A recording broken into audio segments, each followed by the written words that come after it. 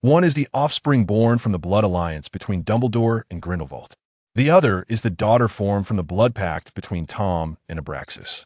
What tale shall unfold when they encounter one another at Hogwarts? Chapter 1. The Disturbance in the Great Hall. The Great Hall of Hogwarts remains as raucous and lively as ever. Floating candles cast a warm glow upon the long tables of the four houses, with golden platters brimming with delectable dishes. Young wizards chatter animatedly, savoring the relaxation that follows a day of lessons. The air is infused with the aromas of food and the vibrancy of youth. At the Slytherin table, first-year student Annabeth Malfoy quietly prods her peas with a silver fork. She possesses the signature platinum hair of the Malfoy lineage, yet her eyes diverge from the family's customary gray-blue, revealing a profound, almost blood-red hue. This feature is seldom revealed and is often concealed with a minor confusion charm. At the Gryffindor table, fellow first-year Eric Grindelwald appears somewhat distracted. Beneath his tousled red hair, his mismatched eyes occasionally flicker with an unsettling depth of thought that belies his age. A mundane gathering, rife with meaningless clamor. However, the pudding here has consistently been exquisite, Eric commented the spectral essence of Grindelwald. Eric had long since grown accustomed to his father's remarks. At that moment, an unexpected transformation occurred. The space at the center of the hall warped without warning. A dazzling orb of indescribable magical light materialized out of thin air, expanding and emanating an unparalleled surge of magical energy. The entire hall fell silent in an instant, all sounds being absorbed, leaving only the crisp clatter of utensils slipping from hands and muffled gasps of astonishment. The orb persisted for several seconds before bursting silently like a firework, scattering myriad tiny points of light across the hall. As the radiance subsided, a throng of figures materialized in the previously empty center of the space. The silence was shattered, replaced by a deafening uproar and incredulous screams. "Dad, Mom!" rang out the tearful voice of Harry Potter. The gazes of Regulus and Sirius met in the air. "Ariana!" Dumbledore exclaimed, his complexion paling as he stood at the faculty table, his cerulean eyes incredulously fixed upon the timid figure of the girl he had not seen in many years, his body swaying imperceptibly. Those who had perished in the war ignited by Voldemort now miraculously returned, embracing their living kin, as the hall was inundated with tears, laughter, and a profound surge of emotions. Amidst this chaos, Annabeth's gaze was magnetically drawn and firmly locked onto the newly emerged figures in black hooded robes at the Slytherin table, particularly the young wizard standing at the forefront, exuding an air of aloof nobility, with the same platinum hair. He appeared younger than Uncle Lucius, with an imperceptible trace of arrogance and weariness in his eyes, unmistakably the father she had seen countless times in family portraits, the long-departed Abraxas Malfoy. On the other side, a cadre of wizards, clad in exquisitely tailored robes that starkly contrast the dark garb of the Death Eaters, quietly emerged. They stood in silence, disciplined and resolute, adorned with the symbols of the Deathly Hallows, the sacred insignia of Gellert Grindelwald's followers. "Do you see, Eric? Even in my absence, discipline prevails. It is customary to greet one's leader," remarked the spirit of Grindelwald with a hint of pride. "Of course, my dear father, unless you wish for me to be cast into Azkaban." Eric's voice resonated coldly. Annabeth scarcely pondered the situation. She abruptly rose from the Slytherin long table, akin to a petite golden cannonball, surging through the chaotic throng, heedless of everything as she darted towards the aloof figure. "Father!" Her voice, though not loud, pierced through the clamor with a clarity and tremor that was unmistakable. Abraxas Malfoy, upon hearing her cry, lowered his gaze. His cold, steely blue eyes widened in sheer astonishment at the sight of the rushing little girl, especially upon recognizing her familiar golden hair and those singular blood-red irises that mirrored those of his loyal servants. In an instant, the ice upon his visage melted away. Instinctively, he crouched down and opened his arms wide. Annabeth collided into his embrace, her small arms tightly encircling his neck, burying her face in the collar of his chilly wizarding robe, her shoulders quivering slightly. Abraxas momentarily stiffened, yet soon, his hands, accustomed to gripping wands or signing documents, enveloped the daughter he had never dared to imagine with an unprecedented gentleness. He closed his eyes, suppressing the tumultuous emotions within him, and held the small life in his arms even tighter. Uncle Abraxas, the current head of the Malfoy family, Lucius Malfoy, approached briskly, his expression a tumult of shock, confusion, and a subtle, barely perceptible relaxation. If the relationship between father and uncle was fraternal, then the return of this formidable uncle seemed to alleviate the burden of family responsibilities that had rested solely upon his shoulders. Abraxas inclined his head slightly towards Lucius, his gaze then sharpening as it swept over the ranks of Death Eaters, in search of the figure who had bestowed life upon his daughter, yet also ushered in endless dread. Simultaneously, Eric remained stationary, observing the spectral silhouette composed of blue flames, Gellert Grindelwald, who was likewise regarding him with an expression fraught with complexity, bearing scrutiny, pride, and an ineffable hint of guilt. Eric felt a slight warmth radiating from his chest. He then glanced at the headmaster seated at the faculty table, who was also fixated on Grindelwald's spirit, his eyes filled with shock, anguish, and reminiscence. Albus Dumbledore, his other father. The walls of Hogwarts had borne witness to countless legends, and this night, a brand new, unforeseen tale was but commencing. The air was saturated not only with the brilliance of magic, but also with the threads of destiny being redefined. Chapter 2. Shadows in the Park and the First Encounter. As the fervor of the embrace between Abraxas and Annabeth, father and daughter, and the tension of the standoff between the Saints and the Death Eaters had yet to fully dissipate within the hall, the magical orb suspended in the center of the chamber began to transform once more. No longer merely radiating light, it morphed into a vast, flowing screen, vividly presenting a scene for all to behold. The gaze of every individual present, be they living or deceased, as well as the uninvited guests, was irresistibly drawn to the unfolding tableau. The image revealed a Muggle park, its atmosphere tinged with desolation as dusk settled in. The slide and swings stood silent, devoid of the usual laughter of children.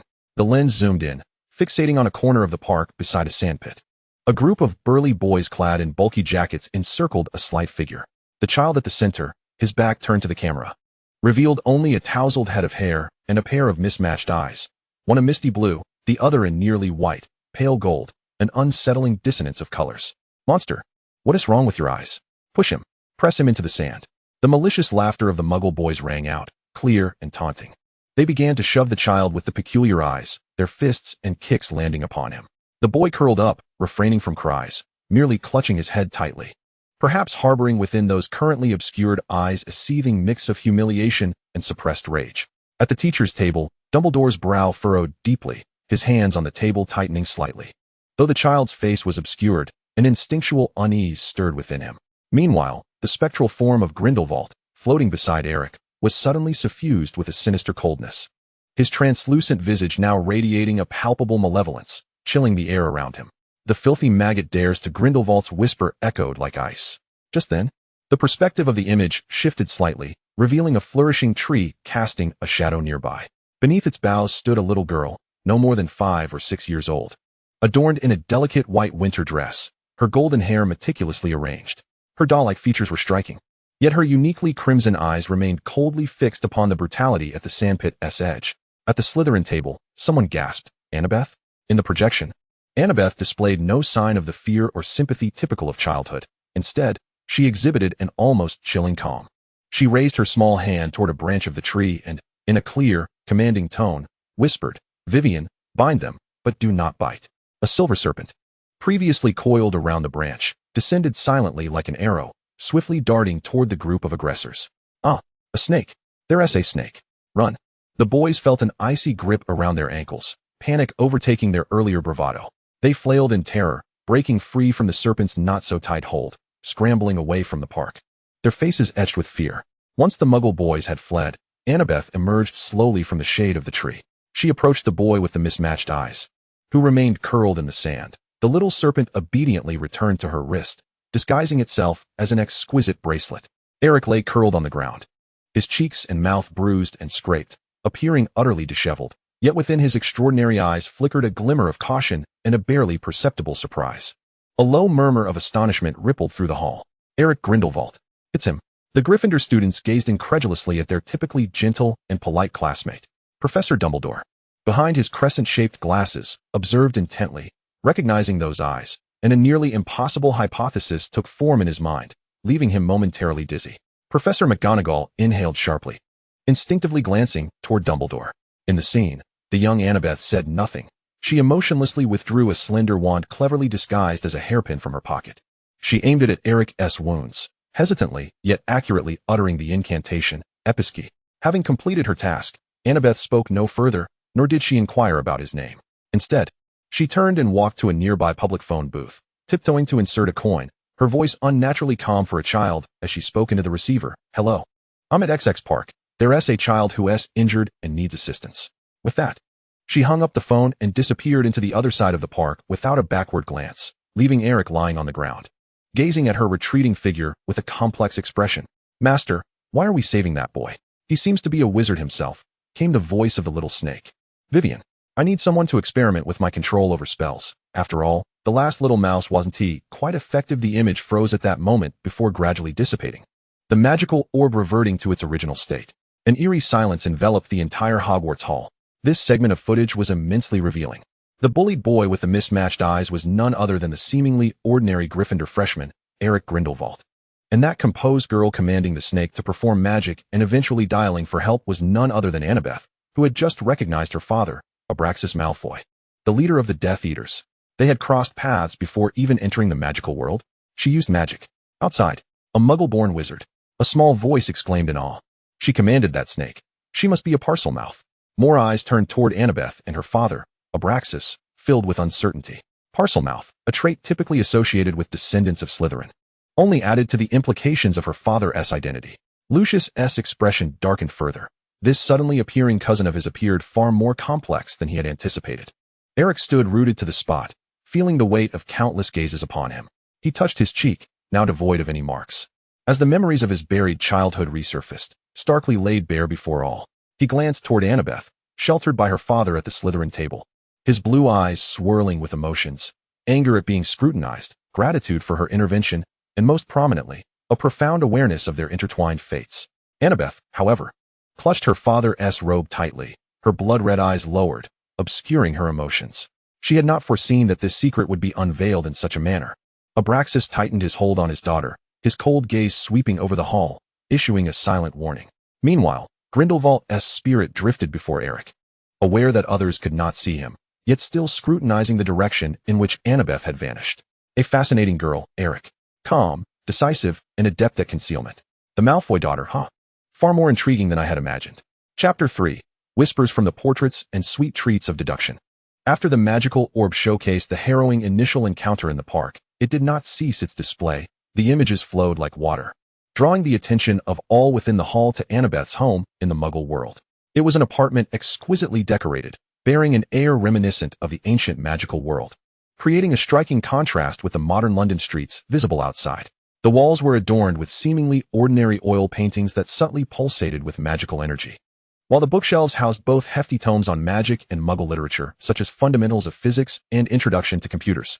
Young Annabeth appeared slightly older than she did during the incident in the park, around 7 or 8 years of age, seated before an antiquated computer, her fingers deftly dancing across the keyboard as intricate codes and circuit diagrams scrolled across the screen. Her profound mastery of Muggle technology left many students from wizarding families, including some adult wizards, utterly astounded. Father, she spoke without turning her head, her voice ringing clear, the Muggle network system is far more fascinating than we ever imagined. Though their means of communication may not rival apparition, they possess advantages in terms of coverage and discretion in certain aspects. Her gaze fell upon the most exquisite portrait adorning the wall. Within the frame, Abraxas Malfoy was not merely a still image. He sat elegantly in a high-backed chair, holding a spellbook while casting a loving gaze upon his daughter. At Annabeth's words, he inclined his head ever so slightly. Indeed, I discerned this truth long ago.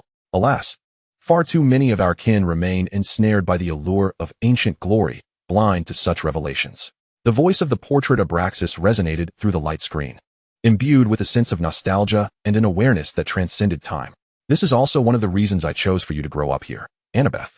You must understand them to truly contend with them. This exchange stirred quite a commotion within the hall. A former core member of the Death Eaters, lauding Muggle technology so highly, even encouraging his own daughter to delve deeply into it. Lucius Malfoy's countenance darkened, feeling his uncle's views were nothing short of heretical. Then, Annabeth closed the computer and approached the portrait, tilting her head back, her blood-red pupils gleaming with pure curiosity. Father, today I read about the famous duel of 1945 in a history of magic book. The newspapers claimed that the confrontation between Gellert Grindelwald and Albus Dumbledore was earth-shattering. Yet, why do some non-mainstream accounts and vague memoirs from witnesses suggest that they ultimately only employed the disarming charm against one another? This query rippled through the hall like a stone cast into a tranquil lake, eliciting glances toward Dumbledore at the teacher's table. Even from the recently returned Lily and James Potter, who displayed expressions of curiosity. Dumbledore himself maintained a serene demeanor, though the knuckles resting on his knee turned slightly pale. The portrait of Abraxas fell silent for a moment, seemingly weighing his words. As a significant figure from a pure-blood family in Britain, he naturally had access to some obscure information. That duel was indeed exaggerated and mythologized. Annabeth, Abraxas spoke slowly, his voice carrying the weight of worldly wisdom. The newspapers crave heroes and legends, desiring a grand victory worthy of vanquishing the dark wizard Grindelwald. However, from the fragmentary information I possess, the essence of that duel was far more complex than a mere contest of magical prowess. The fact that they ultimately resorted to the disarming charm may not signify a lack of power, but rather stem from deeper reasons, emotional bonds, or some form of agreement. The truth has long since been buried, leaving only the version that the world is willing to believe. Such words undoubtedly challenged the official historical narrative. Professor McGonagall gazed at Dumbledore in shock, seemingly seeking confirmation from him. The truth that the world is willing to believe. Annabeth murmured to herself, "I understand now, Father." That night, as Annabeth lay in bed, she could not find tranquility. Her blood-red pupils narrowed slightly as the image of the boy from the park flashed swiftly through her mind. His red hair and those mismatched eyes, blue and gold. The red hair was emblematic of the Dumbledore lineage. The heterochromatic eyes, according to limited records, seemed to be a trait of the Grindelwald family. She whispered to herself, a logical chain rapidly crystallizing in her mind. A child bearing the characteristics of both families surfaced in the Muggle world, and when I utilized magic, he did not exhibit the usual fear of an ordinary Muggle. Instead, it appeared he recognized it as magic. Could it be that the boy we assisted is a scion of both Dumbledore and Grindelwald? Just a conjecture, Vivian, she replied. Should we inform Father? The small snake inquired. No, doing so would only serve to worry him unnecessarily. You know this, Vivian. Buzz. The hall erupted in chaos. Dumbledore and Grindelwald had a son. This revelation surpassed all previous disclosures in its shock value. Students gasped, professors lost their composure. And even the perpetually stoic Severus Snape displayed cracks of disbelief as he gazed incredulously at Dumbledore. James Potter's mouth fell agape, Lily clutched her chest, and Sirius let out a loud whistle. The scene shifted appropriately. This time, the light orb revealed another dwelling. It appeared to be a safe house, simply yet neatly furnished. A boy of similar age, Eric, stood in the kitchen, moving with extraordinary grace. A few cookbooks lay beside him as he meticulously prepared a delicate souffle.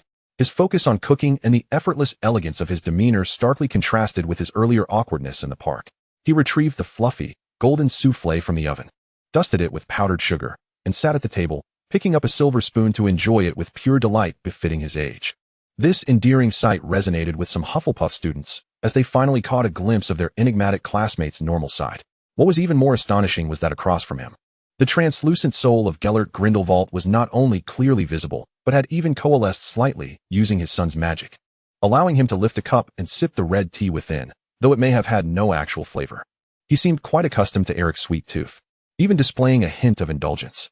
Eric, it's a pity you're not a chef, Grindelwald remarked, then swiftly changed the subject. However, Eric, do you not have more thoughts about that girl from today? Eric set down his spoon, a glint of sharpness flashing in his blue eyes, as the demeanor of the elegantly dining boy shifted to one of profound depth. She is no ordinary witch, my dear father.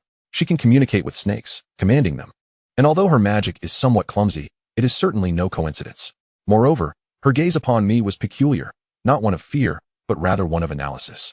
A smile curled upon Eric's lips as he pointed a finger into the air, a glimmer of light illuminating to project a small, holographic map of London, marked with several points.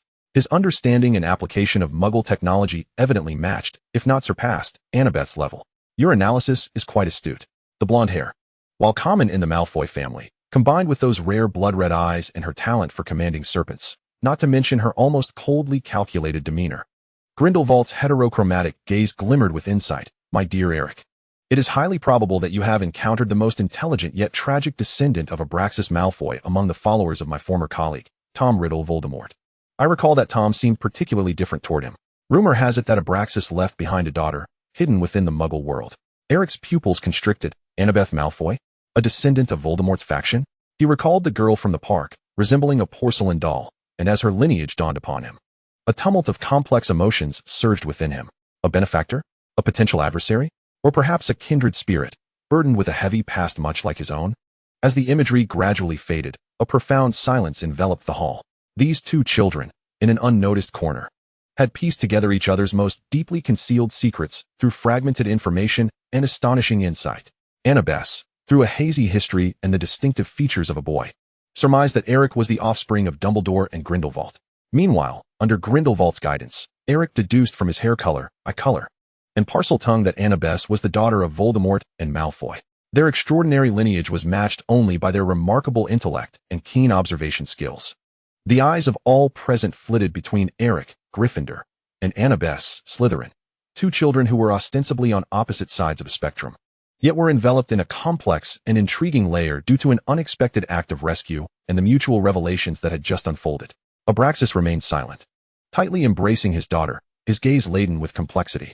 Dumbledore looked deeply at Eric, then toward the direction of Grindelwald's soul, ultimately fixing his eyes on Annabeth. His blue irises filled with an unprecedented gravity and perhaps a glimmer of hope.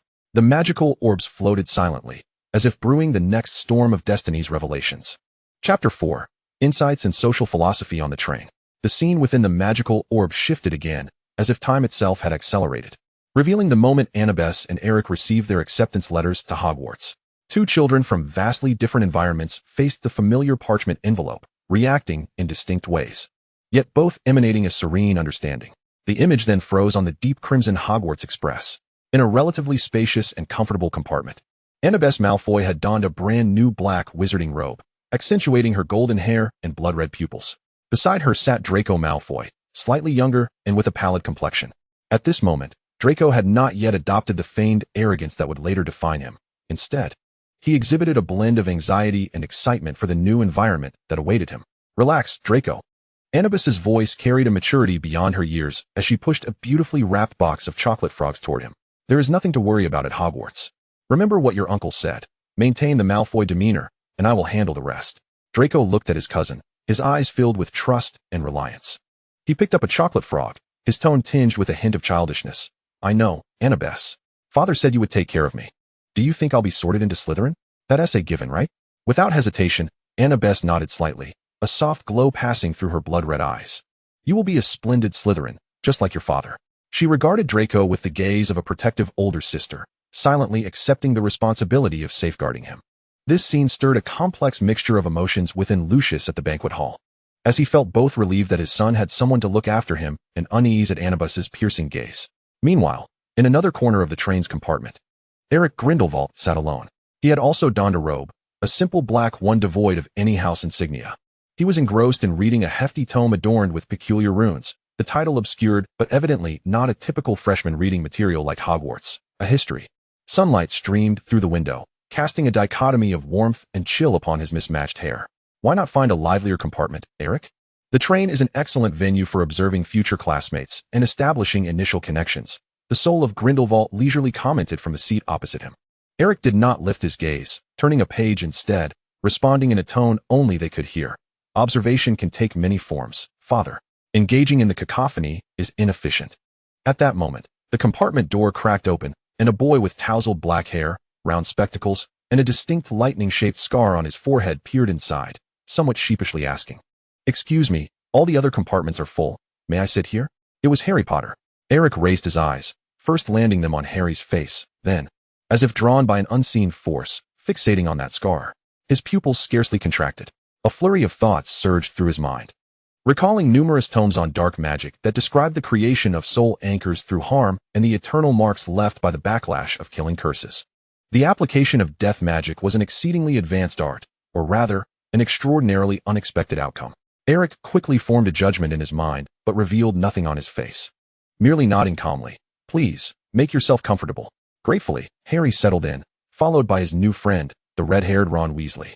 Ron curiously scrutinized Eric, particularly his unusual hair color and mismatched eyes, but soon became captivated by Harry's scar, excitedly discussing the notable night when he had earned several Merlin medals.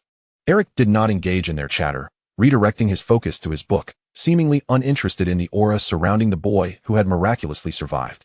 However, the slight tension in his lips and the occasional sidelong glance at Harry's scar indicated that he was not entirely oblivious. As Harry and Ron continued their conversation, Ron produced his somewhat faded pet rat, Scabbers. "Did you see that? The rat of that red-haired boy." The soul of Grindelwald suddenly interjected with a hint of mockery. What an interesting manifestation of vitality, twisted and resilient in a manner unbecoming of a typical rat. And that Potter boy, the mark on his soul, tut tut. Tom Riddle's handiwork is always so unyielding. Upon hearing this, Eric lifted his gaze once more, momentarily lingering on the sleeping rat before returning to Harry's scar, his blue eyes reflecting a contemplative depth. When Harry and Ron were ultimately drawn away from the compartment by a witch selling snacks, Eric closed his book. "That Potter, along with that Weasley, might serve as a commendable starting point," Grindelwald suggested. "Influence requires a foundation, even if it stems from seemingly insignificant allies." Eric gently shook his head, his tone calm, yet imbued with an undeniable detachment. "Gellert, with potential subordinates or collaborators, what is required is not frivolous camaraderie over snacks and Quidditch, but rather the exhibition of a charisma, power, or wisdom compelling enough to earn their trust or allegiance, binding them with irresistible interests or shared objectives. Ineffective socializing is a lavish waste of energy." His words resonated clearly through the enchanted screen, plunging the banquet hall into a state of tumult. "My goodness, who does he think he is? A subordinate?" A bewildered Gryffindor student gasped. "What a quintessentially Slytherin notion," an objective Ravenclaw remarked. "But he is a Gryffindor." Many were left perplexed, as Eric's assertions felt discordant with the ethos of his house. Hufflepuffs exchanged glances, finally grasping that this typically gentle and polite, albeit somewhat reclusive, classmate harbored such dominative and calculating thoughts within. Harry and Ron, seated at the Gryffindor table, wore expressions of discomfort as they recalled their train encounter. Realizing that the quiet boy with mismatched eyes had perceived them in such a manner, Draco turned to Annabeth, whispering, "He sounds even more pure-blooded than I do." Annabeth offered no response, her blood-red eyes gazing deeply at Eric on the screen, as if evaluating a worthy rival. Dumbledore sighed deeply, his gaze filled with complexity as he looked toward the smugly smiling soul of Grindelwald beside Eric. In those eyes, there resided a sense of helplessness, an undercurrent of worry, and a profound remorse for the bygone days and misguided choices. Grindelwald's tutelage had evidently left an indelible mark on Eric. Meanwhile, Grindelwald's spirit turned to meet Dumbledore's gaze, the corners of his mouth curling into a provocative yet satisfied smirk, as if to proclaim, "Behold, my appointed heir. What say you?" The magical orb laid bare the inner worlds of two children destined for greatness once more. One upheld the ancient guardianship of pure bloodlines and kinship, while the other embodied a leadership philosophy marked by a chilling detachment bordering on cruelty. The 7 years at Hogwarts were destined to be anything but tranquil. Chapter 5: Flattery, Mockery, and Deliberation. The experience aboard the Hogwarts Express had yet to fade from the minds of the populace when the magical orb transitioned to reveal the grand entrance hall of Hogwarts Castle, where the new students congregated, awaiting the sorting ceremony that would determine their allegiances for the next 7 years. The scene depicted a somewhat crowded assembly. Harry Potter and Ron Weasley stood together, visibly anxious. At that moment, Draco Malfoy, the platinum-haired boy they had encountered on the train, approached with his two iconic cronies, Crabbe and Goyle. Draco lifted his pointed chin, striving to emulate his father Lucius's condescending demeanor, and addressed Harry with feigned warmth. "It seems it's true. Harry Potter has arrived at Hogwarts." His tone was laced with an artificial cordiality, but his gaze was rife with scrutiny. Ron, standing beside Harry, felt his fiery red hair stand out even more, perhaps due to nervousness or displeasure. Draco's eyes swept over Ron, and he let out a dismissive snort, laden with unabashed contempt. "Red hair, old robes, you're undoubtedly a Weasley. My father has often remarked that the Weasleys are so numerous they can scarcely afford to sustain themselves, and they invariably associate with the most dubious of company." Ron's face flushed crimson in an instant, his fists clenched tight. Harry, too, furrowed his brow, the fleeting fondness he had felt for Draco's earlier overtures evaporating in an instant. Just as the tension thickened and Draco seemed poised to continue his tirade, a pale hand gently pressed upon his shoulder. It was Annabeth Malfoy. Unbeknownst to them, she had approached and stood by Draco's side. Her demeanor remained composed, her crimson eyes first scanning Harry and Ron before finally landing on Draco's face. "Draco," she spoke softly, yet her tone carried an undeniable gravity. "Apologize." Draco faltered, seemingly incredulous at her request. He looked at Annabeth, his eyes brimming with bewilderment and indignation. "Annabeth, But they apologized to Mr. Weasley, Annabeth reiterated, her voice steady yet devoid of any room for compromise, for your rudeness. Under Annabeth's calm yet imposing gaze, Draco pouted and, albeit reluctantly, mumbled an indistinct apology in Ron's direction. Both Ron and Harry were taken aback. They had not anticipated such an outcome. Annabeth then redirected her attention to Harry, offering a slight nod as a greeting, before taking hold of the still fuming Draco and leading Crabbe and Goyle toward the other side of the crowd. This brief interlude complicated Harry's perception of the golden-haired siblings. Draco was evidently a spoiled and arrogant boy, yet his sister appeared to be anything but ordinary. She possessed a maturity and control that transcended her years. The scene followed Annabeth and Draco as they retreated to a relatively quiet corner. The moment they arrived, Draco promptly shook off Annabeth's hand, expressing his dissatisfaction. Annabeth, why did you make me apologize to that pathetic Weasley? We Malfoys, Draco, Annabeth interrupted, her blood-red eyes glinting with a calculating clarity. Use your brain. Harry Potter is the boy who lived, the symbol of salvation in the wizarding world. Countless eyes are upon him, including Dumbledore's. And the Malfoy family. She paused, lowering her voice. Our situation has become precarious since that man fell from grace. Father has passed. Uncle Abraxas's history has left many harboring doubts about our family. She gazed at Draco, her tone serious. In this moment, to openly express hostility towards the Savior and his chosen companions is an act of utmost folly. It will only drive the Malfoy family further into opposition, placing us in a vulnerable position. Remember, true power lies not in ostentation but in the ability to assess circumstances and act with precision. Until the situation clarifies, maintain a watchful distance, and at least refrain from making enemies, especially not with someone like Potter who is such a focal point. Although Draco's expression still bore traces of defiance, he appeared to absorb some of her words, pursing his lips in acquiescence. Not far away, leaning against a stone pillar, Eric Grindelwald quietly observed the unfolding events. A flicker of contemplation passed through his heterochromatic eyes. He witnessed Draco's immature provocation, Ron's indignation, Harry's confusion, and most notably, Annabeth Malfoy's intervention, which exuded a level of composure and analytical coldness that transcended her age. A rather splendid intervention, wouldn't you agree? Grindelwald's spirit whispered beside him, tinged with admiration, a keen political acumen, capable of tempering her family's core members for strategic advantage. This Malfoy girl displays a clarity surpassing that of her spoiled brother, even outshining many adult wizards. Abraxas has indeed raised a commendable air. Eric did not respond, yet his expression conveyed an agreement with Gellert's assessment. Annabeth Malfoy was indeed unlike any peer he had previously encountered. Her behavioral patterns resonated with the logic of interests and situational calculations he understood and endorsed. In the Great Hall, the crowd buzzed with fervent discussions sparked by this brief, yet charged encounter. She actually made Malfoy apologize? I thought they were in cahoots, exclaimed one surprised Gryffindor student. She makes a valid point. The Malfoy family should not be overly arrogant at this juncture, remarked a Ravenclaw student with objective analysis. But she is so cold-hearted. It's all about self-interest. A Hufflepuff student felt discomfort. Now, that's true Slytherin thinking, a Slytherin student murmured in agreement. Their gaze towards Annabeth laced with respect. Lucius Malfoy's expression fluctuated. He felt a mix of relief that Annabeth had safeguarded the family's latent reputation, averting an unnecessary conflict. Yet an unsettling chill accompanied her entirely self-interested demeanor. Narcissa, on the other hand, looked on with increasing concern for her son, Draco. Dumbledore's gaze was profound. He recognized in Annabeth a clarity reminiscent of her father, Abraxas, and discerned the precise judgment regarding the Malfoy family's predicament within her words. Where would this girl ultimately find her path? Severus Snape's lips curled into a barely perceptible smile, seemingly appreciative of Annabeth's performance. The magical orb vividly showcased the undercurrents of tension that accompanied the new student's arrival. Annabeth Malfoy, in her own manner, had temporarily restrained Draco and left a deep impression on Harry. Meanwhile, Eric Grindelwald remained a composed strategist, silently evaluating the worth and movements of each piece on the chessboard. Thus, the new term at Hogwarts commenced amidst such a nuanced and intricate atmosphere. Chapter 6. Choices Under the Hat and the Call of Blood.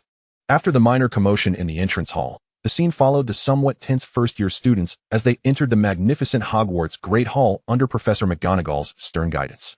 Thousands of candles floated in midair, illuminating the 4 long-house tables and the starry, enchanted ceiling. The newcomers gazed upward in awe. Annabeth walked quietly at the forefront of the Slytherin line, her blood-red pupils calmly surveying the entire hall, as if assessing a future battlefield. Meanwhile, Eric lagged behind the Gryffindor line, his heterochromatic gaze scrutinizing as it occasionally met the blue eyes behind the half-moon spectacles at the staff table. After the Sorting Hat sang its annual, though slightly varied, song, Professor McGonagall began to read from the list. One by one, first years rushed forward, donned the tattered Sorting Hat, and were promptly assigned to their respective houses, eliciting rounds of applause. When Harry Potter's name was called, a wave of whispers rippled through the hall. The hat hesitated upon his head for a moment before finally declaring Gryffindor. The red and gold table erupted in thunderous cheers. Then, Professor McGonagall's voice rang out clearly, Eric Grindelwald. A hush fell over the hall, countless curious gazes focusing on this boy with an unusual hair color and an equally intriguing name. Eric strode confidently forward, calmly placing the Sorting Hat upon his head. The moment the hat touched his hair, it seemed to jerk back, if hats could move, as if struck by an invisible current of information. Oh, my goodness. A faint voice, audible only to Eric, murmured, what a complex combination. A sharp intellect. A thirst for knowledge, undoubtedly suited for Ravenclaw. Oh, but wait. There's this hidden determination and ruthlessness to sacrifice everything for a greater goal. Slytherin would guide you to glory. And this innate, latent courage, masked by composure, daring to challenge established norms, Gryffindor would welcome you. Even a rare loyalty and resilience, buried deep within. Make Hufflepuff not an impossibility. The Sorting Hat seemed to be caught in an unprecedented dilemma, twisting upon Eric's head as time ticked by. The hall held its breath. Even the professors at the staff table displayed expressions of intrigue. What is it hesitating about? Grindelwald's spirit whispered with a hint of amusement. Can it sense my presence too? Eric remained calm within, having anticipated such a situation. Ultimately, the Sorting Hat appeared to grasp something older and more fundamental. The instinctive courage flowing through his veins, belonging to the Dumbledore lineage, which always chooses to confront darkness and protect the vulnerable in critical moments, despite possibly being overshadowed by his rationality. This bloodline's call resonated with the bravery buried deep within Gryffindor's heart. Well, although many factors pointed elsewhere, this bloodline's essence prevailed. Gryffindor, the Sorting Hat proclaimed loudly. After a brief silence, the Gryffindor table erupted in applause, not as fervent as for Harry, but nonetheless warm and welcome. Harry and Ron exchanged curious glances as the quiet boy with heterochromia approached their table. Hufflepuff and Ravenclaw displayed some disappointment, while the Slytherin table remained indifferent. In the viewing hall, Gryffindor? James Potter raised an eyebrow in surprise, exchanging a knowing look with Sirius. I thought for sure he'd be in Slytherin. Sirius shrugged. Who knows? Perhaps he inherited more from his other lineage? He cast a pointed glance at the staff table. Dumbledore's hands, resting on his knees, relaxed slightly. Yet the gravity in his gaze remained unchanged. He directed his attention to the vacant seat beside Eric, sensing the enigmatic, almost smirking expression of Gellert Grindelwald's spirit. Dumbledore pondered. Gellert, what purpose do you have in placing this child in Gryffindor? Is it mockery, or do you harbor ulterior motives? Voldemort's snake-like visage revealed no expression. Yet his crimson eyes remained fixated on the figures of Abraxas and his daughter in the projection. A look filled with a complex blend of obsessive possessiveness and a hint of subtle regret. The sorting continued. Soon, it was Annabeth Malfoy's turn. She stepped forward, elegantly donning the Sorting Hat. The hat fell into silence, but this hesitation was different from Eric's. A remarkably clear mind, formidable logic and analytical prowess, a defined goal, and an understanding of weighing pros and cons. Ravenclaw would be an excellent fit for your intellectual development. Oh, and there's this latent courage to act decisively in protection of those deemed family, such as Draco. Gryffindor is not out of the question. As the hat deliberated, an older, colder aura, slick and powerful like that of a serpent, emanated from Annabeth. Belonging to the lineage of Salazar Slytherin, through Voldemort, blended with the ancient legacy of the Malfoy family. This aura strongly beckoned to the house marked by the serpent. Well, while your intellect is commendable, the call of this bloodline is overwhelming. Undoubtedly, you belong to Slytherin. The Slytherin table erupted in enthusiastic applause, especially from Draco, who clapped particularly vigorously. Annabeth calmly removed the hat and walked toward the silver and green table, her blood-red pupils betraying no surprise. The scene concluded with the night settling over Gryffindor Tower. Eric indeed found himself sharing a dormitory with Harry, Ron, and a boy named Seamus Finnegan. He quietly organized his belongings, feeling somewhat distanced from Harry and Ron, who excitedly discussed the day's events. Meanwhile, in a Slytherin dormitory, the scene revealed that Annabeth had a room to herself. Perhaps it was a special arrangement by the school, or perhaps it was her own request. At that moment, she carefully retrieved a small serpent covered in fine silver scales, its eyes like molten gold, from her suitcase. That was her feathered serpent friend. Hungry? Annabeth softly inquired. conjuring a small amount of magic at her fingertips to feed it. The serpent affectionately nudged her fingers, playfully consuming the magic with a contented hiss. End of viewing. As the magical orb dimmed, the discussions in the hall continued to resonate. Two extraordinary first years, ultimately guided by some deep-seated instinct within their bloodlines, had entered the houses that symbolized courage and ambition, respectively, their futures, their intersections, and the complex entanglements of their predecessors' grievances became all the more intriguing and enigmatic due to this sorting. Voldemort's gaze remained fixed on the figures of Abraxas and his daughter, while Dumbledore's concerns increasingly turned toward the son he nominally claimed, who had just entered Gryffindor Tower, and the unseen peril that lingered beside him. Chapter 7. Diverging Trajectories and Underlying Conflicts.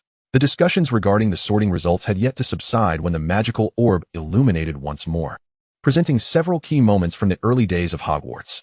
The scene rapidly transitions to the Charms class, where Harry and Ron, having lost their way, arrive late and are gently reminded by Professor McGonagall. During the flying lesson, Madame Hooch demonstrates the basic maneuvers with a broomstick. After Neville Longbottom loses control and injures his wrist, Draco Malfoy picks up the fallen memory ball. To everyone's surprise, Draco merely glances at it. Upon Harry's request, he smirks, seemingly recalling Annabeth's counsel, and instead of deliberately provoking or snatching it as per the original narrative, he tosses the memory ball back to Harry. This unexpected act leaves Harry, who was prepared to play the hero, momentarily astonished.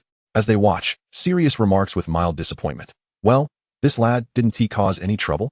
Lucius furrows his brow, feeling a tinge of dissatisfaction at his son's restraint, but glances at the composed Annabeth beside him and holds his tongue. The scene shifts to After Charms class, where Ron loudly complains in the corridor that Hermione Granger is an absolute nightmare, explaining her lack of friends. Coincidentally, Hermione overhears him, her eyes welling up with tears as she turns and flees. Draco, who is walking alone around the corner, witnesses this. A flicker of complex emotion crosses his gray-blue eyes. Instead of his usual taunts, he quietly follows her, discreetly allowing her the solitude she needs. Time jumps to the Halloween feast, where the Great Hall is adorned with enormous carved pumpkins, and bats flutter overhead. Panic ensues when Professor Quirrell bursts in to announce that a troll is in the dungeons, leading the students to be ushered back to their common rooms by the prefects. However, the camera does not follow the main group, but rather splits into two narratives. The first narrative follows Draco, who, amidst the chaos, notices that Hermione is not among the Gryffindor crowd. He recalls Ron's earlier words and the sorrowful sight of Hermione running away. Compelled by an inexplicable urge, he breaks away from Slytherin's ranks and stealthily makes his way to the girls' bathroom on the 4th floor. After hesitating at the door, he enters and indeed finds Hermione hiding in a stall, softly weeping. "Hermione?" Draco awkwardly begins, "This isn't the time to cry. There's a troll on the loose. It's dangerous. Come back with me to the Great Hall." Hermione looks up in surprise, tears glistening on her cheeks. She had not expected Malfoy to come to warn her of the danger. Just then, the bathroom door is violently flung open. A massive, grotesque troll, reeking of foulness, lumbers in, brandishing a huge club, its murky eyes immediately locking onto Draco and the head of Hermione peeking from the stall. Draco's face pales in an instant as he instinctively draws his wand, though fear causes his hand to tremble. Hermione lets out a frightened scream. As the troll raises its club, poised to strike, a clear and resolute female voice rings out from the doorway, "Petrificus totalis." A precise beam of magical energy strikes the troll's back, causing its immense form to freeze momentarily, its movements becoming sluggish. It is Annabeth Malfoy. She appears at the door, her crimson pupils glowing like embers in the dim light, clearly having followed the trail. "Draco, Granger, get away from there," Annabeth commands sharply. Draco snaps back to reality, grabbing the stunned Hermione and stumbling towards Annabeth.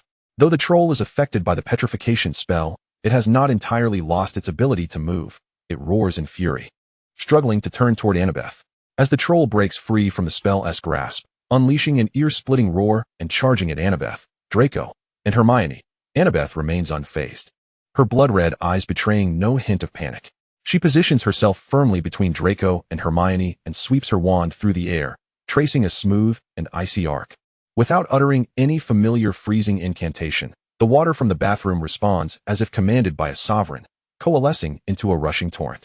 A powerful jet of icy water erupts, crashing against the troll's chest with bone-chilling force, causing it to stagger back with a pained howl. Yet, this is not the end. Annabeth's wand tip glows with an icy blue light once more, and the water that had struck the troll and swirled around it begins to freeze at an observable rate. With cracking sounds, a thick layer of ice swiftly encases the troll's legs and the club it wields, solidifying it in place and transforming it into an unsightly ice sculpture. The frigid air even drops the temperature in the bathroom by several degrees. Draco stands agape, disbelief and dread etched across his face, while Hermione forgets her tears, gazing in astonishment at the golden-haired, red-eyed figure who resembles a queen of ice and snow. The second narrative unfolds simultaneously. While most students return to the common room, Eric Grindelwald silently detaches from the Gryffindor group. He does not head back to the tower, but instead strides purposefully towards the forbidden corridor on the 4th floor. Can you sense it? That nauseating amalgamation of timidity and darkness, whispers Grindelwald's soul beside him, a pitiable parasite and a more lamentable host. Eric arrives at the locked door, effortlessly casting an unlocking charm. He steps inside, encountering the slumbering three-headed dog, Fluffy, and the trapdoor beneath it. He does not disturb Fluffy, but rather casts his gaze toward the shadows of the room. Professor Quirrell, or rather, the Voldemort lurking at the back of his head, has evidently come here amidst the chaos, attempting to use Fluffy. Grindelwald? Quirrell stutters, panic evident in his voice. Eric disregards him, his gaze seeming to pierce through Quirrell's turban to the concealed darkness. Leave this place, he states coldly. Kill him. Kill him. A shrill, cold voice emanates from the back of Quirrell's head. Voldemort. Quirrell spins abruptly, wand aimed at Eric. Yet, Eric's movements are swifter. He need not utter a spell. A swirling flame of icy blue, exuding an aura of chilling destruction, erupts from the tip of his wand, lunging toward Quirrell as if alive. Fiendfire. Quirrell screams in terror, retreating frantically. The flames do not fully unfurl, but rather form a barrier of fire, separating Quirrell from the trapdoor. The scorching heat warps the air, rendering it impossible for Quirrell to approach even a step closer. Eric stands behind the wall of flames, his mismatched eyes deep and inscrutable in the flickering light. What lies here does not belong to you. His voice remains calm, yet carries an undeniable authority. Quirrell and Voldemort clearly regard the powerful, dark flames with apprehension. Fearing detection by others, he shoots a venomous glare at Eric and hastily retreats from the room. Only then does Eric lower his wand, allowing the flames to slowly extinguish. As if nothing had transpired, he glances at the trapdoor but chooses not to descend, instead turning to leave the room. The scene ultimately freezes. On one side is the girls' bathroom on the 4th floor, with Annabeth shielding the shaken Draco and Hermione from the sluggish troll.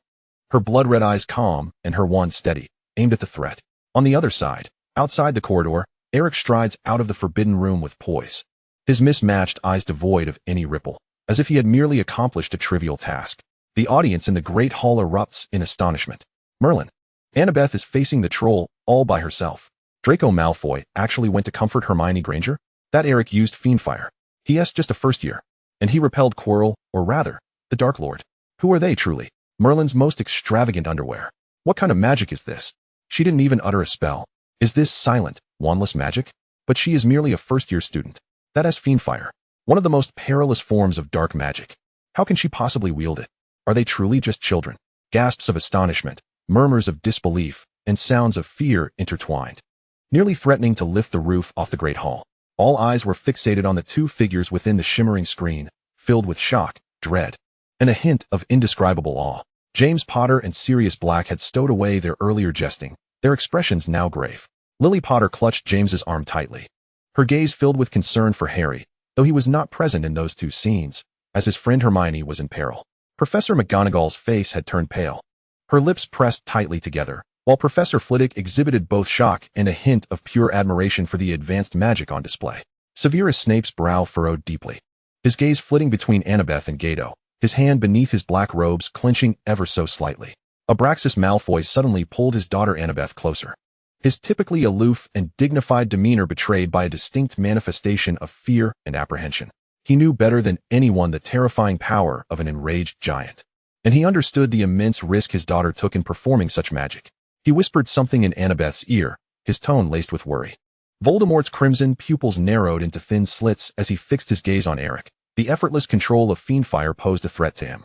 Annabeth's display of formidable magical prowess, transcending her years, sparked a flicker of mixed greed and twisted admiration in his eyes. At that moment, the most shaken of all was Albus Dumbledore. The blue eyes behind his crescent-shaped glasses were no longer filled with the warmth and compassion of yore, but rather sharp as a hawk's. His gaze oscillated between the frozen figure of Annabeth confronting the giant and Eric commanding the Fiendfire, his brow furrowed in deep contemplation. The magic Annabeth wielded was far from the conventional teachings of Hogwarts. Her manipulation of water and ice bore traces of an ancient and powerful bloodline, perhaps imparted by the knowledge of her portrait father, transcending the ordinary curriculum. She was calm, decisive, even somewhat cold-hearted, willing to unleash potent magic without hesitation to protect her loved ones. Meanwhile, Eric's command of fiend fire, an ability not only known to a first-year student but executed with such precision, was a skill that many adult dark wizards dared not approach lightly. The influence behind this was undoubtedly evident. Grindelwald's ideologies and methods had clearly left an indelible mark upon this child. His journey to the trapdoor seemed less about safeguarding the Philosopher's Stone and more an announcement and a test. These two children, one bearing the blood of Voldemort and the Malfoys, calm and precocious with burgeoning power, the other a descendant of Dumbledore and Grindelwald, extraordinarily gifted and unpredictable, deeply influenced by the Dark Lord's teachings. Their existence, their powers, and their entangled legacies were akin to two colossal stones cast into the tranquil waters of Hogwarts, destined to stir unforeseen waves. Dumbledore felt a profound sense of vigilance and concern. He had initially believed that the primary focus should be on Quirrell's covetousness for the Philosopher's Stone, but it now appeared that within Hogwarts, two even more unpredictable variables had quietly emerged. He could not help but cast his gaze once more toward the void beside Eric, as if to pierce through the fabric of space and lock eyes with that golden-haired soul. Gellert, is this what you wished for me to see? Is this the heir you have nurtured to disrupt this era? Chapter 8. Conversations in the Headmaster's office and the disputes of the ancestors. The audience in the Great Hall remained immersed in the shock brought about by Annabeth's freezing water and Eric's control of fiendfire, unable to fully regain their composure. Yet the magical orbs offered no respite, as the scene shifted once more, transporting everyone into the familiar office of the headmaster, adorned with silverware and exuding a serene ambience. Annabeth Malfoy and Eric Grindelwald stood before the headmaster's desk, facing Albus Dumbledore. Fawkes sat quietly on his perch, preening his feathers, seemingly affected by the gravity of the moment. Dumbledore's gaze swept over the two children, his eyes behind his crescent glasses deep and complex, lacking some of the warmth he usually exuded, replaced instead by a scrutinizing intensity. At last, Dumbledore spoke slowly, his voice calm, yet imbued with an undeniable authority. I must say, the abilities you displayed tonight far exceed my expectations for first-year students. Miss Malfoy, your precise elemental control, particularly in the urgent act of protecting your classmates, is commendable, yet it raises concerns regarding the source and expenditure of your power. Mr. Grindelwald, he directed his attention to Eric. The fiendfire spell is exceedingly perilous dark magic. Its mastery demands formidable will and a certain inclination, which is inherently dangerous. Eric met his gaze with calm resolve, his heterochromatic eyes betraying no trace of fear. It fulfilled its purpose, Headmaster. Whether it is dangerous or not depends upon the wielder and their intent. Dumbledore inclined his head slightly, not dwelling on the matter further, but instead delving into the crux of the issue. Then, could you enlighten me as to why you happened to be present at that location? Mr. Grindelwald, it seems you had prior knowledge that Professor Quirrell would head to the fourth-floor corridor? Eric paused for a moment, seemingly weighing his words. Ultimately, he raised his gaze and replied in a tone that conveyed mere factuality. I saw the fragments, Headmaster, concerning Quirrell, what he conceals at the back of his head, and their attempts to steal the Philosopher's Stone. He gestured to his forehead, his revelation more a pointed insight than a clear prophecy. I am a seer. A seer? A low murmur rippled through the audience. A seer.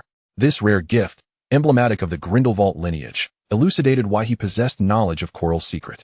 Dumbledore's eyes sharpened momentarily, as if attempting to discern further information from Eric's gaze, but he ultimately exhaled softly, turning his attention to Annabeth. And what about you, Miss Malfoy? You don't appear to have ventured to the girls' lavatory due to a vision. Standing tall, Annabeth met Dumbledore's gaze with her blood-red pupils, her tone clear and composed. I noticed Draco had strayed from the group during the commotion at dinner. I know him well, though he can be impulsive at times. He is not reckless. I surmised he might be headed to a place he deemed necessary, and considering what I overheard from Weasley regarding Miss Granger, I deduced he may have gone to find her. Out of concern for my cousin's safety, I went to seek him. Her explanation was sound, entirely based on her observations of Draco's behavior and logical deduction. Dumbledore regarded them in thoughtful silence for an extended moment. The only sound in the office was the gentle clinking of silverware. I comprehend, he finally resumed, regarding Professor Quirrell and the secrets he harbors. I urge you to keep this information to yourselves for the time being.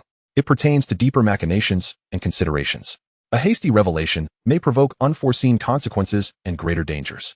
His gaze deepened. Simultaneously, I wish for you to understand that the professors at Hogwarts possess the capability to protect this school and its students. When faced with dangers you cannot confront alone, trusting and seeking assistance from your teachers is a more prudent and safer choice. Your powers are remarkable, yet not every burden should rest upon the shoulders of those so young. His words carried a sincere admonition, laced with a subtle probing. He observed whether these two children, evidently distrustful of authority and accustomed to relying on their own strength, would heed his counsel. In the scene, Annabeth and Eric did not respond immediately, merely nodding slightly to acknowledge they had heard him. Within the confines of the viewing hall, the crowd buzzed with renewed speculation regarding Eric's prophetic identity and Dumbledore's ominous warnings. Suddenly, an unexpected spectacle unfolded. A fleeting flash of white light restored Voldemort's soul, and in that very moment, he called out for his former lover. Abraxas, a deep, calm, and magnetic voice resonated. Tom Riddle, restored to both his soul and his former appearance, now exuded the allure of his prime, handsome yet dangerous. His crimson pupils flickered with a complex array of emotions as they fixed intently on the girl with golden hair and red eyes in the light screen. A girl to whom he shared a blood connection. She is my daughter, is she not? Riddle stepped forward, his gaze piercing as he addressed Abraxas, his tone laden with a long-suppressed yearning and obsession. You accompanied her throughout her childhood, Abraxas, in the form of a portrait. Yet I was oblivious to her existence. Missing out on everything. She needs the care of her biological father. Abraxas turned sharply, icy fury igniting in his gray-blue eyes, a stark contrast to his usual aloof demeanor. Care. Tom, is your notion of care the act of splitting souls, descending into madness, and ultimately murdering her father? Is your care what subjects her to your curse and bloodline, forcing her to navigate the potential discrimination and dangers of the magical world? You now seek to reclaim what you abandoned, to don the guise of a benevolent father? A daughter is my limit. That was an accident. Abraxas. Riddle's voice escalated, infused with palpable frustration and genuine anguish. The tearing of my soul rendered me uncontrollable at that time. I never intended to harm you. As for Anna, her strength, her talents, do they not bear my influence? She requires more substantial guidance rather than merely hiding in the muggle world, learning trivial tricks. Her safety far outweighs her power. Without power, how can one discuss safety? The two fathers, one a departed portrait soul, the other the restored Dark Lord, engaged in a vehement clash over Annabeth's upbringing and the rightful claim of paternal affection within the viewing hall, before an audience. The atmosphere bristled with a tension akin to magic on the verge of chaos, compelling those around them to instinctively retreat, wary of the perilous exchange. Annabeth herself stood beside her father, Abraxas, her blood-red pupils fixed on the strikingly similar, dangerous stranger, her biological father, whose visage betrayed no emotion, concealing the tumult within her heart. Meanwhile, Eric stood quietly aside, his mismatched eyes observing the conflict, casting a glance at the figure beside him, the only one privy to the sardonic smile of Grindelwald, who reveled in this familial drama. See, Eric, the entanglement of emotions, especially the obsession entwined with love and guilt, is a formidable driving force, yet a perilous weakness. Grindelwald's whisper echoed in his mind. The past of Hogwarts continued to unravel, igniting the tensions within the viewing hall. Annabeth Malfoy, this extraordinary girl, had yet to fully unveil her brilliance, but had already become the epicenter of a storm. Chapter 9. The father-daughter confrontation and heart-wrenching pain. Emerging from the headmaster's office, Annabeth and Eric walked side by side through the somewhat desolate corridors of the castle. Moonlight streamed through the tall windows, casting a silvery sheen upon the cold stone walls. The atmosphere between them was delicate, a blend of the unique bond forged in facing the headmaster together, mingled with the instinctive wariness and probing that each camp naturally harbored. Prophet? Annabeth broke the silence first, her blood-red pupils glancing sideways at Eric. An apt talent to elucidate certain inconvenient sources of information. A hint of barely perceptible sarcasm tinged her voice, revealing her skepticism. Eric's strides remained steady, his mismatched eyes appearing even more profound under the moonlight. Your deductive abilities are equally impressive, Miss Malfoy. To pinpoint a location solely through observation is akin to the most skilled aurors, he retorted, his tone calm, yet edged with sharpness. However, relying solely on logical inference can sometimes lead to the oversight of true revelations. Their gazes briefly clashed in the air, each recognizing in the other a shared early wisdom and stubbornness, an intriguing resonance imbued with both admiration and rivalry. At that moment, a hurried upperclassman from Slytherin approached. Anxiety etched on his face. Miss Malfoy, Professor Quirrell requests your presence in his office immediately regarding the troll incident tonight. Annabeth furrowed her brow slightly. Quirrell? That stammering, seemingly cowardly professor? She glanced at Eric, who was also looking at her, a flicker of understanding passing through his mismatched eyes. They both comprehended that this was likely not Quirrell's doing. I understand. Annabeth nodded at the student, her expression reverting to its customary calm. She said nothing further and turned toward Quirrell's office. Eric remained rooted in place, watching her retreating figure with a profound gaze. It seems an intimate conversation between father and daughter is unavoidable, Grindelwald's spirit murmured beside him, tinged with anticipation for the unfolding drama. Annabeth pushed open the door to Quirrell's office, where the dim light cast an eerie glow, mingling with an unusual odor of garlic and a deeper, chilling essence. Quirrell stood with his back to her, near the fireplace, his body trembling slightly. Professor Quirrell, you summoned me? Annabeth's voice rang clear in the stillness of the room. Quirrell slowly turned, his expression transformed from the usual timidity and stammering into a twisted amalgamation of fear and fervor. The most unsettling aspect was a cold, high-pitched voice that emanated directly behind him, as if from the abyss. It is I who wish to see you, my daughter. Quirrell clumsily unwrapped his heavy scarf, revealing a twisted, waxen face that shimmered unnaturally smooth on the back of his head, his crimson serpent-like eyes fixated intently on Annabeth. A collective gasp echoed throughout the viewing hall. Despite some being aware of Quirrell's secret, witnessing Voldemort manifest in such a form was still a jarring and unsettling shock. All held their breath. Lily Potter and Molly Weasley instinctively covered their mouths, their eyes brimming with terror and fury. Annabeth's blood-red gaze met those of the crimson eyes, her body stiffening momentarily, yet her expression betrayed no fear, only a chilling, near-analytical calm. Daughter? She echoed the word, devoid of any emotion. A daughter you have neither nurtured nor perhaps even anticipated? A bloodline that could be sacrificed at any moment in your pursuit of so-called immortality? Impudent. Voldemort's voice, residing within Quirrell, became shrill. Your life springs from me. Your bloodline carries my power and glory. Those eyes of yours are the finest proof. You should feel proud. Not stand here addressing me in such a tone. Proud. Annabeth's voice rose sharply, laced with uncontainable fury and sorrow. Proud of your fragmented soul. Of becoming a being neither human nor ghost? Proud of your destruction of countless lives, creating endless tragedies out of fear of death? Or perhaps proud of your uncontrolled rage that led to the death of Abraxas, my father? With each utterance, she advanced a step forward, her blood-red pupils ablaze with fury. A long-suppressed resentment towards her biological father and a righteous indignation for her father igniting within her. Eternal life is merely a ruse you employ to deceive your foolish subordinates. A facade to mask your abject terror of death. Yet I am different. If one day the Grim Reaper were to raise his scythe before me, I would embrace death rather than scurry about like a rat in a sewer, much like you do. You possess no understanding of what true life entails. Your sole concern is your pitiful fear of mortality. Coward, Tom Riddle. A being too feeble to confront the inevitable end. Resorting instead to slaughter and dark magic to masquerade as powerful, a consummate coward.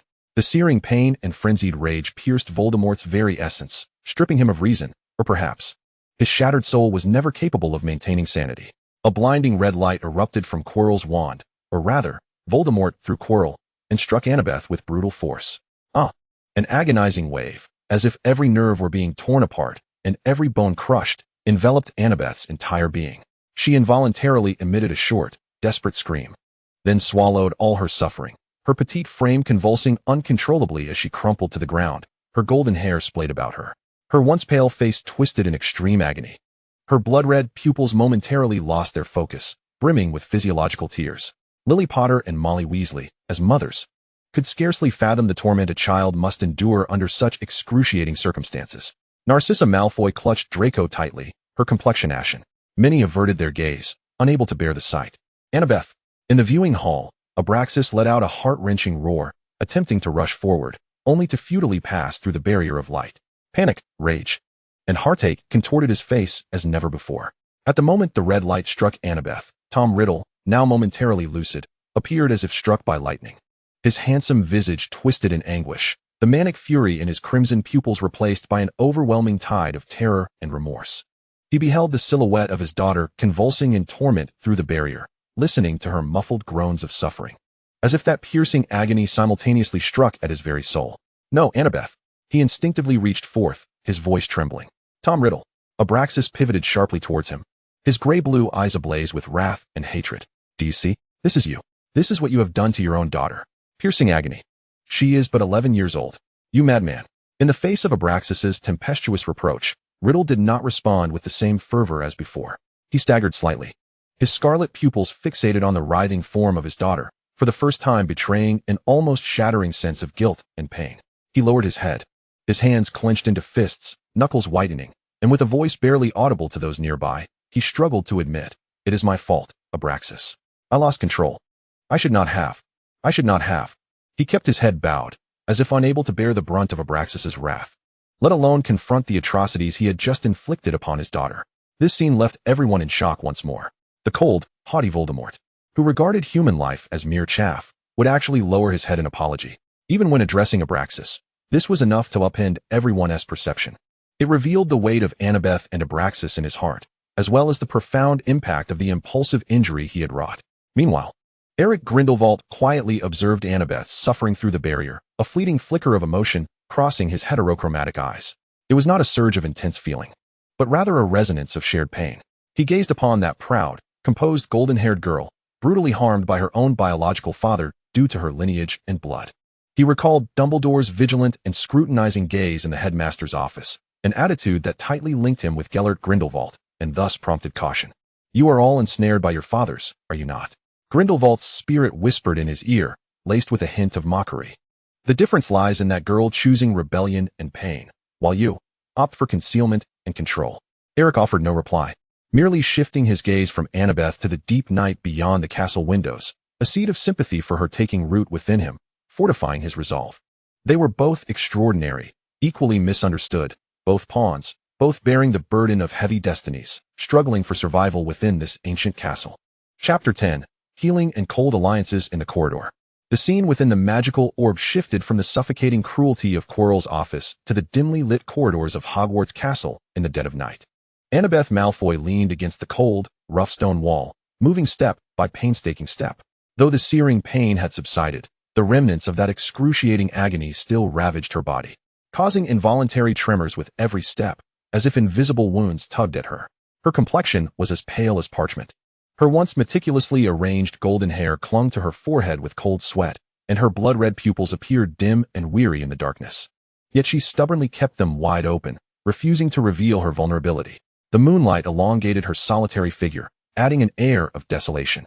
Just as she seemed on the verge of collapse, sliding down the wall, a figure emerged silently from the shadows of the corridor. It was Eric Grindelwald. His heterochromatic eyes appeared particularly serene under the moonlight, devoid of any superfluous inquiries or comforts, as he simply raised his wand. A gentle and pure white light flowed from the tip of his wand, enveloping Annabeth in its precision. It was a high-level healing charm. While it could not entirely erase the shock and trauma inflicted upon her spirit and magical circuits by the piercing torment, it could significantly alleviate her physical pain and exhaustion, soothing those invisible scars. The warmth dispelled some of the chill and agony, allowing Annabeth's taut body to relax slightly. She lifted her gaze, her blood-colored eyes reflecting a hint of wariness and confusion as she looked at Eric. She seemed to wish to speak, yet her throat felt parched.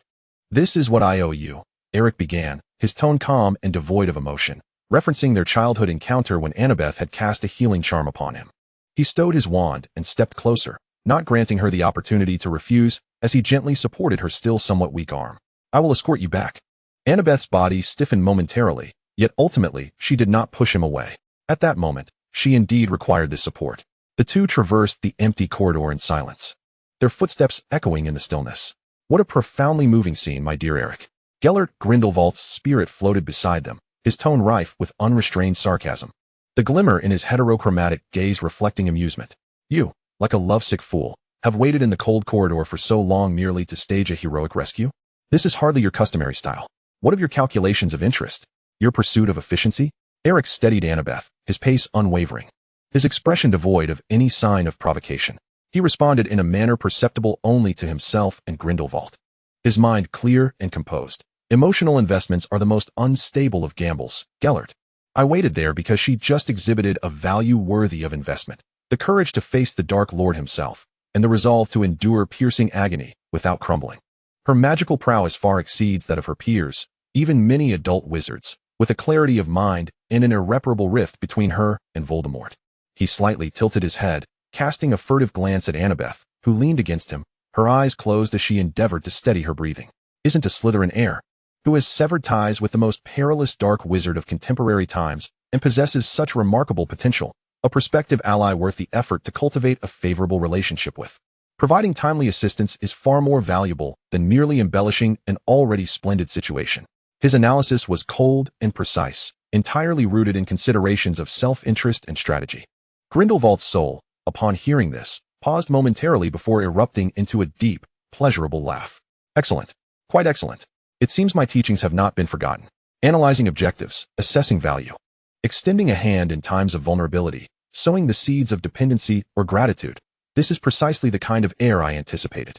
This girl indeed possesses the qualifications to become a significant piece on your future chessboard. Thus, they traversed in silence until they reached the entrance of the Slytherin dungeon. Eric watched as Annabeth uttered the password, causing the stone door to slide open. Thank you.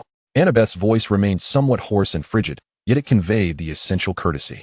She disentangled herself from Eric's support and stepped into the dim entrance alone, as the stone door slowly closed behind her, sealing her off from the outside world. Within the Slytherin girls' dormitory, Annabeth nearly collapsed onto her bed, fatigue overwhelming her as she shut her eyes.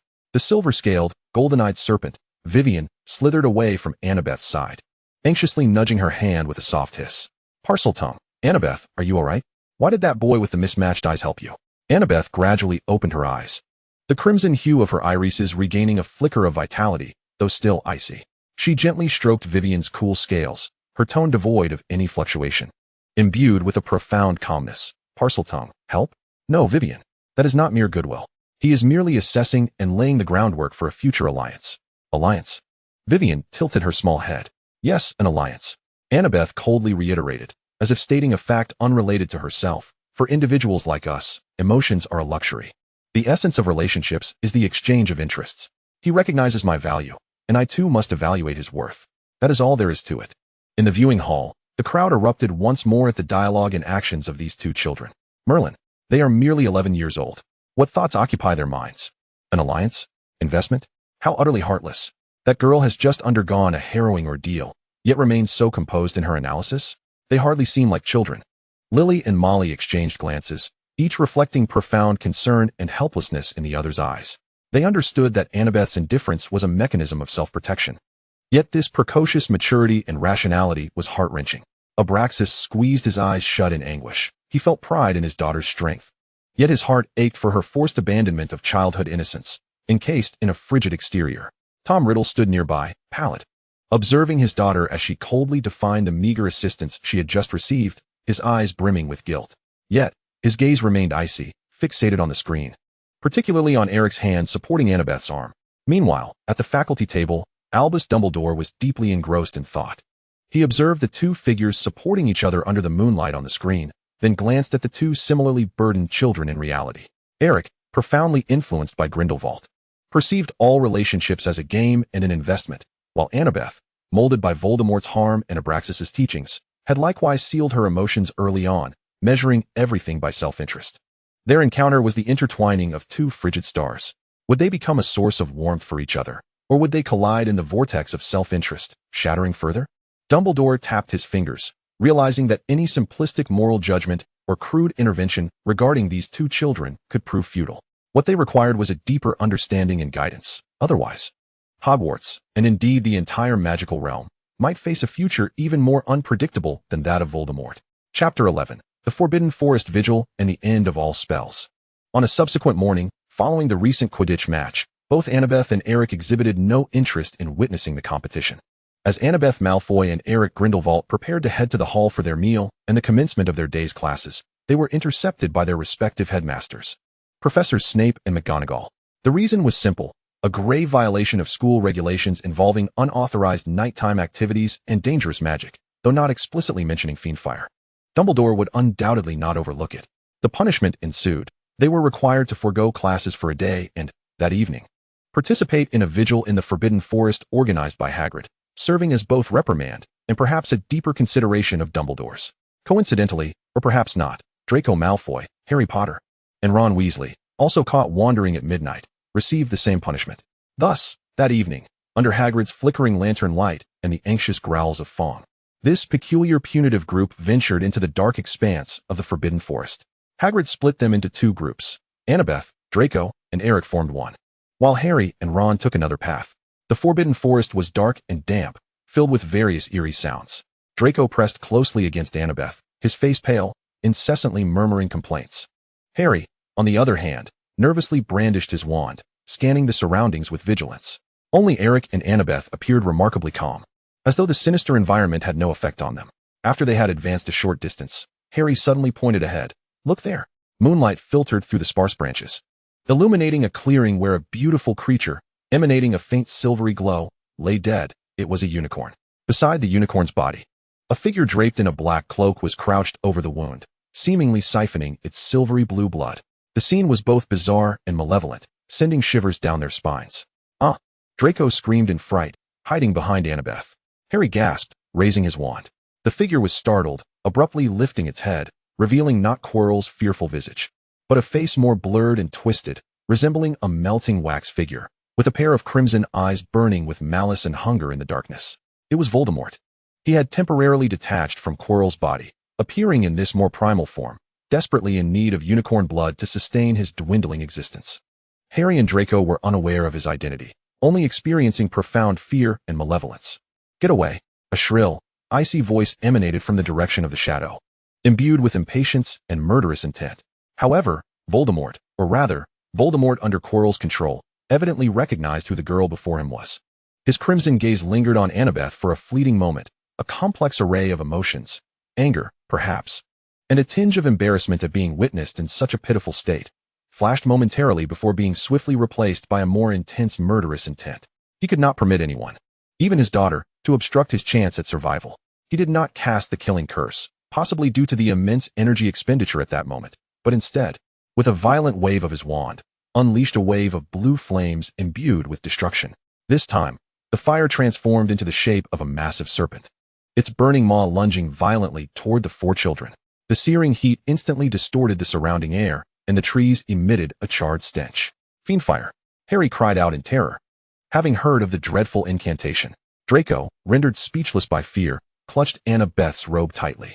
In that perilous moment, Eric and Annabeth, without a single word exchanged or even a glance shared, simultaneously raised their wands. It was as if they were telepathically connected, performing a seamless ritual as they drove their wands into the ground. Finite incantum, they declared in unison, their cold and resolute voices resonating through the stillness of the forbidden forest. Instantly, two beams of golden light converged in the air, merging into an even larger and more substantial barrier, resembling a colossal transparent shield crafted from countless intricate ancient runes, standing defiantly against the fiery serpent. The formidable power of the counter curse collided violently with the serpent's destructive flames. Instead of an explosion, a more peculiar spectacle unfolded. The ethereal blue flames of the serpent seemed to crash against an invisible wall specifically designed to devour magic. Its body rapidly disintegrated within the golden light, emitting a hissing sound akin to a dying struggle, ultimately transforming into scattered blue sparks, vanishing into the air. The entire process lasted mere seconds.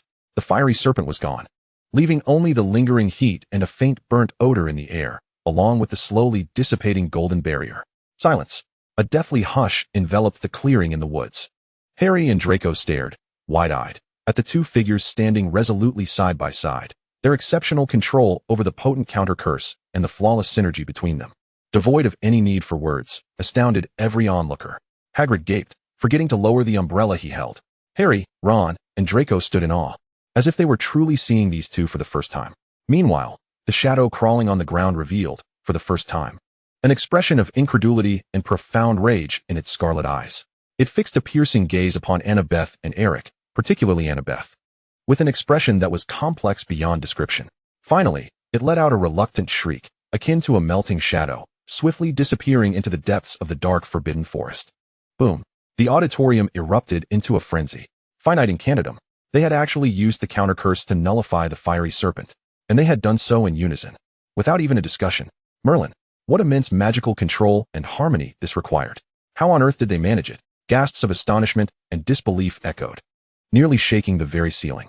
Everyone was left in awe by this breathtaking display of magical confrontation, which could easily be deemed a textbook example. James and Sirius stood with mouths agape. Even they had to concede that these first-year students had surpassed their expectations. A fleeting look of extreme shock crossed Snape's eyes, his tightly pressed lips betraying his inner unrest. Professors McGonagall and Flitwick exhibited a mix of concern and pure admiration for such extraordinary magical prowess. Dumbledore's blue eyes sparkled with profound illumination behind his spectacles. He gazed at the two children, who had sheathed their wands and appeared utterly unfazed. As if they had merely accomplished a trivial task, his heart a tumult of worry and wonder. Their innate talent, their unspoken understanding, their composure and strength in the face of darkness, the fiery serpent and the counter-curse, destruction and conclusion, the heir of Grindelwald and the daughter of Voldemort. Abraxas clenched his fists, feeling both pride for his daughter and heartache over the increasingly irreconcilable conflict between her and Voldemort. Tom Riddle, having regained his composure, watched his daughter fighting alongside that Grindelwald boy against, in a sense, himself, his expression dark and terrifying, a mix of enraged defiance, an indescribable jealousy, and perhaps even a reluctant admission of the complex emotions stirred by the presence of such a remarkable boy beside his daughter. Was their collaboration a mere coincidence or a deeper indication of fate? The night at Hogwarts grew increasingly enigmatic with the existence of these two variables. Meanwhile, Voldemort, retreating deep into the Forbidden Forest after this setback, pondered where to turn next. A thick mist of uncertainty shrouded the hearts of all. Chapter 12. Midnight Conspiracy Among Kin. The harrowing night in the Forbidden Forest finally came to an end. After parting ways with Hagrid, Harry, Ron, and Hermione, who had also encountered the Centaurs and had just reunited, remained immersed in the horror of the fiery serpent and the shock of the counter-curse, chattering excitedly as they made their way toward Gryffindor Tower. Although Draco felt residual trepidation, he followed Annabeth's calm gaze as she gestured toward the dungeons. However, Annabeth Malfoy and Eric Grindelwald, in perfect synchrony, slowed their pace, trailing behind the others.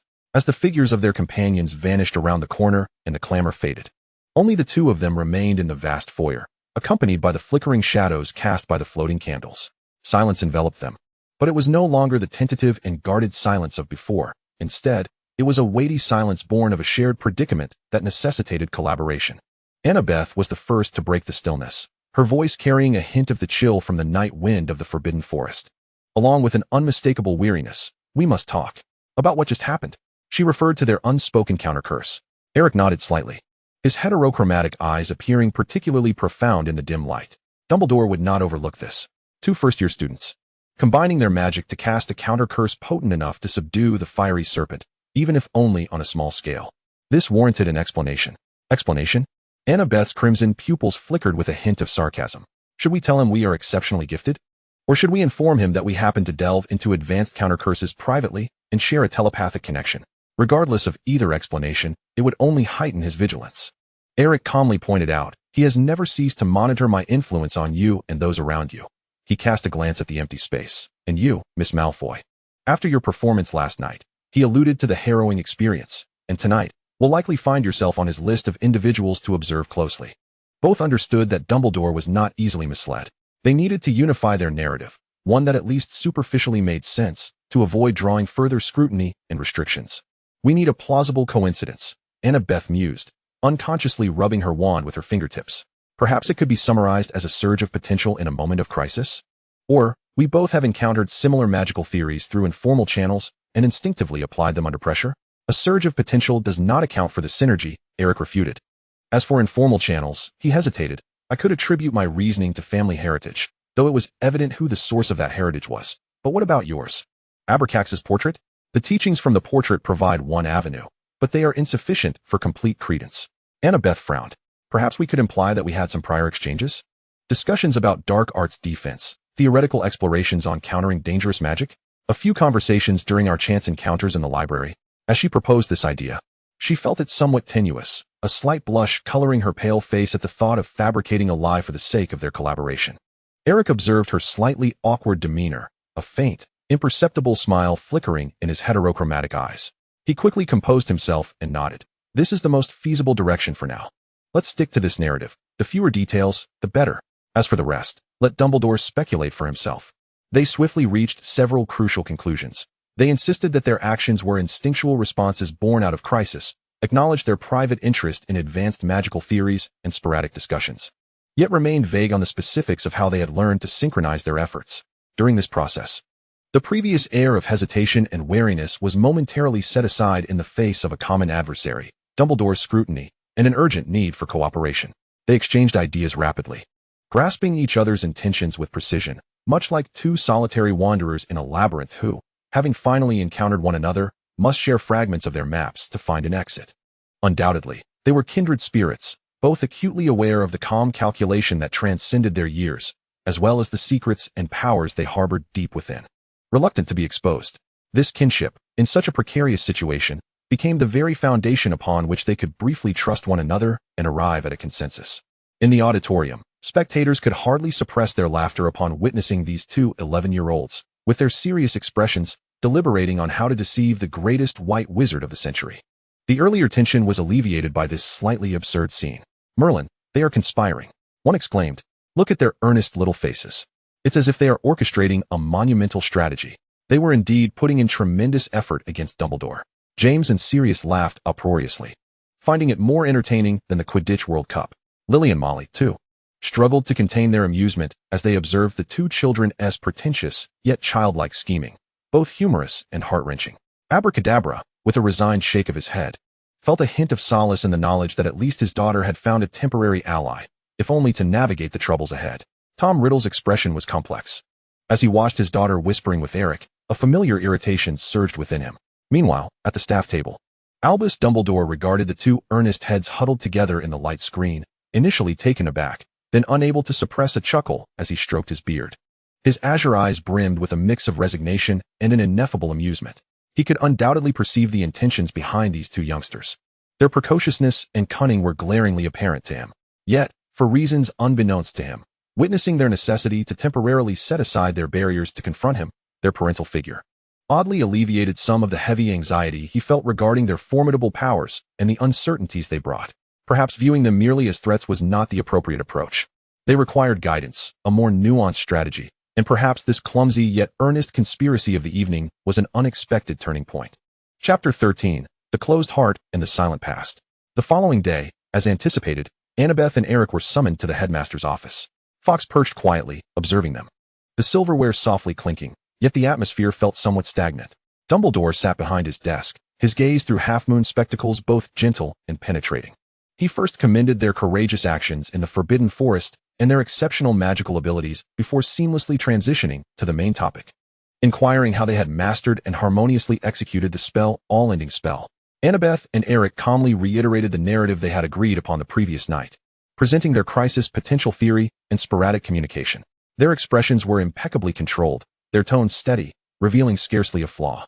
Dumbledore listened patiently, his fingers gently tapping the desk, his expression one of understanding.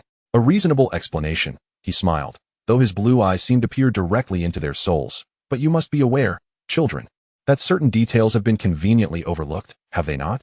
Before he could finish his sentence, Annabeth and Eric simultaneously sensed a gentle yet irresistible force attempting to penetrate their minds. It was legitimacy. Their faces shifted, yet their reactions were remarkably synchronized. There was no panic, no clumsy resistance. Almost instinctively, they erected formidable mental barriers. Dumbledore's consciousness collided against two fortresses, distinct in style, yet equally impenetrable. Within Eric's surface thoughts, he envisioned a silent city under the night sky. Towering buildings glimmered with countless lights, sketching a prosperous outline. Yet eerily, the streets, which ought to be bustling, were utterly deserted, save for a long, solitary shadow silently traversing towards the city's impenetrable darkness. The brightness was blinding, yet it offered no warmth. Only an endless expanse of desolation and confinement. In contrast, Annabeth's surface thoughts revealed an endless, snow-covered forest, thick with silence. Towering ancient trees cloaked in silver seemed like a legendary winter wonderland, yet a piercing chill seeped through her consciousness.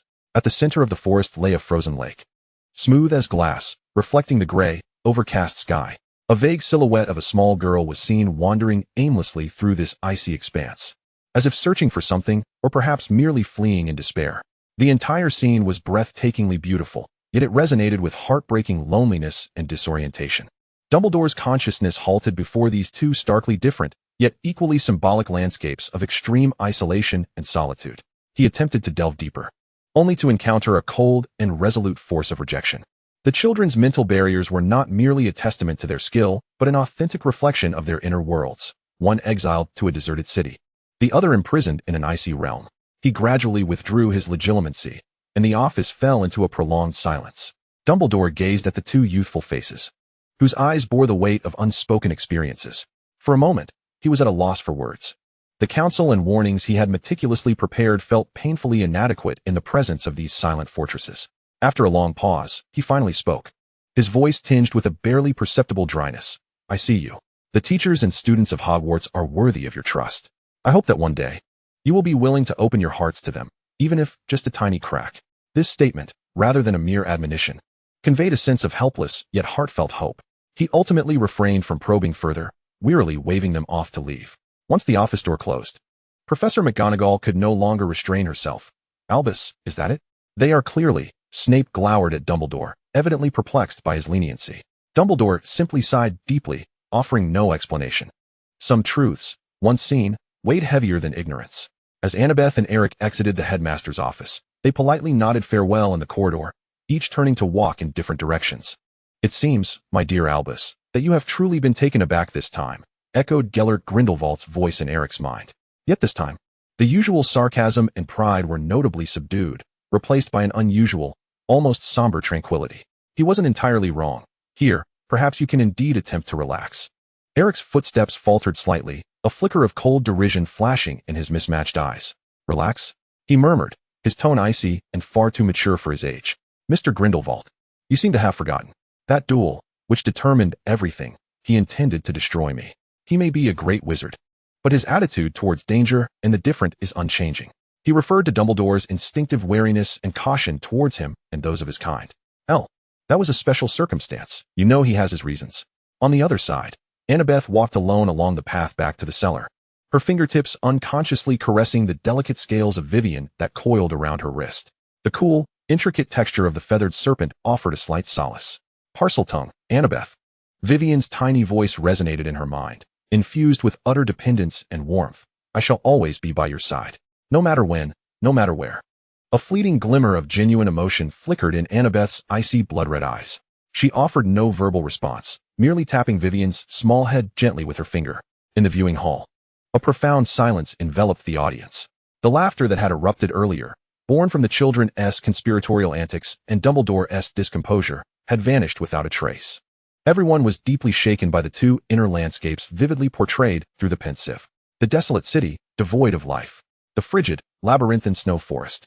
Such a realm was unfathomable for an 11-year-old child. How much solitude, vigilance, trauma, and self-imposed isolation must one endure to lock their heart away so deeply, revealing such a desolate yet exquisite despair? Lily Potter and Molly Weasley were already in tears, as they, in their roles as mothers, could scarcely conceive the experiences that had shaped the souls of these two children. Abraxas shut his eyes in anguish, his body trembling slightly. He believed he accompanied his daughter through the medium of a portrait, yet was oblivious to the icy expanse that lay within her heart.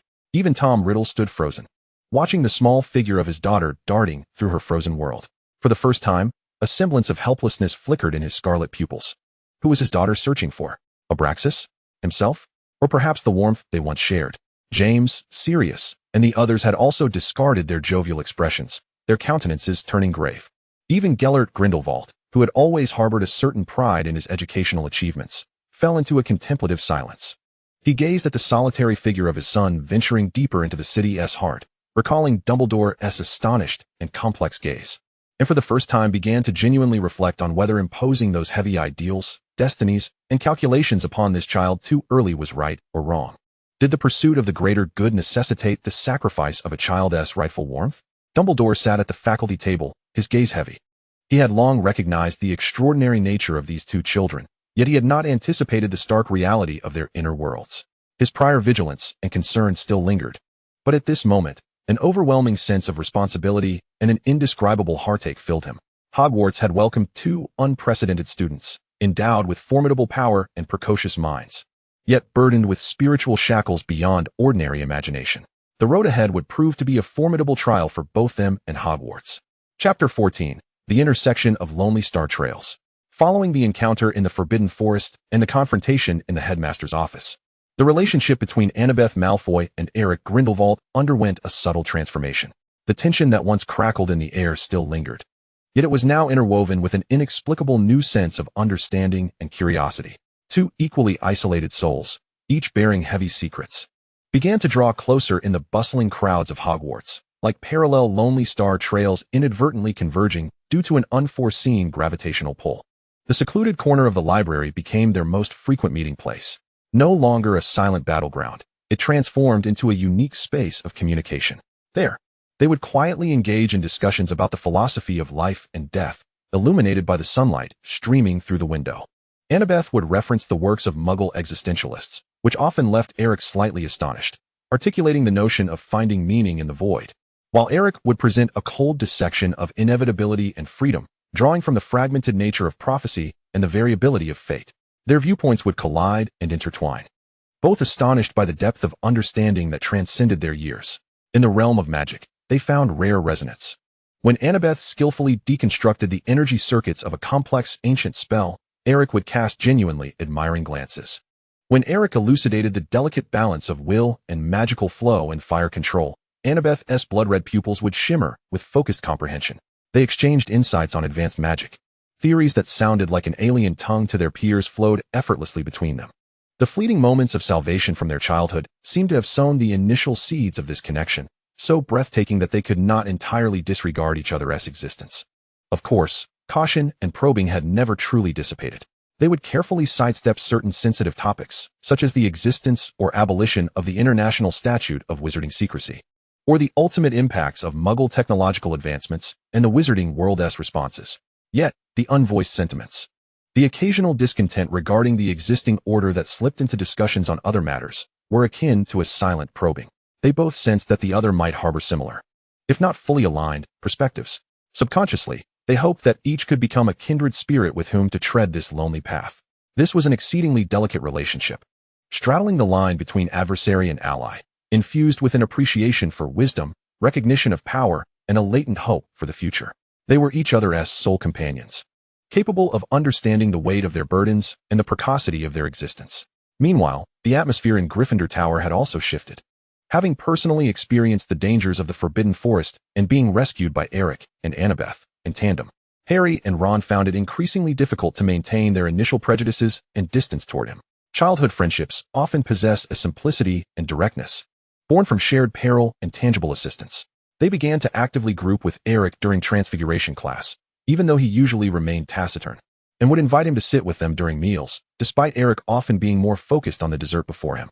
Ron even curiously inquired about his prophetic abilities, which Eric brushed over briefly. In response to these gestures of camaraderie, Eric maintained a facade of aloofness, stressing the necessity of nurturing good relations as a prudent investment in potential allies. Yet, when alone, the echoes of Grindelwald's mockery seemed to diminish slightly. See, even a lion can sense who possesses power. But don't let this cheap sentiment cloud your objectives, Eric. Eric offered no rebuttal, merely reaching for another slice of syrup pie in silence. In the viewing hall, the crowd observed the increasingly frequent appearances of the two golden-haired figures together on the screen.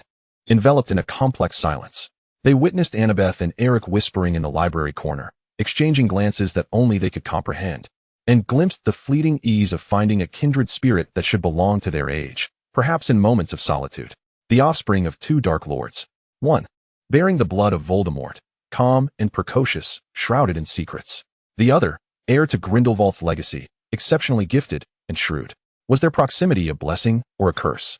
A silence fell over the people. Yet, not everyone remained silent. Wow. Sirius Black let out a loud whistle, breaking the tense atmosphere, his face alight with excitement at the unfolding drama. Look, I told you, no matter the camp, all teenagers are the same. James Potter grinned broadly, nudging Sirius with his elbow. Isn't that so? But the combination of the Dark Lord's daughter and the old wizard's son is quite explosive. Lily, don't you think? He turned to glance at his wife, only to find Lily furrowing her brow, her gaze filled more with concern than mockery. Fred, George, Mrs. Weasley admonished softly. But it was too late. A toast to the friendship between Slytherin and Gryffindor. Or perhaps we should say, the alliance of dark forces? That sounds much cooler. The Weasley twins chimed in unison, their exaggerated laughter echoing as they pretended to raise a glass in celebration, causing a few nearby young students to stifle their giggles. Abraxas was torn, hoping his daughter could find a friend who understood her, yet anxious about the identity of that friend and the dangers that lurked behind it. Tom Riddle's eyes gleamed with malice. Instinctively, he disdained his daughter's closeness to that Grindelwald boy, especially recalling the scene from that night when the two had united against him.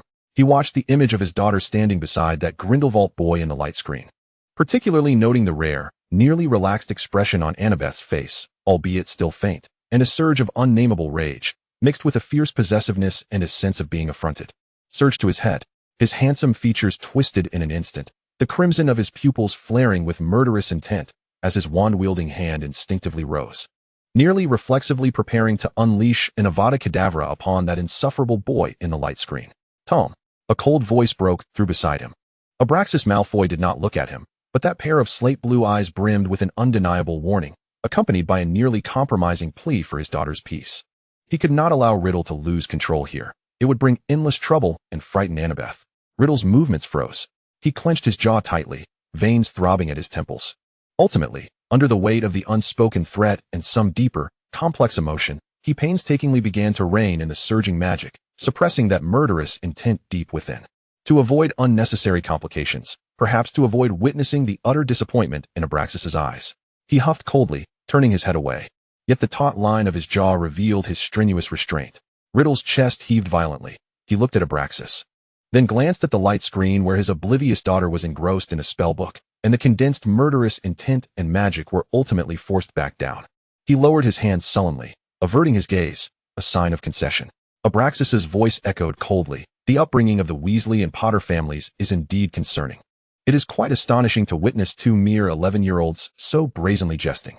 I will not permit anyone to use my Annabeth as a subject of mockery. His statement jolted everyone back to reality. Yes, they were merely two 11-year-old children.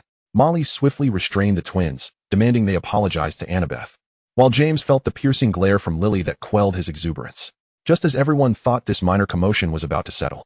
And even Dumbledore prepared to diffuse the tension. Another voice laced with sarcasm broke through. What a touching display of paternal affection, Riddle.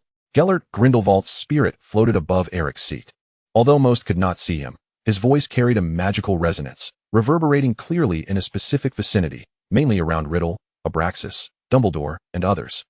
Unable to control your murderous intent, yet succumbing to the threats of an old lover? It seems that even with your sanity restored, your vile possessiveness and volatile temperament remain unchanged. This remark ignited a powder keg. Riddle whipped around, his scarlet gaze locking fiercely onto the empty space beside Eric. Though he could not see Grindelwald, he could distinctly sense the loathsome spiritual vibrations and the source of that voice. Grindelwald. He spat, his voice hoarse with icy fury. What right does a failure, one who can only cling like a ghost to his son, have to judge me? At least I can stand here in person. Oh, stand here in person, only to inflict agony upon your own flesh and blood? Grindelwald's retort was venomous and precise. Is this the paternal love you so proudly exhibit? Truly nauseating. At least I know how to genuinely cultivate an heir, unlike you, who can only destroy and intimidate. Cultivate, to turn him into a madman like you. Arrogant, and ultimately imprisoned in a prison of your own making? Riddle shot back bitterly. Better than you, scurrying like a rat in the sewers, finally clinging to the nape of a coward's neck. Do you wish to see who resembles a rat in the sewers more, Grindelwald? I would relish the opportunity, Riddle. Even without a physical form, I can make you relive the taste of fiery pain. The two once feared dark wizards, who had once instilled terror throughout the magical realm, were now bickering like street thugs over matters concerning their children, almost on the verge of physical confrontation in front of all. The air crackled with restless magic, the atmosphere thick with danger. All onlookers were left in stunned silence. James and Sirius gaped, their jaws nearly hitting the ground. The Weasley twins' eyes widened in shock. Professor McGonagall wore an expression of disbelief, while Snape's lips twitched. Even Dumbledore displayed a look of astonishment, which quickly morphed into a profound resignation and a barely perceptible smirk at the absurdity of the scene unfolding before him. Abraxas held his forehead, feeling a splitting headache. Who could have foreseen that a viewing about the subtle friendship of children would devolve into a farcical quarrel between two of history's most notorious dark wizards? Reminiscent of a childish spat, this was far beyond anyone's expectations. The hall fell into a profound silence, with only the childish and absurd exchange of heated words between the two dark wizards, one corporeal, one ethereal, echoing through the air. The stage of Hogwarts, marked by the gradual approach of these unconventional friends, was destined to showcase even more unpredictable dramas. Meanwhile, all present were merely breathless, attentive spectators. Chapter 15. The considerations of bystanders and the crowning of the Savior. As the Hogwarts school year drew to a close, the air was thick with the tension of examinations and a deeper restlessness regarding the secrets of the forbidden fourth floor. One day, after Harry Potter had unilaterally classified Eric Grindelwald as a friend, he found Eric and with an expression of excitement and determination over a significant discovery, pulled him aside. "Eric, I've got to tell you, Ron and Hermione and I have figured it out. It's Snape. He is trying to steal the Philosopher's Stone guarded by Quirrell. We need to stop him." He looked at Eric eagerly, extending an invitation. "You're so talented. Join us. We need all the help we can get." Eric's mismatched eyes regarded Harry calmly, a flurry of thoughts flashing through his mind. Through the fragmented insights from the Prophet and Grindelwald's analyses, he had already discerned that Quirrell, or rather, the presence at the back of his head, was the true threat. While Snape appeared to be more of a complex observer placed by Dumbledore, he also understood clearly that this entire affair, from the glaring security flaws to the seemingly coincidental clues, was likely a test meticulously arranged by Dumbledore for the savior, Harry Potter. "I'm sorry, Potter." Eric slowly shook his head, his tone distant yet not cold. "I have my reasons and cannot partake." He offered no further explanation, but his refusal was unmistakable. He did not wish to disrupt Dumbledore's plans, nor did he want to thrust himself back into the limelight at this moment. Harry's actions would effectively draw the majority of attention away, which was advantageous for him, as he needed quietude and observation. A flicker of disappointment crossed Harry's face, but he did not press the issue. Similarly, when Hermione tentatively broached the subject to Annabeth at Harry's behest, hoping to enlist the formidable Slytherin's assistance, Annabeth's reaction mirrored that of Eric. Mr. Potter's adventures were indeed admirable, she responded in her characteristic, emotionless tone, her blood-red pupils betraying no turbulence. However, what the Malfoy family currently required was discretion, not entanglement, in such conspicuous affairs. "I wish you luck," she stated with equal decisiveness. Both she and Eric perceived a deeper game beneath the surface. They needed time to assimilate the experiences of the academic year and fortify themselves, rather than become mere footnotes in the legendary narrative of a savior. Harry's actions would undoubtedly serve as the perfect cover. Thus, following the established trajectory, the trio of Harry, Ron, and Hermione embarked on their harrowing adventure in the dungeon without the involvement of Annabeth and Eric, traversing the Devil's Snare, confronting the chess set of flying keys, facing the troll, and unraveling the logic puzzles. Ultimately, Harry confronted Quirrell, Voldemort alone, successfully safeguarding the Sorcerer's Stone under the protection of his mother's ancient magic. When the magical orb roused Harry in the infirmary to the cheers of the crowd, and Dumbledore announced that the House Cup would ultimately go to Gryffindor due to their bravery and contributions, the scene erupted with jubilation. "Hooray! Splendid job, Harry! Long live Gryffindor!" The hall echoed with enthusiastic cheers and applause from both Gryffindor supporters and many neutral little wizards. James and Sirius excitedly pounded each other on the back, while Lily shed tears of pride and joy, and the Weasley family celebrated with exuberant shouts and leaps. The entire hall was suffused with the atmosphere of triumph for the savior. However, amidst this sea of elation, a few corners fell out of place. Tom Riddle, having regained his sanity and appearance, wore a countenance so dark it seemed capable of dripping with water. He watched the scene in the light curtain where Harry Potter was celebrated as a hero, observing the boy's face, strikingly reminiscent of James Potter. Adorned with a shy yet undeniable victorious smile, a wave of intense loathing and humiliation seared through his heart. It was this boy who had thwarted his plans once more. Even if this time it was merely an attempt in his weakened state, failure was still failure, especially when this failure was replayed before so many, including Abraxas and Annabeth. It felt unbearable. A cold light flickered in his crimson pupils, his clenched fists turned white at the knuckles. The surrounding cheers were painfully grating to his ears. Abraxas noticed Riddle's emotions but chose not to offer solace. He merely cast a fleeting glance, his gaze imbued with a complex nuance. He too was displeased with the Potter child's acclaim, yet he was more concerned with his daughter Annabeth's choice, her successful avoidance of risks and maintenance of a low profile, which he deemed wise. Eric observed the cheering crowd with calm detachment, his mismatched eyes revealing no unrest, as if all of this were of no consequence to him. Annabeth slightly tilted her head, within the depths of her blood-red pupils, perhaps a flicker of subtle appraisal of Harry's courage or recklessness passed through, but more so, there was a sense of cool detachment. Dumbledore surveyed the jubilant Gryffindor, then glanced at the silent Riddle, Abraxas, and the two eerily quiet children, and understood. The tumult of the first academic year concluded with Harry Potter's triumph, yet this was far from an ending. Conversely, deeper changes and alliances were quietly germinating in the unnoticed corners. The savior basked in the limelight, while potential shadows silently amassed power behind the scenes. The tale of Hogwarts had not yet reached its denouement. Chapter 16. Another battlefield, the encounter in the laboratory. As the bell signaling the end of the academic year rang, the Hogwarts Express whisked the students back to their respective homes. For Annabeth Malfoy and Eric Grindelwald, this summer was not merely a respite. The scene first shifts to Annabeth's residence in the Muggle world. The apartment, a fusion of magical and technological aesthetics, remained tidy and serene. Annabeth stood before Abraxas's portrait, articulating her experiences from the first year at Hogwarts in a clear and steady tone. She mentioned her classes, her professors, her interactions with Draco, and even casually referred to her discussions with Eric Grindelwald regarding magical theory. However, she skillfully omitted all mention of the Forbidden Forest dangers, the pensive in the headmaster's office, and the excruciating encounters in Quirrell's office, glossing over them with remarks about minor troubles that had already been resolved. Her blood-red pupils remained calm, as if those harrowing events had never transpired. The portrait of Abraxas listened intently, his gray-blue eyes filled with affection, yet harboring a trace of barely perceptible concern. He sensed his daughter's growth and the deliberate tranquility in her words. He chose not to confront her, merely offering gentle encouragement and outlining plans for her summer studies in Muggle technology. Meanwhile, in another secretive abode, Eric Grindelwald spread out what appeared to be ordinary documents before him, yet the shimmering magical seals indicated they were far from mundane. He was engaged in encrypted magical communications, receiving reports from members of the Order from various corners of the globe, issuing succinct and clear directives. The flow of funds needs to be more discreet. Channel it through their banking system in Switzerland with a 3-tiered transfer. Continue to exert influence on those Eastern European officials who lean towards strict confidentiality laws, but leave no incriminating evidence. That report on the latest advancements in Muggle genetic engineering needs to be on my desk before tonight.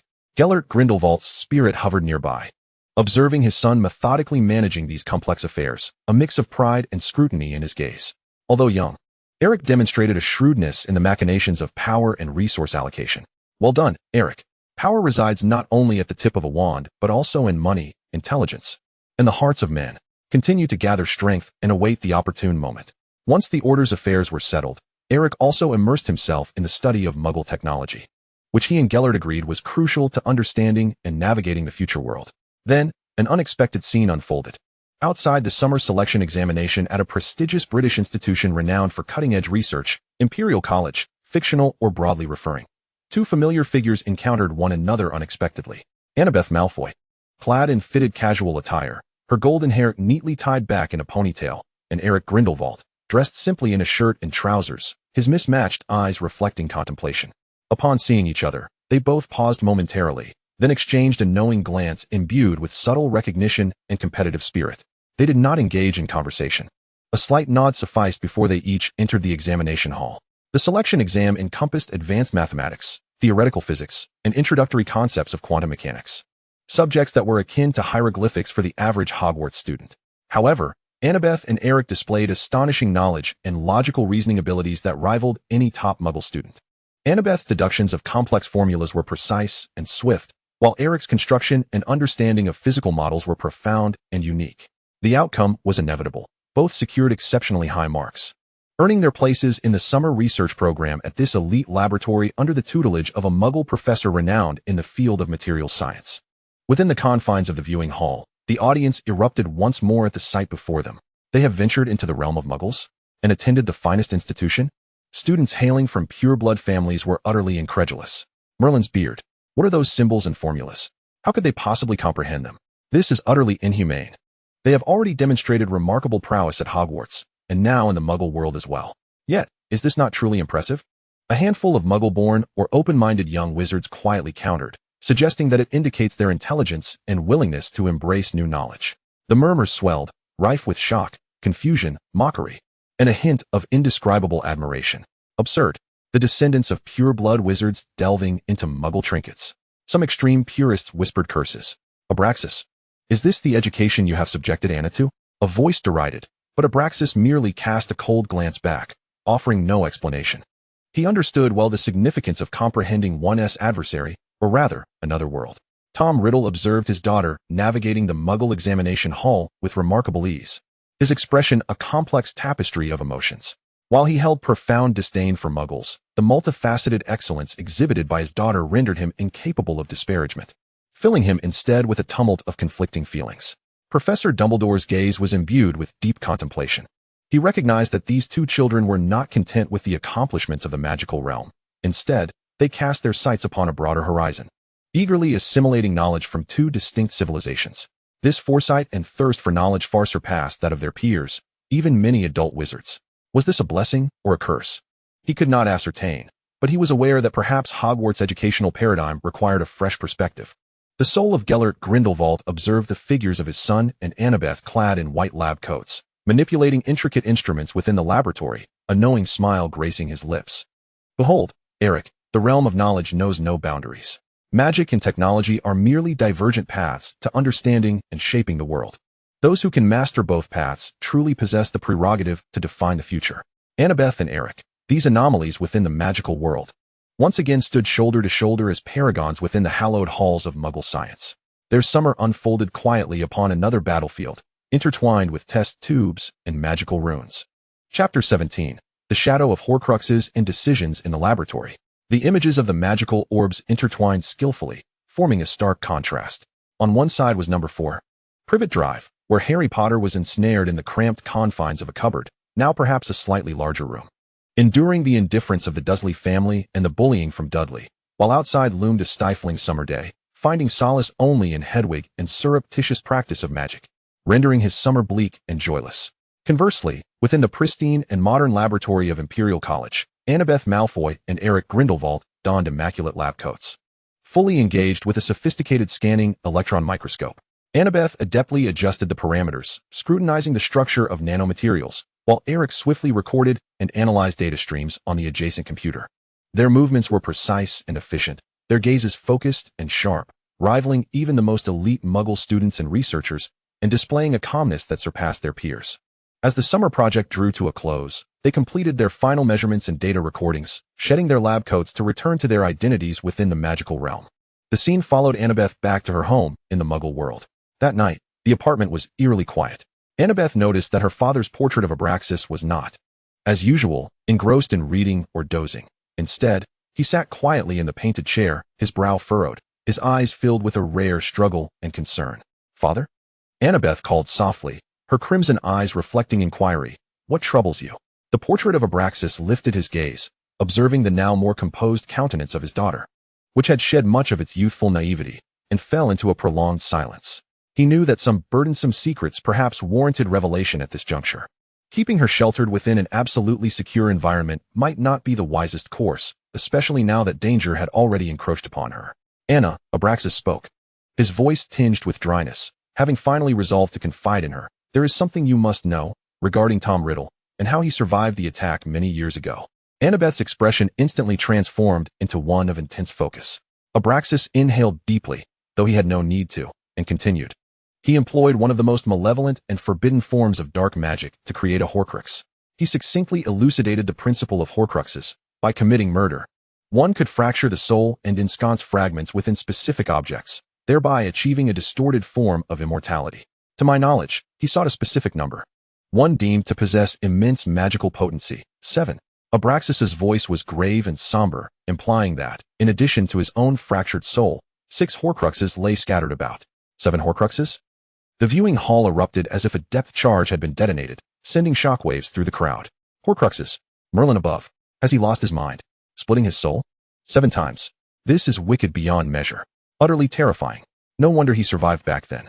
Gasps of horror intermingled with cries of outrage and disbelief. Even among those who had once followed Voldemort, many now exhibited expressions of shock and fear, unaware of their master's extreme and dark methods. Lily and James Potter were ashen-faced, finally grasping the magnitude of the terror they had faced. Professors McGonagall and Snape displayed equally grave expressions.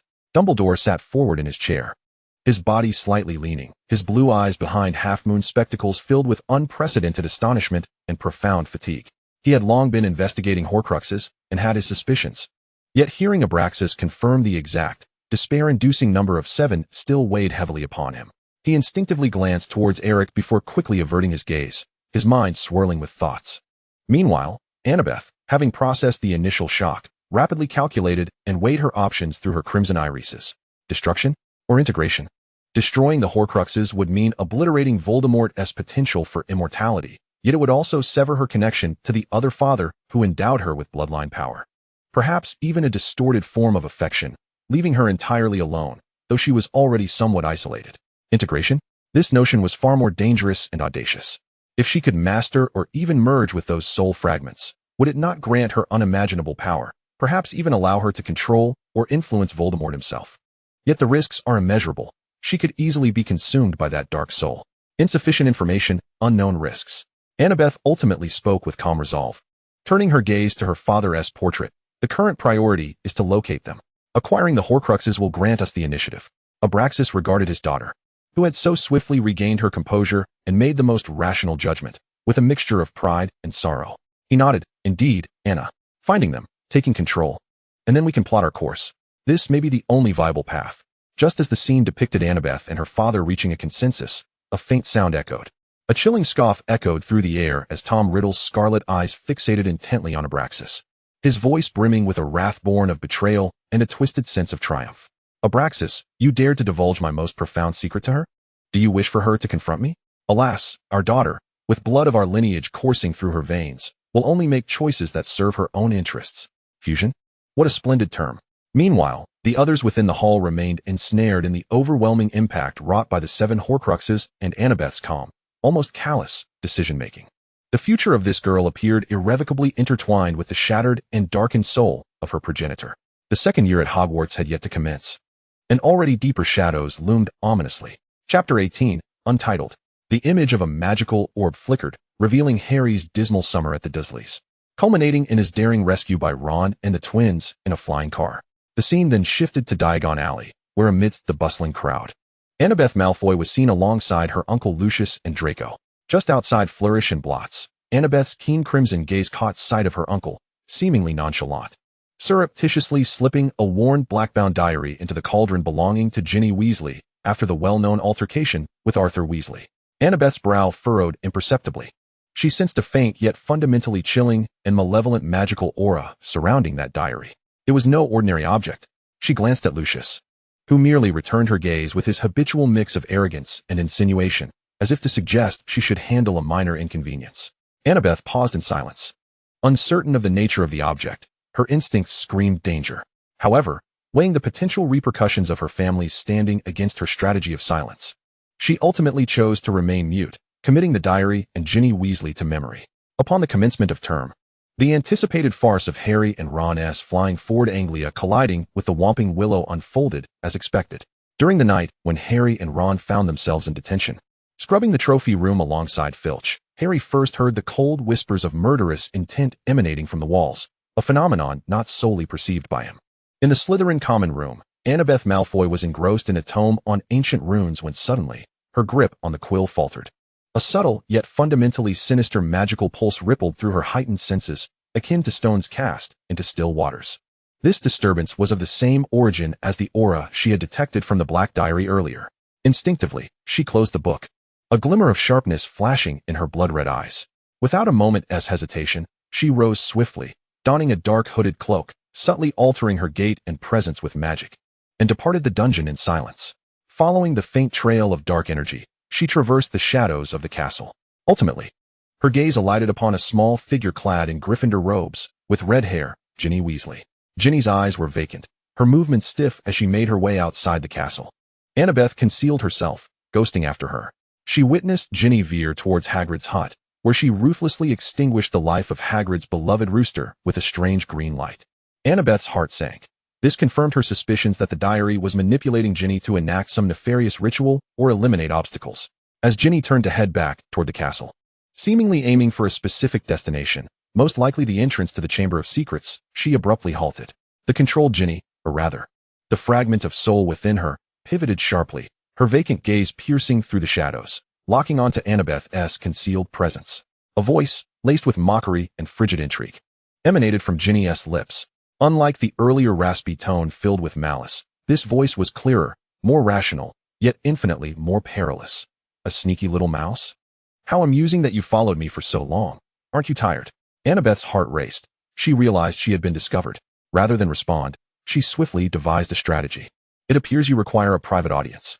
The voice chuckled darkly. Ginny's body turned away from the castle, hastening towards the forbidden forest. This was a clear bait, a provocation. Annabeth weighed her options and resolved to follow. She needed more information to ascertain the true intentions of this puppeteer. At a relatively open area at the forest's edge, Ginny came to a halt and turned around.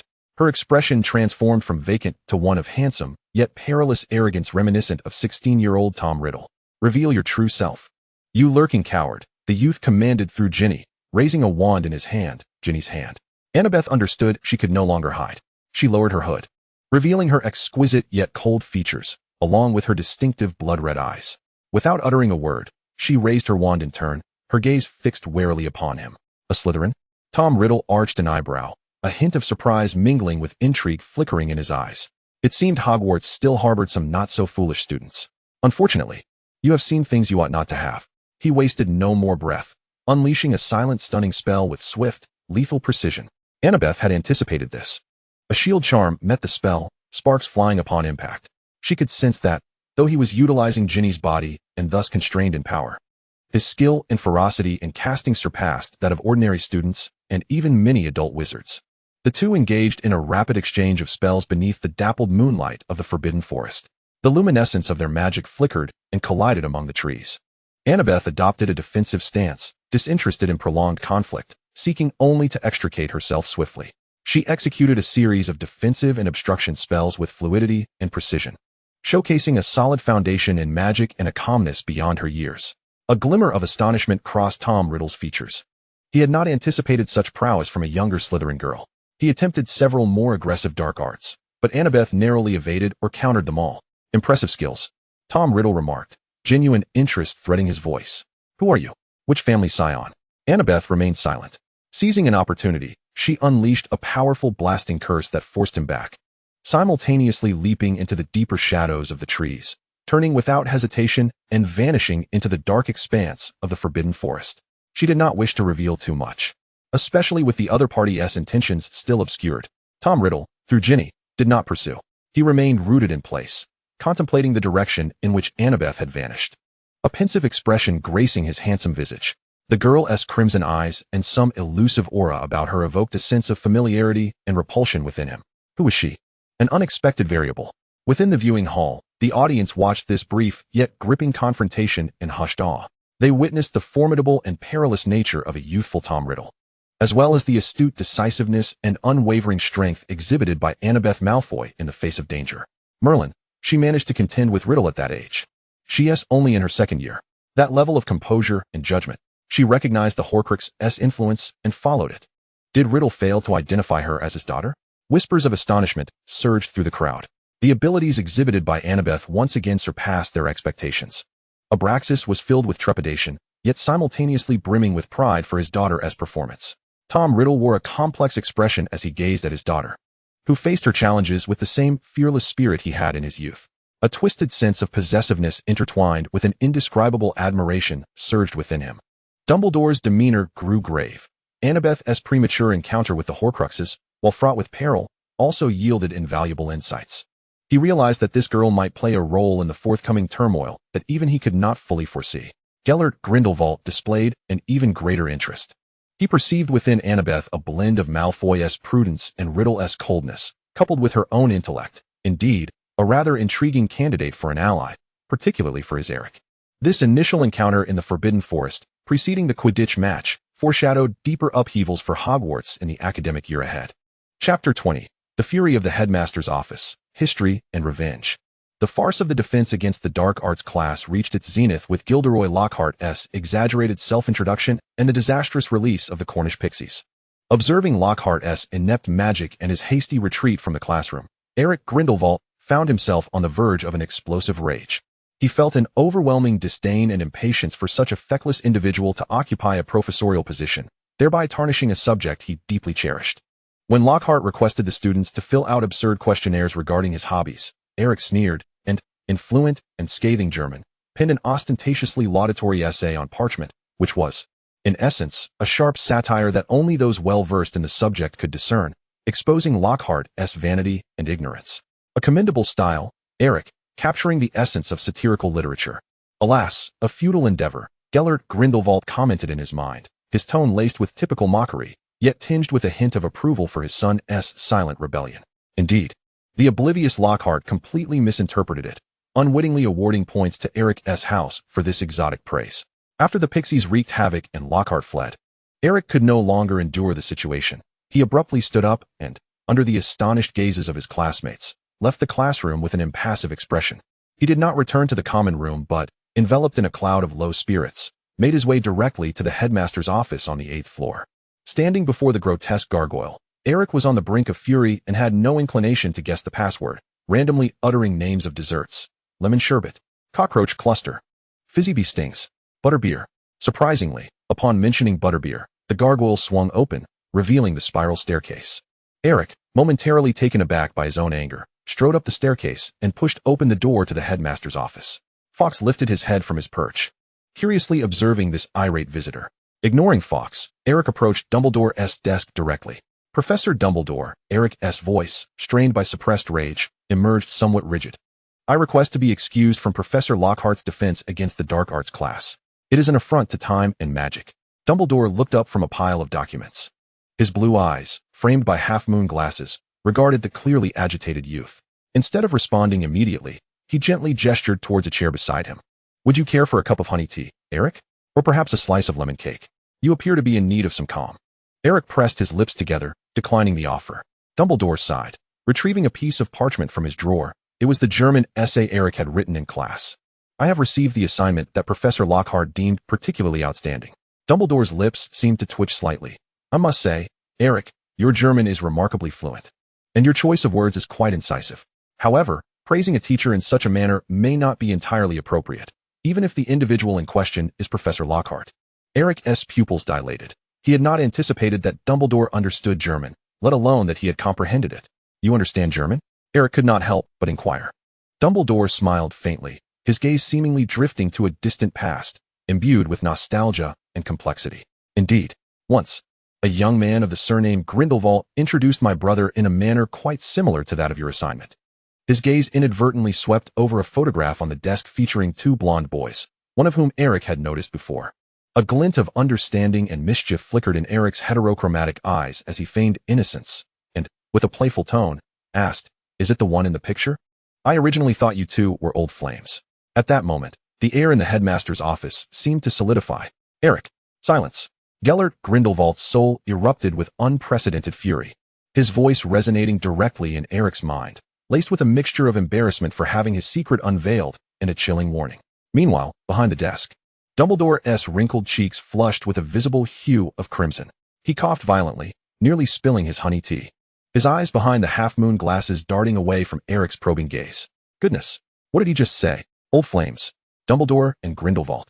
In the viewing auditorium, this earth-shattering revelation plunged the room into chaos. Gasps, incredulous murmurs, and exclamations nearly threatened to blow the roof off. Many students, even some young professors, displayed expressions of sheer disbelief. James and Sirius nearly had their jaws drop to the floor, while Lily gasped in shock, covering her mouth. Professor McGonagall looked utterly astonished, and Snape's lips twitched uncontrollably. Meanwhile, the ever-sullen Tom Riddle seized the opportunity to unleash a sharp and gleeful mockery. Huh? Grindelwald, did you hear that? Even your son knows about your sordid past. What? Exposed in public, and now in a fit of rage. How utterly pathetic and laughable. Riddle, you gutter rat. Be silent. Grindelwald's soul seethed with rage, yet he could do nothing substantial against Riddle, only suppressing his ire deep within. In the headmaster's office, Dumbledore finally managed to regain his composure. He adjusted his glasses and turned his gaze back to Eric, his expression restoring its customary warmth, though a glimmer of something more profound flickered in his eyes. Eric. Dumbledore's voice remained steady, yet carried an undeniable weight. Considering your high regard for the defense against the dark arts and the remarkable linguistic talent you have demonstrated, I believe you require a practical platform. I have decided that you shall join Professor Lockhart's forthcoming dueling club. Eric's expression froze in disbelief. What? Professor, I object. That is utterly. This is the headmaster's decision, Mr. Grindelwald. Dumbledore interjected with a pleasant smile, his tone buoyant. I am confident that it will prove beneficial for you. Now, you may return to prepare. The club will commence shortly. As Eric gazed at Dumbledore's mischievous smile, he realized that his earlier indiscretion had earned him a small reprisal from the greatest wizard of the century. Gritting his teeth, he could only bow in frustration before turning to leave the headmaster's office. As Eric departed, Dumbledore's smile gradually faded, and he let out a soft sigh, his gaze returning to the old photograph, his expression becoming distant and intricate. Gellert, your son truly resembles you, in both talent and that infuriatingly reckless temperament. This conversation in the headmaster's office made all the viewers acutely aware that the history and present of Hogwarts were intricately intertwined in an unexpected manner. The specters of the past had not truly dissipated. Chapter 21, Quidditch. Life at Hogwarts continued amidst detentions and classes until the advent of the Quidditch season, which infused the castle with renewed vigor. The Quidditch pitch was alive with exuberance. Today marked the match between Gryffindor and Slytherin, and the atmosphere was particularly electric. Annabeth, initially indifferent to Quidditch, chose to attend to cheer for her cousin Draco, the Slytherin seeker, taking a seat in the front row of the Slytherin stands. Maintaining her poised and aloof demeanor. Across the way in the Gryffindor stands, Eric Grindelwald was reluctantly pulled along by Harry, Ron, and Hermione.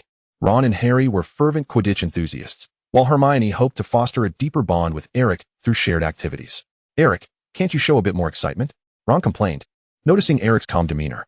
"Watching the match requires eyes, not volume," Eric replied nonchalantly, though his gaze drifted to the opposite stands, momentarily crossing paths with Annabeth's. At that moment, Hermione's eyes lit up with an idea. Leaning closer to Eric, she whispered insistently, "Eric, since you're here, why not do something? Look, Gryffindor hasn't made a proper entrance. Could you use a spell? Perhaps a transfiguration charm? To rally the team?" Eric initially intended to decline, but Hermione's persistent gaze, coupled with the expectant looks from the surrounding Gryffindor students, left him feeling somewhat resigned. He glanced at the striking figure of Annabeth in the Slytherin stands, a subtle competitive spirit rising within him. "Just this once," he sighed, drawing out his wand. With a graceful flick of his wrist, he uttered no incantation. But in an instant, a magnificent lion, forged entirely of golden flames and crimson light, roared into existence in the space before the Gryffindor stands.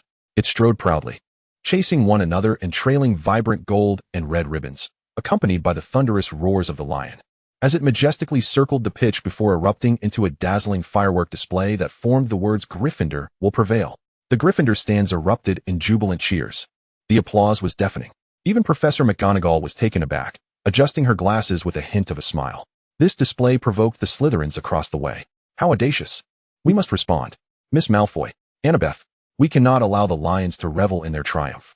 The Slytherin students, particularly those aware of Annabeth's prowess, turned their eager gazes towards the most radiant figure in their front row.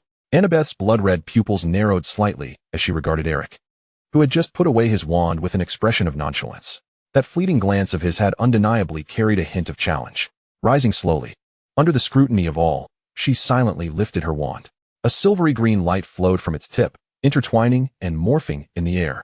Two enormous, shimmering silver serpents coalesced, their scales glistening with a chilling elegance and lethal beauty. They moved gracefully in an S-shaped path across the front of the Slytherin stands. Wherever they passed, icy silver and emerald fireworks cascaded like a waterfall, culminating in their heads colliding midair, bursting into the words "Slytherin Forever," crafted from silver-green flames, exuding a chilling aura that sharply contrasted with the fervor of the Gryffindor display. "Slytherin! Slytherin!" The Slytherin stands erupted in even wilder cheers. Once she completed her spell, Annabeth lowered her wand and resumed her seat. Her blood-red eyes pierced through the crowd, once more locking onto Eric's gaze, and she subtly lifted her chin, her expression clearly conveying a message not inferior to yours. A barely perceptible smile flickered in Eric's mismatched eyes before he regained his composure, as if the silent duel had never transpired. In the viewing hall, witnessing this dramatic and youthful display of rivalry, many could not stifle their laughter. "Ha! Those two children. What does this signify? An unconventional exchange of pleasantries? Though splendid, it feels as if they perceive this as an alternate form of competition." The earlier heavy atmosphere, laden with the weight of Horcruxes, had lightened considerably. James and Sirius cheered heartily at Eric's lion, while Lucius, observing Annabeth's silver serpents, displayed a rare look of satisfaction. Dumbledore stroked his beard, a smile and contemplation dancing in his eyes as he watched these two children communicate in such a manner on the Quidditch pitch. He found it amusing while reaffirming the unique blend of competition and cooperation that characterized their relationship. Tom Riddle observed his daughter's formidable magic and control with a flicker of fervor, but was soon perturbed by the silent interaction between her and Eric. Gellert Grindelwald was taken aback by the almost childish provocation exhibited by his son, feeling an inexplicable amusement. Life at Hogwarts continued in this seemingly ordinary yet tumultuous atmosphere, while the black diary that had caught Annabeth's attention loomed ominously, poised to unleash new perilous ripples. Chapter 22, Shadows of the Bludger and Commands of Oblivion. The Quidditch match commenced following the visually striking magical opening from both sides. However, The progression of the game was anything but thrilling. It was fraught with strangeness and danger. A bludger seemed to possess a malicious will, utterly uncontrollable, relentlessly targeting Harry Potter alone. It repeatedly broke through the attempts of other beaters to intercept it, hurtling towards Harry with astonishing speed and force, forcing him to execute perilous evasive maneuvers in midair. In the Slytherin stance, Draco Malfoy watched the chaotic scene with his customary sneer, seemingly relishing Harry's plight. Yet, as he mocked, the furious bludger, after being struck away once more, suddenly veered at a sharp angle, careening towards Draco, who was only a short distance from Harry. Draco's smile faltered, transforming into sheer terror as he attempted to maneuver his broom to escape, but it was too late. Protego Maxima. A cool, urgent female voice rang out. Almost in the instant the bludger changed direction, Annabeth Malfoy had risen from the stance, her wand expertly aimed. A translucent barrier, shimmering with a faint silver glow, appeared before Draco in the nick of time. Thud. The bludger crashed against the shield, producing a muffled thud, firmly halted, the barrier merely rippling slightly. Draco, still shaken, gazed at the deadly projectile now blocked mere inches from him, his complexion pale. Annabeth maintained the enchantment, her blood-red eyes coldly scanning the rogue bludger that continued to batter against the barrier, before shifting her gaze to Harry, who was furrowing his brow in an attempt to discern the cause. She could sense a familiar, nauseating dark magic clinging to the bludger. Ultimately, the match concluded with Harry risking a shattered jaw while dodging the bludger, managing to seize the golden snitch. Gryffindor triumphed, yet Harry was left with a broken arm, having been inadvertently stripped of all its bones by Gilderoy Lockhart, who kindly transported him to the infirmary in a limp state. That night, within the confines of the Hogwarts infirmary, Harry lay upon the hospital bed, the newly regrown bones in his arm throbbing with a peculiar itch and pain that rendered sleep elusive. Madame Pomfrey had retired for the evening, and the room was steeped in silence. In this stillness, Harry once more heard that cold, rasping voice, imbued with lethal intent, echoing as it had outside Lockhart's office. It is time to tear and kill. The voice seemed to emanate from the very walls and pipes, pervading the air. A chill coursed through Harry, compelling him to struggle to sit upright. Yet, just as the menacing voice grew clearer and closer, another voice intruded abruptly. It was a girl's voice, equally frigid but bearing an undeniable commanding tone, piercing through the raspy whisper with a single word, "Hold." Harry had a vague recollection of this voice. It seemed to belong to Annabeth Malfoy. What language was she speaking? It sounded like hissing, yet strangely, he could comprehend its meaning. The malevolent voice fell silent, as if choked by an unseen force. The oppressive atmosphere dissipated significantly. Silence reclaimed the room, leaving only the sound of Harry's rapid breathing. He lay there, bewildered, unable to fathom what had just transpired. What had Malfoy done? In the viewing hall, the atmosphere grew tense once more. Onlookers witnessed Annabeth's decisive action to protect Draco and heard her icy command in Parseltongue during the night. To whom was she speaking? Was that voice the monster from the Chamber of Secrets? Had she commanded it to retreat? Could she control it? No, perhaps not control, but she seemed capable of interfering? Or did the creature recognize her voice? Because she was the earlier revelation from Abraxas regarding the Horcruxes, coupled with Annabeth's blood ties to Voldemort, birthed a chilling conjecture in many minds. It was that notebook, Hermione suddenly exclaimed at the Gryffindor table, the one Mr. Malfoy handed to Ginny. That black notebook must be a Horcrux. It's controlling Ginny and unleashing the monster from the chamber. Annabeth might know something, which is why she could influence it. This deduction caused a collective gasp of horror. A Horcrux, right within Hogwarts, was manipulating a first-year girl to unleash a dangerous creature. Dumbledore's expression turned grave. He realized the severity of the situation had surpassed his expectations. Not only had the existence of a Horcrux been confirmed, but one had infiltrated the school and begun its malevolent activities. Tom Riddle wore a peculiar smile, seemingly satisfied with the Horcrux's efficacy, yet Annabeth's command had darkened his gaze. Gellert Grindelwald observed her with a scrutinizing eye, weighing her intentions. Was she acting to protect the school, to uphold her own and her family's stability? Or was she testing the power of that Horcrux? Abraxas clenched his fists tightly, torn between concern for his daughter's safety and rage at her confrontation with such malevolence. The excitement of Quidditch had long dissipated, leaving Hogwarts once again shrouded in a heavy cloud of unease regarding the chamber, the Horcrux, and the unknown dangers that loomed. Annabeth Malfoy, this girl of complex lineage, seemed to be inexorably drawn toward the eye of the storm. The future of the children was fraught with unsettling uncertainties. Chapter 23. Actions in the Shadows and the Cunning of the Diary. On the eve of Halloween, the air within Hogwarts Castle was rife with the joyous spirit of festive preparations, yet beneath this gaiety lay a current of unease.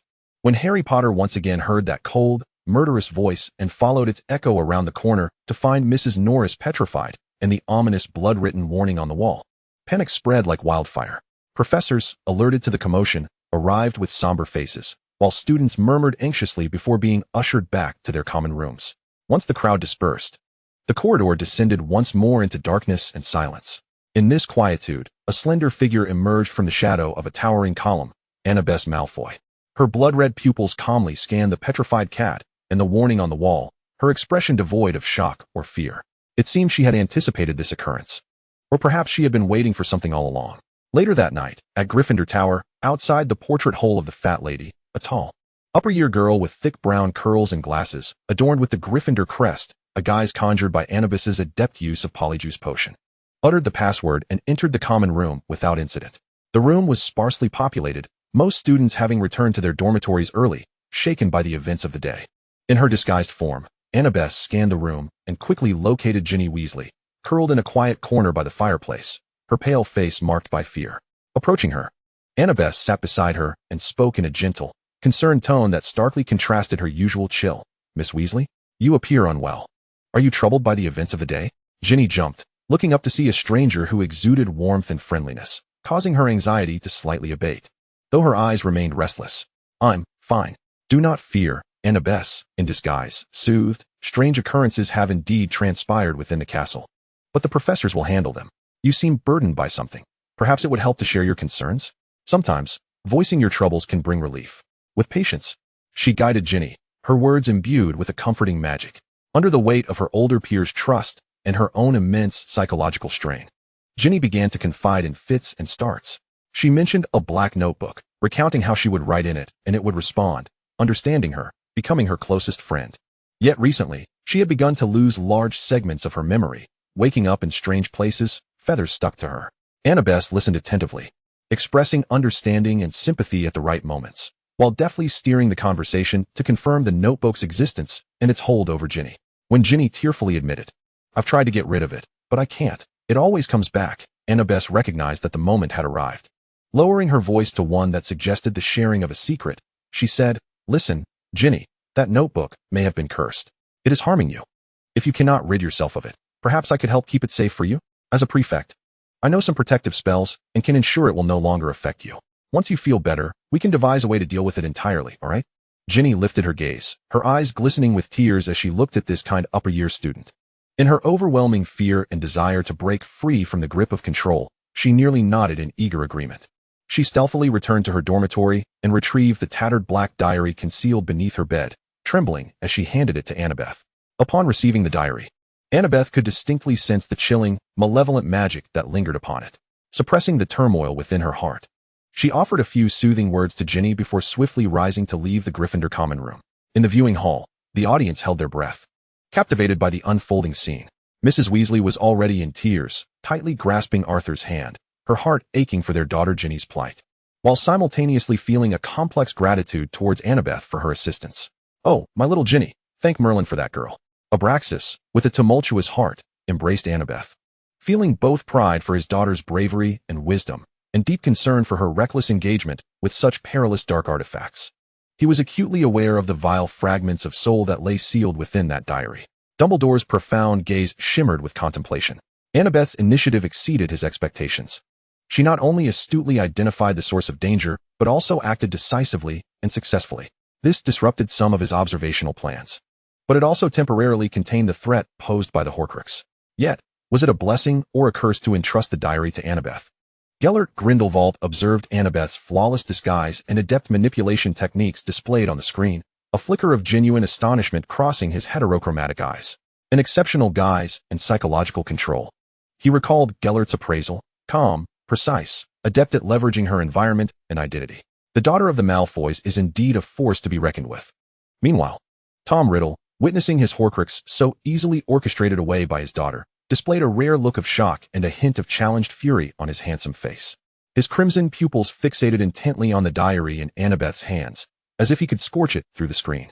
Annabeth Malfoy, this 12-year-old girl, had accomplished a critically significant act in the shadows unbeknownst to anyone. She had seized the first Horcrux, Tom Riddle's diary, firmly within her grasp. The turmoil surrounding the Chamber of Secrets at Hogwarts was now directed towards a wholly unpredictable new course due to her intervention, and the direct confrontation between her and the diary, as well as with the fragment of her biological father's soul, was on the brink of commencing. Chapter 24. Recognition in the Diary and Awkward Affection. Annabeth returned to her quiet single room in the Slytherin dungeon, the ominous black diary radiating dark energy in her possession. Vivian sensed the dark power contained within the object her mistress had brought back and uneasily twisted at her wrist. Without hesitation, Annabeth seated herself at her desk, opened the diary, and took up a quill. Dipping it in ink, she inscribed a line, "I know what you are." The ink was swiftly absorbed, and then an elegant yet slightly ornate script emerged, revealing the voice of the young Tom Riddle. "We meet again, astute lady. Your prowess in the Forbidden Forest was quite impressive." Annabeth did not respond to his pleasantries, but continued to write. "You manipulated that girl, Ginny Weasley. A necessary medium. For a greater purpose," the diary replied. "However, I find myself more intrigued by you. You possess an aura that is hauntingly familiar." As the exchange of words unfolded, Annabeth felt a potent pull emanating from the diary. This time, she did not resist. The environment around her warped and shifted, and she found herself amidst a space constructed of memories and magic.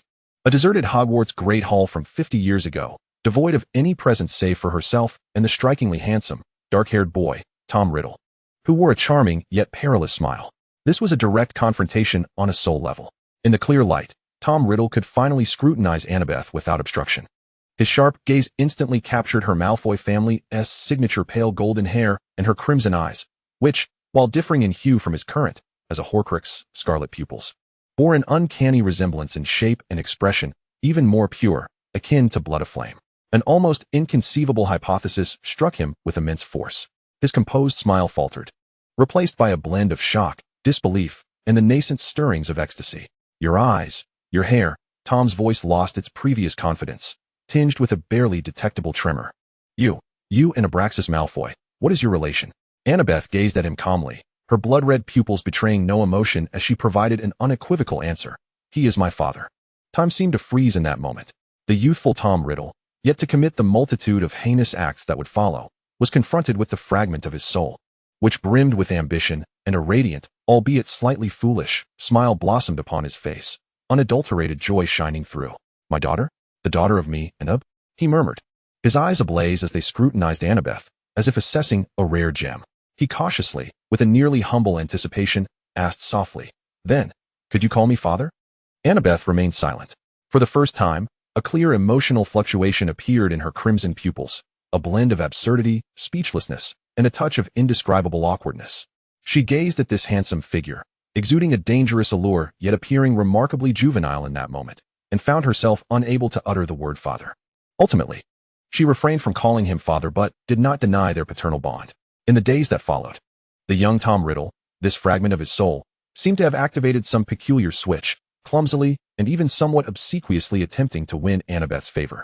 He would showcase advanced magic to impress her, inquire about her life at Hogwarts with a paternal concern, and cautiously probe her opinions on various matters, hoping to discover common ground. Though Annabeth remained vigilant and composed, confronting this version of her father, so starkly different from the later mad and brutal Voldemort, and unabashedly showing her affection, albeit in an awkward manner, she felt, for the first time, a twisted yet genuine paternal love emanating from her biological father. This sensation was both foreign and complex to her. In the viewing hall, the audience was utterly stunned by this sudden revelation of kinship and the young Riddle's clumsy request. "Merlin's socks. What is he doing? Is he asking Annabeth to call him father? Is this truly the cold-blooded Voldemort?" The murmurs and gasps filled the hall. Lily and James exchanged bewildered glances, their expressions peculiar. Sirius let out a loud laugh, only to suppress it under Lily's fierce glare. Meanwhile, the real Tom Riddle, his true self, observing the young man on the screen, who was so obviously in love and displaying such blatant joy over having a blood heir, did not exhibit displeasure. Instead, a complex expression of nostalgia and pride graced his face, as if to say, "Look, back then, I knew how joyous it was to possess the bloodline of Abraxas." "Oh, Merlin!" Gellert Grindelwald's voice rang out, laden with scorn and disgust. "Look at you, Riddle, like a stray dog that has spotted a bone. It's utterly nauseating, this sentimentality." "Silence, Grindelwald," Tom Riddle retorted immediately, yet his tone bore a hint of smugness. "How could a coward like you, who dares not even acknowledge love, ever comprehend the joy of bloodline continuity? She is my daughter with Abraxas." "Your daughter?" Has she acknowledged you? Does she call you father? From what I see, she merely looks at you with disdain. Grindelwald continued to strike at his vulnerabilities. That is only a matter of time. Riddle replied defiantly, his neck stiffening. As the tension between the two dark wizards escalated once more, the magical energy began to waver. Tom, Abraxas's voice resonated with a warning tone.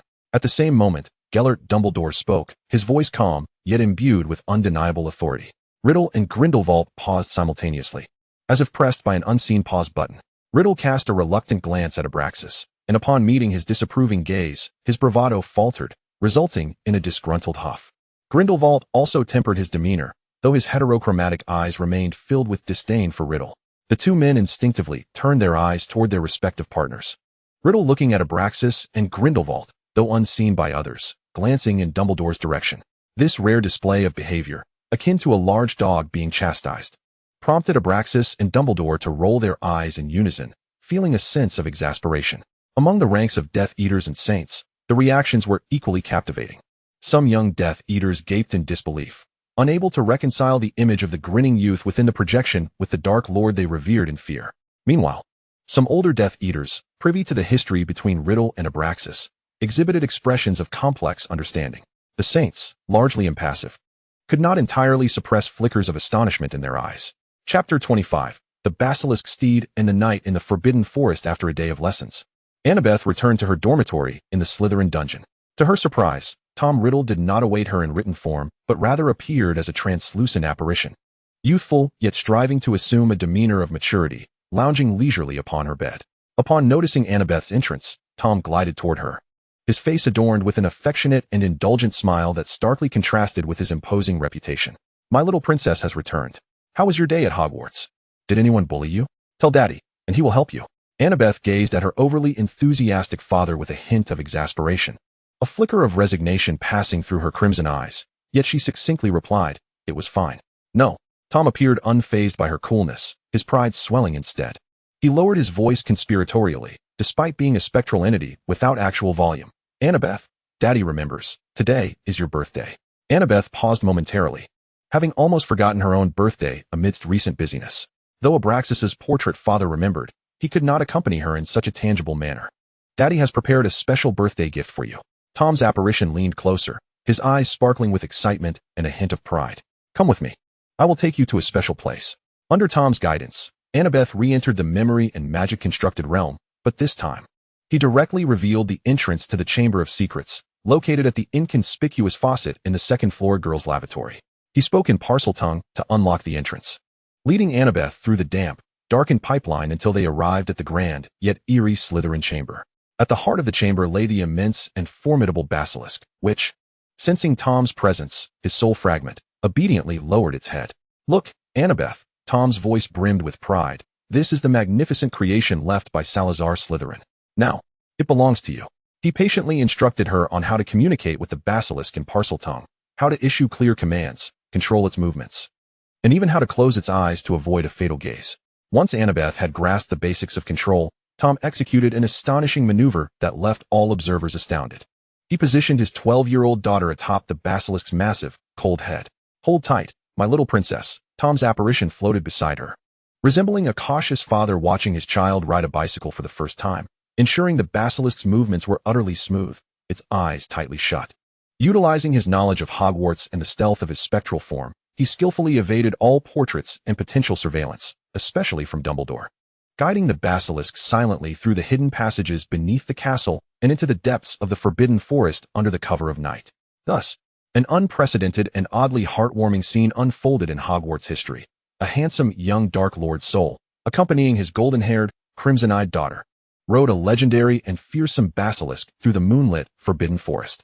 Tom, like a child eager to showcase his kingdom, excitedly pointed out various magical creatures in the Forbidden Forest, all of which kept their distance due to the basilisk's presence, and shared amusing anecdotes from his school days. He showed her bioluminescent fungi, magically captured fireflies that twinkled like stars, placing them gently in Annabeth's palm. He even directed the basilisk to carefully coil its tail around some glowing magical plants to present to her. For Annabeth, who had lived cautiously in the Muggle world under the protection of her portrait father and remained vigilant at Hogwarts, this was an unprecedented experience. There were no ulterior motives, no dangers, at least under Tom's watchful eye, only a novel sense of indulgent freedom. A faint expression of wonder and barely perceptible joy broke through her typically taut features, finally revealing a glimpse of her youthful spirit. As the night deepened, a weary Annabeth began to drift off to sleep amidst the basilisk's steady movements and the gentle night breeze. Tom immediately noticed and ceased his guiding narration, his apparition softening. He directed the basilisk to return to the chamber at the most stable pace, silently escorting Annabeth back through the pipeline to her dormitory. Watching his daughter succumb to slumber the moment her head hit the pillow, Tom lingered at her bedside, gazing at her serene profile with a near-reverent tenderness and satisfaction. He reached out, his hand brushing lightly through Annabeth's golden hair before he gradually dissipated, retreating into the pages of the diary. In the viewing hall, an eerie silence fell once more.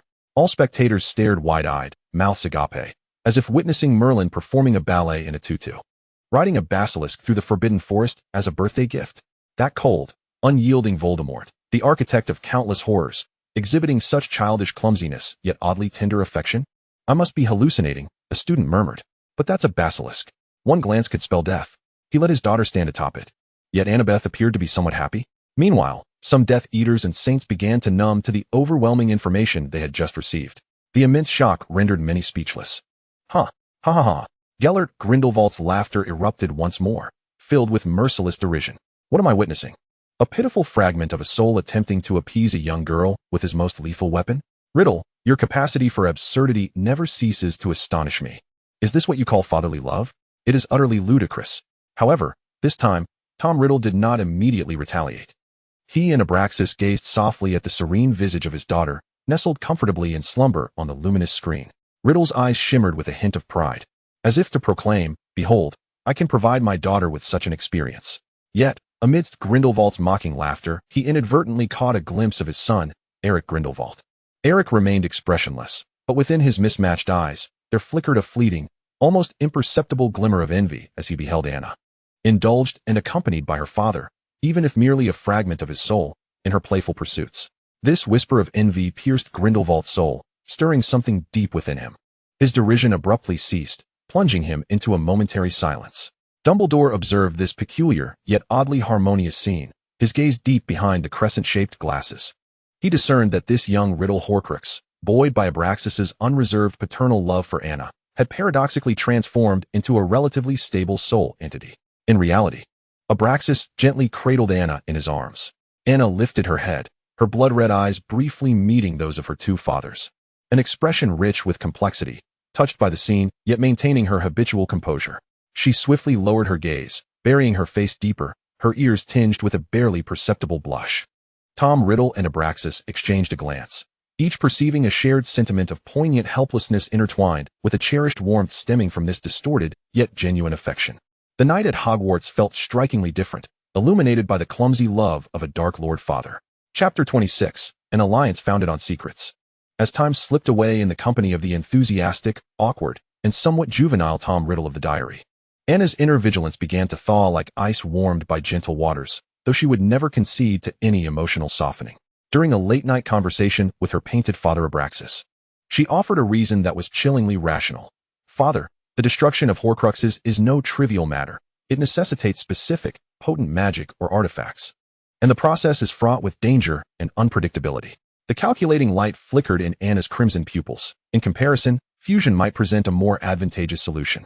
Should she manage to control or even merge these soul fragments, not only could she eliminate potential threats, but perhaps also draw strength from them, even influencing the original self in return. Such a strategy bore greater value than mere obliteration. Abraxas silently regarded his daughter, acutely aware that her rationale was rather flimsy, for while destruction could be achieved through fire, fusion would venture into realms seldom tread by mortals. Whether her reasoning contained an element of reluctance to part with that distorted paternal love, even Anna herself might not fully comprehend. He chose not to dismantle her logic, but merely cautioned, merging souls is one of the most perilous forbidden arts in the magical realm. A moment's carelessness could lead to being consumed by darkness. You need the most reliable allies and the most comprehensive knowledge. Simultaneously, Eric Grindelwald found himself ensnared in his own dilemmas. Through his exchanges with Gellert and the sifting of prophetic fragments, he gradually pieced together a staggering revelation. The legendary duel of 1945 not only dismantled Gellert Grindelwald's reign, but shattered the blood pact symbolizing their bond. Furthermore, Eric, was likely the improbable offspring born from the magic of that very blood pact. Its rupture also meant he had completely lost any consciousness or memories that might have existed during the era of the pact. He was filled with an urgent thirst for knowledge regarding his origins and the true history between Dumbledore and Grindelwald. To reclaim that memory and comprehend the essence of his existence, he needed to delve into the most arcane realms of magic, requiring formidable and trustworthy support. Two individuals, each harboring profound secrets, sat once more across from one another in their familiar secluded corner of the library. Without unnecessary pleasantries, Annabeth directly broached the topic. Her voice lowered to a near whisper. I require forbidden knowledge regarding soul magic, particularly concerning soul fusion. As far as I am aware, Mr. Grindelwald had considerable research in this field. Eric's mismatched eyes flickered slightly as he calmly responded, and I need to trace ancient records related to the Blood Pact, along with potential methods for restoring or awakening deep memories. In this regard, Riddle and Abraxas have conducted studies. After all, we are both products of the Blood Pact. They gazed into one another's eyes, recognizing the unwavering determination mirrored within, along with a subtle hint of vulnerability concealed deep within their gazes. They each held the other's most essential secret. Anna knew Eric was the son of the Blood Pact, his lineage shrouded in mystery, intertwined with the legacies of two legendary wizards. Eric, in turn, suspected the reasons behind Anna's need for knowledge of soul fusion. This ironic state of mutual possession of each other's vulnerabilities became the most solid foundation of trust between them. They understood that the cost of betrayal would be unbearable for both, and to disrupt their collaboration would be tantamount to exposing their deepest secrets to a threat that could be unleashed at any moment. Collaboration, Annabeth succinctly proposed. Agreed. Eric replied decisively. There were no lengthy agreements, no insincere oaths. Two souls, equally proud, equally solitary, bound by the weight of a heavy fate, in that moment, formed a steadfast alliance based on pragmatic interests and mutual recognition of each other's abilities. They would share resources, knowledge, and connections, and jointly explore the darkest and most perilous realms of magic. They were to collaborate. Anna intended to merge Horcruxes. She sought to resurrect the Dark Lord. Eric aimed to reclaim the memories of the Blood Pact. Good heavens, they had lost their minds. That was the most forbidden of all taboos. The viewing hall was suddenly engulfed in a cacophony of uproar and disbelief. Annabeth's ambitions instilled terror in everyone, while the revelation of Eric's lineage left the audience aghast. The Weasley family turned pale, unable to fathom the repercussions if Voldemort were to return in such a manner. Lily and James clutched each other's hands tightly, their eyes brimming with concern. Professor McGonagall and Professor Snape, among others, wore expressions of utmost gravity. Tom Riddle's original form stared blankly at the screen, where his daughter calmly articulated her fusion plans, emotions swirling wildly within his crimson gaze. He felt a profound worry for his daughter's choice of such a perilous path, yet more than that, an ineffable tide of overwhelming emotion and pride surged within him. She did not seek to destroy him. Rather, she wished to merge with him, to bring him back in a more formidable guise. This was utterly in line with his aesthetic. His daughter was indeed extraordinary. Dumbledore, upon hearing of the Blood Pact and the lost memories, felt a barely perceptible tremor within himself. He gazed at Eric's profile, so reminiscent of a youthful Gellert, and a tempest of emotions surged within him. He had always recognized Eric's uniqueness, but he had not anticipated the truth to be so profound. Even more painfully, the memories Eric yearned to recover likely contained the anguish of Dumbledore's own betrayal, the eventual destruction of the Blood Pact, which, in a sense, also meant the death of Eric's predecessor. When Eric regained all his memories, how would he perceive his nominal father, who was, in actuality, his executioner? Abraxas held Anna tightly. Laden with concern, he understood that his daughter had embarked on an exceedingly treacherous path, yet in that moment, he could only choose to trust her judgment and offer his unwavering support. Meanwhile, Gellert Grindelwald's soul remained ensnared in an enigmatic silence. Observing the alliance forged between the two young souls, his mismatched eyes glinting with an inscrutable contemplation. Beneath the shadow of Hogwarts, a clandestine alliance composed of the descendants of two Dark Lords has quietly formed, targeting the deepest taboos of magic. Their collaboration is destined to steer the fates of all towards an entirely uncharted trajectory. Chapter 27. The Proactive Shadows and the Reunion of the Dueling Club. With the petrification of Madame Lorelei, the panic at Hogwarts has not subsided. Rather, under Dumbledore's subtle guidance and investigation, rumors surrounding the Chamber of Secrets and the heir of Slytherin have intensified. Annabeth keenly perceives that Dumbledore's gaze has begun to sweep over those students endowed with exceptional talents, making the exposure of the diary merely a matter of time. Passive waiting has never been her style. She needs to take control of the tempo. stirring the waters to buy time and leverage for herself and Tom, the fragment of his soul. In the dead of night, utilizing the alchemical knowledge exchanged with Eric, along with the ancient tomes of the Malfoy family, she meticulously crafted a unique alchemical item, an ostensibly ordinary thick-bound book. The cover and the edges of the pages were inscribed with intricate ancient runes, etched deeply with a delicate knife. These runes were not mere embellishments.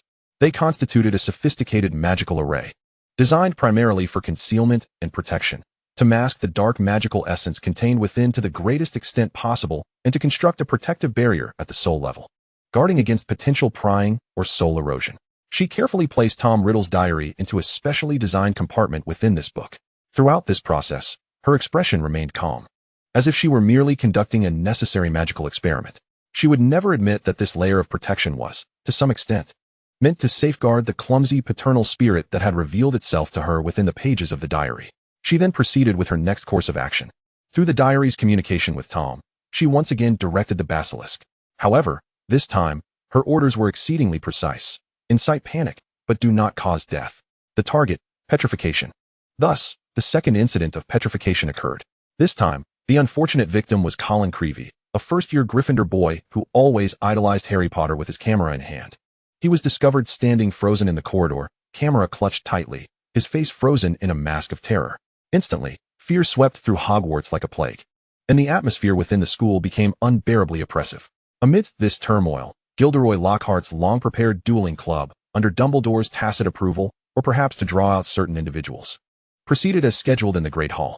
Although Eric was thoroughly reluctant, he found himself compelled to participate under Dumbledore's undeniable and slightly amused gaze. When he spotted Annabeth, standing calmly among the Slytherin ranks with her golden hair and red eyes, an exceedingly rare expression of absurdity and helplessness flickered across his mismatched irises. Here they were, one studying how to merge the fragments of the Dark Lord's soul, and the other tracing the ancient secrets of blood oaths. Yet now they stood here, participating in a farcical dueling club hosted by the inept Lockhart. The scene was laughably ironic.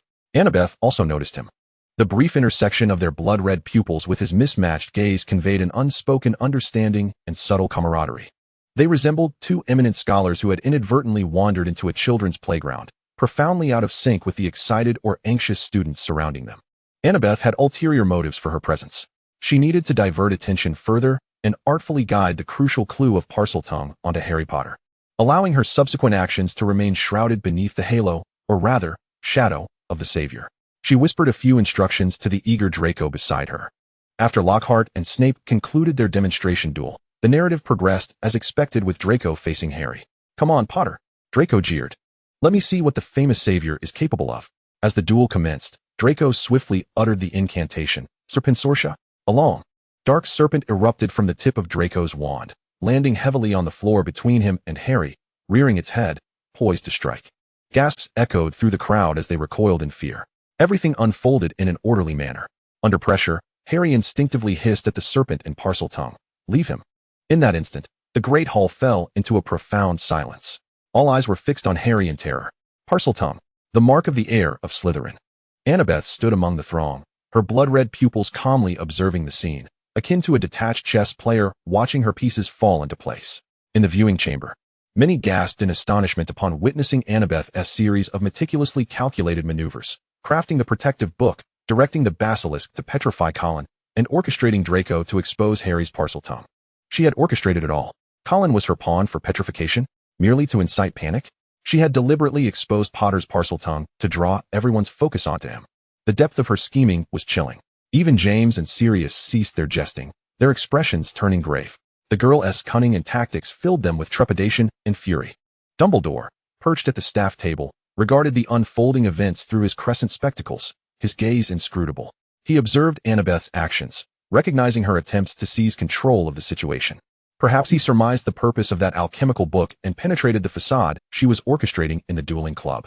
This girl was stepping into the maelstrom of fate with a maturity and decisiveness far beyond her years, even attempting to steer its course. Where would her choices lead Hogwarts? Dumbledore's heart bore a weight of anxiety as profound as the heavy night outside the castle. Chapter 28. Leveraging Strength and Clearing Suspicions. Colin's petrification and Harry's revelation of Parseltongue ignited a tempest in Hogwarts, akin to pouring cold water into a pot of hot oil. Panic and suspicion spread to every corner of the castle. Harry Potter found himself the subject of scrutinizing gazes and isolation from all sides, nearly driving him to despair. All of this unfolded precisely as Annabeth Malfoy had anticipated and orchestrated. She understood that mere distraction would not suffice. Dumbledore's gaze remained sharp. She and Draco, as the pure-blood heirs of Slytherin, were inherently suspect, especially since Draco's duel with Harry had unveiled Harry's identity as a Parselmouth, and he had previously proclaimed his desire to see the Chamber of Secrets opened. She needed a more definitive method to dispel such suspicions. Thus, the third attack transpired. This time, the targets were Justin Finch-Fletchley, who had stormed out of the dueling club in a fit of anger and harbored hostility towards Harry, and nearly headless Nick, who happened to be in his company. Both were petrified simultaneously in the corridor, creating an even more bizarre scene. This incident escalated the panic to new heights and ignited Harry, Ron, and Hermione's resolve to investigate. They naturally directed their suspicion towards the most dubious individual, Draco Malfoy. "It must be Malfoy," Ron exclaimed excitedly in the Gryffindor common room. "He is always bragging about being the heir of Slytherin." "We need evidence," Hermione countered rationally. "We can't rely on mere conjecture." Driven by the pressure from those around him and a thirst for truth, Harry agreed to Ron's audacious plan to utilize hair borrowed from Crabbe and Goyle to brew Polyjuice Potion, disguising themselves as them to extract information from Draco. None of this escaped Annabeth's keen observation. She harbored a subtle anticipation for their actions. For this was a pivotal element in her scheme to leverage the savior Harry Potter to personally affirm Draco's innocence, and, by extension, her own. What could be more convincing to Dumbledore and others than findings from the very skeptics themselves? That evening, within the confines of the Slytherin common room in the dungeons, Harry and Ron, disguised as Crabbe and Goyle, clumsily occupied seats beside Draco. He was boasting with self-satisfaction about how his father was privy to the secrets of the Chamber of Secrets and how he despised those of Muggle descent. At that moment, Annabeth approached, carrying a cup of hot cocoa, and naturally settled into the armchair beside Draco. Her blood-red pupils briefly scanned Crabbe and Goyle, her gaze seemingly capable of penetrating their shoddy transfiguration, causing Harry and Ron's hearts to tighten. "Draco," Annabeth's voice was calm and unwavering, interrupting her cousin's boastful tirade. "You should temper your words a bit. Father's letter explicitly mentioned that he is not informed about the specifics of this chamber incident. He merely cautioned us to remain vigilant and avoid attracting trouble." Her words fell like a bucket of cold water on Harry and Ron, who were attempting to extract information. Draco, somewhat reluctantly, pouted but, under Annabeth's steady gaze, quelled his arrogance and muttered, fine, but I know it was definitely someone formidable behind this. Far more powerful than me." His words bore a hint of reluctance, but clearly denied any possibility of being the heir. Only then did Annabeth redirect her attention back to Crabbe and Goyle, her tone laced with subtle guidance. "You two should keep a low profile for a while. The castle is not safe. The true heir lurks in the shadows, and no one knows what his next move will be. Protect yourselves and avoid causing trouble for the Malfoy family." To Harry and Ron, her words conveyed several unmistakable messages. 1. Lucius Malfoy is unaware. 2. Draco is not the heir and admits to his own inadequacy. 3. The genuine heir is someone else and exceedingly dangerous. Harry's heart sank. His previously steadfast suspicions wavered in the face of Annabeth's calm assertions and Draco's inadvertent denial. If even the Malfoys were oblivious, and if even the conceited Draco, proud of his Slytherin heritage, acknowledged he was not the heir, then who could it possibly be? In the viewing hall, spectators gazed at Annabeth, who, with a casual grace, had utilized the trio's investigation to thoroughly exonerate both Draco and herself, sending a shiver down their spines. She had anticipated Potter's attempts to extract information. She had deliberately uttered those words to ensure Potter heard them and would relay them to Dumbledore. The notion of using those who doubted her to validate her innocence was profoundly clever. A mingling of awe and fear enveloped the onlookers. Annabeth's mastery over human psychology and her manipulation of the situation had reached astonishing heights. Not only had she orchestrated a diversionary attack, but she had also anticipated her adversaries' reactions, cleverly using their actions to fulfill her own objectives. Dumbledore's deep gaze flickered with understanding and gravity. This girl possessed not only remarkable power, but also a level of cunning and composure that surpassed her peers, and even many adults. Eric's admiration for her grew more palpable. In his eyes, Annabeth's maneuver was a classic example of leveraging strength against strength, a flawless execution of strategic aims. Tom Riddle watched his daughter wield her strategy with such finesse, his eyes glimmering with fervor and pride, as if he were beholding a masterpiece he had sculpted himself. Abraxas felt a tumult of emotions, pride in his daughter's intellect tempered by anxiety for her entanglement in such a perilous game. Annabeth Malfoy, the true mastermind lurking behind the scenes, observed with calm detachment as the actors on her stage followed the script she had penned, step by step extricating herself from the whirlpool of suspicion while directing everyone's attention toward her desired aim. The turmoil surrounding the Chamber of Secrets at Hogwarts had transformed into a meticulously orchestrated shadow game, all due to her unexpected presence. Chapter 29, The Allies' Request and the Seeds Sown. Annabeth's machinations were intricately interwoven. Successfully clearing Draco and herself of suspicion was merely the first step. She needed to divert the investigative gaze entirely in the wrong direction, and the old case from 50 years ago was undoubtedly the most perfect choice. Hagrid, the half-giant who had once been accused of opening the chamber and subsequently expelled, served as a readily available scapegoat. But how could she convey this information seamlessly to the increasingly frustrated Harry Potter? Direct involvement was clearly unwise, as it could easily lead to backlash. Almost immediately, Annabeth thought of her clever and dependable ally, Eric Grindelwald. In the library, in their usual corner, Annabeth did not beat around the bush but spoke directly. "I require your assistance, Grindelwald." Eric looked up from a hefty tome embossed with strange symbols, his mismatched eyes meeting hers, silently awaiting her next words. 50 years ago, during the chamber incident, there was an expelled scapegoat, Rubeus Hagrid. Annabeth's voice was calm and devoid of emotion, as though she were stating an unrelated fact. "I need this information to reach Potter and his friends through appropriate channels. Given our alliance, aiding me in resolving this potential issue would be beneficial for you as well. It will ensure a quieter environment for our research. No explanations. No pleas. Only a cool presentation of interests and a request grounded in their covenant." She understood that with someone like Eric, any extraneous theatrics and scheming would be futile. Honesty and directness were far more effective. Eric regarded her, hesitating only briefly before nodding slightly. Very well. He recognized Annabeth's intent and agreed that this move could effectively divert attention, creating a safer space for their true objectives. Such cooperation between astute individuals can often be refreshingly straightforward and efficient. The opportunity soon presented itself. As Harry, Ron, and Hermione felt increasingly despondent after a series of setbacks, failed attempts to extract information, and the isolating side effects of the polyjuice potion, they sighed heavily in the common room. Harry instinctively cast his gaze toward Eric, quietly engrossed in his book in the corner. Although Eric typically exuded an air of aloofness, his displayed wisdom and maturity beyond his years instilled a flicker of trust in Harry amid his confusion. Harry approached, hesitantly speaking. "Eric, do you have any thoughts about the chamber?" Eric closed his book and regarded Harry with calm, mismatched eyes. Rather than responding directly, he adopted a tone that was subtly guiding, as if casually mentioning a point of interest. "The history of Hogwarts is far more complex than what is recorded in textbooks. Some secrets have been intentionally buried. For instance, 50 years ago, the chamber was opened, and a student was accused of being the culprit and subsequently expelled." He paused, observing Harry's eyes light up with realization, and continued in that same unassuming yet suggestively loaded tone. "Sometimes, what seems least likely may indeed be the truth. Moreover, history often repeats itself for reasons we might not immediately understand. Perhaps you should examine the records from that time, or inquire with the individuals involved." He did not mention Hagrid's name, but his words had already planted a meticulously cultivated seed in Harry's mind. 50 years ago, an expelled student. The repetition of history. "Thank you, Eric." Harry seemed to grasp a lifeline, eagerly pulling Ron and Hermione to delve into the records from 50 years ago, their sights set firmly on Hagrid. Eric gazed at the hurried figures departing, his countenance devoid of expression as he reopened his book, as though the preceding exchange had been merely an unremarkable academic discourse. Within the confines of the viewing hall, many felt a chill rise along their spines as they observed the two individuals skillfully conducting a precise exchange of information and deception. Had they so easily betrayed Hagrid? One posed the request, while the other executed the plan with seamless precision. Harry even expressed gratitude towards him. Unbeknownst to him, he had been reduced to a mere pawn.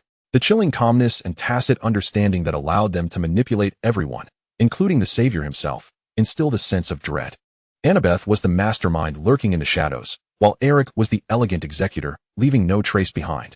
Lily Potter watched her son's face, which had rekindled with hope upon discovering a lead, and felt her heart clench with pain. Her Harry, so kind and brave, had repeatedly been exploited by these astute children, becoming a mere pawn on their chessboard. She clutched James's hand tightly, her eyes brimming with anguish for her son and fury towards the puppeteers behind the scenes. James wore a dark expression, while Sirius ground his teeth in anger. Dumbledore's gaze shifted between Annabeth and Eric, his worries deepening. The alliance of these two children signified not only a confluence of power, but also a fusion of intellect. They were redefining the rules of the game at Hogwarts in their own manner. Meanwhile, Hagrid sighed, realizing that the gentle half-giant was likely to face yet another unwarranted calamity.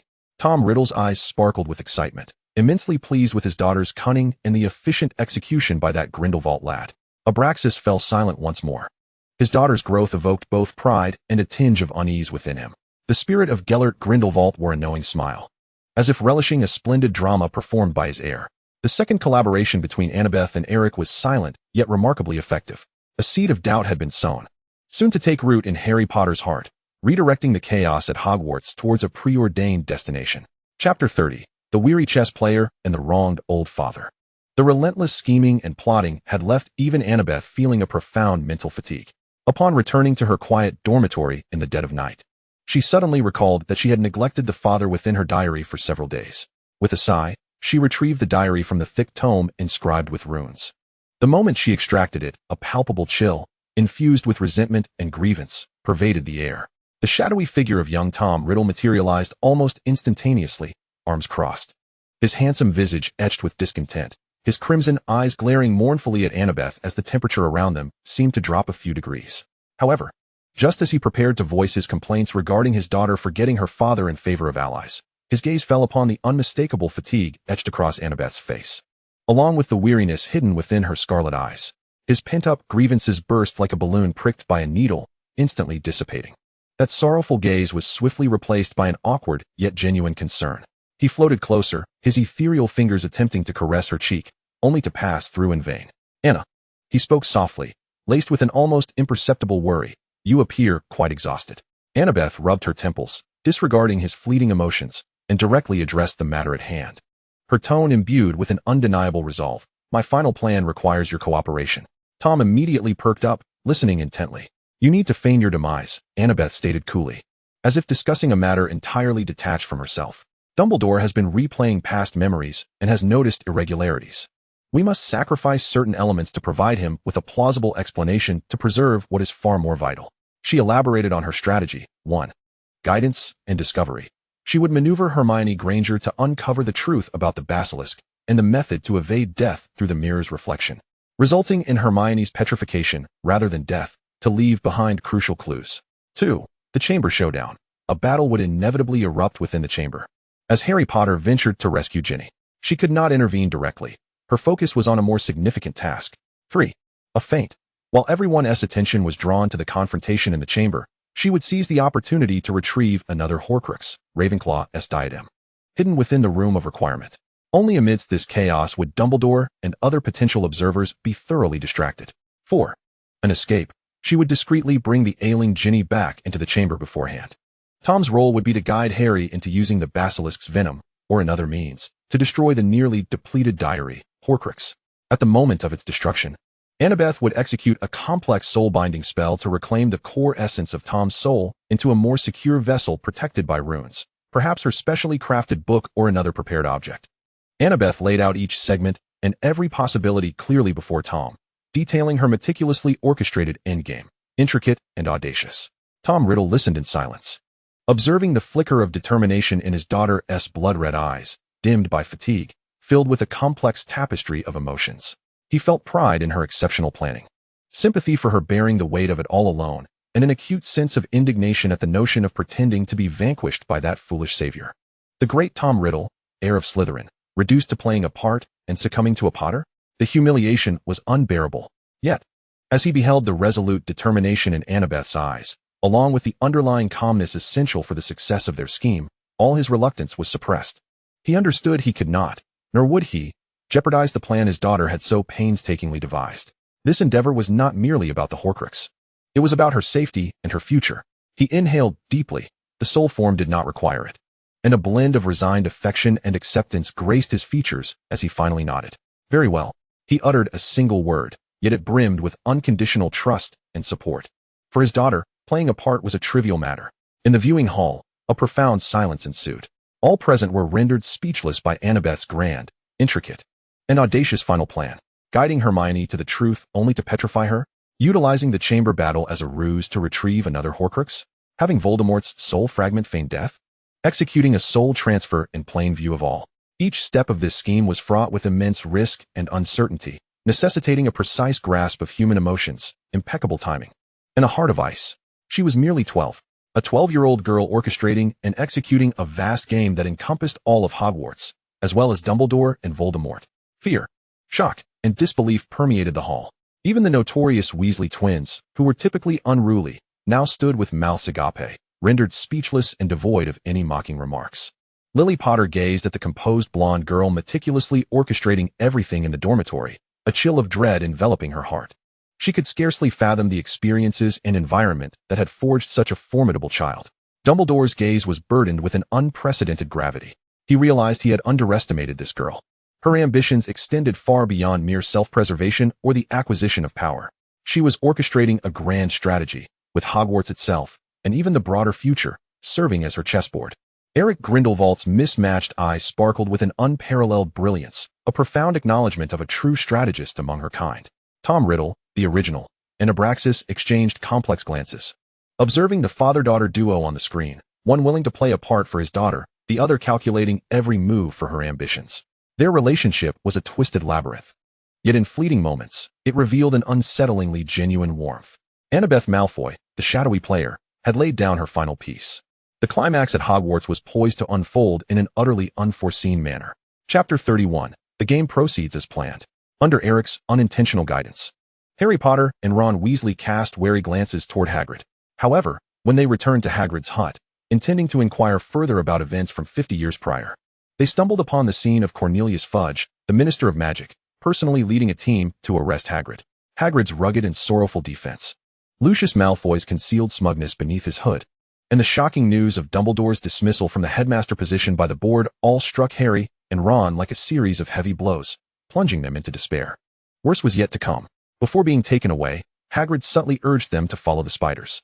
This guidance led them deep into the perilous Forbidden Forest, where they encountered a colossal colony of Acromantulas.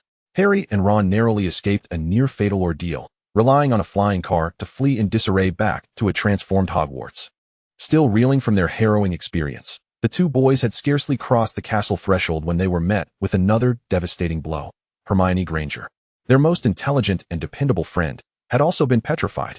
She lay rigid on a hospital bed in the infirmary, clutching a torn page from a library book. With little time for sorrow, Harry gritted his teeth against the pain and examined the clue Hermione had risked her life to uncover. The page depicted a colossal serpent, alongside hastily scribbled descriptions of the basilisk and the crucial warning: "The voice of the pipes is in the walls. Use the mirror to see around corners." Everything began to connect. The icy voice echoed through the pipes. The deadly creature was the basilisk, and Hermione had narrowly escaped its lethal gaze by utilizing the mirror, only to suffer petrification. This revelation perfectly aligned with the expectations of a hidden orchestrator lurking in the shadows. Simultaneously, in a quiet dormitory within the Slytherin dungeon, Annabeth Malfoy appeared indifferent to the chaos unfolding outside the castle and the tragedies within. She was hunched over her desk, her focus unwavering. On the desk lay a complex magical array crafted from a blend of silver powder, gem dust, and the blood of an unknown creature. The intricate, ancient lines of the array pulsated with a faint yet stable magical energy, with a space at its core precisely sized to accommodate a thick-covered book or diary. This was the pivotal element of her plan, the soul-binding array. It would ensure that at the moment the diary was destroyed, Tom Riddle's core essence would be forcibly extracted and safely transferred. Her blood-red pupils scrutinized every line of the array, meticulously checking for any flaw. Vivian perched at the corner of the desk, her golden serpent eyes unblinking, as if guarding her master. The gears of her plan turned seamlessly towards the destination she had predetermined. Hermione's discovery and petrification illuminated a path for Harry. Dumbledore's temporary absence removed the greatest variable, and the secret of the Chamber of Secrets was about to be unveiled, drawing everyone's attention. In the viewing hall, a stifling silence enveloped the audience.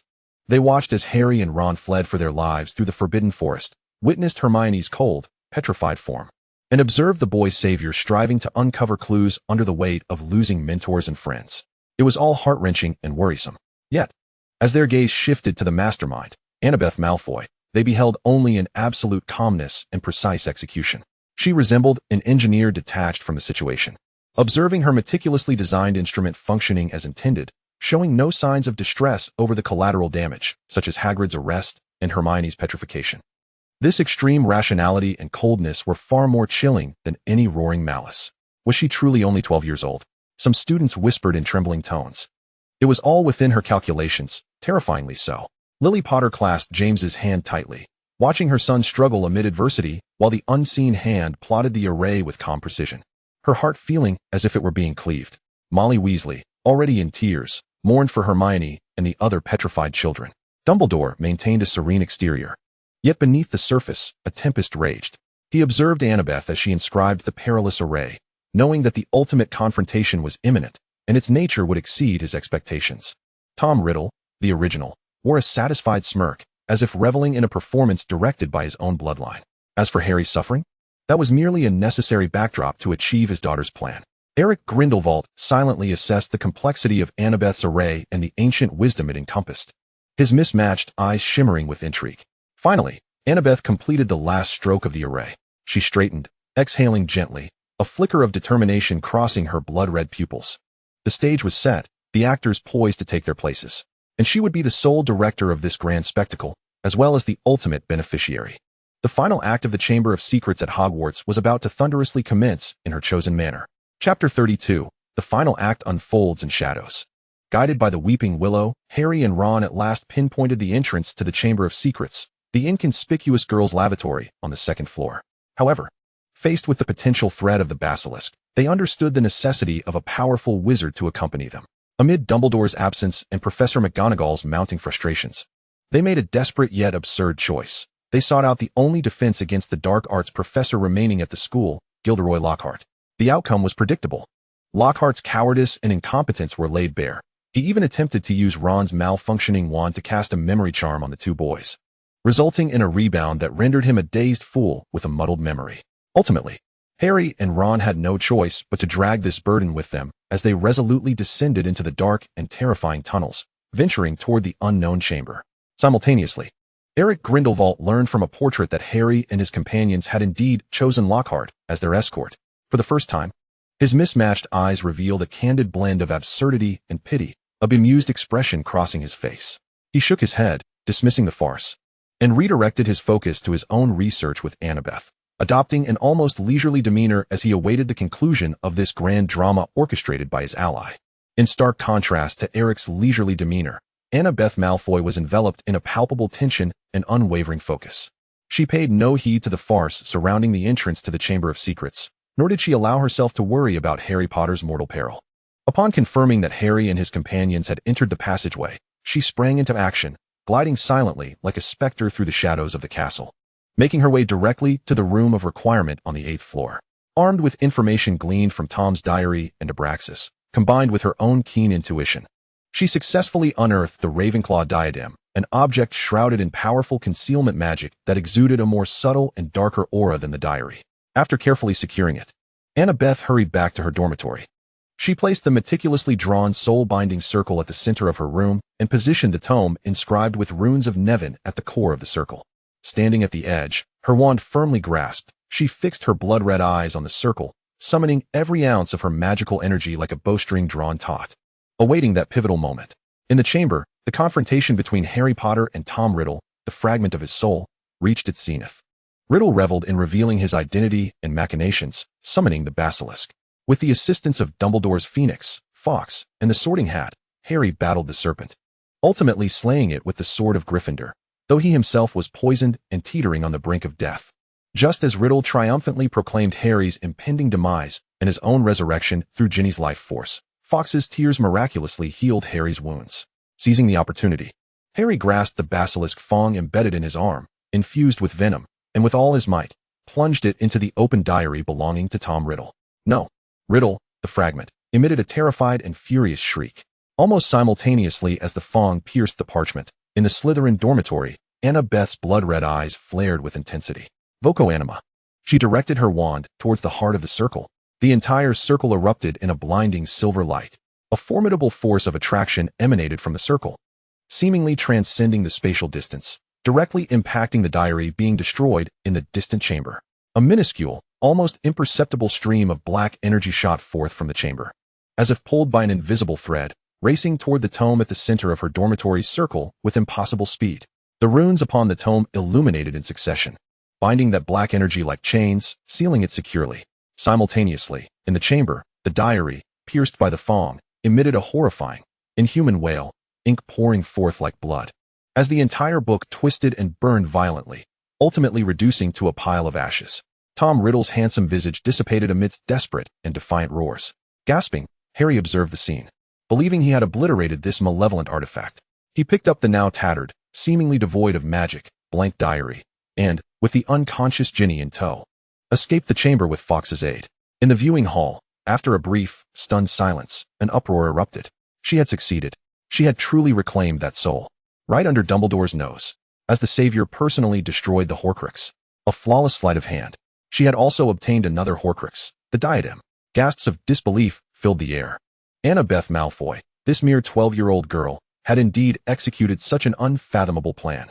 She had utilized everyone, Dumbledore, Harry, Hermione, and even her own father's fragment, to successfully preserve Tom Riddle's soul fragment, while stealthily acquiring a second Horcrux. Dumbledore's gaze deepened, realizing the truth hidden behind the chamber incident was far more intricate than he had envisioned. And that Slytherin girl had become an exceedingly dangerous and uncontrollable factor that he must reassess and confront. Tom Riddle, the original, bore a complex expression of mixed elation, pride, and a hint of trepidation. His daughter had succeeded. Eric Grindelwald gently applauded, his mismatched eyes reflecting the utmost commendation for his ally's capabilities. Abraxas embraced Anna tightly, his feelings a tumultuous blend of awe at his daughter's astounding intelligence and deep concern for the treacherous path that lay ahead of her. Alone in the center of her dormitory circle, Annabeth Malfoy gazed at the tome containing her father's soul fragment and the diadem radiating an otherworldly glow beside her. In her blood-red eyes, there was no trace of joy, only an unfathomable coldness akin to the stillness before a storm. Her plan had concluded flawlessly, yet her journey had only just begun. The second year at Hogwarts closed its curtain in a manner unbeknownst to all. Chapter 33, A Summer of Rivalry and Kindred Spirits. With summer upon her, Annabeth returned to the Muggle world, brandishing her spoils, the new diary and Ravenclaw's diadem, her demeanor bold and triumphant. However, she soon discovered that bringing home two items harboring her biological father's soul fragments might not have been the most sagacious decision. These two Horcruxes, forged during the passionate affair between Tom Riddle and Abraxas, were inevitably imbued with a fervent obsession and emotion for Abraxas, as well as a complex concern for Annabeth. The unexpected heir. Thus, a series of amusingly absurd scenes began to unfold. Upon seeing Annabeth's portrait of Abraxas, the tome would emit a gentle warmth, exuding an air of attachment and pride, as if to say, "Look, my vessel is crafted by Anna herself." Meanwhile, the diadem would flicker with a cold, ghostly light, imbued with a sense of defiance. When Annabeth delved into her magical studies alone, the two Horcruxes vied to guide her, presenting their conflicting viewpoints and often disparaging one another, leaving Annabeth exasperated. Their greatest pastime appeared to be competing for her attention and stirring jealousy between Abraxas and Anna. Ultimately, on an afternoon rendered dizzying by the silent bickering of the two Horcruxes, Annabeth could no longer endure. With an impassive expression, she shoved the tome and diadem before the portrait of Abraxas. "Father, you have more experience. Please deal with this," she stated flatly, as if merely discarding two ordinary books. The portrait of Abraxas regarded the two items radiating an ominous aura, still engaged in their subtle rivalry, and an intricate expression crossed his handsome face. He sighed, his gaze a mixture of affection and reproach directed at his daughter. "Anna, my little princess, you have truly grown. Even your poor old father is not spared from your whims. To have to contend with two soul fragments of Tom Riddle, each possessive in their youth, this is sheer torture." Under Abraxas's penetrating yet silent reproach, coupled with the escalating rivalry between the two Horcruxes, Annabeth ultimately resolved to retreat strategically. Under the pretense of seeking a method for soul fusion to alleviate her father's burdens, she packed her belongings, preparing once more to participate in the summer program at the prestigious Muggle laboratory, resolutely opting for on-site accommodation. Before departing, she solemnly addressed the portrait of Abraxas, declaring, "Father, this is also for your sake and theirs. I aim to create a space for you to nurture your relationship, so that you may strive to ensure that I have both my parents." With that, she swiftly turned and gracefully slipped away, leaving no time for Abraxas to react. The portrait of Abraxas could only gaze in silent exasperation at his daughter's hasty retreat. Coincidentally, or perhaps not, Eric happened to be there as well. The reason was simple.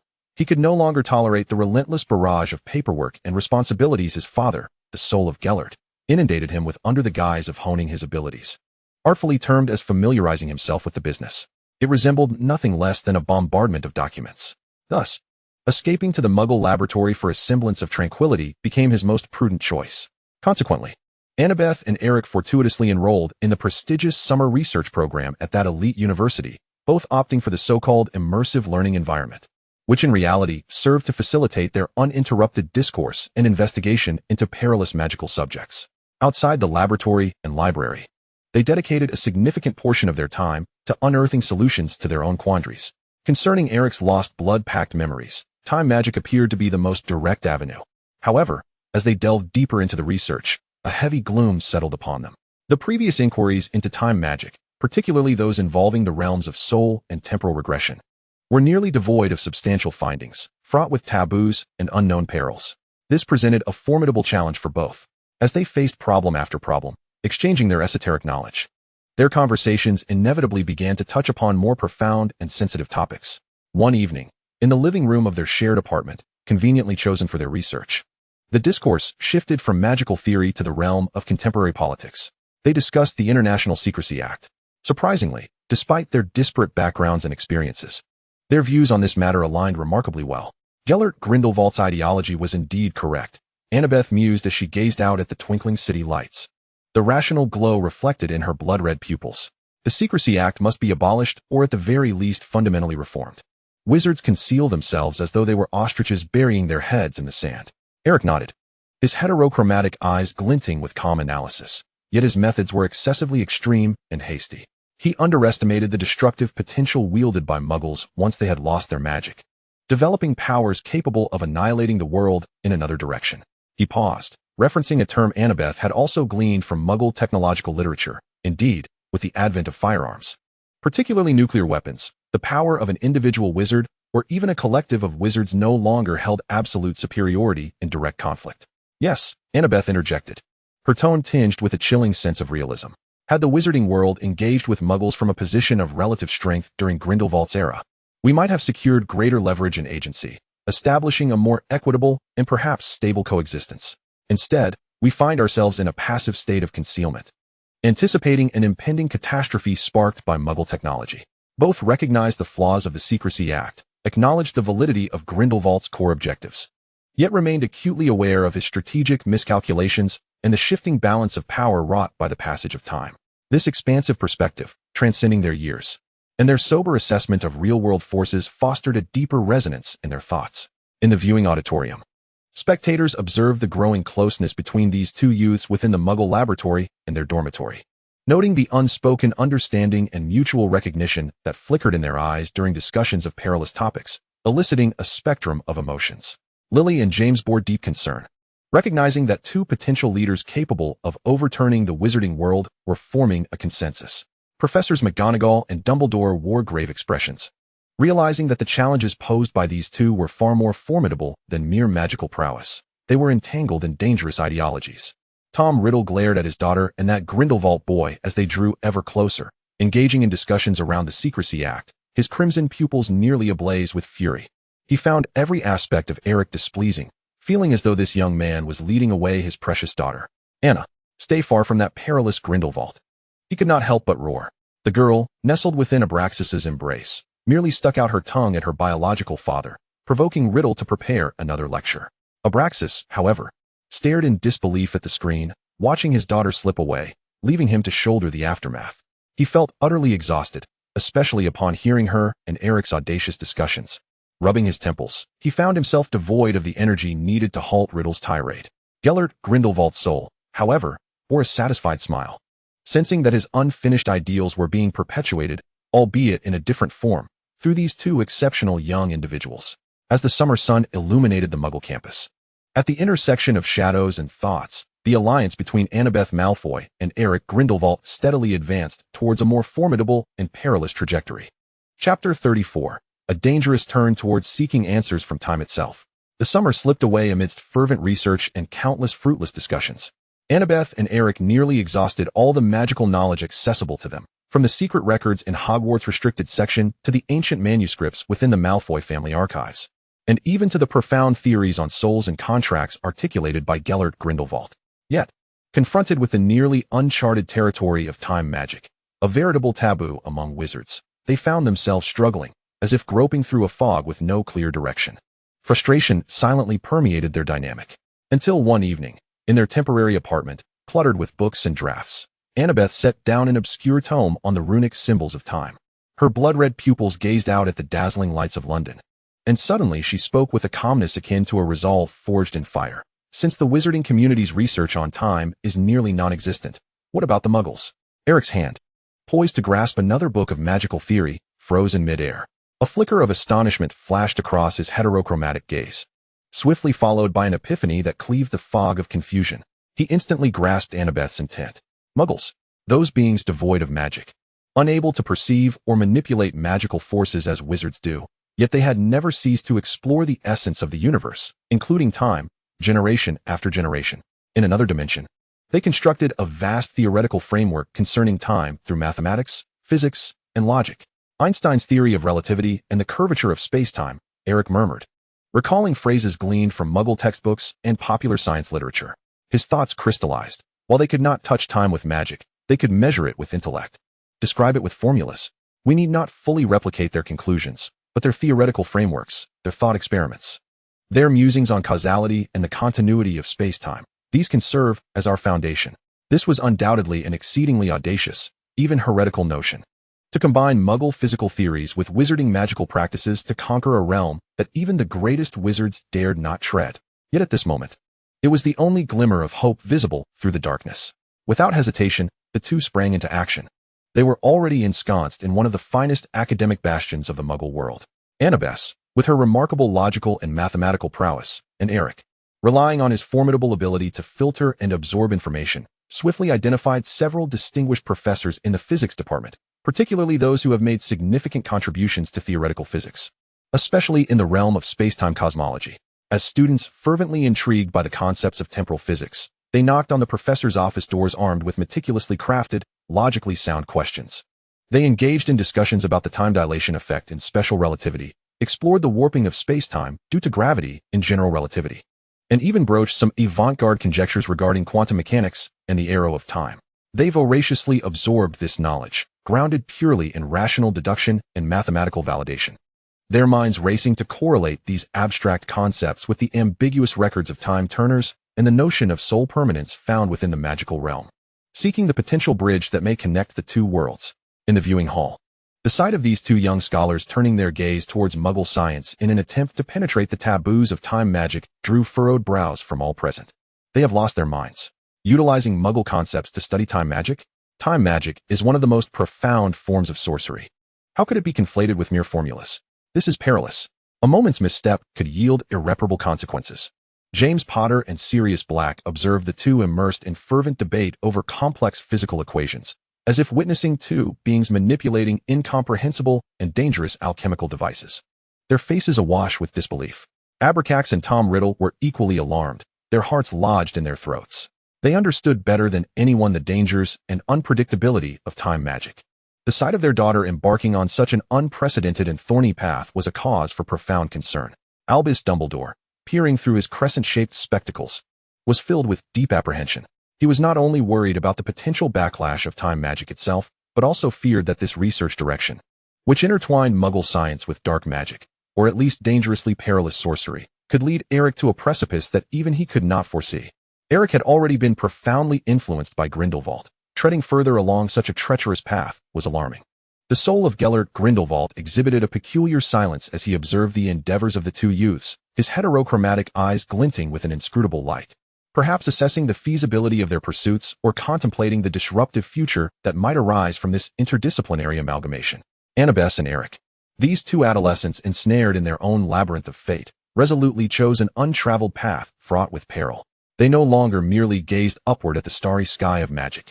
Instead, they began to bend down to pick up the keys forged by Muggle science, endeavoring to unlock the heavy and treacherous door leading to the mysteries of time. The third year at Hogwarts had yet to commence, yet a silent revolution at the frontier of thought and knowledge had already begun. Chapter 35. A startling encounter and astonishing speculations.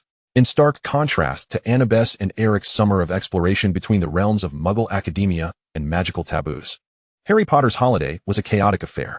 After inflating Aunt March, he anxiously fled from Privet Drive, ultimately being whisked away by the night bus, where he learned of the escape of Sirius Black, the supposed traitor of his parents who sought vengeance against him. With a heavy heart laden with fear and mingled with a flicker of anger towards the murderer of his parents, he boarded the express train returning to Hogwarts. Annabeth and Eric also returned to school with complex emotions. Their research had yielded initial theoretical progress, yet the path ahead remained shrouded in uncertainty. The practicalities of time magic loomed like the sword of Damocles overhead. The train traversed the rain-soaked Scottish Highlands. Annabeth and Draco sat in a compartment, she resting with her eyes closed, organizing the space-time equations in her mind. Suddenly, Vivian, entwined around her wrist, abruptly lifted its head. The golden serpentine pupils narrowed into a fine line, hissing urgently in parcel tongue, audible only to Annabeth. Anna, darkness, cold entities are approaching. Many, almost simultaneously. The light within the compartment dimmed rapidly, and the temperature plummeted. Frost began to crystallize on the windows. A despairing chill, sapping all joy, seeped into the air. What is happening? Draco shivered, his complexion paling. Annabeth instantly opened her eyes, her blood-red pupils sharp as a blade. Dementors. She calmly articulated the term.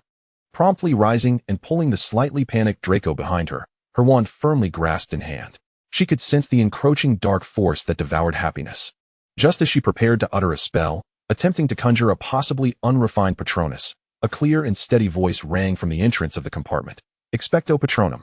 In an instant, a blazing, resplendent silver light erupted, akin to a miniature sun, instantly dispelling the chill and darkness within the compartment. The radiance coalesced into an elegant and sacred creature, a phoenix.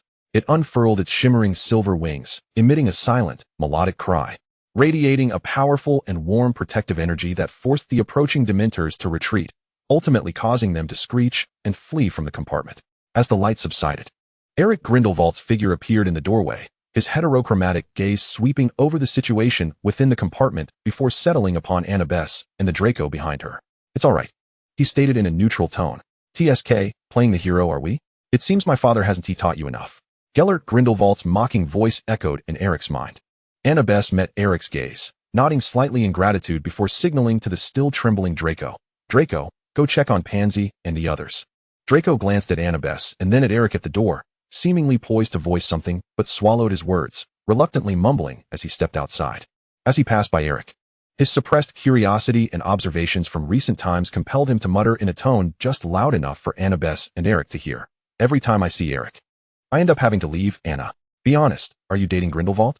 Uncle Ab's portrait mentioned that you spent the whole summer with him at the manor, to avoid those two uncles who argue all day. Draco's voice, though not loud, resonated like thunder in the now silent compartment following the Dementor's departure. Annabeth, Eric, boom. The viewing hall erupted like a boiling cauldron, bursting forth with astonishment. What? Dating? Annabeth Malfoy and Eric Grindelwald. By Merlin S. Beard. How could this be possible? Wait, upon closer inspection, they do seem to always be together. In the library, in the laboratory, and those glances. All the previously overlooked details, the tacit understanding in their shared gazes, the whispered conversations in secluded corners. The extraordinary collaboration, suddenly ignited by Draco's words, converging in the minds of all present towards a direction they had never dared to contemplate. James and Sirius momentarily forgot their ire towards the Dementors, mouths agape, expressions akin to witnessing a giant performing ballet. Lily covered her mouth, her eyes brimming with disbelief. Professors McGonagall and Flitwick exchanged incredulous glances. Even Snape's lips twitched in a barely concealed reaction. Yet the most animated response came from none other than Tom Riddle. Dating? He nearly roared, his crimson pupils fixed fiercely on Eric, before abruptly swinging his gaze towards Annabeth, as if flames were about to erupt from his eyes. Impossible. Absolutely impossible. How could my daughter be involved with that wretched Grindelwald brat, that German fool? What gives him the right? His fury surged, causing his magical aura to pulsate violently, wishing he could unleash a volley of Avada Kedavra upon Eric. Oh, it seems someone is in a hurry. The soul of Gellert Grindelwald immediately emitted a gleeful and taunting chuckle. Riddle, mind your demeanor. Matters concerning children should be decided by themselves. Moreover, I dare say they seem quite well suited for one another, do you not agree? In terms of both talent and ambition. Grindelwald, silence yourself. Riddle seethed. Abraxas held his forehead, exuding a sense of helplessness, both pained by Draco's indiscreet remarks and concerned about his daughter's intricate relationships. Meanwhile, Dumbledore, upon first witnessing Eric summon a Phoenix Patronus, stood utterly astonished. The sacred creature bore an uncanny resemblance to Fawkes, residing in his office, as if it were a silent proclamation echoing through their shared bloodline. A torrent of indescribable emotions surged within him. Astonishment mingled with nostalgia, yet as Draco's conjectures and the ensuing chaos reached his ears, all that remained was a profound headache as an elder. The relationship between these two children was already sufficiently complex. If it were further muddled by the hazy emotions of adolescence, the uncertainties of the future would be even more unpredictable. The Dementor incident on the Hogwarts Express, sparked by a 13-year-old boy's careless words, had transformed into an emotional tempest sweeping through the entire viewing hall. The once purely ally-like bond between Annabeth and Eric became shrouded in a veil of ambiguity, thrusting them into a more conspicuous and perilous spotlight. Chapter 36. A Millennial Displacement and Concerns of Losing Control. The romantic turmoil on the Hogwarts Express allowed Annabeth and Eric to truly experience the sensation of being the center of attention at the onset of the school year. Wherever they went, they could sense prying curiosity and even malicious gossip from all directions. This made the two who were accustomed to lurking in the shadows feel exceedingly unnatural, as if they had become rare exotic creatures on display in a zoo. The spirit of Gellert Grindelwald had not ceased his mockery since Draco's thunderous pronouncement, his tone brimming with schadenfreude. Even the vivacious Vivian around Annabeth's wrist seemed particularly thrilled, occasionally flicking her tongue, expressing her appreciation for the surrounding attention in Parseltongue. Amid this bizarre and awkward atmosphere, the days of the new term passed by. Annabeth and Eric devoted most of their energy to the increasingly intricate magical array within the Room of Requirement. Combining Muggle theories of time and space with ancient Nivern soul magic, the array radiated unstable energy fluctuations, representing an exceedingly perilous endeavor, all while keeping it a secret from Gellert Grindelwald. Finally, on a Quidditch match day, the opportunity arose.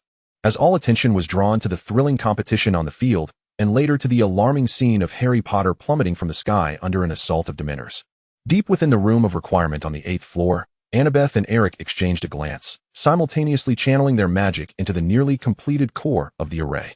Their original goal was to pinpoint the temporal coordinates of the legendary duel in 1945, to glimpse the truth behind the shattering of the Blood Pact. However, the time magic, infused with unrefined theories, revealed its wild and untamed nature. The array erupted in a blinding light, the fabric of space warped violently, the tremendous force threatening to tear their souls asunder. When the light dissipated, the Room of Requirement lay utterly vacant. They had failed to reach the anticipated duel scene. Instead, they were swept away by the uncontrollable torrent of time to the distant past of the 10th century. Meanwhile, in Eric's dormitory, the spirit of Gellert Grindelwald hovered with growing impatience. The clamor of the Quidditch match had long since subsided, and the castle buzzed with discussions regarding Harry's unexpected plight. Yet his capable son had yet to return. An ominous premonition began to stir within him. He knew Eric too well. That rascal was undoubtedly up to something behind his back. When he attempted to sense Eric's soul mark, he found it remarkably faint and elusive, as if shrouded by a thick veil of time not belonging to this era. Gellert's countenance darkened instantaneously. He almost immediately grasped the implications of time magic. Those two reckless little imps had indeed activated that perilous array, and it was evident that a catastrophic error had occurred, leading them to diverge from the existing timeline. Eric. A surge of unprecedented rage and panic surged within Gellert. His soul trembled with fury, a primal urge to seize that presumptuous little brat and thrash him into submission. The backlash of time magic was devastating. They could very well be trapped at some point in the past, or worse, already torn apart by the maelstrom of time. In the viewing hall, the audience, who had been immersed in concern and panic over Harry's encounter with the Dementors, suddenly fell silent. Oh, Merlin. Harry. He has fallen. Is he all right? So many Dementors. What happened to Hogwarts defenses? Lily and James turned pale, almost ready to rush to the rescue. Professor McGonagall and Dumbledore also wore grave expressions. However, in the next moment, the scene shifted to the Room of Requirement in the light screen, revealing the aftermath of the explosion, now a desolate silence, abruptly silencing all voices. As Gellert's silent scream of rage and terror reverberated clearly, the entire hall plunged into an unprecedented, deathly silence, soon shattered by incredulous gasps. They activated the array. Where are they? Why are they gone? Gellert Grindelwald said they had diverged from time. 1,000 years ago. Merlin. Have they traveled back to the very founding era of Hogwarts? Shock. Utter astonishment. This was more terrifying and bewildering than any dark magic or hidden creature. Traveling through time, especially to such a distant past, was entirely beyond the realm of comprehension for everyone. But those two children succeeded? Tom Riddle's fury momentarily froze, morphing into a near-blank panic. Annabeth, he cried out, his scarlet pupils narrowing violently, instinctively wanting to rush towards the light screen, as if he could pull her back from the clutches of the past. All his schemes and ambitions paled in comparison to the fear of his daughter potentially being lost in the torrents of time. He abruptly turned to Abraxas, his voice trembling with an unrecognized intensity. "Abraxas." "They." Abraxas Malfoy, equally ashen-faced, clenched his fists tightly, his nails nearly embedding into his palms. The portrait's body trembled slightly as he gazed at the empty room of requirement, then back at the nearly unhinged riddle, striving to maintain the last vestiges of composure. Though his voice was already hoarse, "Calm down, Tom. Annabeth is clever." This statement served more to comfort himself than to reassure Riddle. Dumbledore suddenly rose from his seat, his blue eyes behind the crescent-shaped glasses filled with unprecedented shock and concern. He was not only worried about Eric, his son, but also about Annabeth. Time travel, especially illegal long-distance journeys, could yield unimaginable consequences. Professor McGonagall gasped, covering her mouth with her hand, her sternness replaced by overwhelming worry. How dare these two children? Severus Snape's body beneath the black robes tensed, his lips pressed into a thin line, his gaze dark and foreboding. "Those reckless little fools." Professor Flitwick shrieked. "1,000 years ago. Merlin, the magical environment there is completely different. They have gone too far." Lily and James Potter, momentarily forgetting the peril surrounding Harry, were taken aback by this unforeseen turn of events. Lily grasped James's arm, her voice trembling. "James, can they return?" Sirius Black opened his mouth, intending to utter some scornful remark, but upon witnessing the desolation and the grave expressions of those around him, he merely raked his fingers through his hair in frustration.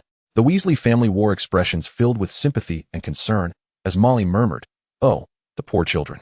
In a fit of rage, the soul of Gellert Grindelwald could no longer maintain any semblance of composure.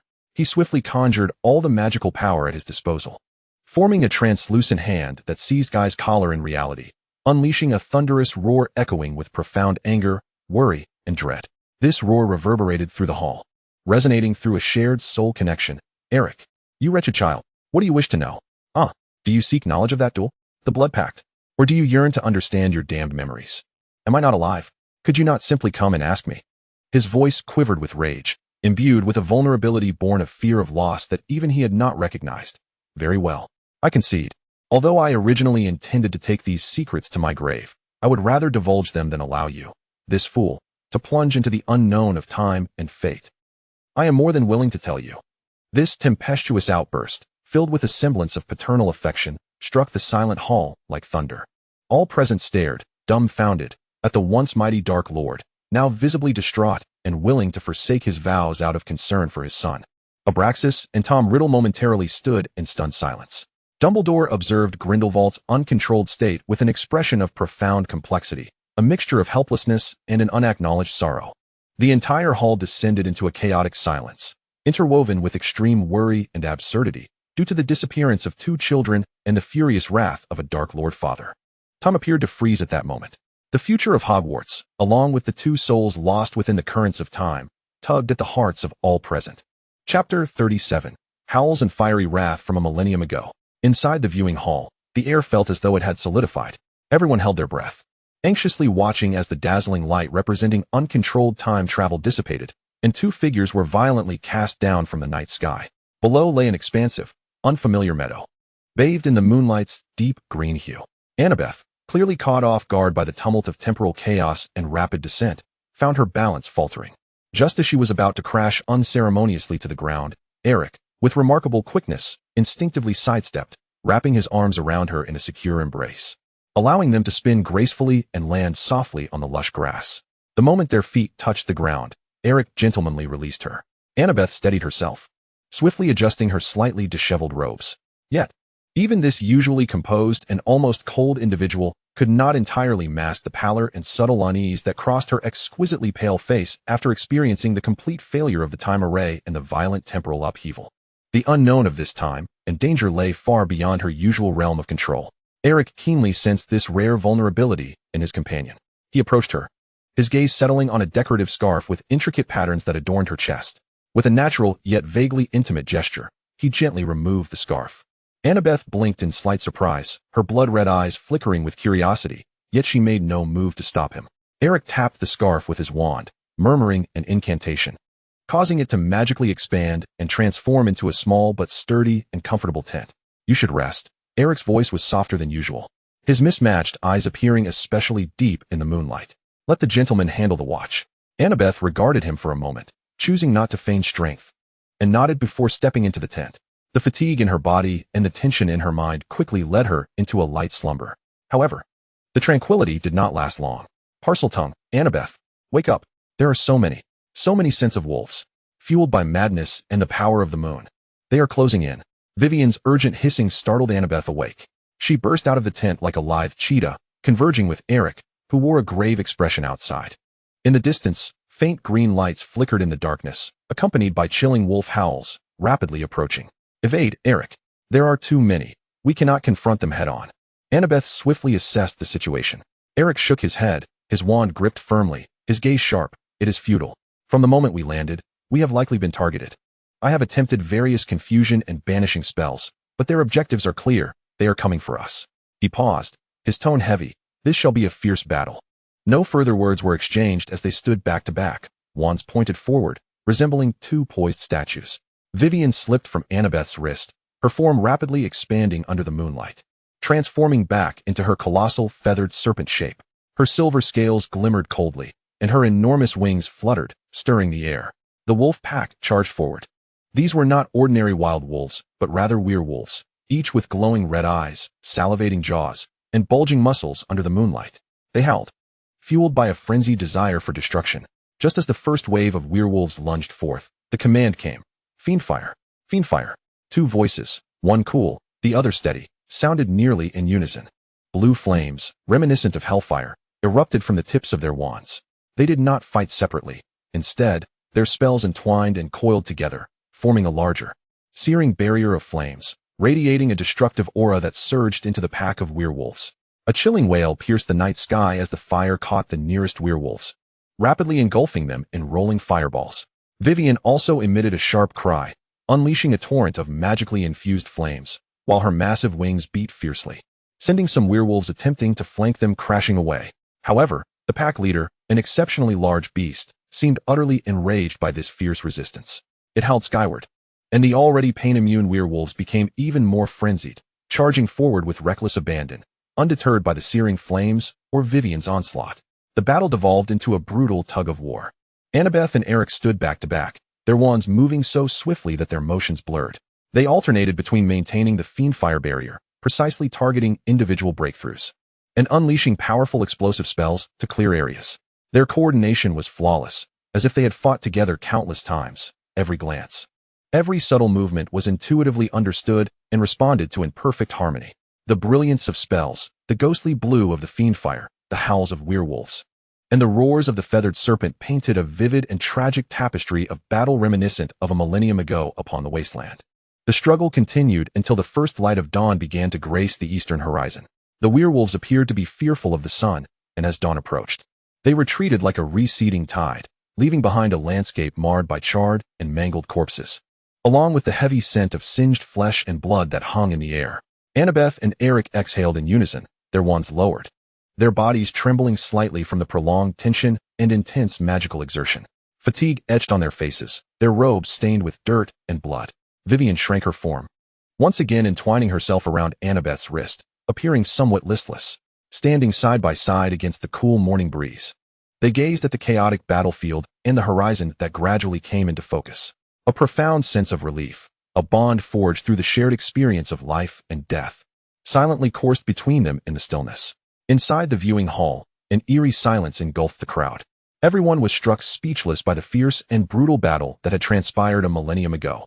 The formidable strength, calm demeanor, and remarkable synergy displayed by the two children in the face of an entirely foreign and perilous environment reshaped their perceptions yet again. Were they truly only 13 years old? The mastery of fire and that magical creature. They had survived amid such overwhelming assaults from the werewolves.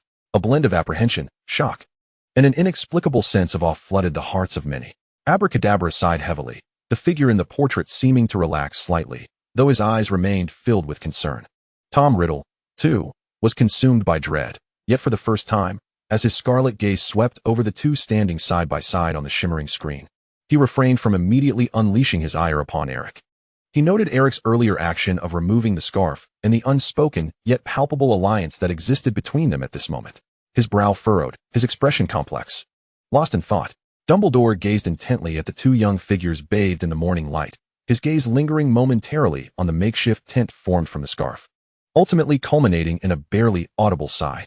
Meanwhile, the spirit of Gellert Grindelwald, after an initial surge of rage, observed his son's display of strength in dire circumstances and the seemingly flawless cooperation with Annabeth, feeling not only anger, but also an unacknowledged flicker of pride. Chapter 38. Late Confessions and Guidance Amidst Confusion. As Gellert Grindelwald's spirit realized that his son and Annabeth might have become lost in the currents of time, an overwhelming sense of helplessness followed his initial fury. As a spectral entity, he could no longer wield powerful magic as he had in life to search for or intervene. After struggling with profound worry and agitation for what seemed an eternity, he finally made the arduous decision to seek out Albus Dumbledore. Upon passing through the walls and entering the familiar office of the headmaster, Fawkes let out a clear, melodic call. Seated behind the desk, Dumbledore seemed to possess an uncanny foresight. He slowly lifted his head, his cerulean eyes peering into the void, as if he could pinpoint the location of Gellert's spirit with precision. Time appeared to freeze at that moment, transcending decades of grievances and separations. As they exchanged a silent gaze, Gellert, Dumbledore's voice was remarkably calm, yet imbued with a weariness and complexity that transcended time. "You have finally come to see me." Gellert remained silent, awaiting further words. Dumbledore's gaze seemed to drift into the distant past. "When news of your death reached me, do you know how I felt, Gellert? You fool." His voice trembled imperceptibly. "I went to Nurmengard and beheld your former abode, feelings long sealed by the passage of time, now seeping through a slight fissure." Gellert's spirit quivered at this unexpected mention from Albus. After a moment of silence, he spoke in a low voice laced with a barely detectable rasp. "Albus, do you hate me?" Dumbledore regarded him deeply, or in his direction, slowly shaking his head. "Hate? Not quite. We were once in love, were we not?" He gently brushed over this heavy topic, as if reluctant to dwell too long. "Very well, Gellert. Your appearance here must pertain to Eric. Is he your child with Vinda?" "Vinda?" Gellert's voice shot up, resembling a cat whose tail had been stepped on, filled with incredulity and absurdity. "Albus, what are you saying?" He inhaled deeply. A spirit does not require breath. As if resolving himself, his voice lowering with an odd mixture of pride and a sense of destiny. "In fact, that rascal Eric is our bloodline." The quill in Dumbledore's hand clattered to the desk, his entire being froze, his eyes widening behind the crescent-shaped glasses as though he had just heard the most astonishing revelation. "Blood pact," he exclaimed, "the golden vial, the intertwined blood. Those fervent and perilous oaths from our youth. So it appears they have left behind more than just pain and bondage." "Indeed," Gellert confirmed, his tone complex. "My Albus, as ever, astutely touches upon the core. However, just as these old lovers, entangled for a lifetime, we're about to descend into a maelstrom of complex emotions wrought by this earth-shattering revelation of blood. They seem to temporarily forget that there was still or rather two, son whose fate was uncertain, stranded in the desolate expanse of a millennium past."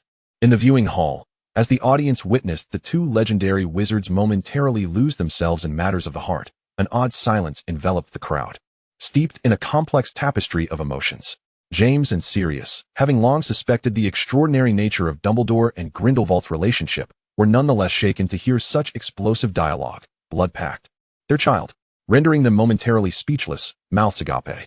After a brief stupor, the Weasley twins suddenly let out a loud whistle, shattering the silence, their faces alight with the thrill of discovering epic gossip. Professor McGonagall, stunned, turned to Dumbledore, her lips trembling as if she wished to speak, yet unsure where to begin. Severus Snape's typically impassive visage crumbled, his lips twitching, his eyes reflecting the bewilderment of a worldview being reshaped.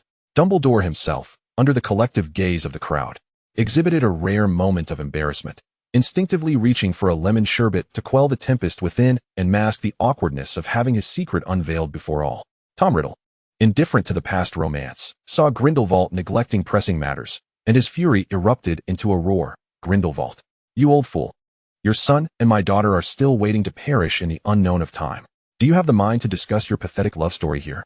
Abracadabra also furrowed his brow. He had little interest in Dumbledore and Grindelwald's history, focused solely on uncovering his daughter's whereabouts and safety. The scene then shifted back to the grasslands of a millennium past. Annabeth and Eric stood in the morning breeze, weary and disoriented. They were uncertain of their location, unaware of which direction England lay, and even more so, how to reach Hogwarts, should it exist in this era. "Eric," Annabeth finally broke the silence, her voice tinged with fatigue, "what we need most now is to regain our strength. Vivian is already quite exhausted. The immense feathered serpent had diminished in size, languidly coiling around Annabeth's wrist. Eric nodded in agreement. The two collaborated, with Eric venturing out to forage for sustenance, soon returning with a wild turkey. He expertly kindled a fire, plucked the feathers, and prepared the entrails, methodically engaging in the cooking process with a focused demeanor and deft skill that mirrored his usual elegance and magic. A subtle stir rippled through the audience as they observed Eric deftly handling the ingredients, a stark contrast to their preconceived image of Grindelwald. The air cloaked in an aura of magic and power. The tantalizing aroma of roasted meat gradually permeated the air, prompting the previously listless Vivian to lift her head once more, her golden serpent eyes rekindling with brilliance. After a modest meal, replenishing their strength, the two began to deliberate their next course of action. Vivian, Annabeth inquired, caressing the cool body of the feathered serpent. Can you sense the general direction of our ancestor Slytherin? Or any powerful, familiar magical fluctuations? This was the only lead they could conceive that might connect them to this era. Of course, my dear Anna, Vivian replied, proudly raising her head as if to affirm her worth. With a flick of her tail against the ground, she declared, once I finish this last bite, I shall guide you. I can detect that ancient and comforting cold essence. Eric and Annabeth exchanged a glance, momentarily at a loss for words as they regarded the gluttonous serpent, now revitalized by a morsel of roasted meat. In their shared gaze, they saw a flicker of resignation and acceptance. Relying on a greedy serpent for navigation a millennium ago seemed utterly ludicrous. Yet it was their sole hope in the present moment. Riddle observed his daughter's resigned expression and the unreliable serpent on the screen, feeling a pang of anguish as he contemplated the uncertainty that lay ahead for her, at least until a stable stronghold was found. Chapter 39. The Late Alarm and the Scorched Earth Array. After a hearty meal, Vivian, content, regained her magnificent form adorned with silver scales. She gracefully lowered her elongated neck, inviting Annabeth and Eric to ascend to her head. Once they steadied themselves, Eric instinctively supporting Anna's waist for balance. Though she remained stiff yet did not push him away, Vivian emitted a melodious cry, her expansive wings unfurling powerfully, lifting them skyward with a surge towards the heavens. This marked the first occasion for Eric and Annabeth to gaze down upon the ancient land from such a lofty perspective. The mountains undulated, rivers wove like silver ribbons, and vast forests sprawled like a verdant sea, presenting a breathtakingly primal panorama beneath their feet. The howling wind tousled their hair and robes, and this exhilarating sensation of soaring freely above the world offered an unprecedented experience for two souls accustomed to navigating through schemes and machinations, temporarily alleviating their disorientation and unease in this bewildering time. However, in stark contrast to their momentary tranquility, in the Hogwarts headmaster's office, the old lovers, having just endured an emotional upheaval and the revelation of staggering secrets, finally emerged from their convoluted reminiscences. Gellert Grindelwald's spirit seemed struck by a bolt of lightning as he suddenly recalled the perilous intent that had driven him to seek Albus.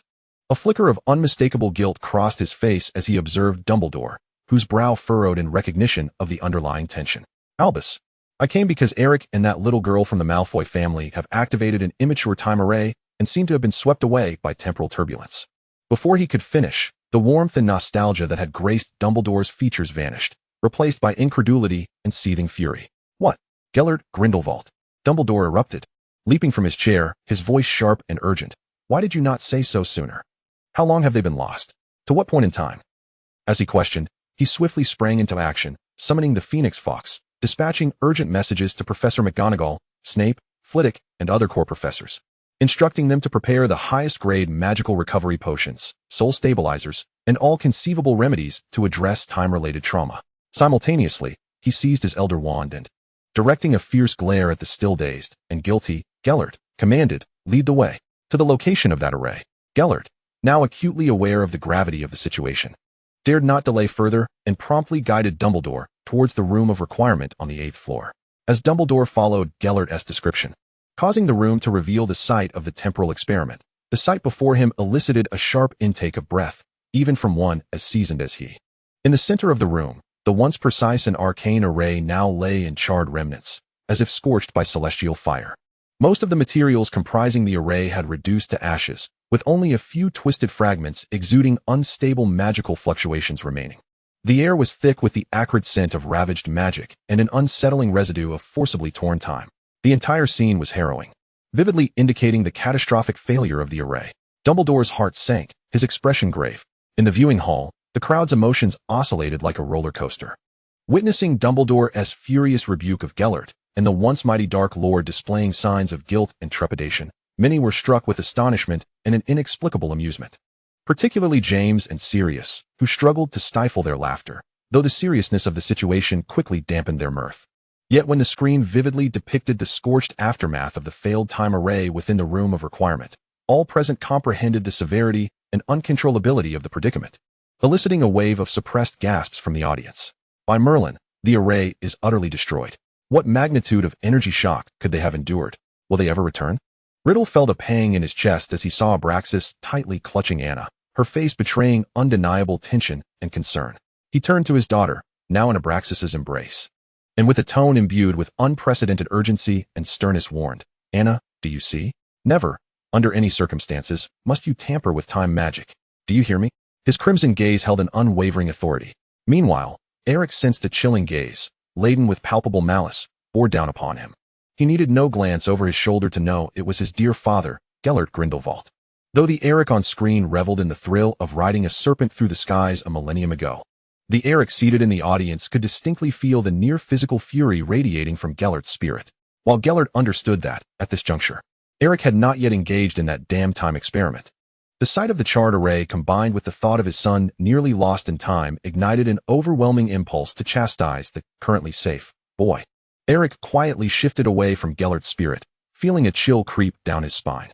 Tension, apprehension, and a hint of absurd humor entwined within the viewing hall. All understood that locating and retrieving Annabeth and Eric would be an exceedingly daunting task, fraught with uncertainty. The experiences awaiting these two children in the future, or past, were destined to be riddled with perilous unknowns. Chapter 40, A Welcome and Cohabitation Turmoil from a Millennium Ago. Vivian soared through the skies with Annabeth and Eric for a considerable time, finally catching sight of the familiar yet foreign castle of Hogwarts. Standing majestically upon the cliffs beside the Black Lake as the sun began to set, it is more novel than their understanding suggests. Yet it carries a rugged vibrancy characteristic of its nascent stage. Even more astonishingly, before the castle's grand entrance, for figures stand resolutely. They are none other than the four founders of Hogwarts, Salazar Slytherin, Godric Gryffindor, Rowena Ravenclaw, and Helga Hufflepuff. It seems they had anticipated the arrival of the two. As Vivian descended, Annabeth and Eric gracefully dismounted from the serpent's back and approached the castle. The founders' gazes converged upon them with unwavering attention. Salazar Slytherin, the dark-haired, stern-faced wizard with sharp eyes, was the first to focus on Annabeth's iconic golden locks and her distinctive blood-red irises. Before casting a glance at the docile, for now, Vivian on her wrist, a subtle twitch of his lips betrayed an inexplicable headache that transcended millennia. Those unworthy descendants of his, not even he, their ancestor from 1,000 years ago, was spared. To summon trouble from a millennium past, what audacity! Godric Gryffindor, with his fiery red hair and boisterous demeanor, wore an amused expression, jabbing his elbow into the side of the scowling Slytherin, exchanging knowing glances. Rowena Ravenclaw, the goddess of wisdom, sparkled with insight and a hint of amusement in her eyes. Helga Hufflepuff, meanwhile, wore a gentle smile, her gaze filled with warmth and curiosity. "Since you are here, you might as well come in," ventured the most magnanimous of them all, Hufflepuff, breaking the eerie silence. The four founders led the two little troublemakers from the future into the Hogwarts castle, still a work in progress. Though its interior differed from what would come in later years, the rich scent of magic and the feeling of home remained unchanged. As they arranged accommodations, a new uproar arose. Rowena Ravenclaw, considering efficiency and the peculiar circumstances of the time travelers, proposed directly, since both hail from the same era and are in a unique situation, it would be prudent to house them in the same room for mutual support. Absolutely not. Salazar Slytherin countered vehemently, nearly drawing his wand at once. His face was ashen, and his gaze, sharp as a knife, swept over the calm Eric standing next to Annabeth. The sense of impending doom that his carefully nurtured, delicate cabbage might be uprooted by an unknown wild boar rendered even this 1,000-year-old ancestor restless. Godric Gryffindor, reveling in the unfolding drama, could hardly contain his laughter as he discerned his old friend's deep-seated concern for his prized cabbage, as well as Rowena's subtle enjoyment of Slytherin's dismay. All right, Salazar. Don't be so rigid. How about letting the two children choose for themselves? He would later regret this suggestion. The pressure immediately shifted to Annabeth and Eric. Under the scrutinizing gaze of the four legendary founders, especially Slytherin's near-murderous glare, both felt an unprecedented awkwardness. Eric averted his gaze somewhat uncomfortably. Annabeth, whose blood-red eyes had never flinched even in the face of Voldemort, found herself uncertain where to look. However, reason swiftly regained the upper hand. They were utterly unfamiliar with this era, and danger lurked at every corner. The werewolf from the previous night served as proof. Indeed, sharing a room was the safest and most practical option for devising strategies. After a moment of silence, Eric was the first to speak, striving to maintain a steady tone. Given our uncertain circumstances and potential dangers, I believe sharing a room is the more prudent choice. Annabeth nodded slightly in agreement, whispering, I concur. You too. Salazar Slytherin was so enraged he nearly drew his wand. He pointed at Eric, his finger trembling, then shot a furious glance at Annabeth, ultimately emitting a frustrated huff, dramatically sweeping his robes as the air around him thickened ominously. Ha ha ha! Godric Gryffindor erupted into raucous laughter, thumping Helga Hufflepuff's shoulder beside him, who shook her head with an amused smile. Rowena Ravenclaw's lips curled into a satisfied smirk as she elegantly turned, signaling the house elf to escort the two to their room. In the viewing hall, witnessing this scene that transcended a millennium, silence fell momentarily, only to be followed by uproarious laughter. Ha ha! Slytherin's ancestor is positively livid. They chose to be together after all. Gryffindor guffawed the loudest, while Ravenclaw seemed to have orchestrated the entire affair. Indeed, it was clear they had a connection. The atmosphere brimmed with a delightful sense of schadenfreude. Even Professors McGonagall and Flitwick couldn't suppress their smiles. Yet, not everyone found humor in the situation. Tom Riddle trembled with rage, glaring at the figure of Eric on the screen, wishing he could traverse time to cast an Avada Kedavra. How dare he? Why didn't Lord Slytherin simply throw him out of the castle? It seems my son possesses quite the talent to incite such ire even from Slytherin of a millennium past. Gellert Grindelwald's taunting and triumphant voice echoed in Riddle's mind. Grindelwald, I will not let this go. Riddle exploded, igniting a new round of magical clashes and verbal duels between the two dark wizards, drawing curious glances from those around. Abraxas, exasperated, held his forehead, observing the scene where his daughter appeared both embarrassed and resolute, his emotions in turmoil. When he turned his gaze towards Dumbledore, he found the greatest white wizard of the century nervously picking up a lemon sherbet, pretending to be merely a quiet, candy-loving old bee. Clearly, he dared not meet Abraxas's eyes, feeling somewhat guilty and troubled over his son's interference with another's, especially a Slytherin's, affairs. In thousand-year-old Hogwarts, the arrival of two unexpected guests sparked a minor yet dramatic uproar. Meanwhile, in the viewing hall, the intertwining of anger, pride, guilt, and joy painted a vivid tableau of human emotion. Chapter 41, A Millennial Classroom and Jealousy of Flutter. At this moment, Hogwarts Castle was still in its formative phase, far from the bustling season of formal enrollment. The four founders, suddenly presented with two living textbooks from a millennium hence, were delighted to have found an exceptional subject for study. They developed a profound interest in these two little wizards, whose remarkable ability to stir trouble, resulting in their time travel predicament, concealed astonishing secrets. After all, which ordinary young wizard could traverse a millennium? Godric Gryffindor eagerly sought to learn from Eric about the newly developed combat spells and dueling techniques in the future, while Rowena Ravenclaw eagerly engaged with Annabeth, thirsting for discussions on the evolution of magical theory over the millennium, including new interpretations of Nivens and the influence of Muggle logic on magical constructs. Helga Hufflepuff inquired with concern about advancements in herbology and the welfare of house elves in the future. Of course, they all prudently avoided any inquiries that might directly interfere with significant historical trajectories, well aware of the terrifying consequences of the butterfly effect in time. Although Salazar Slytherin initially harbored lingering resentment over Eric's abduction of his descendant, upon learning of the challenges they faced, he demonstrated the magnanimity and wisdom befitting a founder. Annabeth and Eric seized this rare opportunity to seek their counsel on ancient knowledge concerning soul fusion or separation and blood pacts. However, when Salazar Slytherin learned from Annabeth that his remarkable descendant, Tom Riddle, in pursuit of so-called immortality, had torn his own soul apart to create 7 Horcruxes, the usually composed founder of Slytherin was utterly incensed. 7. The color drained from Salazar Slytherin's face, his chest heaving violently as incredulous rage and a near-shameful indignation ignited in his serpent-like eyes. Foolish, short-sighted, self-destructive. How could I, Salazar Slytherin, bequeath such a progeny? With a mind muddled by reeds and marsh muck? Did he not comprehend that the wholeness of the soul is the very foundation of magic? I longed to pry open his head and see what lies within. His furious roar echoed through the ancient stone walls of the castle, momentarily silencing even the laughter of Gryffindor, who wore solemn expressions. The other two founders shook their heads in sorrow for the wayward descendants who had strayed onto such a malevolent path. under the unreserved guidance of the four founders, especially Slytherin, who seemed to pour out his wisdom as if seeking to atone for his descendants' sins. Annabeth gradually grasped the core principles of the ancient and perilous soul fusion magic. In exchange for this knowledge, she solemnly vowed to the four founders, particularly to Slytherin, who watched her intently. Should the fused Tom Riddle remain obstinate and intent on destruction and terror, she would utilize all her power to intervene, never allowing blood ties to cloud her judgment. In the viewing hall, witnessing Annabeth truly acquire the method of soul fusion from the founders plunged the crowd into a complex unease. The resurrection of the Dark Lord seemed to transform from an impossibility into a potentially terrifying reality, even with Annabeth's vow in place. The shadow cast by Voldemort weighed heavily on every heart. Meanwhile, a millennium later, in the Hogwarts headmaster's office, Dumbledore was far from leisurely. He and the soul of Gellert Grindelwald were straining their minds to repair the nearly charred time magic array left by Annabeth and Eric, hoping to unearth clues to track or summon them back. Simultaneously, he had to divert his attention to the uproar triggered by Sirius Black's escape, ensuring Harry's safety and the stability of the school. Gellert Grindelwald's soul felt deeply dissatisfied and angered by the distraction that, especially concerning Black-related matters, drew Albus's focus away from him. This pent-up emotion found no outlet.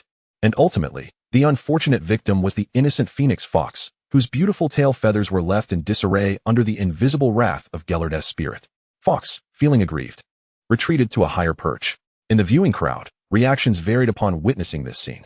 Tom Riddle seized the opportunity to issue a sharp mockery. "Ha, Grindelwald!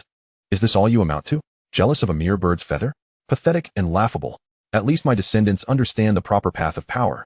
Unlike some fool who shatters himself into pieces, even your Slytherin ancestors would scorn him." Gellert immediately retorted, striking precisely at Riddle's sore spot. "What do you know? That was for the honor of purebloods. The honor of purebloods is to become a madman everyone seeks to vanquish? You're killing me with laughter."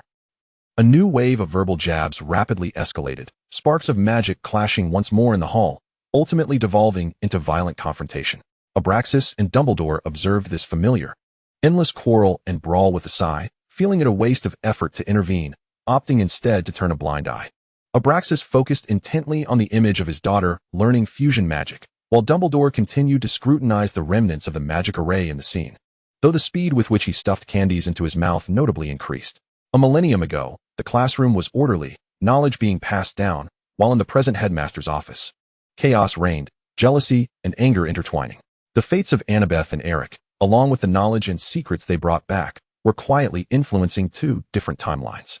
Chapter 42, Confronting Fear and the Comfort Beyond the Door.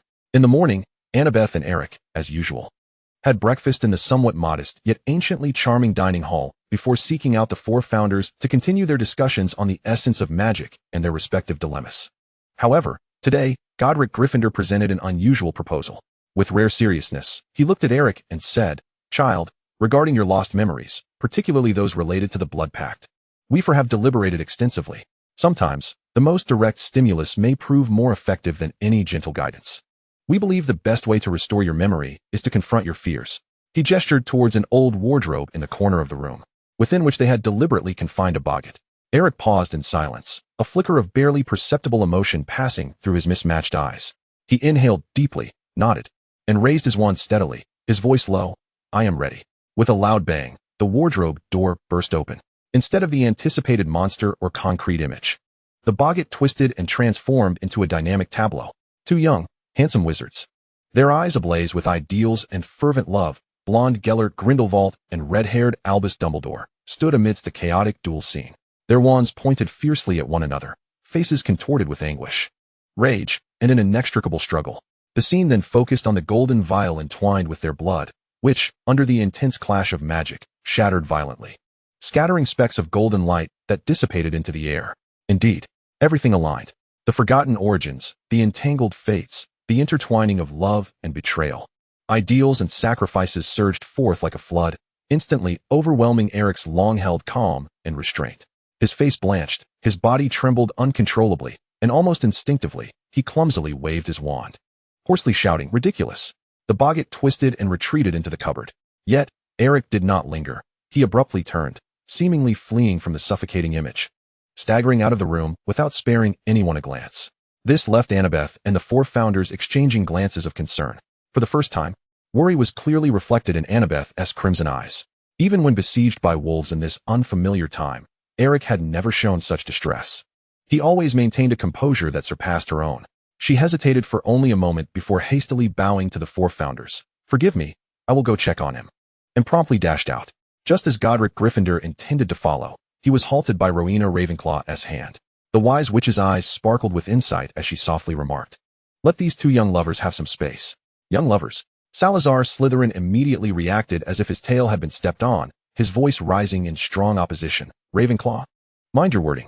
They are merely temporary allies."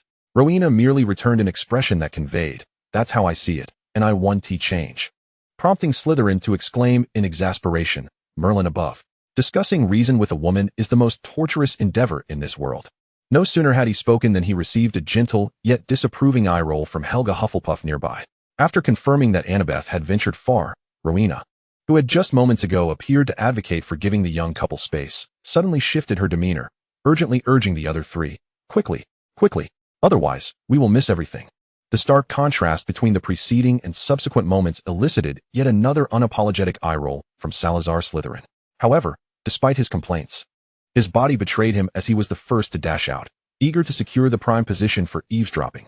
Gryffindor and Hufflepuff exchanged glances, sharing a sense of resignation, perhaps tinged with curiosity, as they followed suit. Meanwhile, Annabeth, tracing the direction in which Eric had departed, discovered the room he temporarily occupied. The door was firmly shut, muffled, intermittent sounds emanating from within. After a moment's hesitation, she gently knocked and inquired softly, "Eric, may I come in?" The response was a clear, choked sob. Without further hesitation, Annabeth pushed the door open. There, curled in the corner of the room, was Eric. The calm and composed youth who usually seemed to have everything under control had vanished. He buried his head deep in his knees, his shoulders quivering slightly. Upon hearing Annabeth's entrance, he lifted his head, revealing his mismatched eyes, now swollen and glistening with tears, filled with a shattered anguish. Spotting Annabeth, he seemed to find his only lifeline, nearly lunging towards her and burying his head in her embrace, his voice fragmented and heavy with nasal tones, accusingly lamenting, They once loved each other so fiercely. How could he, Gellert, escape alone when Aunt Ariana died, leaving him, Albus, to face all the pain and blame alone? Why? Why must I exist to make him, Albus, suffer? I am but a living testament to that erroneous past. He sought to destroy me, the blood pact, yes. But he also held me tightly through countless sleepless nights, weeping. What am I to do? Annabeth, I cannot bring myself to hate any of them. His voice brimmed with confusion and sorrow, a child's monumental struggle against the convoluted legacies of his parents and the significance of his own existence. Soon, his voice took on a more ethereal quality, imbued with a prophetic hollowness. I also saw the future, Annabeth. Albus died, perishing by his own machinations for the sake of that foolish magical world. Gellert fell beneath Voldemort's wand to protect Albus's grave. But curiously, that world had no place for us. Eric's voice was saturated with childlike helplessness and turmoil, laying bare the tragic love and sacrifice that spanned 2 generations before Annabeth. She listened quietly, refraining from interruption, allowing him to unburden the anguish that had festered for too long. It was only when his accusations gradually morphed into silent sobs that she raised her hand, albeit clumsily, yet resolutely cradling his face, urging him to meet her blood-red gaze. "Eric," her voice remained cool, yet infused with an undeniable strength. "Look at me. Listen, that world had no us, hence it ended that way. But this world has us. I assure you, such a fate shall not come to pass. Soon, there will be no more of that deranged Voldemort. I will ensure the return of the normal Tom Riddle. Perhaps our purpose in existence is to sever the shackles of fate, allowing those who should not perish to evade their predetermined endings." 2 young wizards, each burdened with heavy destinies, nestled closely together across the millennia, drawing warmth and strength from one another. Unbeknownst to them, outside their door, the 4 great founders were huddled together in an unseemly manner, straining to eavesdrop. Godric Gryffindor grumbled softly about failing to secure the best vantage point, while Salazar Slytherin, listening to his own descendant comfort, that Gellert fellow, wore a thunderous expression, all the while contending with Rowena Ravenclaw's knowing gaze that suggested, "See, they are like a young couple," and Helga Hufflepuff's gestures urging him to be quiet lest they be discovered. A silent skirmish over the best eavesdropping position raged just outside the door. Inside the viewing hall, silence reigned. Everyone was profoundly moved by Eric's heartfelt outpouring of pain and struggle. What he bore was not merely lost memories, but the heavy shackles of love, hatred, and enmity from the previous generation, along with the heart-wrenching future devoid of their presence. Eric's childlike yet tortured lamentation had already brought tears to Lily and Mrs. Weasley. Professor McGonagall gazed at Dumbledore with a pained expression, her eyes filled with complex, unspoken emotions. Even James and Sirius had set aside their usual joviality, their faces etched with unprecedented seriousness and a hint of emotion. However, when the scene shifted to the four legendary figures squabbling outside, the heavy atmosphere of sorrow was somewhat alleviated, replaced by an absurdity that bordered on humor. Dumbledore and Gellert, in spirit, were struck as if by lightning upon hearing their son's lamentations and the cruel future he envisioned. Dumbledore's hand, which held the lemon snowball, trembled slightly, his cerulean eyes brimming with endless heartache and guilt. He had never anticipated that his choices and struggles would inflict such deep wounds on this child born of the Blood Pact. Gellert's spirit, too, fell into silence, the usual sarcasm evaporating, leaving only a weighty mix of regret and profound sorrow. James and Sirius looked at the sight of the four legendary figures huddled together, their expressions contorting further, as if their worldview had been irrevocably altered. Sadness and hope, the weighty fate, and the warmth of a millennium past intertwined in that moment. Annabeth's promise shone like a faint light ignited in the darkness. Though feeble, it offered a glimmer of hope for the despairing Eric and all the viewers. Chapter 43. Awkward Sarcasm and the Overprotective Ancestor. As the intense emotions receded like a tide, and reason reclaimed its hold, Eric suddenly became acutely aware of how ambiguous his position with Annabeth had become. He was nearly enveloped in her embrace, her hand resting on his back. Annabeth, too, sensed the unusual closeness, her blood-red pupils flickering, a barely perceptible blush creeping up her ears. The two, as if jolted by electricity, quickly and awkwardly distanced themselves, their eyes momentarily locking before hastily averting. The air was thick with an unspoken, nascent affection. To break the heart-racing silence, Annabeth cleared her throat, stood up, and approached the door, intending to step outside for a breath of fresh air or to engage in some trivial distraction. However, the four founders outside were embroiled in a fierce contest for the best eavesdropping position, entirely oblivious to the fact that the crying had ceased and the conversation had concluded. Thus, when Annabeth unexpectedly flung the door open, ouch! Merlin, the four esteemed figures, having lost their support, tumbled unceremoniously into a heap on the floor of the doorway. Annabeth, the newly risen Eric. For a moment, the corridor fell into silence, the only sound being the rustling of robes as the four founders clumsily attempted to rise. Ultimately, it was Rowena Ravenclaw, possessing the thickest skin, or perhaps the most composure, who, while elegantly, or attempting to, adjusting her not-so-messy robes, calmly gazed up at the castle's stone ceiling and, in an exceedingly natural tone as if discussing academic matters, attempted to salvage the situation. Ah, it seems the weather today is quite pleasant. Eric had regained his usual composure, his heterochromatic eyes sweeping lightly over the four disheveled founders before glancing at the ominously overcast sky outside. In a tone reminiscent of his father, Gellert, laced with a natural sharpness, he replied, "It's a gloomy day, my lady." Ravenclaw, Gryffindor, stifling laughter. Shoulders trembling Hufflepuff, exasperatedly rubbing his forehead Slytherin. Face as dark as a pot's bottom, the four titans fell into a collective silence, caught in the act and ruthlessly exposed. Yet, Salazar Slytherin, being Salazar Slytherin, quickly regained his poise after a brief moment of awkwardness. He stood up, brushing off non-existent dust, his piercing snake-like eyes first glaring fiercely at Eric before turning to Annabeth, declaring in an irrefutable tone, "From this night forth, Annabeth shall reside next to my laboratory. I shall personally protect." Pausing, seemingly considering the term protect to be somewhat unrefined, he amended, "personally guide my descendant, lest she be disturbed by some ill-intentioned young scoundrel." His protective instinct was glaringly evident. Inside the viewing hall, witnessing this scene that transcended a millennium, laughter erupted after a brief silence. Ha! The four founders caught eavesdropping. The way they fell. Merlin's socks. Eric's sarcasm. So ruthless. Truly a biological connection. Slytherin's fierce protectiveness is legendary. The heavy atmosphere that had arisen from Eric's lineage and grim future was considerably dissipated by this sudden farcical display. No one had anticipated that, in their lifetimes, or rather, during the viewing, they would witness the four legendary founders in such a relatable, albeit somewhat awkward, light. Many pointed at the screen, laughing uproariously at the sight of the four founders sprawled on the ground. Others were particularly struck by Eric's incisive wit, casting knowing glances in Gellert's direction, their expressions echoing their thoughts. James and Sirius laughed so hard they pounded their chests, deeming this spectacle far more entertaining than any prank they had orchestrated in their youth. The Weasley twins excitedly began to mimic the Founder's tumbles and Ravenclaw's desperate attempts to salvage the situation. However, amidst the laughter, keen observers noted an unsettling difference. Tom Riddle's gaze was fixed intently on the momentary awkwardness and the diverted glances between Annabeth and Eric, triggering alarms within him once more. That subtle emotional undercurrent greatly displeased him. Abraxas also furrowed his brow. The relationship between his daughter and that Grindelwald boy seemed to be heading in a direction he both feared and felt powerless to prevent. Nonetheless, Slytherin's decision did offer him some solace, at least for the time being. He would not allow that boy to easily approach his Annabeth. A millennium ago, Hogwarts, with its 2 uninvited guests, was not only filled with the legacy of knowledge and perilous magic, but also played host to a series of comically absurd life dramas.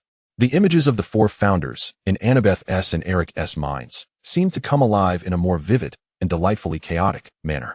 Chapter 44. Night Visits and Unfinished Warnings. In the stillness of the night, Annabeth remained awake, with Vivian coiled around her wrist. She silently approached Salazar Slytherin's laboratory and study. Before she could knock, a deep voice from within called out, "You've arrived, come in." Annabeth entered to find Godric Gryffindor present as well. The red-haired founder was examining Vivian with keen interest, his eyes glimmering with insight. "You two have noticed Vivian's uniqueness," Annabeth stated calmly, her blood-red pupils appearing particularly profound in the candlelight. "I cannot recall how Vivian came to be by my side. She appeared when I was very young. However, I know that Vivian is not an ordinary snake." She paused, continuing to convey information as if laying out a meticulously strategized game. "Father, Abraxas, informed me that when Tom Riddle entered the chamber you left behind, he not only encountered the basilisk, but also discovered records regarding the Blood Pact. There were even mentions that the Blood Pact could transform individuals. Thus, my existence came to be. Moreover," she lifted her gaze, meeting Slytherin's eyes directly.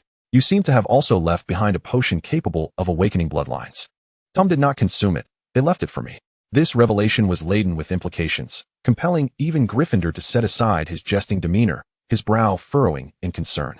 Slytherin's snake-like eyes bored sharply into Annabeth, as if seeking to pierce her very soul. After a moment of silence, he posed a question with unyielding certainty. "I suspect you gave the manuscript regarding the Blood Pact to that Grindelwald boy. But the part concerning its capacity to transform was torn out, wasn't he it?" Annabeth neither confirmed nor denied, merely acquiescing. Gryffindor seemed poised to inquire further about the Blood Pact, the potion, and the intricate mysteries surrounding the girl. Yet Slytherin raised a hand, halting him with an authoritative tone. "Godric, please step outside for a moment. I have matters to discuss privately with my descendant." Gryffindor glanced between Slytherin and Annabeth before finally shrugging, leaving the room with a look of deep curiosity, closing the door gently behind him. Inside, only Annabeth, Slytherin, and the quietly observing Vivian remained. "Speak your mind." Slytherin's voice resonated in the silence. Annabeth's blood-red pupils flickered slightly as she organized her thoughts, aiming to achieve her goals without directly interfering with the timeline. "How did you come to know that the Blood Pact could transform individuals?" Her voice was soft, yet imbued with an inquisitive weight. It seemed she had more to articulate, but her lips moved without uttering the additional words. She could not directly reveal that he had also forged blood pacts with others in the future and departed from Hogwarts, for that could yield unpredictable consequences. However, what manner of man was Salazar Slytherin? He discerned almost instantaneously from Annabeth's hesitance and her deliberate mention of the Blood Pact as transformative aspect, while withholding crucial information, that she was subtly reminding him, "In the future, you two forged a blood pact with another." And who that other might be, combined with the information she had previously disclosed, the records regarding the Blood Pact in the chamber, and Gryffindor's unusual preoccupation with the Blood Pact as transformation, along with her current ambiguous demeanor, brought the answer to the fore. Furthermore, she had specifically mentioned the chamber, not as a focal point, but rather that she had also left behind the basilisk. Why would she leave the basilisk and the chamber behind? The answer was not hard to deduce, perhaps because he had departed from Hogwarts. Slytherin's countenance shifted several times before ultimately settling into a barely audible sigh. He waved a hand as if weary. "Very well, I understand your meaning. You may return now." As Annabeth turned to leave, he seemed to recall something, his tone mingling resignation with a note of warning as he added, "And keep your distance from that Grindelwald boy if you wish for your poor ancestor to live a couple more years." This clear insinuation made Annabeth realize that her ancestor had already seen through the subtle feelings she harbored for Eric. Her cheeks flushed uncontrollably, and without turning back, she merely responded with a soft "HM" before hastily departing the laboratory. Within the viewing hall, the crowd once again fell into a murmur of bewilderment. Why did Anna address Slytherin in such a manner? Was she hinting at something? It seemed that the blood-bonded Slytherin had grasped something significant. However, there were many sharp minds present. Abraxas almost immediately discerned the crux of the matter, his eyes wide with astonishment as he glanced at Slytherin on the screen. Then at the adjacent Gryffindor. Even though he had already vacated the room, his gaze filled with disbelief. If his conjecture were correct, then Anna was daring to challenge the very laws of time in her own way.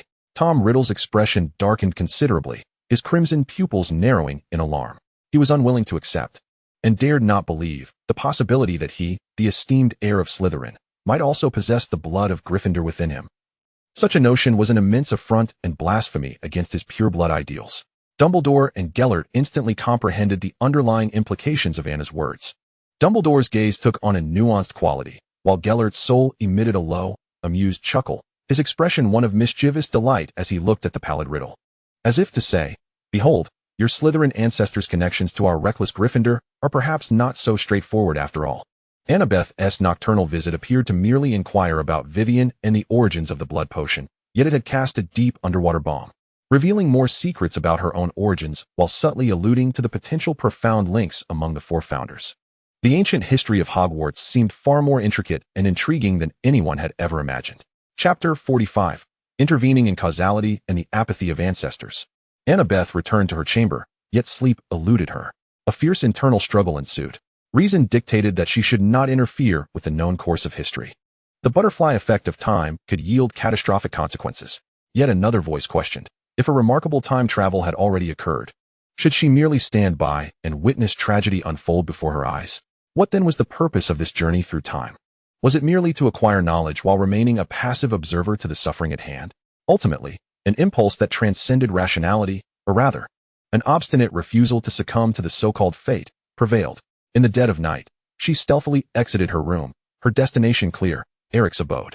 The moment she stepped out of her door, Salazar Slytherin in the adjacent laboratory sensed it almost instantly.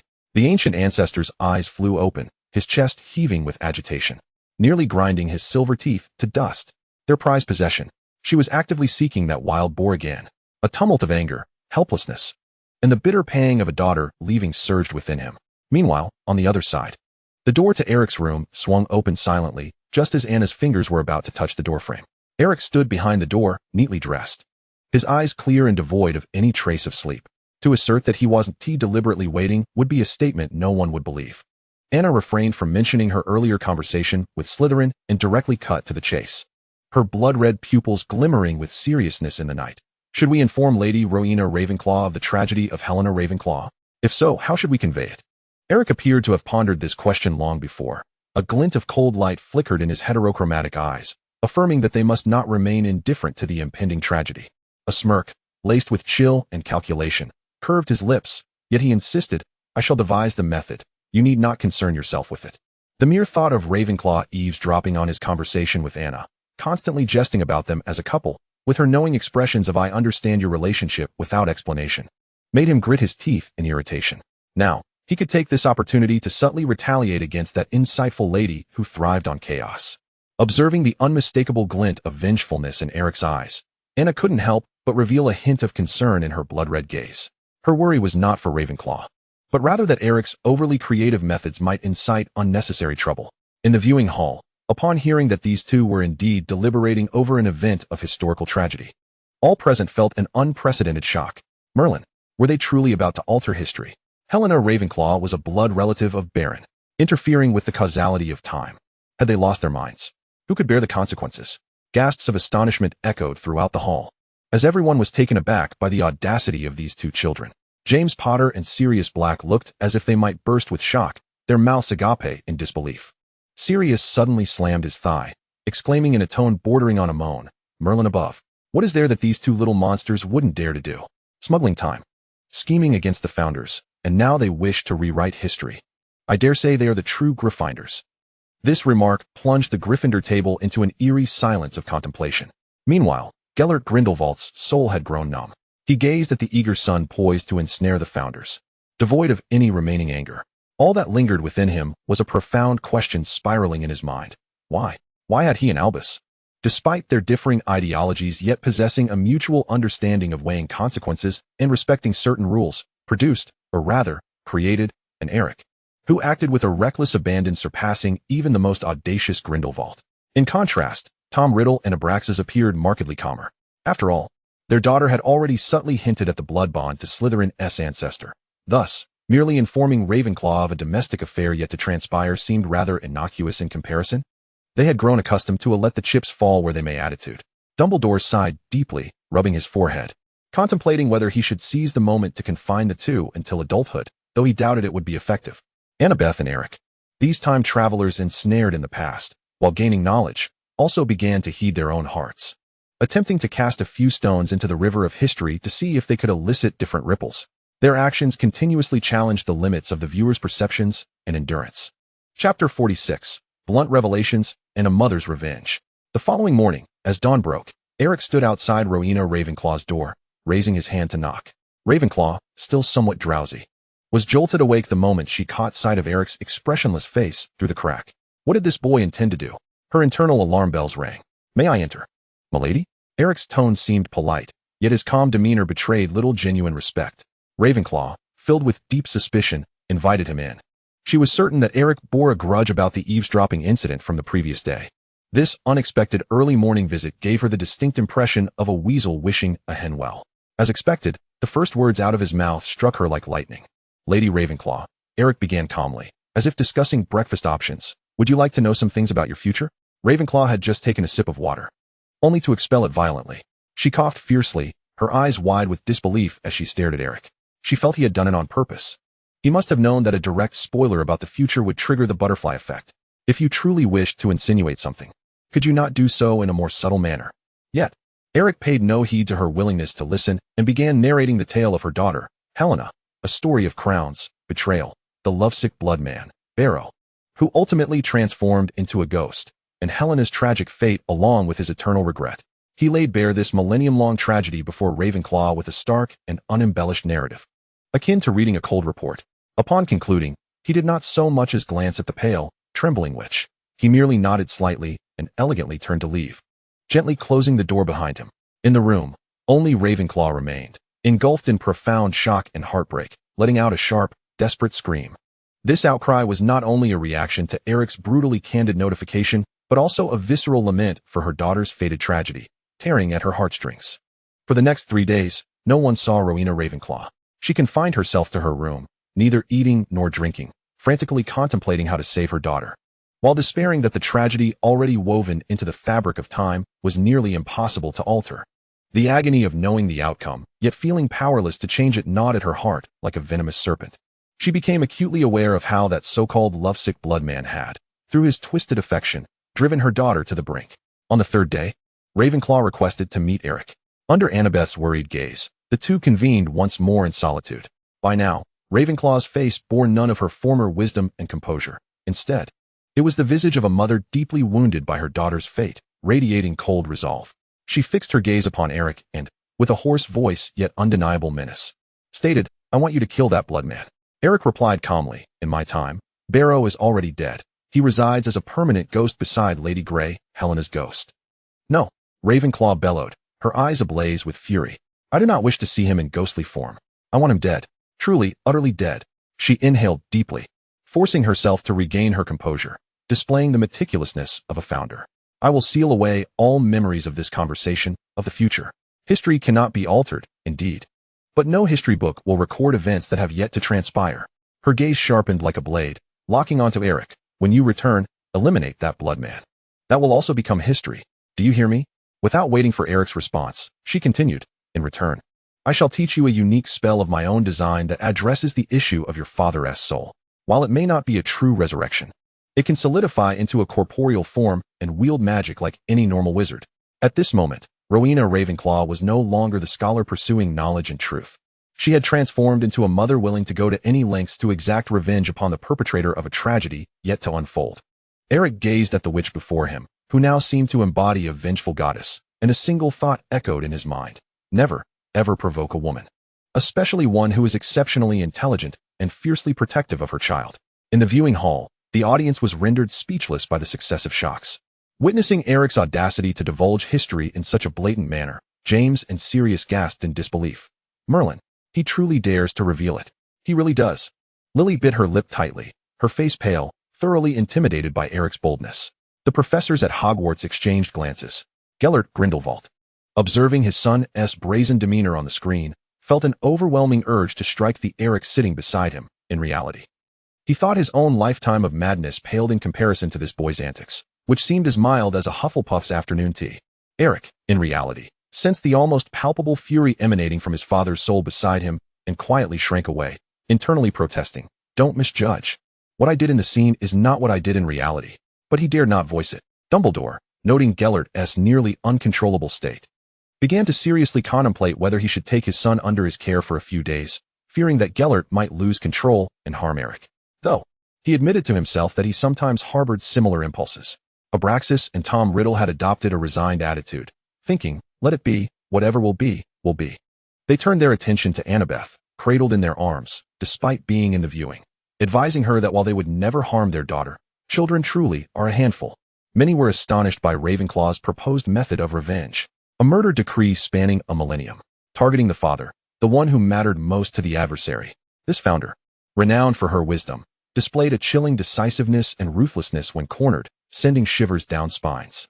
Eric's revenge was successful, but it also entangled him with a more troublesome ally and creditor, endowed with formidable power and unwavering resolve. In Hogwarts a millennium ago, the undercurrents surged even more violently. Chapter 47, Return and the Baptism of Fatherly Love. Time surged swiftly in Hogwarts a millennium ago. Annabeth and Eric, during this sequestered period, spent each day together, facing dangers and sharing their deepest secrets. The nascent feelings blossomed within them had grown uncontrollably. Yet, perhaps due to modesty or circumstance, that thin veil remained unbroken. The four founders observed everything, and Slytherin felt a pang of discomfort, knowing it was time to prepare for the return of these two time travelers. They began to collaborate on constructing a stable and precise return spell. Simultaneously, in the headmaster's office a millennium later, Dumbledore and Gellert's souls, one corporeal, the other a shadow, tirelessly worked to restore the charred time array to a functional state. The moment of destiny had arrived. A millennium ago, the four founders stood at the castle gates, the very spot where they first welcomed the two, preparing to bid farewell. Salazar Slytherin gazed at his astute, yet ill-fated descendant, his expression complex, ultimately whispering, "Beneath the original chamber, I have left another chamber, which you must seek out personally." Annabeth looked at her ancestor, her crimson eyes unusually moist with tears. She solemnly bowed, offering a silent yet profound farewell. On the other side, Rowena Ravenclaw once more signaled to Eric with her gaze, reminding him not to forget their agreement regarding the Blood Man. A millennium later, Dumbledore and Gellert were also on high alert. Both arrays activated simultaneously. This time, bolstered by the ancient magic of the four founders and the precise guidance of Dumbledore and Grindelwald, the time-space passage stabilized and flowed smoothly. As the light flashed, the figures of Annabeth and Eric appeared steadily in the room of requirement. However, the moment of warm return was exceedingly brief. Before Eric could even steady himself, he felt a tightening at his collar, yanked abruptly by an unseen force. Gellert Grindelwald's soul almost instantly materialized before him, mockingly extending his words in an exaggerated tone. Well, look who's back. Our formidable hero, who boldly cast himself into the chaotic currents of time, has returned." Eric felt a shiver run down his spine and immediately cast a pleading glance toward the only person present who might, or might not, assist him, Dumbledore, hoping to awaken a flicker of paternal affection in the professor's gaze. "Professor." To his dismay, Dumbledore merely adjusted his crescent-shaped spectacles, donning a gentle yet helpless smile, before effortlessly turning away and addressing the evidently dazed Annabeth. "Miss Annabeth, I believe we should promptly inform your family of your safety." With that, he almost instantaneously vanished with Annabeth, transporting them directly to Malfoy Manor, leaving Eric to confront the wrath of his furious father alone. According to a later recollection from Lucius Malfoy, who was left shaken, Dumbledore had deliberately and vividly exaggerated the perils they faced a millennium ago while recounting Annabeth's experiences. For instance, the number and ferocity of the werewolves had tripled, and his descriptions of the time stream chaos rivaled tales of hell. This embellishment directly resulted in Annabeth's harrowing return to the manor during the summer, where she was nearly subjected to a joint reprimand from Abraxas's portrait and an infuriated Tom Riddle, who had learned of the events through some means, leaving her questioning her very existence. As for Eric, he was thoroughly educated by his father, in a spiritual state, through various amicable discussions on magical theories, by physical reprimands, and profound emotional concern through scoldings. experiencing a heartfelt demonstration of paternal love that felt akin to an avalanche. Within the screening hall, as the audience exhaled in relief upon witnessing the safe return of the two, they were soon doubled over with laughter at the ensuing hilarious developments. Observing the almost palpable chemistry between Annabeth and Eric, the Weasley twins immediately commenced a new round of teasing. It seems that a millennium has done little to cool certain sparks. In fact, they've only intensified. James and Sirius joined in the ruckus, exchanging knowing glances until they received a death stare from Lily, which compelled them to subdue their mirth. The professors, witnessing this chaotic scene, could only shake their heads in resignation. Tom Riddle was genuinely at the brink of fury. He glared at Eric, feeling an overwhelming discomfort. And at that moment, he wished he could physically strike this incarnation of Eric, despite not having acted upon such thoughts. Meanwhile, Gellert, confronted by Riddle's murderous gaze, effortlessly, and perhaps intentionally, nudged his son aside, speaking casually. You ought to converse more with your future father-in-law to strengthen your bond. Eric, internally, is he truly my biological father? That mention of a future father-in-law ignited a powder keg, causing Tom Riddle to pivot his wrath. Grindelwald, what nonsense are you spouting? Who is his father-in-law? Can you not articulate your thoughts? Riddle erupted in fury, his magic surging forth as he clashed with Gellert once more, their brawl accompanied by heated arguments, resulting in a scene of utter chaos. Abraxas and Dumbledore exchanged exasperated sighs at the perpetual discord between the two and averted their gazes, unable to bear the sight. Although their millennium-long adventure had reached a temporary conclusion, the daily life at Hogwarts and Malfoy Manor was evidently poised to become even more vibrant due to the return of these two heroes. The unspoken bond between Annabeth and Eric, along with the secrets and promises they brought back from 1,000 years ago, foretold a future fraught with challenges. Chapter 48, A Delayed Conversation and the Truth of the Blood Pact. Harry Potter's brief reunion with Sirius Black under the night sky. Upon discovering the truth and recognizing his godfather, this sudden familial warmth enveloped Harry's long lonely heart. Though the future remained uncertain, at least he understood he was not wholly alone. James observed the scene of his friend's reunion with his son, tears welling in his eyes, as he firmly patted the shoulder of the excited Sirius beside him, silently offering solace to his good brother, who had endured countless trials. Meanwhile, in the headmaster's office at Hogwarts, a genuine father-son dialogue transcending misunderstandings and the passage of time was unfolding. Eric stood in the center of the office, while Dumbledore sat behind the desk, his countenance no longer exuding the usual warm detachment of wisdom, but rather a palpable burden of evident anguish. The soul of Gellert Grindelwald floated silently nearby, unusually refraining from any sarcastic remarks. Eric's voice emerged hoarse as he addressed Dumbledore. We share an inescapable responsibility for you and me. I should have known of your existence, but this is no excuse. He inhaled deeply, his azure eyes locking onto Eric's heterochromatic gaze. I owe you an apology for my past mistakes with Gellert, for the potential harm caused by the shattering of that blood pact, and for my absence over the years. I offer no justifications. His tone was heavy yet sincere. Even if you harbor hatred towards me, it is what I deserve. In that moment, the greatest wizard of this century shed all his accolades, revealing himself as a father filled with guilt and helplessness. Eric gazed at the elder before him, witnessing the profound pain and unabashed remorse in his eyes. The towering walls built from abandonment and destruction within him began to quietly dissolve. He shook his head, his multicolored eyes swirling with complex emotions, yet devoid of bitterness. What transpired back then was not solely your fault, he softly replied. I can sense it. I can feel your struggle and his, glancing at Gellert, along with your love for me. The words were difficult to articulate, but rang with clarity. A brief silence enveloped the office, intertwining a sense of relief with poignant sorrow. Suddenly, Eric seemed to recall something, a mischievous smile flickering across his face as he shifted the topic. By the way, Annabeth revealed to me the true reason behind the blood pact transformation. Would you like to know? Dumbledore and Gellert's attention was instantly captured. Eric regarded them, leisurely divulging what seemed to be an intriguing secret. She mentioned that according to the records of the esteemed Slytherin, the blood pact can only transform when the purest and most intense love is on the brink of complete annihilation due to irreconcilable conflicts.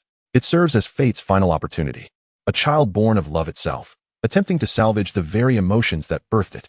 He paused, adding with profound significance, a redemption born from despair. In the screening hall, the crowd's emotions ebbed and flowed with the two intertwining narratives. They felt anguish for Harry's plight while being moved by the belated reconciliation in the headmaster's office. When Eric revealed the truth behind the blood pact's transformation, many fell into a state of astonishment once more. The moment when the purest love shatters. Redemption? Was the blood pact truly such? Professor McGonagall looked at Dumbledore in shock, only to find her old colleague expertly popping a lemon drop into his mouth, seeking solace and sweetness to escape the emotional revelations striking at the heart and the various gazes directed his way. However, some were determined not to let the atmosphere linger in such warmth or awkwardness. Tom Riddle seized the opportunity, casting a scornful smirk at Gellert. Huh, the purest love? Shattered? Grindelwald, it seems your so-called greater good pales in comparison to true love. How pathetic. Yet, this time, Gellert refrained from retaliating with sharp words. He astutely grasped the key information within Eric's statement. His heterochromatic soul eyes lit up with a realization and a deeper intrigue as he directed his gaze toward Riddle and Abraxas. Only when the purest love is about to shatter will it transform. Ah, so that explains it. It seems that Annabeth, too, came into being under such circumstances.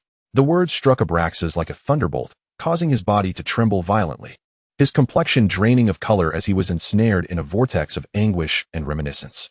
Indeed, the relationship between him and Tom had once teetered on the precipice of ruin, caught between the clashing tides of ideals and emotional ambitions. Tom Riddle observed the instantaneous pallor of Abraxas's face and the torment reflected in his eyes. A wave of profound regret surged within him. Yet it was swiftly eclipsed by an overwhelming fury directed at Gellert for his tactless provocations. Grindelwald, silence yourself, Riddle bellowed, his magical power erupting uncontrollably once more. What? Have I struck a nerve? It seems the knack for botching matters runs deep in your Slytherin lineage. Gellert retorted defiantly. Grindelwald, you seek your own demise. Tom Riddle erupted in a fit of rage, his magic surging forth in a catastrophic explosion. I merely speak the truth, you fool. Gellert countered without hesitation. The previously tempered atmosphere disintegrated in an instant as the two Dark Lords predictably resumed their brawl, exchanging blows and curses. The clash of their powers illuminating a corner of the hall with their furious roars. Abraxas, witnessing the renewed conflict, resignedly closed his eyes, while Dumbledore silently unwrapped another piece of candy. Eric, observing the chaotic scene before him, shrugged in resignation. It appeared that the path to achieving tranquility in this household was still a long and arduous journey. However, at least from the unfolding tableau, the ice between him and Dumbledore had begun to thaw. Perhaps the truth regarding the blood pact would allow these two entwined elders to gain a slightly different understanding of the past. Chapter 49. The warmth of family and the affection of forebears. As summer arrived, Hogwarts Castle gradually emptied, to the astonishment of many, Albus Dumbledore. In an unexpected turn of events, accompanied Gellert Grindelwald, in his spectral form, and Eric back to their temporary abode in the Muggle world. In the initial days, the atmosphere was undeniably warm. For Dumbledore, it was an unusual tranquility, a rare opportunity to experience a mundane life free from conflict. For Gellert, it was a precious period of undisturbed cohabitation with Albus, albeit in a disembodied state. As for Eric, the presence of both parents, though somewhat awkward, brought with it a strange warmth. However, this idyllic scene was short-lived. A few days later, Gellert began to express disdain for a particularly intrusive third wheel, his own son, Eric. This lad had a knack for appearing at the most inopportune moments whenever he and Albus attempted to engage in deeper conversations, even on a spectral level, his dual-colored eyes calmly observing them, which made Gellert exceedingly uncomfortable. Ultimately, after Eric successfully utilized a complex ancient spell learned from Ravenclaw to temporarily restore a physical form to Gellert's soul, though not a complete resurrection, it at least granted him corporeal sensation, albeit requiring the sharing of a wizard's magic. Gellert's gratitude lasted scarcely a minute. He then eagerly seized Eric by the collar, enrolling him in a prestigious summer research program at a top Muggle university, insisting on accommodation as well, under the guise of not neglecting his studies and continuing to absorb the essence of Muggle technology. His eagerness to reclaim their private world was all too evident. As for what the two intended to do, well, that was common knowledge. What further vexed Eric was that Dumbledore, the ever-just and benevolent headmaster, merely smiled at him, offering no resistance to Gellert's bridge-burning behavior. And his gaze even bore a hint of encouragement. Eric looked at his two fathers and suddenly realized the awkward position he occupied within the family, a quintessential disposable tool. And the appalling use and toss tendencies of his two fathers were unmistakably evident. Silently, he began packing his belongings, filled with indignation towards this plastic father-son duo and their blatant favoritism. Meanwhile, at Malfoy Manor, Annabeth's situation was no better. Though she had successfully returned from a millennium-long sojourn and, utilizing the soul-bonding magic learned from the Slytherin ancestors, merged the soul fragment from the Ravenclaw diadem into her notebook. She was now subjected to overwhelming affection and relentless inquiries from her two fathers, the portrait of Abraxas and Tom Riddle, who monitored her closely through various means. After enduring days of what felt akin to a mental inquisition under the guise of familial warmth, Annabeth decisively chose to evade her father's scrutiny once more. She left a note stating she was setting out to seek other Horcruxes to eliminate potential threats entirely, embarking on a new journey, leaving her fathers in a fit of rage within the manor. In the viewing hall, spectators gazed at the stark contrast of the scene. Their expressions varied. Many were taken aback by Dumbledore and Grindelwald's apparent ruthlessness towards their own son. Merlin, is this truly our gentle and caring headmaster? Dumbledore would agree to send Eric away? In the shimmering image, Dumbledore seemed to sense the myriad questioning gazes directed at him. He adjusted his crescent-shaped spectacles with a hint of embarrassment and, in a tone laced with both resignation and indulgence, murmured, "Do not blame me. I am merely complying with Gellert's arrangements." The crowd collectively gasped, incredulity washing over them. "He can force you?" Countless voices cried out within, for who was unaware that Albus Dumbledore was the most formidable white wizard of the century? Gellert Grindelwald had yet to achieve complete resurrection. How could he compel you? This was clearly a case of mutual consent.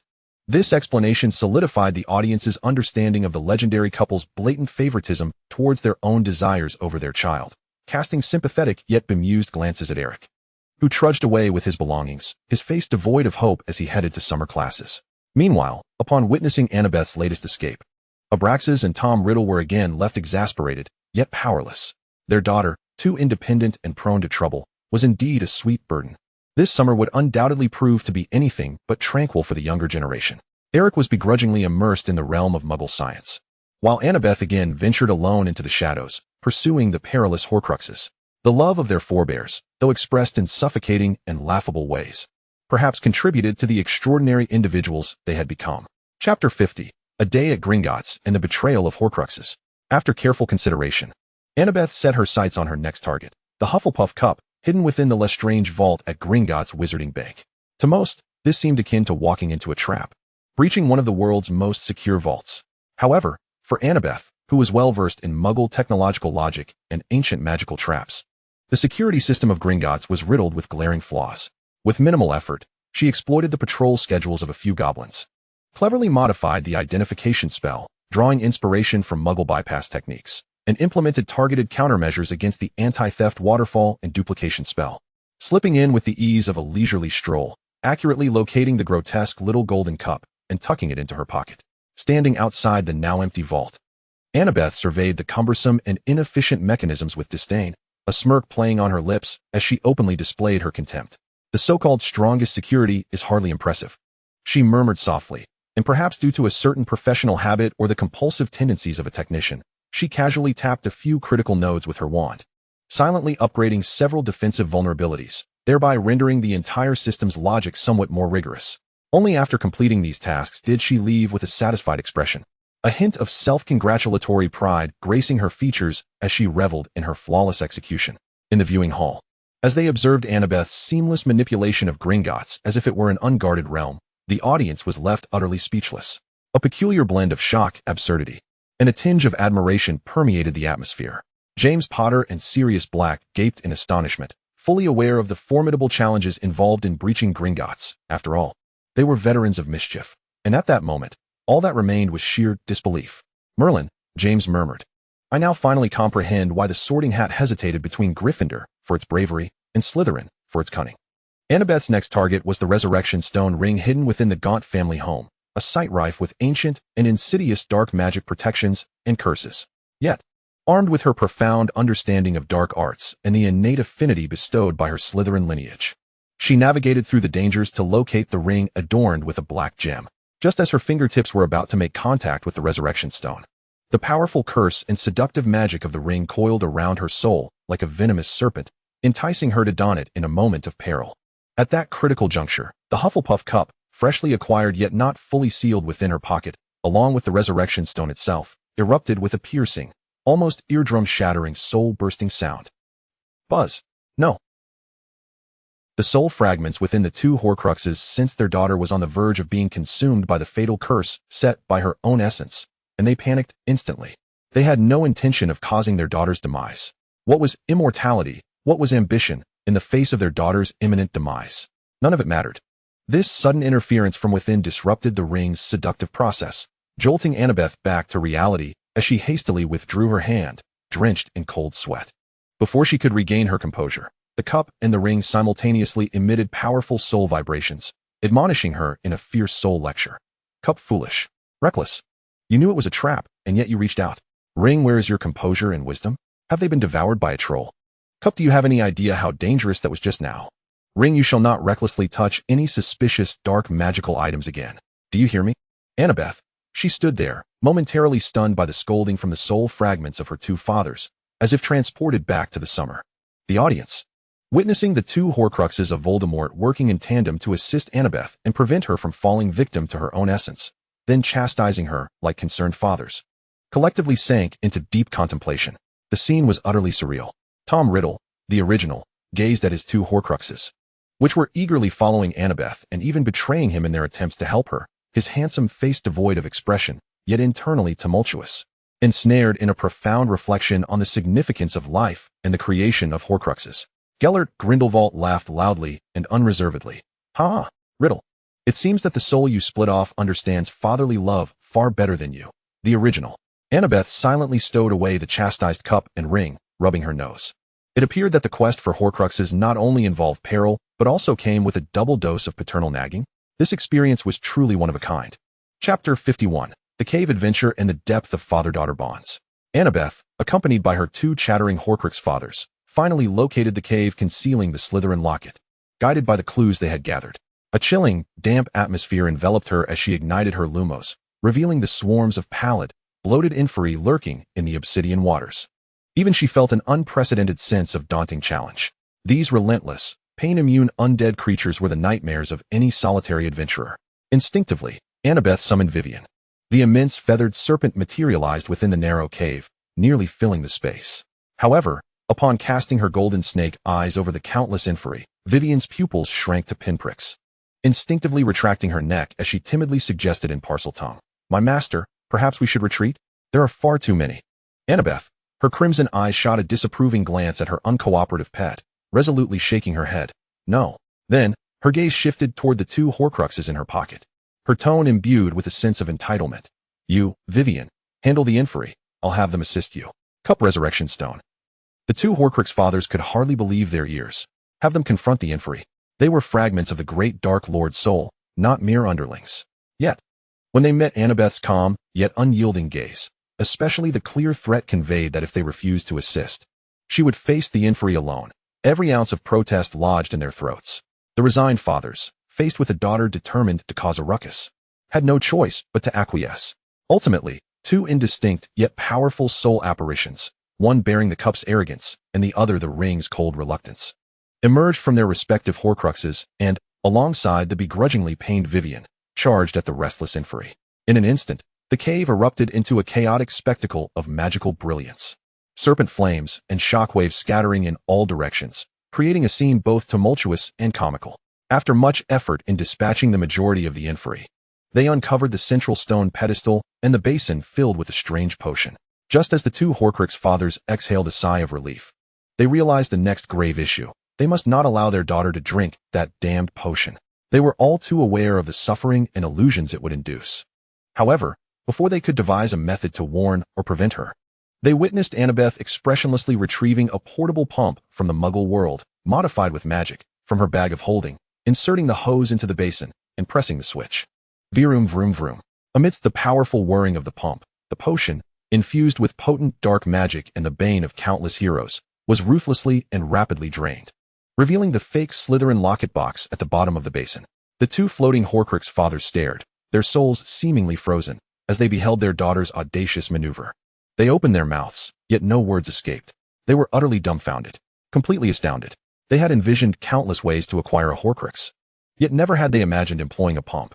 In the viewing hall, upon witnessing Annabeth so nonchalantly directing the two Dark Lord Horcruxes, and resolving the deadly potion with such a simple and brutish method, the audience could no longer contain themselves, erupting in uproarious laughter. Ha ha ha! Directing Horcruxes to battle inferi. She even threatened them. The pump. Merlin, why didn't I think of that? The two fathers were left in a daze. James Potter and Sirius Black laughed uproariously, pounding the table as tears of mirth threatened to spill from their eyes. This was far more splendid than all their past pranks combined. Even the usually stern Professor McGonagall and her fellow professors could not help but break into smiles, their lips curving upwards in delight at the enchanting spectacle before them. Tom Riddle, observing the buzzing Muggle device in his daughter's hands, along with his two dutiful soul fragments laboring in the shadows, felt a profound sense of dismay. This was a far cry from the ceremonious and intimidating process of gathering Horcruxes he had envisioned. Meanwhile, Abraxas watched the spectacle of his daughter's charmingly chaotic antics, which had successfully coerced both fathers, and chuckled softly. To him, this was merely a testament to how well his daughter understood her esteemed position in the hearts of her fathers, engaging in a rather audacious display of affectionate manipulation. Annabeth calmly stowed away the pump, grasping the faux locket box, her gaze drifting to the two exhausted Horcruxes and the panting Vivian, still in a state of disarray. Next, she declared with an air of tranquility, as if she had merely enjoyed a leisurely outing. The two Horcrux fathers exchanged glances, recognizing the shared exasperation and a hint of resignation reflected in each other's eyes. With a daughter like this, what else could they do but continue to labor on? Chapter 52, The Treacherous Locket and the Untouchable Anti-Phosphor. Annabeth soon discovered that the arduous effort to obtain the Slytherin locket box had yielded a mere counterfeit. Inside lay only a letter signed by R.A.B., which to her felt like a provocation. Just as her blood-red eyes narrowed in contemplation of her next move, Vivian pointed her tail towards the dark waters of the lake, hissing, "Parseltongue, Master, it seems there's a person at the bottom."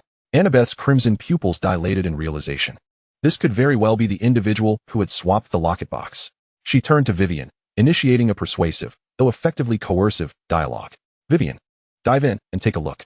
I'll grant you an additional month's supply of pure magical energy, along with a thorough scale grooming."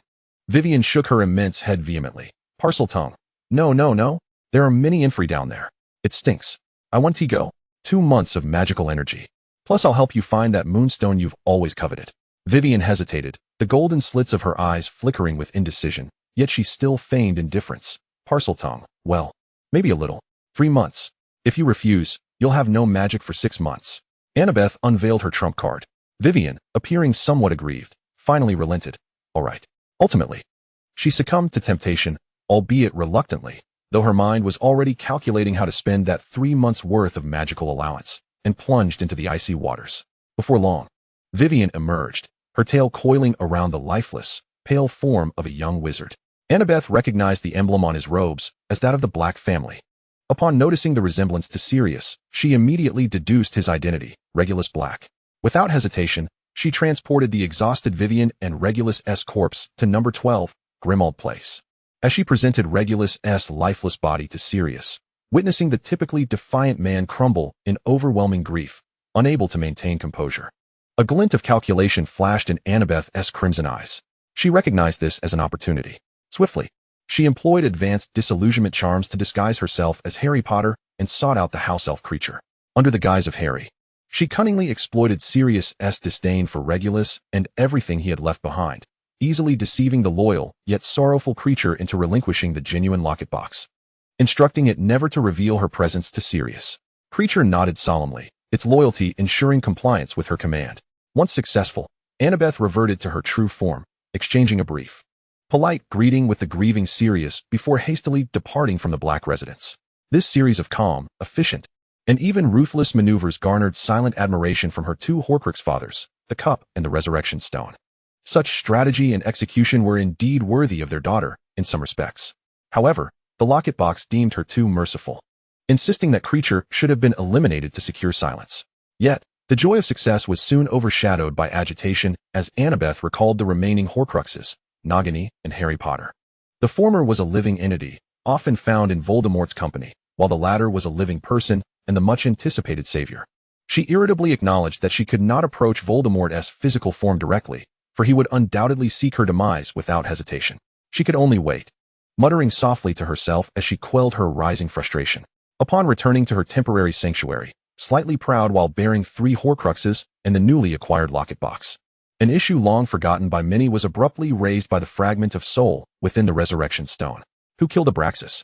The voice of Tom from the Resurrection Stone trembled with unprecedented rage. This question struck like a boulder cast into a serene lake, instantly captivating the attention of the Cup Tom and the locket box Tom, who had just learned the truth. When Annabeth confirmed that the murderer was their own corporeal form, the once madly fragmented soul of Tom Riddle, The four Horcruxes plunged into a fervent rage. How dare he? How could he? Unforgivable. Kill him. In their hearts and the remnants of their emotions, Abraxas Malfoy was special, significant, an entity they would never allow themselves to harm, let alone kill him. No one could harm Abraxas, not even themselves. At that moment, notions of immortality and ambition paled in comparison to the news of Abraxas' death. The unwavering goal of annihilating the corporeal form became the united mission of the four Horcrux fragments. Annabeth observed the four furious souls of her fathers. And for the first time, she clearly felt the intensity of the bond they once shared, a bond that transcended their thirst for power and immortality. As summer vacation neared its conclusion, following a period of adventurous absence, Annabeth finally sent a message of sharing, boasting, to Eric, though she did not state it outright. Eric immediately sensed her success from the tone and implications woven through her words. She had acquired at least one new Horcrux. However, the frequency of Annabeth's correspondence with Eric raised the alarm of her four Horcrux fathers. That Grindelwald boy was increasingly irksome. What right did he have to communicate so closely with their daughter? Within the viewing hall, the crowd's emotions swayed with the unfolding scenes. Witnessing Sirius's despair over his brother's loss and the revelation of Regulus's brave demise plunged many into profound sorrow.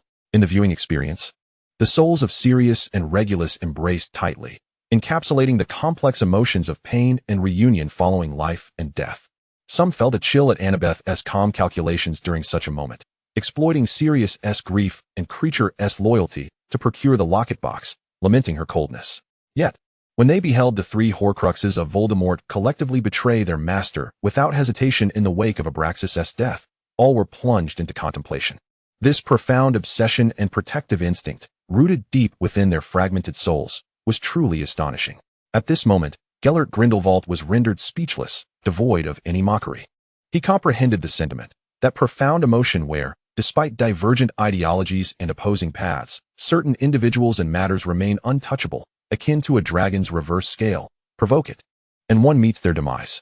Tom Riddle, the original, cast a guilty glance at Abraxas beside him. His lips moved, yet he found himself at a loss for words. Abraxas simply met his gaze with calmness, gently shaking his head, murmuring, "It's all in the past, there's nothing to worry about." The intricate emotions of love and hate, loyalty and betrayal, scheming and protection intertwined in the hearts of each individual. Annabeth's quest to collect Horcruxes was not solely about power and life or death. It gradually unveiled the raw and fervent past, buried beneath madness and ambition. The burgeoning connection between her and Eric was soon to face a daunting trial from their respective fathers. Chapter 53. The surprises and turmoil of the new academic year. As the new term commenced, a distinctive atmosphere enveloped the Hogwarts Express, unlike any in previous years. Annabeth sat quietly in her compartment, a hefty tome, its cover etched with ancient runes, sprawled across her lap. Prior to the start of the term, she had successfully fused all the fragments of the Horcrux, transferring Tom Riddle's soul, restored to a significant degree of rationality and fixated on Abraxas, and to some extent on her, completely into this book, which possessed formidable protective and concealment capabilities. At this moment, the father and daughter engaged in a silent exchange through writing on the pages, a communication method known only to them. Although Tom found his daughter's meticulousness somewhat excessive, he complied. After all, she was his and Abraxas's only daughter. How could he not indulge her? Another reason he agreed to remain hidden was his desire to personally attend Hogwarts and confront Eric Grindelwald, the one who incessantly wrote to his daughter. Upon the train's arrival at Hogwarts, during the grand opening feast, Dumbledore stood to announce the exhilarating news. The Triwizard Tournament would be held at Hogwarts. As the representatives from Beauxbatons and Durmstrang entered, the hall erupted in gasps of astonishment. Annabeth continued her silent communication with the book on her lap, while Draco beside her was completely captivated by the spectacle and the glory of the tournament, excitedly gesturing. Meanwhile, at the faculty table, Eric, serving as the representative for special students, or rather, coerced by Dumbledore to keep an eye on Gellert, sat near the faculty. Upon witnessing the headmistress of Beauxbatons and Dumbledore exchanging a hand-kissing greeting, his heart skipped a beat, instinctively glancing at Gellert's soul, visible only to him, fearing that this irascible figure might erupt in fury. This was a covert task Dumbledore had entrusted him with, to monitor Gellert's emotions and extinguish any fires as needed. Unexpectedly, Gellert did not explode in rage. Instead, he crossed his arms, a smirk of unabashed derision gracing his spectral face, and remarked in a tone only Eric could hear, to say, "Albus and this lady's height difference, absolutely hilarious. Ha ha ha." Eric thought to himself. So, you're not upset because she is a woman? What a standard. However, just as Eric exhaled a sigh of relief, he observed Dumbledore conversing merrily with Karkaroff, even patting him on the shoulder with a level of familiarity. In an instant, the mockery vanished from Gellert's face, replaced by a dark scowl and a hint of dangerous jealousy. This greasy old man is quite familiar with Albus? Gellert's voice turned frigid, as if the temperature around him dropped several degrees. Eric internally lamented. This is it. He is about to blow up. The European king of jealousy, albeit fashionably late, has arrived. Within the viewing hall, the commencement of the new academic year stirred a palpable excitement. Witnessing Annabeth bringing the formidable Tom Riddle, albeit in a soul form, back to Hogwarts while Gellert Grindelwald's soul had already settled there, the teachers erupted in various exclamations. Professor McGonagall turned pale, Snape's lips pressed into a straight line, and Professor Flitwick nearly toppled from his chair. The Weasley twins, however, found it utterly thrilling. 2 Dark Lords at our school. Merlin, the practical defense against the dark arts classes this year are going to be spectacular. Lily and Molly Weasley felt a wave of terror, worrying for the safety of their children. James and Sirius were on the verge of exploding. When did Hogwarts become a vacation spot for Dark Lords? Gellert, in reality, although feeling a tad guilty for allowing his son to consort with the Riddle family, was undeterred. After all, he was Gellert Grindelwald. With righteousness and bravado, he gazed at Tom, in his book form, entering Hogwarts, and immediately unleashed an unrelenting mockery toward his son. Did you hear that, Eric? Your father-in-law has come to see you, here to keep an eye on you. He deliberately elongated the pronunciation of father-in-law. The term ignited a powder keg, instantly inciting Tom Riddle's wrath. Grindelwald, you're asking for death. Who is his father-in-law? Riddle bellowed, his magic surging forth. Unsurprisingly, the 2 Dark Lords once again found themselves embroiled in a heated exchange of spells and insults, the hall resonating with the clash of magical energies and the din of their quarrel. Abraxas and Dumbledore watched this endless farce, shaking their heads and turning away, signaling their disassociation from these 2 rascals. In the new academic year at Hogwarts, the excitement surrounding the Triwizard Tournament was already considerable. Now, with the clandestine rivalry of 2 peculiar parents and the burgeoning feelings among the young students, it was destined to unfold a drama more grandiose than any magical contest. Poor Eric was left to navigate the trials of academia and competition while striving to survive under the dual affection of his formidable father and future father-in-law. Chapter 54. The Father in the Drawer and the Fluttering in the Hallway. After the opening ceremony and the Triwizard Tournament briefing concluded, the crowd dispersed in a lively throng. Some were elated about the impending grand event. Others lamented their age restrictions preventing participation. And the Weasley twins had already begun plotting how to deceive the impartial Goblet of Fire with age-enhancing potions. Annabeth bid farewell to her still-excited cousin Draco, yet she lingered, her gaze seemingly absent-mindedly sweeping over Eric, who also had not left immediately. Draco glanced back at Annabeth, then toward Eric, a knowing look crossing his face as he shrugged and departed with Crabbe and Goyle. At that moment, within the hefty tome Annabeth carried, Tom Riddle was suppressing his fury, his soul's agitation minimized to avoid drawing his daughter's attention. He was eager to see what that Grindelwald lad intended to do. At the faculty table, Gellert's soul, still present, keenly detected his son's unusual pause and his gaze directed toward Annabeth. He promptly signaled Dumbledore, who was conversing with Professor McGonagall, with frantic expressions, urging him to look at the situation with his pig. Let us go? Eric approached Annabeth, his tone calm, yet his eyes held an imperceptible glimmer of anticipation. At that moment, Annabeth seemed to suddenly remember the excessively quiet presence of her father beside her. A fleeting look of unease crossed her face as she said to Eric, Eric, you might need to wait for me. Internally, she silently apologized to her father. I'm sorry, Dad. You'll forgive me, won't you? Then, in Tom's eyes, she hastily extracted that book in an exceedingly callous manner, almost dashing back to her room, flinging open a drawer, and swiftly stuffing the tome, which bore the essence of her father's soul, inside before locking it with a decisive click.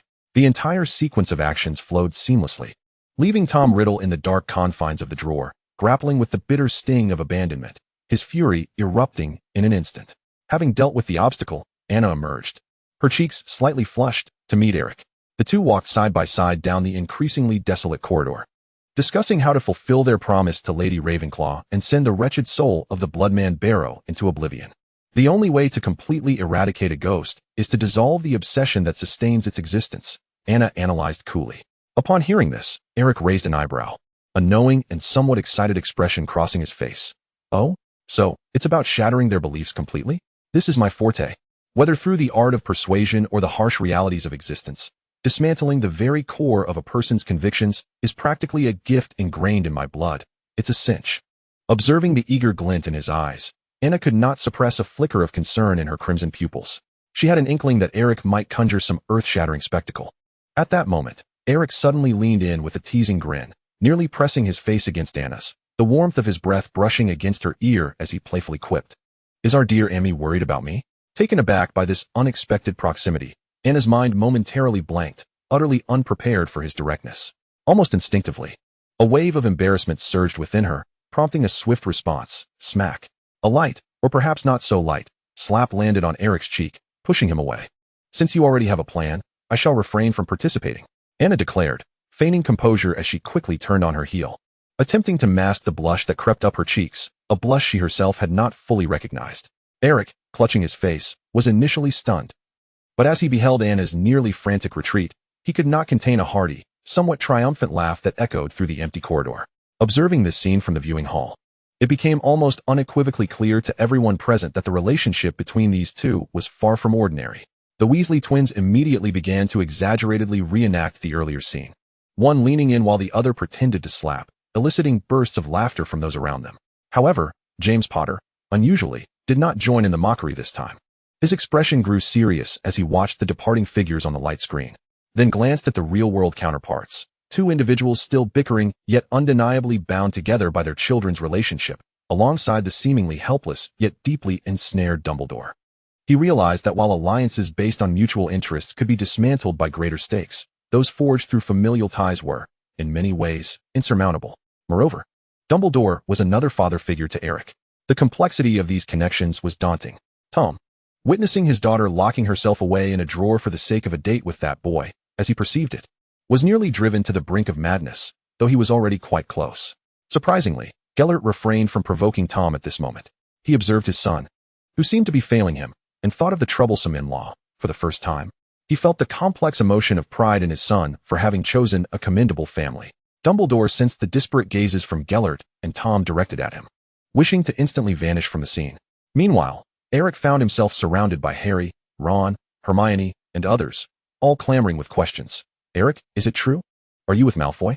Eric, he wished he could find a crevice to hide in, or perhaps be stuffed back into a drawer.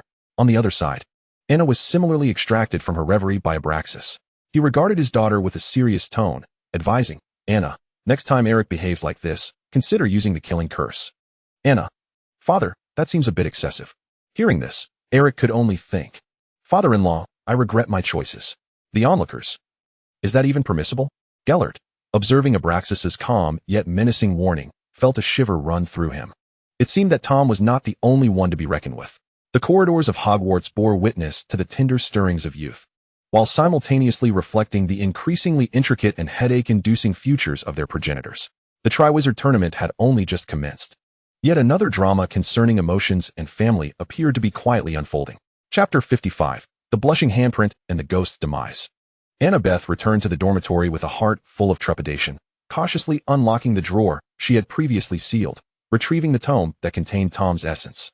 "Father, is it a bit dark in there? Shall we find a brighter place? Are you hungry? Would you like some bread?" "Father, Anna wishes to converse with you."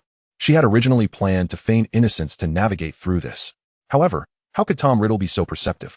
The moment his soul came into contact with the external light, he immediately detected the unusual flush upon his daughter's face that had yet to fade.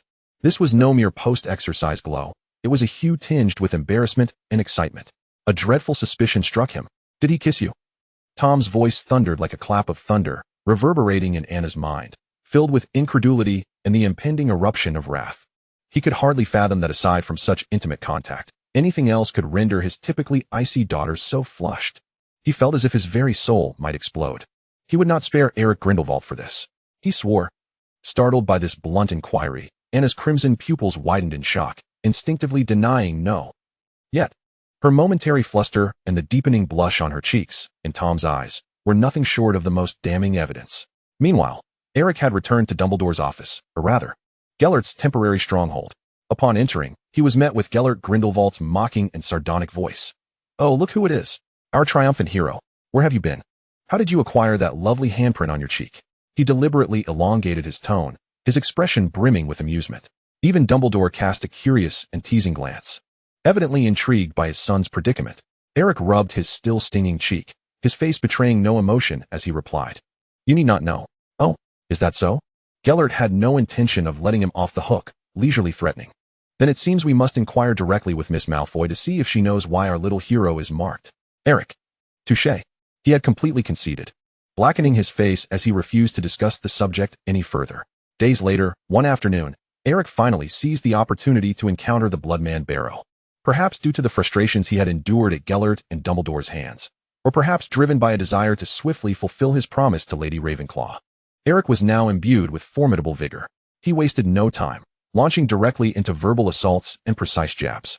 His central argument is strikingly incisive. While professing profound affection and love, his actions resort to the most despicable coercion and harm, driving others to the brink of despair. Even in death, he meticulously schemes, attempting to leave behind a ghostly semblance of an ardent lover, merely to disguise the cowardice and selfishness lurking within his heart, using the tragedies of others to embellish his own failures. Initially, Barrow attempts to defend himself, recounting his own pain and love. However, Eric offers him no reprieve, methodically peeling away the layers of his so-called romantic facade with cold, logical language, revealing the vile core of possessiveness and the destructive impulse that arises when he cannot have what he desires. He cites Lady Ravenclaw's analysis of her daughter's character, learned from Anna, highlighting how Barrow's love progressively isolated Helena, forcing her to ultimately resort to stealing the crown to escape. Under Eric's surgical and merciless onslaught, Barrow's defenses grow increasingly feeble. His cherished obsession crumbles, exposing a hollow and desperate essence beneath. Ultimately, amidst boundless agony and the collapse of self-awareness, the ghostly figure of Barrow begins to distort and fade, emitting a final, silent wail before dissipating into the air, leaving no trace behind. In the viewing hall, silence envelopes the audience, all stunned by Eric's chilling and acerbic performance. Dumbledore gazes wide-eyed, incredulously at Gellert, silently accusing him. What have you taught your son? This devastating psychological tactic, this means of obliterating faith, is far more terrifying than many dark magics. Tom remains engrossed in the suspicious blush of his daughter and the humiliation of being locked in a drawer, temporarily oblivious to Barrow's dissolution. Abraxas observes the daughter still attempting to feign ignorance to deceive Tom, feeling a wave of helplessness wash over him. This child, though clever, can be exasperatingly obtuse in certain respects, or perhaps it is intentional. Eric fulfills the promise made to Ravenclaw in a manner that is distinctly reflective of his character, perhaps heavily influenced by his father. Hogwarts is rid of a lingering ghost, and Eric's infamous sharp tongue will likely become the stuff of legend. As for the handprint on his face and the blush on Anna's, they become the most intriguing mysteries of the semester's beginning. Chapter 56, The Chamber of Bloodlines and the Dogman from a Millennium Ago. As the selection begins, while everyone's attention is captivated by the Weasley twins attempting to deceive the Goblet of Fire with an aging potion only to transform into white-bearded old men, Annabeth silently takes action once more. Without hesitation, she skillfully secures the thick tome containing her father Tom's essence back into the drawer of her dormitory. Tom Riddle within the book exclaims, "What? Has my daughter's frequent rendezvous with that insufferable brat necessitated my second confinement?" The fury from the old father nearly bursts through the book's binding. Simultaneously, Eric attempts to sneak away from the headmaster's office. However, as soon as he makes a move, Gellert and Dumbledore's gazes lock onto him with pinpoint accuracy. Gellert, Dumbledore. Is this lad attempting to sneak off for another date? Is he not afraid of enraging Riddle? Anna and Eric evade the crowd, once again delving into the depths of the Slytherin chamber. This time, their objective is another hidden chamber left by the ancestor Salazar Slytherin. The two search the empty main chamber, finding no leads. Ultimately, it is Vivian who keenly detects an unusual magical fluctuation from the ground. Anna immediately issues a command in Parcel tongue, yet the ground remains unmoved. A flicker of realization passes through Anna's crimson eyes. She suddenly recalls that her ancestor, upon learning that Tom Riddle could also speak Parcel tongue and had entered before, would surely employ another method to differentiate the intruder. What could it be? Blood. She remembers consuming that potion to awaken her bloodline. Her blood is the purest essence of Slytherin. Without hesitation, Anna swiftly slices her palm with her wand, allowing the crimson droplets to fall onto the cold floor. Almost instantaneously, as Anna's blood seeps into the ground, triggering a magical resonance, a hidden entrance slowly manifests. Eric's first reaction is not to gaze at the entrance, but to grasp Anna's hand, skillfully and gently casting a healing charm upon her. The warm magic flows through, swiftly mending the wound. The two stand exceedingly close, feeling each other's breath, an indescribable atmosphere of intimacy and understanding permeating the air, more peculiar and pronounced than before. Yet, in that delicate moment, they abruptly turn to discover the portraits of the four founders have appeared on the chamber walls, gazing at them with a myriad of complex emotions. Eric. Anna. Anna's face flushes a deep red, and she instinctively buries her head behind Eric, trying to evade the four penetrating gazes. From the portrait, Rowena Ravenclaw's teasing voice rings out. Enough, my dear girl, come forth. We have seen what is to be seen and what should not be seen. This remark elicits a graceful eye roll from Salazar, Slytherin beside her. Meanwhile, Godric Gryffindor, having realized through the recent bloodline verification and the interaction between the two, suddenly comprehends that Anna is a shared descendant of himself and Salazar. He firmly believes Salazar would never betray him. After the initial shock, an inferno of indignation surges within him, pointing an accusatory finger at Eric, his beard bristling with fury. You scoundrel, what have you done to Anna? Huh? His tone reminiscent of a protective guardian whose cherished treasure has been sullied and flaunted before him. Salazar Slytherin, upon hearing this, lets out a cold snort, elegantly rolling his eyes with his uniquely resonant voice, delivering a precise retort. Indeed, Godric, you were the one who insisted on placing these two children in the same room. Were you not? Huh? Gryffindor, stammering, he finds himself at a loss. He has endured a millennium of reproach from Salazar for this very matter. Who would have thought that the arrangement made for convenience and to witness the spectacle would lead to today's scenario? Ravenclaw watches the Slytherin and Gryffindor before her, once again engrossed in flirtations. As she perceives it, unable to contain herself, she exclaims, Enough!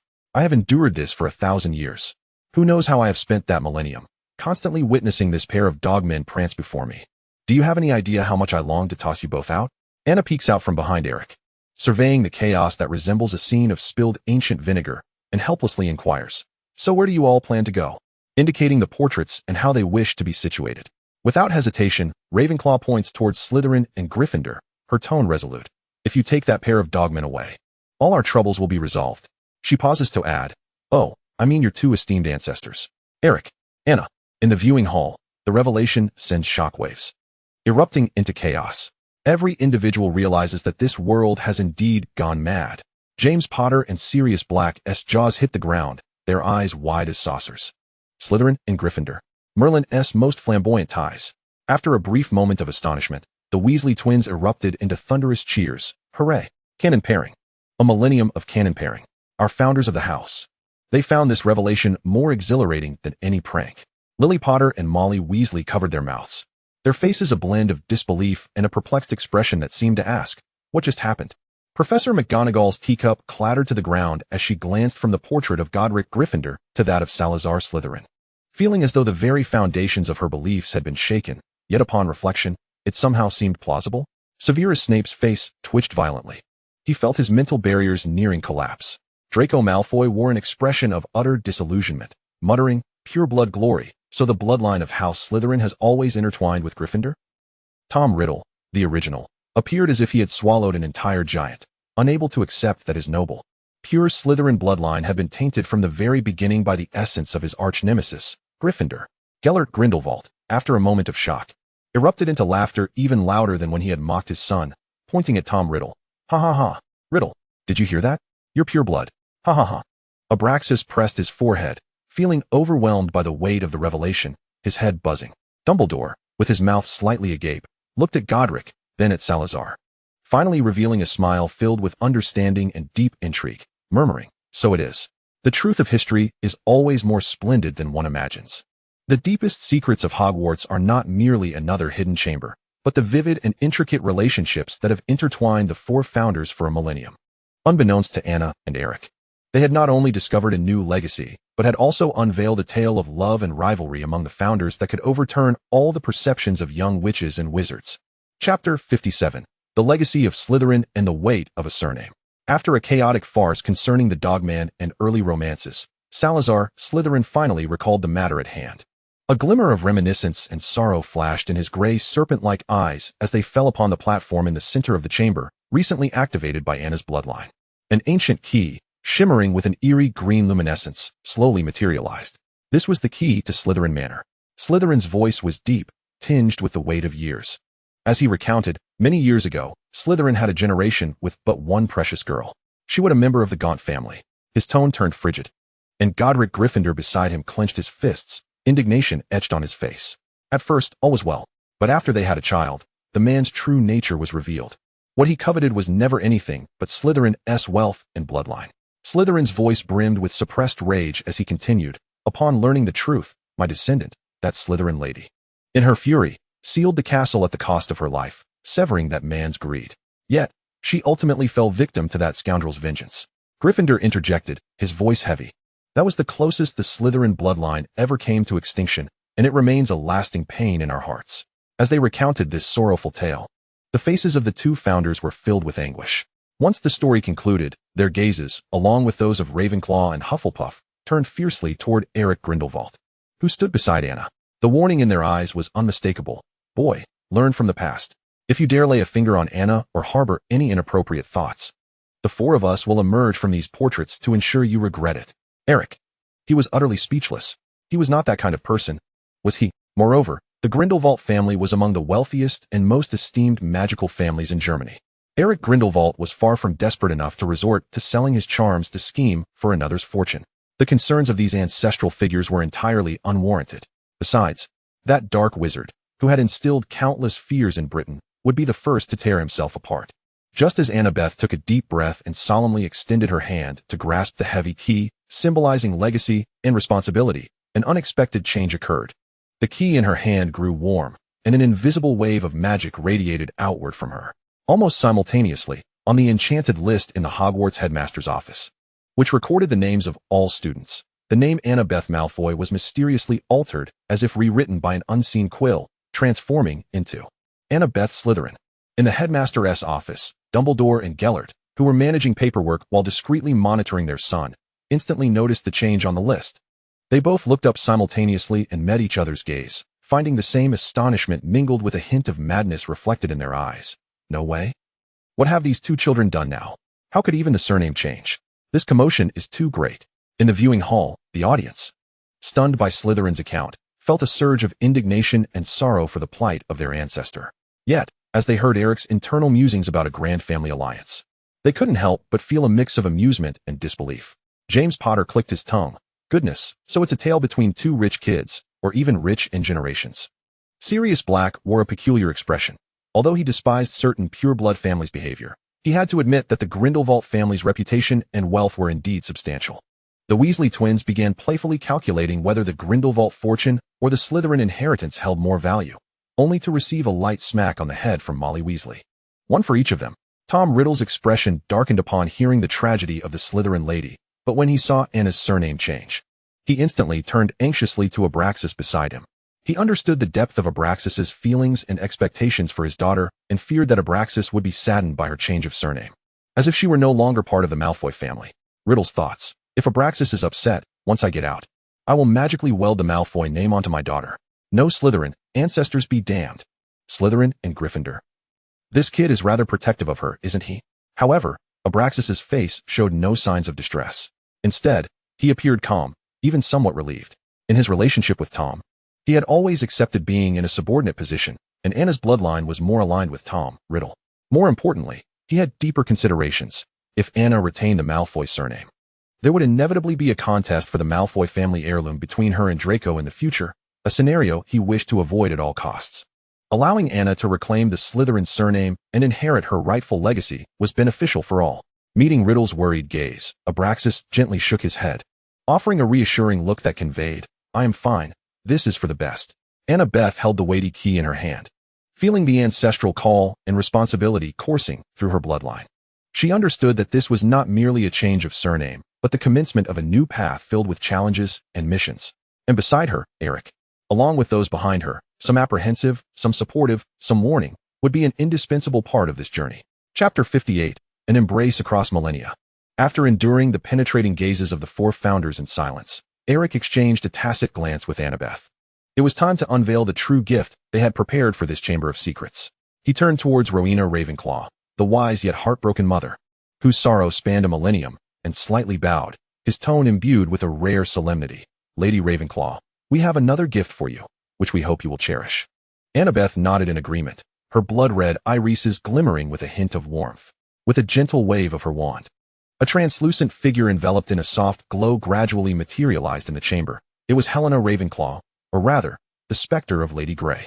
Helena's ghost initially wore her customary air of melancholy and detachment, but upon meeting the gaze of the four revered figures she had revered since childhood, especially that of her mother, whom she missed the most, all her defenses crumbled in an instant. The voice of her mother, Helena, trembled with disbelief and sorrow. She instinctively drifted forward, reaching out her hand in a futile attempt to touch Rowena in the portrait, only to pass through the frigid air in vain. A millennium of regret, loneliness, and longing surged forth at that moment, rendering her speechless. Uncle Godric, Uncle Salazar, Aunt Helga, she called out intermittently, invoking the warmth and indulgence of those who had once showered her with love, tears streaming down her face, though a ghost does not possess tears in the physical sense. The four founders in the portrait were visibly moved. Rowena Ravenclaw covered her mouth, her eyes brimming with heartache and yearning. Godric Gryffindor pressed his lips tightly together, while Salazar Slytherin averted his gaze, yet his clenched fists betrayed his inner turmoil. Helga Hufflepuff was already weeping profusely. "This will not do, my lady." Eric's voice shattered the sorrowful stillness. He shared a knowing smile with Annabeth, their expressions reflecting the relief and satisfaction of accomplishing a significant endeavor. Annabeth interjected, her voice clear and steady. "We had surmised that given the profound bond among you, the chamber left behind by your ancestor Salazar would surely possess a means for your existence. Therefore, this is for you." As the words fell, both raised their wands simultaneously. The tips erupted with a gentle yet potent glow of magic, not an assault, nor destruction, but rather a complex incantation imbued with the essence of ancient pacts and the pull of souls. The radiance enveloped Helena's specter, and a miracle unfolded. Her ethereal form, which had once been incapable of touching the corporeal realm, began to glide towards the portraits as if returning home, like a fledgling swallows to its nest. Under the rapt attention of all, Helena's ghost seamlessly merged into the portrait. In the next instant, the scene within the portrait sprang to life. Rowena Ravenclaw suddenly opened her arms wide, embracing her daughter with a genuine hug that transcended time. No longer a mere phantasm, nor a distant gaze, but a tangible reunion that crossed a millennium. "Mother, I'm so sorry. I'm so sorry." Helena wept loudly in her mother's embrace, pouring out a millennium's worth of grievances and regrets. "It's all right, my child. It's all right," Rowena choked through tears, repeatedly stroking her daughter's hair as if trying to make up for the lost centuries. Godric, Salazar, and Helga gathered around, their faces alight with relief, excitement, and a sense of release. Inside the portrait, a reunion that had been a millennium in the making unfolded, transforming the tragic narratives inscribed by history into an unexpected conclusion of togetherness. Within the viewing hall, a profound silence enveloped the space, soon broken by soft sobs and sighs of relief. As they beheld the poignant scene of reunion within the portrait, a multitude of emotions flooded the hearts of all present. Lily Evans and Molly Weasley had already taken out handkerchiefs to dry their tears, moved by the mother-daughter reunion that transcended death. Professor McGonagall removed her glasses and gently dabbed at her tear-streaked eyes. James and Sirius set aside their playful demeanor, silently captivated, their hearts stirred. Even Snape's gaze softened slightly, as if touched by the depth of this emotion. Draco observed the portrait, then glanced at Annabeth, his eyes filled with complexity. It seemed that for the first time, he genuinely comprehended the burdens and endeavors of his cousin. Tom Riddle and Abraxas also watched in silence, the bonds of blood and emotional entanglements taking on new significance in that moment. Dumbledore's azure eyes sparkled with a sense of comfort, while Grindelwald's spirit remained unusually silent, devoid of discord. "These two children," someone murmured softly, "perhaps they are not so cold-blooded after all. They may wield ruthless methods and possess profound thoughts. Yet when faced with matters they deem significant, they are willing to make efforts to mend historical grievances and warm shattered hearts." Annabeth and Eric, in their unique way, quietly transformed some of the predetermined tragedies, bringing an unexpected warmth and fulfillment to this tumultuous magical world. Chapter 59, Eric's Confession. The hues of the images on the screen shifted to a somewhat cold and distant tone, accompanied by Eric's calm, yet subtly pained voiceover. Eric's voiceover, calm, as if recounting a tale unrelated to himself. "I am Eric Grindelwald, the son of Albus Dumbledore and Gellert Grindelwald, an unforeseen child, an accident born of a fractured blood pact." The scene, a blurred golden pendant shattering, the light coalescing into the outline of an infant. "I grew up in the Muggle world.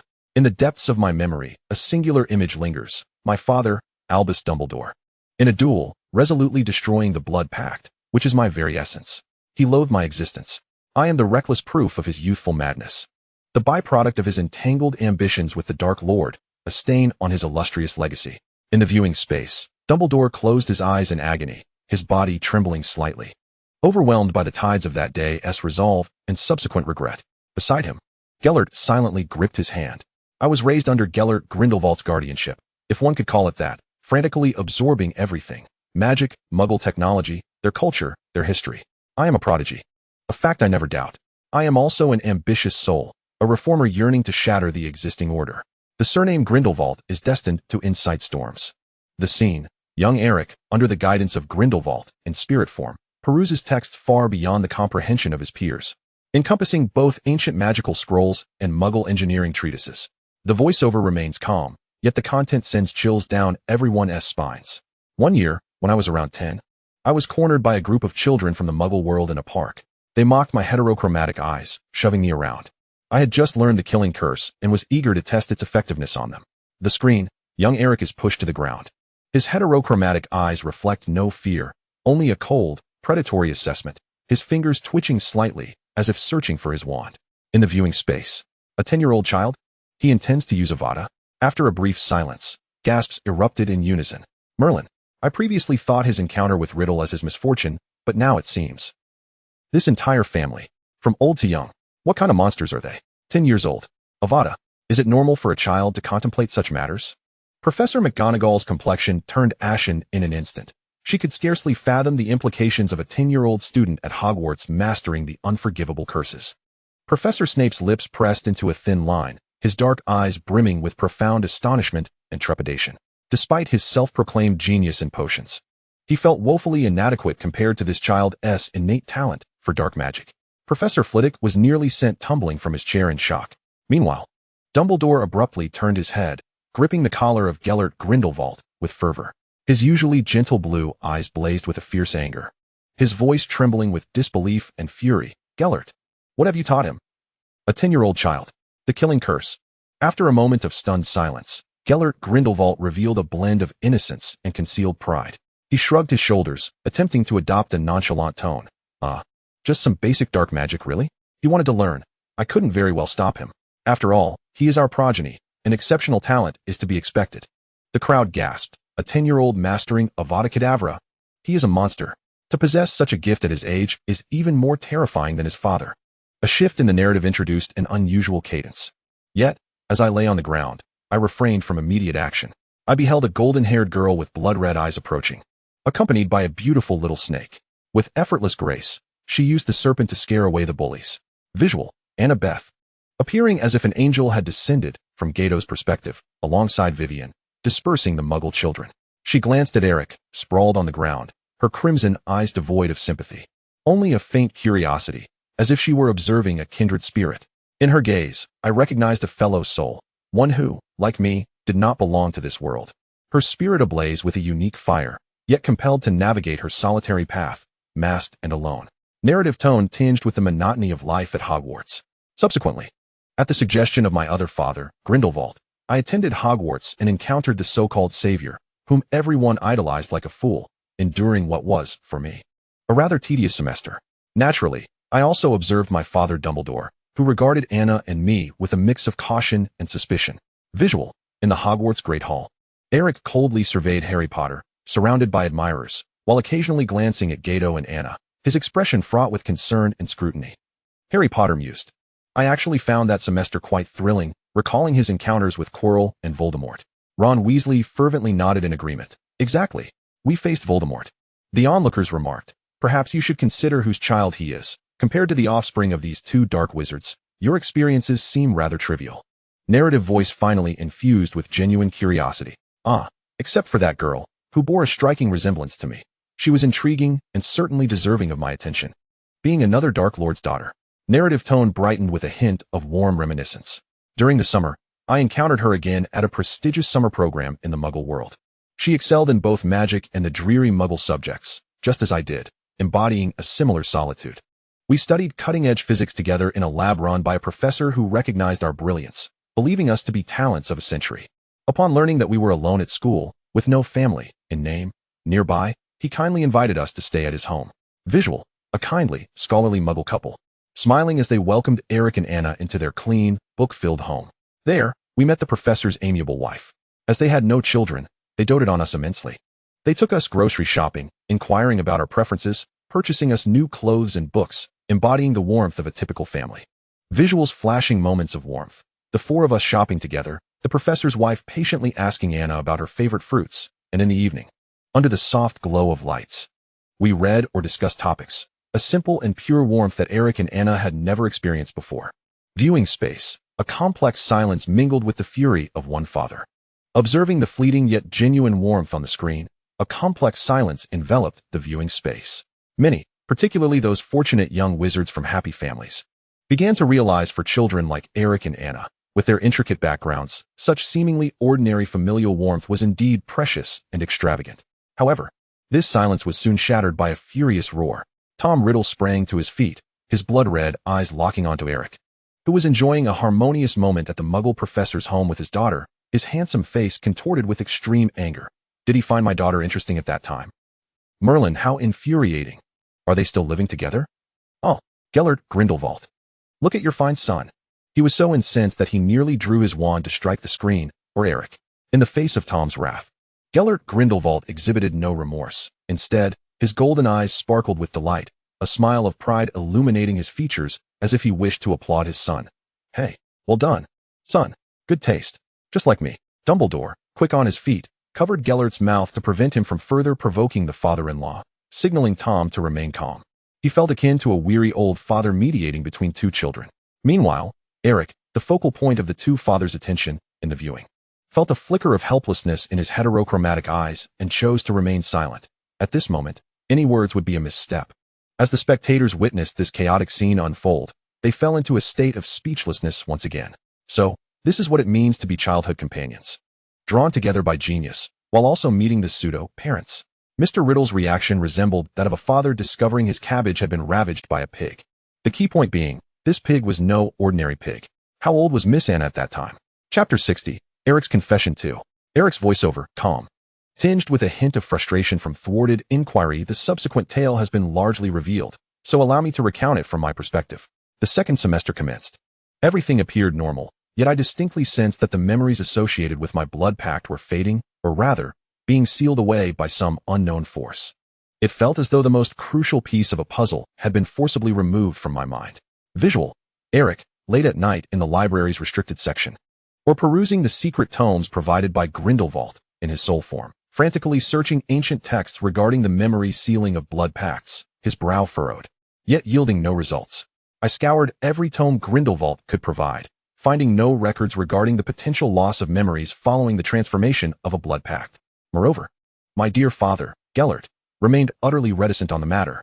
To inquire of him was akin to demanding his very life. He would either divert the conversation or vanish entirely. The off-screen voice dripped with unabashed disdain.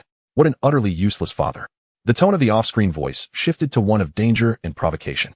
On one occasion, driven to desperation by his impenetrable ignorance, I directly threatened him. Should he remain silent, I would consult that esteemed figure from Hogwarts, Dumbledore.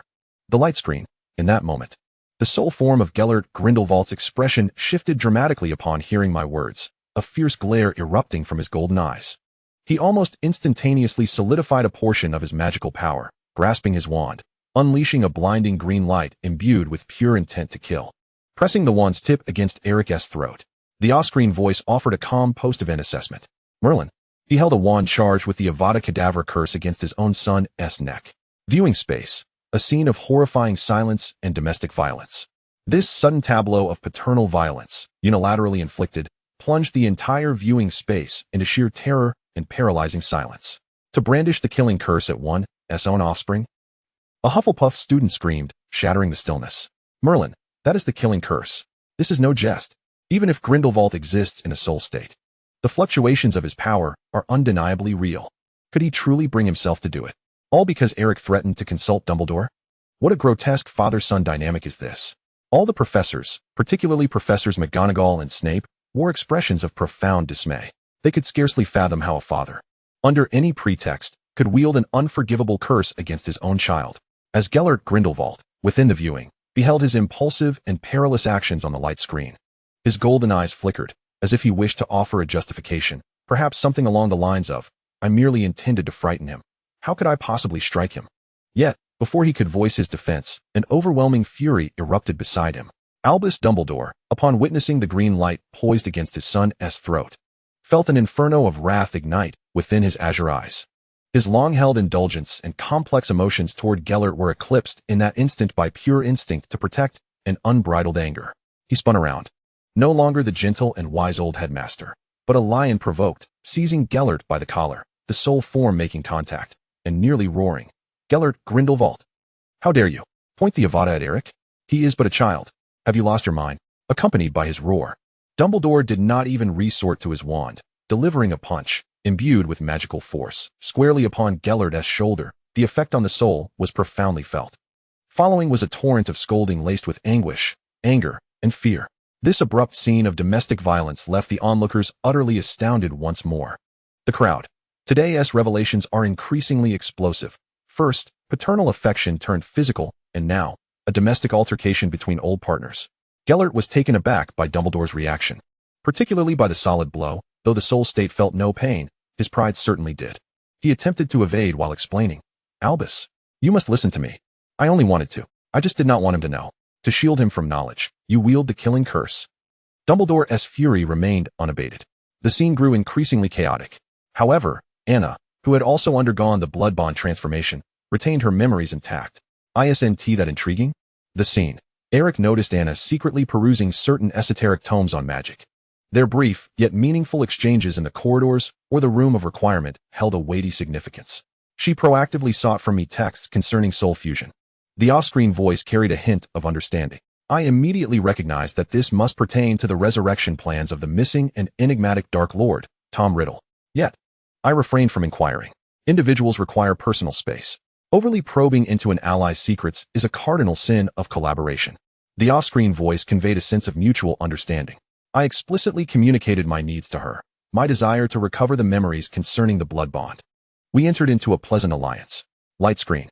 On one occasion in a secret chamber or secluded corner, Eric and Anna stood facing each other, eschewing trivial pleasantries to directly exchange their conditions and needs, their gazes reflecting a shared calm and calculation.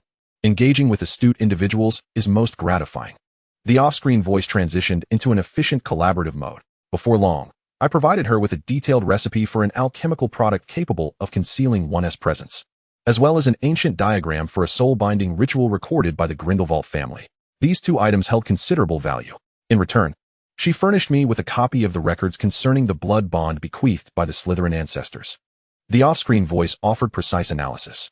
This was the most substantive information I could unearth regarding the blood bond, although my ally seemed deliberately to obscure certain pivotal aspects, such as the core stipulations regarding emotional rifts necessary for the transformation. The information she provided was vague, even appearing to have been magically damaged. He chuckled softly, imbued with an appreciation for a worthy opponent and an unshakable self-assurance. Nevertheless, it mattered not. This information was sufficient to serve as a lead towards recovering my memories. The value of what I offered her, whether the alchemical diagrams or the soul ritual, far outweighed the deliberately compromised records of the blood bond she had provided. The off-screen voice carried a long-term strategic perspective. However, that was inconsequential. To genuinely reclaim my memories, to fully unravel the mysteries of the blood bond, and even to explore deeper truths, I required allies such as her. And she, at this moment, was also assessing my worth. That was all. The off-screen voice concluded with a near-cold insight into the essence of collaboration. Among equals, there is no exploitation or being exploited. It is merely a resource integration driven by mutual necessity. If from the outset you approach a partnership with the intent to manipulate the other, it merely reflects your inability to comprehend your own worth. Viewing space, silence, and an admiration for shrewdness. Eric's monologue concluded. The space fell into a profound silence. The audience remained ensnared by the earlier shock of the Avada threat and Dumbledore's domestic altercation, only to be jolted back to reality by Eric's chillingly calm analysis of cooperation. They gazed at the boy with mismatched eyes on the light screen. He was adept in calculation, perceptive of human nature, skilled in exchange, and acutely aware of his intentions and desires. He transformed an encounter rife with emotional entanglements into a strategically equitable collaboration. Thus, their initial interactions were indeed purely utilitarian. One sought to resurrect a father, while the other yearned to reclaim lost memories. each fulfilling their own needs. Yet, he was acutely aware that Anna was concealing crucial information, and he deemed it unimportant. Because he was confident he could offer more, and equally confident in his ability to extract answers from the incomplete information, this mindset. The notion of equality devoid of exploitation felt cold, yet perhaps it was not erroneous. Even Tom Riddle, within the viewing, amidst his fury, experienced a flicker of subtle intrigue upon hearing Eric's discourse on cooperation and exploitation. In some respects, this boy was indeed akin to him and Albus, though this realization only served to further infuriate him. As Anna, during the viewing, subtly curved her lips into a faint smile, it was evident that she felt quite pleased with Eric's perceptiveness and savvy at that moment.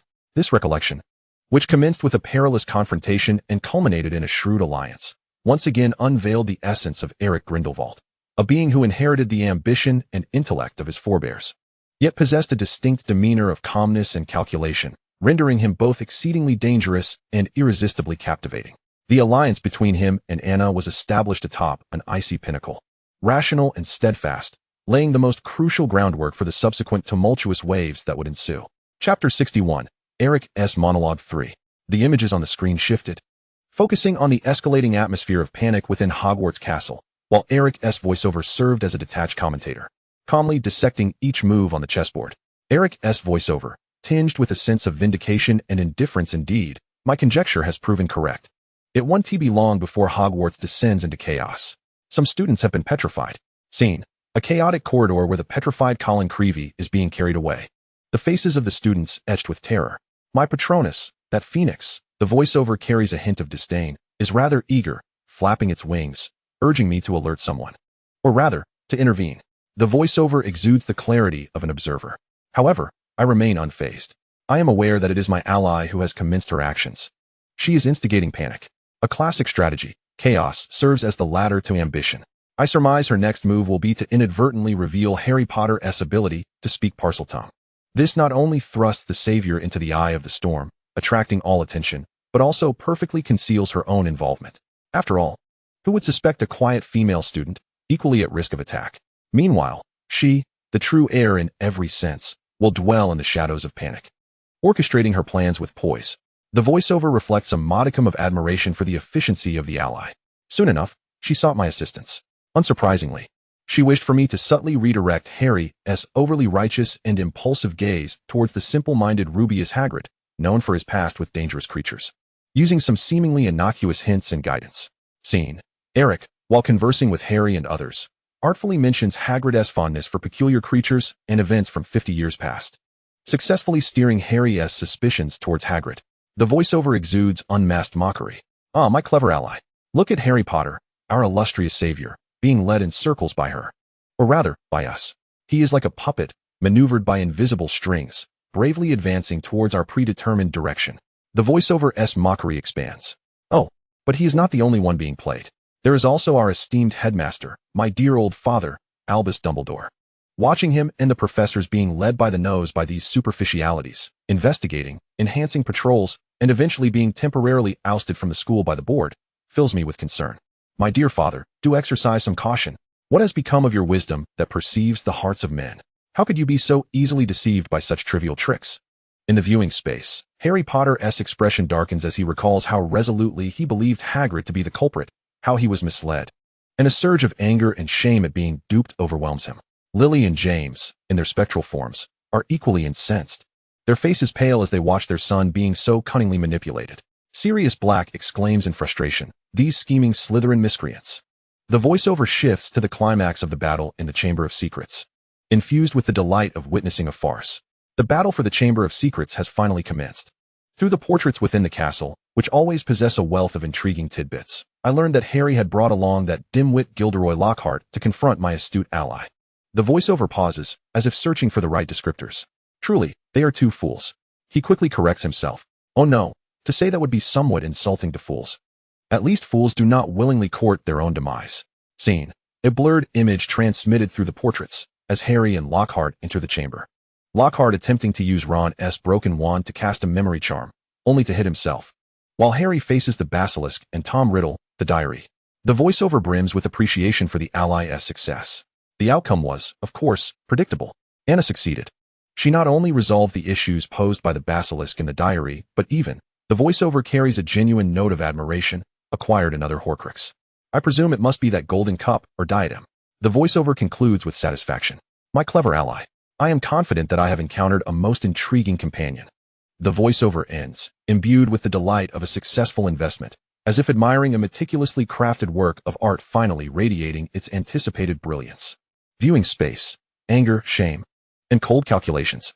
The reports of the battle and Eric's caustic yet admiring monologue elicited two starkly contrasting reactions within the viewing space. Led by Harry, the Gryffindors felt overwhelming anger and shame. Harry clenched his fists. Not only had he been kept in the dark, but he had also become a pawn in someone else's scheme, which stung more than mere defeat. Ron's face flushed with rage. How could they? Treating us like fools. Hermione, though equally incensed at being manipulated, felt a greater sense of astonishment and a reluctant admiration for Eric and Anna's meticulous scheming. Their strategic prowess far exceeded that of their year. Lily and James gazed at their son with sorrow, harboring a deeper disdain for Tom Riddle and Grindelwald. Sirius's furious exclamation echoed the sentiments of most members of the Order of the Phoenix and the pro-Gryffindor faction. Meanwhile, the Slytherins, particularly Draco Malfoy and others, though hesitant to openly applaud, harbored a glimmer of admiration and awe for such sophisticated tactics. This was indeed the Slytherin way, achieving goals through wit rather than brute force. The adult wizards bore heavy hearts. Professor McGonagall mourned the unrest within the school and Dumbledore's forced departure. Professor Snape's dark eyes reflected complex emotions. He loathed the entanglement of the school in such perilous schemes, yet could not deny their efficacy. Dumbledore himself, listening to his son's sardonic concern, wore a wry smile of resignation. He had not been entirely oblivious in his earlier years, but a series of events and the looming shadow of Tom Riddle's potential return had distracted his attention. Tom Riddle, during the viewing, was quite pleased with his daughter's performance, especially upon hearing Eric's remarks about a clever and intriguing ally. He snorted in mild acknowledgement of the boy's discernment. However, the thought that such appreciation might conceal ulterior motives towards his daughter swiftly extinguished that recognition, replaced by discontent. Eric, during the viewing, remained serene, as though recounting merely an unconnected historical narrative. His alliance with Anna was founded upon such calculations and mutual assessments from the outset. He saw no issue with it. Through Eric's perspective, the tumult surrounding the chamber was stripped of its heroic, adventurous veneer, revealing itself as a coldly efficient prelude to a calculated power struggle. It made it abundantly clear to everyone that, in the eyes of true ambition, the so-called savior headmaster and even the safety of the school were merely pawns to be exploited or discarded at will in their grand game. The alliance between Eric and Anna laid a solid, yet perilous foundation during this seemingly inequitable initial exchange. Chapter 62. The Love of Forebears and the Intimidation of Portraits. At the vehement insistence of Rowena Ravenclaw, who was thoroughly exasperated with the incessant presence of the canine couple, Annabeth brought the portraits of Salazar Slytherin and Godric Gryffindor back to her dormitory, while Ravenclaw and Hufflepuff chose to remain in the chamber, keeping company with the recently reunited Helena. Naturally, the four founders shared a special magical connection, allowing them to visit each other at will. As Annabeth hung the portraits of her ancestors on the dormitory wall, preparing to face the wrath of her father Tom emanating from the drawer, the spectral shadow of Tom Riddle coalesced from the thick tome, his expression darkening as he was about to chastise Annabeth for her repeated neglect. However, he was momentarily stunned into silence by the sudden animation of the two portraits on the wall, radiating an ancient and formidable aura. Salazar Slytherin's sharp, gray serpent-like eyes scrutinized Tom's essence with unabashed disdain, his voice dripping with icy sarcasm. "Are you the fool who slices his own soul like a cake?" Tom Riddle, his handsome visage flickered between shades of pale and flushed as he faced this progenitor of his bloodline, particularly the astute and lineage-obsessed Slytherin. All his justifications regarding immortality and power seemed feeble and absurd in this moment. The ancestral pressure and soul interrogation he faced were more agonizing than any physical torment. Watching this interrogation unfold, especially as her fearless biological father faltered before the two founders, Annabeth felt her scalp prickle, her mind racing with a singular thought. I should immediately cast a fainting spell upon myself. Ultimately, under the dual scrutiny of Slytherin and Gryffindor, Godric, though silent, exuded an equally oppressive air of disapproval. Tom, after a prolonged struggle, turned to Annabeth and, with a tone tinged with a mix of grievance and resignation, pleaded, "My dear daughter, could you grant your poor father a fainting spell?" He preferred to temporarily lose consciousness rather than endure the relentless mental assault from his ancestors. Annabeth, "Father, your request is truly unique." Tom's shameful yet pragmatic evasion, which did not succeed, naturally provoked a fresh barrage of scorn from Salazar, Slytherin, and Godric Gryffindor. Tom, Ag. Meanwhile, Eric found himself in a similarly dire predicament. As he stepped into the headmaster's office, he was warmly encircled by Gellert and Dumbledore, one on each side. Back are we? Gellert's spectral visage bore a benevolent smile. Yet the old wand, which had somehow been acquired from Dumbledore, glimmered ominously with a green light, firmly positioned against his son's neck. We noticed a sudden addition of Slytherin to the school roster. We are quite curious. Dumbledore's blue eyes sparkled with an inquisitive gleam behind his crescent-shaped spectacles. His tone gentle, yet he made no effort to dissuade Gellert's threat against his own son. Feeling the chilling, deathly aura of magic pulsating at his throat, Eric mentally lamented. Gellert, could you please lower the wand? It's rather unsettling with that green glow hovering over your son's neck. And Dumbledore, do you not value your son's life? And you still smile? He gazed at Dumbledore's expression, which was laced with amusement and indulgence, and he felt utterly despondent. In the viewing hall, as they witnessed this scene brimming with paternal affection, the reactions of the onlookers varied. Many who had suffered under Tom Riddle or feared him felt a sense of relief and satisfaction upon seeing him reprimanded by the founders, even to the point of begging his daughter for a fainting spell. James and Sirius laughed heartily, slapping their thighs. Ha! Even villains have their ancestors to contend with. Lily couldn't help but smile. Professors McGonagall and others found the spectacle somewhat absurd. Yet they couldn't deny that it might very well be the most fitting punishment for Tom Riddle. When they observed Eric being coerced by his father under the threat of the green-lighted killing curse, all present couldn't help but exclaim, indeed. Being the son of the Dark Lord is not a role one can take lightly. This family atmosphere is exceedingly intense. The Weasley twins, gaping in disbelief, mimicked, "Oh my dear son, do tell your father what you did today," as the wand glowed ominously. Draco, watching Eric, suddenly felt that his own father Lucius's methods of discipline were almost gentle by comparison. Harry, Ron, and Hermione exchanged glances, expressing deep sympathy and a hint of curiosity for Eric's familial circumstances. Abraxas observed Tom, firmly chastised by the two founders, and then glanced at Eric, who was similarly threatened by his father, shaking his head in resignation, reaffirming that his daughter's choice of partner was indeed quite unique. The reality of Tom, the original, watching another version of himself being chastised left him visibly displeased, yet witnessing Eric's plight oddly restored a semblance of balance within him.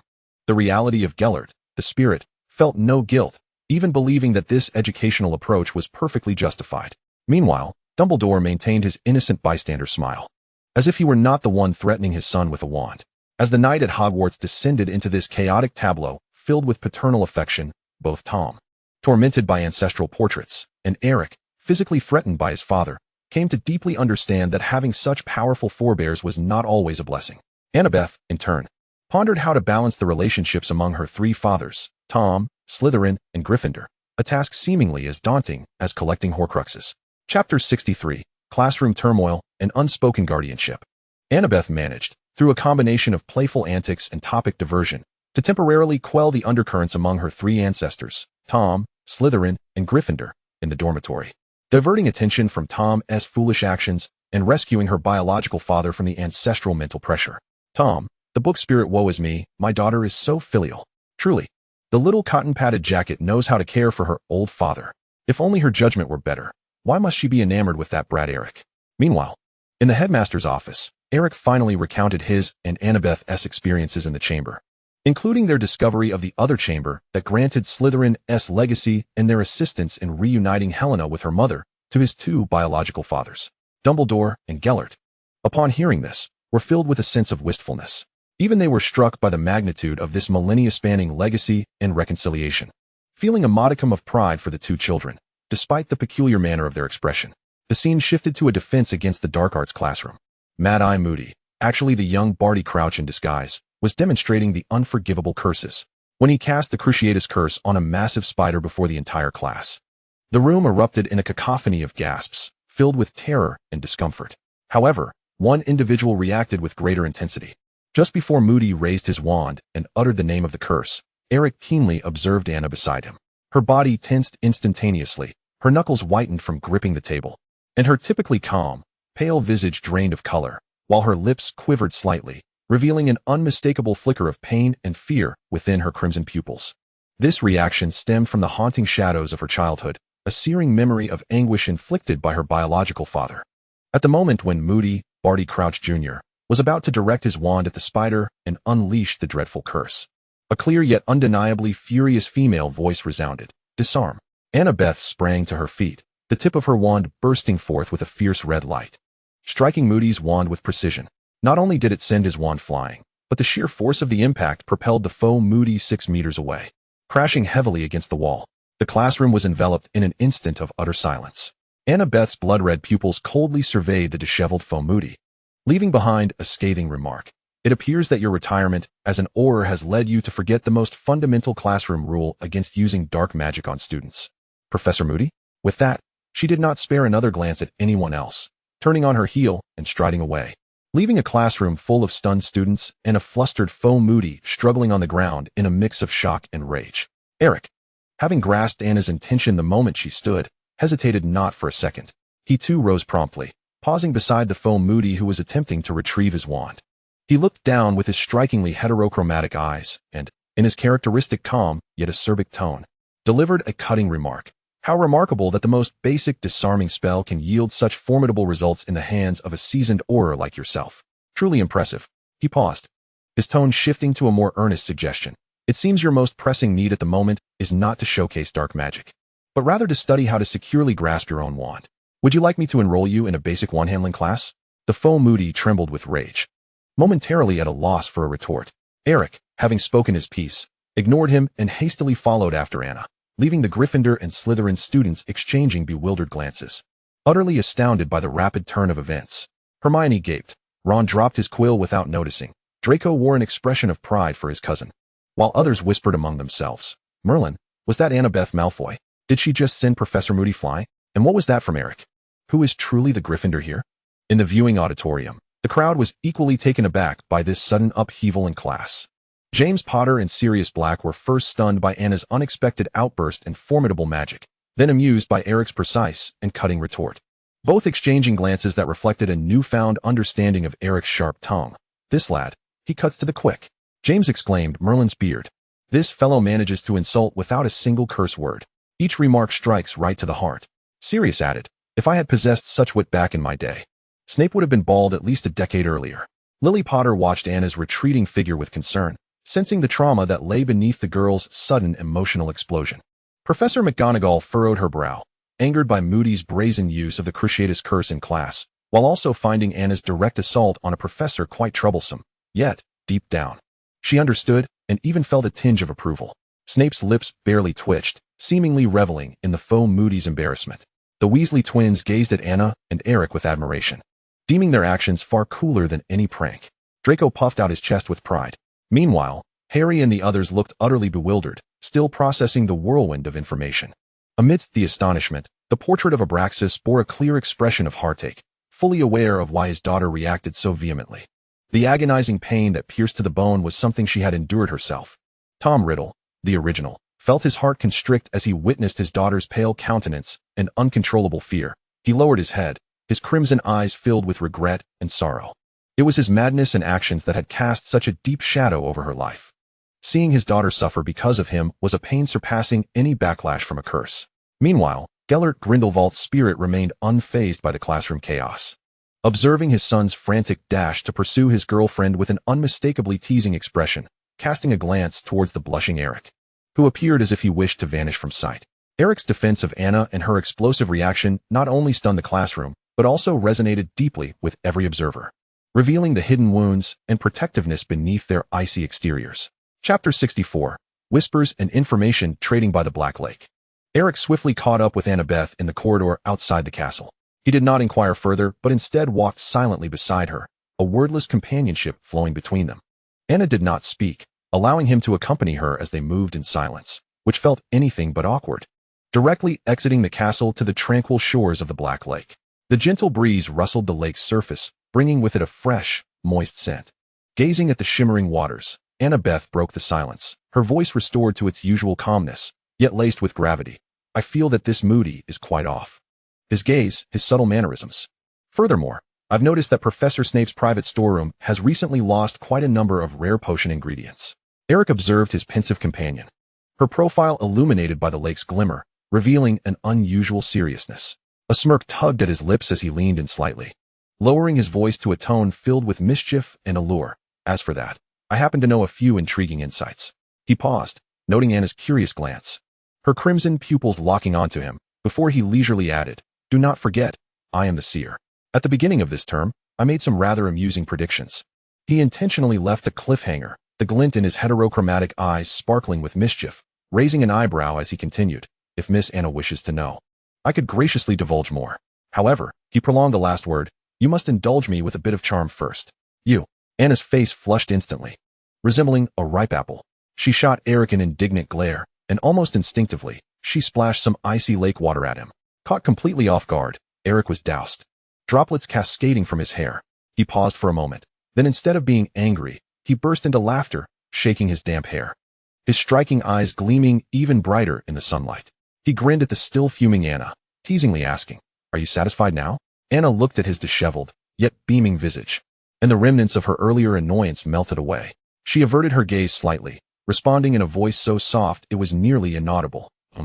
Hearing this barely perceptible reply, Eric's smile widened. He knew this was the closest Anna could come to playful submission. He felt utterly satisfied, ceasing to tease her, and with a more serious demeanor, he meticulously recounted the intelligence regarding the false Moody, Barty Crouch Jr., and the potential conspiracy surrounding the Triwizard Tournament to Anna after emerging from the secret chamber, alongside Dumbledore and Grindelwald's analytical speculations. Inside the viewing hall, many could not help but exchange knowing glances as they observed the subtle yet sweet atmosphere between the two by the Black Lake.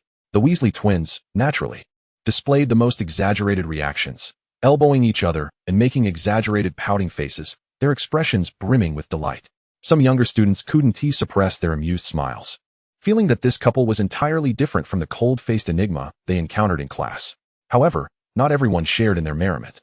Tom Riddle, especially incensed upon witnessing Eric coaxing Anna into playful affection, was seething with rage. He felt as though his prized cabbage had not only been trampled by a pig, but that the pig was also attempting to instruct his cabbage on how to willingly present itself. The surge of magical energy was so intense it nearly harmed bystanders. Gellert Grindelwald, observing his son so effortlessly divulging the confidential information he and Albus had painstakingly analyzed, wore an expression of profound exasperation. This boy, utterly devoid of principles in front of his girlfriend. Dumbledore, watching the display of a son who would sell out his father for a laugh, shook his head in resignation, his face a mixture of bemusement and bewilderment at this child who seemed to have inherited qualities from neither parent. He selectively overlooked certain illustrious achievements from Gellert's youth, as well as the indulgence he had shown him. The gentle breeze by the Black Lake whisked away some secrets while bringing forth a flicker of youthful exhilaration and camaraderie in their shared struggles. Anna and Eric, two young souls burdened by a heavy past, found in each other a harbor of trust and reliance amidst the perils of Hogwarts. Even if this sanctuary often came with playful banter and the deathly glares from both their fathers. Chapter 64, Untitled 2. Within the illuminated hall of Hogwarts. After the festive uproar of the Halloween feast, the Goblet of Fire finally revealed its ethereal azure glow. An atmosphere thick with tension and anticipation enveloped the gathering. As students from Durmstrang and Beauxbatons joined the Hogwarts faculty and students, all eyes fixed upon the ancient chalice. Headmaster Dumbledore approached with poise, retrieving the first parchment from the flames. The champion from Durmstrang, his voice resonated through the hall, is Victor Krum. A wave of applause erupted, particularly from the Durmstrang contingent, as Krum rose calmly and made his way to the champion's chamber. Next, the champion from Beauxbatons, Fleur Delacour, the silver-haired girl of Vila heritage, gracefully stood, departing amidst the adoring gazes of the crowd. Finally, Dumbledore's gaze swept over the breath-holding Hogwarts students, and the champion from Hogwarts is Cedric Diggory. The Hufflepuff table erupted with thunderous cheers and stomping feet as Cedric, sporting a bashful yet proud smile, walked towards his moment of glory amidst the congratulations of his friends. Many assumed the event had concluded, beginning to relax and prepare to resume their dinner or discuss the recently announced results. Dumbledore appeared ready to conclude the ceremony. However, a sudden sound broke the air, a soft pop, as a flame erupted unexpectedly, and the fourth parchment fell into his hand like an ominous portent. An eerie silence descended upon the hall, enveloping everyone in a strange stillness. Dumbledore's brow furrowed ever so slightly as he unfurled the scroll, pausing for a moment before reading the name with even greater gravity and incredulity. Harry Potter. What? Impossible. Harry Potter. Shocked whispers of disbelief and anger surged like a tidal wave. Harry himself froze, his face draining of color as he felt countless gazes piercing him like needles. Ron stared at him, mouth agape, as if he no longer recognized him. Harry Potter. Dumbledore raised his voice again, his gaze piercing through the Gryffindor table. Harry, please come forward. Almost numb, Harry moved stiffly under the weight of every gaze, heading toward the teacher's table. His mind was a blank slate, utterly bewildered by the unfolding events. Just as he reached the entrance, the murmurs behind him crescendoed. Another pop. The fifth parchment was expelled from the goblet. This time, even the professors gasped in surprise. This had surpassed all comprehension. Dumbledore swiftly caught the parchment, his expression now not just grave, but revealing genuine astonishment. He looked at the name as if needing to confirm its validity, then slowly spoke, his voice imbued with an unprecedented sense of inquiry. Eric Grindelwald. Grindelwald? Another one? Is it that Grindelwald? If Harry's name had brought confusion and skepticism, the surname Grindelwald summoned forth historical dread and deeper enigmas. Eric. The boy with an aloof smile, peculiar hair, and eye color, rose from the Gryffindor table. Unlike Harry, he appeared remarkably composed. He even nodded toward Harry, who was wearing an expression of astonishment and turmoil, signaling him nonchalantly to move forward. Harry seemed to have found an unspoken command, instinctively obeying as he entered the chamber. Eric, meanwhile, strolled through the hall with an unhurried demeanor, seemingly indifferent to the surrounding commotion. Was this the end of the revelations? No. The goblet of fire seemed infused with an unprecedented vitality, or rather a mischievous will. Another pop. The sixth parchment drifted down in the heavy silence. Dumbledore's hand hovered in the air, hesitating to grasp it. When that fateful scroll finally landed in his hand, the silence felt tangible, pressing upon everyone's breath. He finally raised his head, his gaze honing in like a hawk upon a particular corner of the Slytherin table, focusing on a girl with golden hair and blood-red eyes. His voice, laden with a weight that could only be described as echoing through history, articulated each word deliberately. Annabeth Slytherin. Time seemed to freeze. Slytherin? Not a common surname, not a mere coincidence. In this magical realm, especially within Hogwarts, this name represented only one meaning, an ancient lineage intertwined with the school's very essence, symbolizing the glory, pure-blood ambition of House Slytherin, along with countless legends and controversies. After an instant of profound silence, an eruption of sound followed, akin to a nuclear explosion. Slytherin. She bears the name Slytherin, a descendant of Salazar Slytherin. Merlin's beard. A living Slytherin. On the faculty bench, Professor McGonagall gasped, covering her mouth. While Professor Snape's body visibly stiffened, his dark eyes fixed on Annabeth, swirling with an intricate mix of shock, scrutiny, and an indescribable stirring of ancestral roots. Professor Flitwick emitted a short exclamation, and even the supposedly limping Professor Moody, Barty Crouch Jr., had his magical eye whirling wildly. Meanwhile, the Slytherin table, after a brief collective silence, erupted with a joy and commotion loud enough to threaten the very roof. The pent-up frustration and envy from Harry's selection were instantly cast aside. Slytherin. We have a Slytherin. Draco Malfoy's face flushed with excitement, his voice piercing as he exclaimed, "Do you see? Potter is no savior. What we possess is the true legacy. The bloodline of Salazar. The heir of Slytherin." Pansy Parkinson and her fellow Slytherin students erupted in a cacophony of cheers and applause. Amidst this fervor and the myriad of complex gazes, Annabeth slowly rose to her feet. Her expression was the epitome of calm amidst the chaos. Her crimson eyes betrayed no emotion, as if the tumult around her was of little consequence or perhaps entirely anticipated. With steady steps, she traversed the parting crowd, making her way to the warrior's chamber, her composure starkly contrasting with the surrounding frenzy. Upon entering the room, an equally strange atmosphere enveloped her. Harry appeared bewildered and helpless, while Fleur and Crumb wore unmistakable expressions of anger and skepticism. Cedric endeavored to maintain his poise, yet his eyes were clouded with confusion. Eric stood relaxed, seemingly having merely changed his resting place. Annabeth naturally positioned herself beside Eric, the two standing shoulder to shoulder, one serene and detached, the other composed and unruffled, emanating an invisible aura that set them apart from the disoriented Harry, who appeared isolated and overwhelmed. Subtle communication. In Annabeth's mind, a familiar voice, imbued with concern and coldness, resonated from the soul-bound notebook she carried. Annabeth, this is a meticulously crafted trap. The target may be Potter, but you are ensnared as well. Beware of that false Moody. Simultaneously, Eric seemed to sense something, a barely perceptible smile gracing his lips. Without turning, he could perceive, in a dimension he could sense, the soul form of Gellert Grindelwald watching him with a mix of mockery and appreciation, as if to say, "Well done, lad. It appears you and your little serpent are destined to stir the winds of change." In the foreground, the sounds of heated argument drifted in. Dumbledore, Madame Maxime, Karkaroff, and ministry officials Barty Crouch and Ludo Bagman engaged in a lengthy and contentious discussion. Ultimately, Dumbledore re-emerged before the assembly, appearing somewhat weary. Yet his voice remained steady and powerful as he announced a difficult decision. Despite the exceptionally unusual circumstances, the magical contract of the Goblet of Fire must be upheld. Hogwarts will have 3 champions: Harry Potter, Eric Grindelwald, and Annabeth Slytherin. In the viewing chamber, reactions and unrest ensued. The scenes on the light screen concluded. Yet the turmoil within the alternate space was merely commencing. The attendees, having gleaned Annabeth's true heritage through the prior viewing, understood her lineage as the heir of Slytherin. They bore witness to the birth of Eric Grindelwald as a creation of Dumbledore and Grindelwald's blood bond, alongside the evolution of his partnership with Annabeth from tentative collaboration to steadfast comradeship, ultimately culminating in their union as soulmates. Here it comes again. Just seeing this raises my blood pressure, Ron Weasley exclaimed, indignant on Harry's behalf, who appeared nearly petrified. Yet, the two of them, he gestured at the frozen image of the pair, seemed unfazed. Hermione, arms crossed, rationally analyzed. Logically speaking, their reactions are indeed abnormal. But let us not forget, they had previously suspected a traitor within Hogwarts. James Potter murmured, his tone laced with complexity, Slytherin. Even knowing she was Tom's daughter, he felt a jolt each time that surname was uttered. Lily Evans gently squeezed his hand. But she has saved many, James. In that world, she and Eric altered so many tragedies. Severus Snape sat in the corner, his figure still tense beneath his dark robes. Even with the full context known, witnessing the Slytherin name re-emerge in such a pronounced manner at Hogwarts stirred unquenchable ripples within him.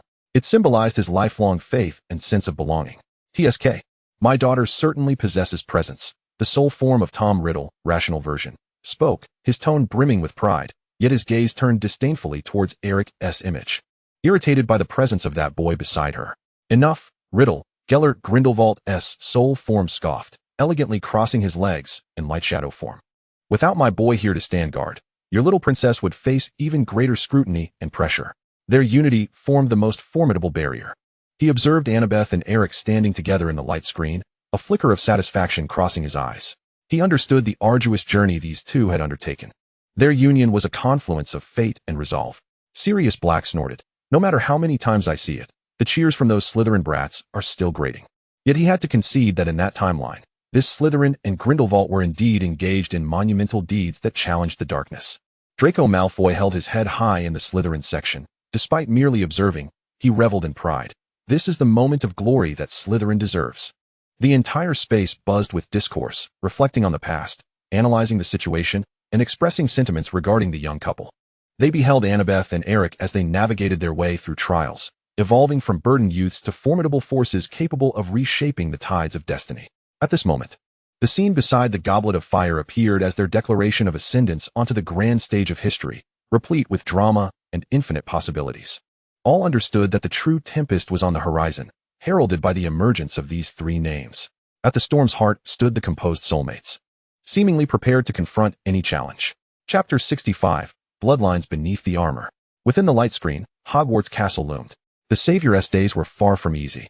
After voluntarily becoming a champion, Harry had become a target of scorn. Even Ron had turned against him. The day was overcast and chilly as he walked alone in the castle grounds, his mood darker than the sky. Hey, Potter. A familiar, elongated drawl called from above. Harry looked up to see Draco Malfoy lazily perched on a sturdy branch of a large tree, wearing his signature smirk, while Crabbe and Goyle loomed like 2 hulking mountains beneath. Waiting for your interview with the Daily Prophet? Are they keen to delve into the champions' private lives? Or would you prefer to discuss how you managed to circumvent the age line to enter your name? I didn't enter. Harry gritted his teeth, fury boiling within him. You know that. Oh, of course, Draco exaggeratedly nodded, malice glinting in his gray eyes. You were simply compelled to participate, right? Compelled to bask in more glory. Harry's fists clenched tightly. Just as tension mounted, a gruff voice with a metallic rasp interrupted. What is going on? Mad-Eye Moody hobbled over, his magical eye fixated on Draco, while his other eye scrutinized him. A flicker of panic crossed Draco's face, quickly replaced by a facade of calm. Nothing, Professor, he mumbled, just chatting with Potter. Is that so? Moody's wand was raised, his tone menacing. To me, it seems more like you're looking for trouble. Just like your father enjoys ambushing from the shadows. Draco's complexion paled, and as he attempted to step back, he found himself frozen by Moody's imposing presence. You like to bully the lonely ones, hmm?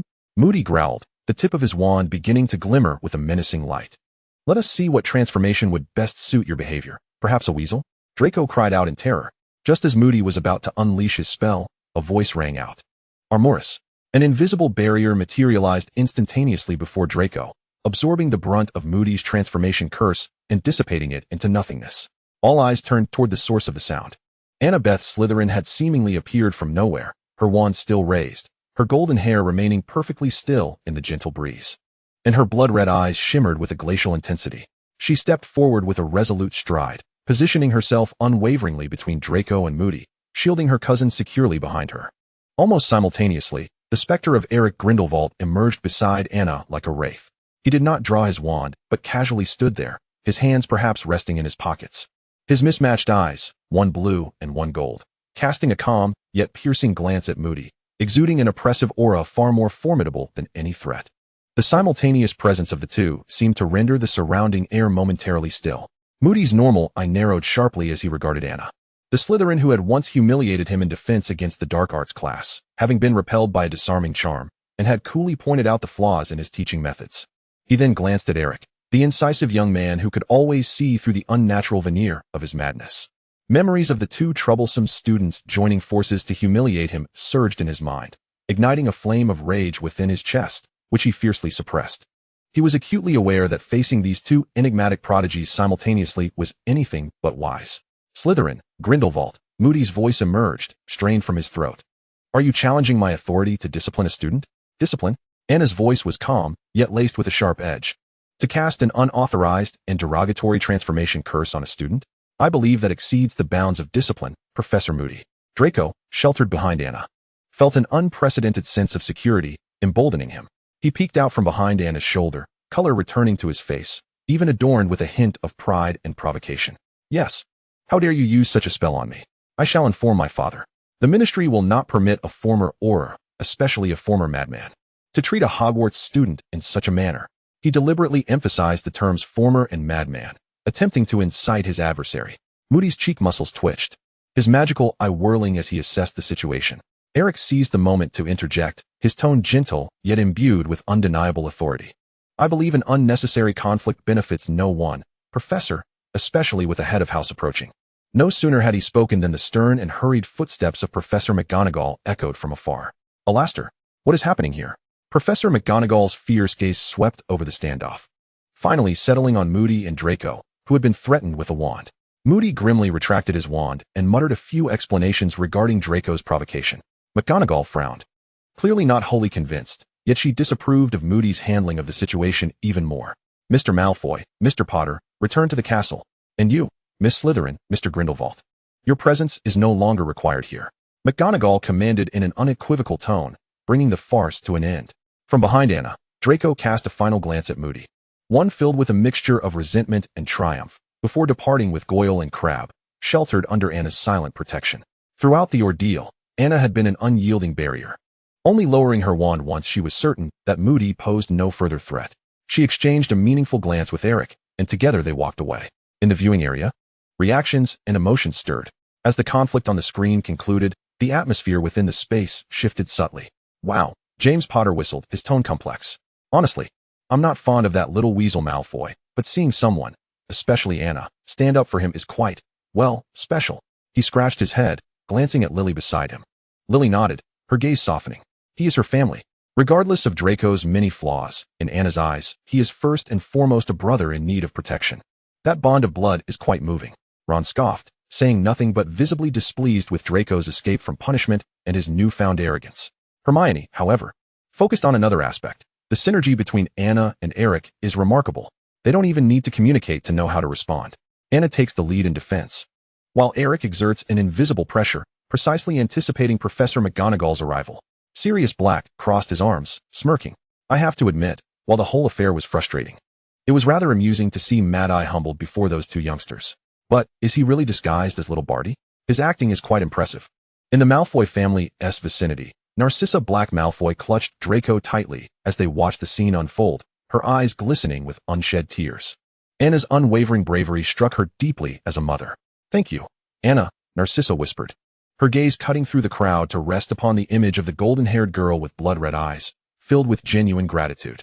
In that desperate moment, It was Anna who had shielded her son from humiliation and potential harm. This act of protection would forever resonate in her heart. Though Lucius Malfoy maintained his haughty demeanor, the tightening grip on his serpent-headed cane revealed the unrest within him. Anna's defense of Draco undeniably fortified the unbreakable alliance between the Malfoys and Slytherin. Anna. Tom Riddle observed his daughter's protective instincts with a satisfied smile, curving his lips. Protecting family was, after all, one of the qualities that Slytherin valued most. Meanwhile, Gellert Grindelwald chuckled softly, leaning toward Dumbledore to whisper, "See, Albus, the alliances of youth can often be more direct and potent than our old machinations."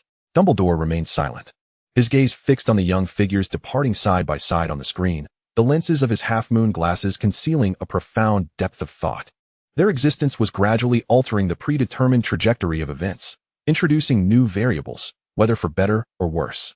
And the bonds forged through blood, beneath the armor, represented the warmest and most steadfast aspect of these changes. Chapter 66, Schemes and Jealousy Under the Dragon's Breath.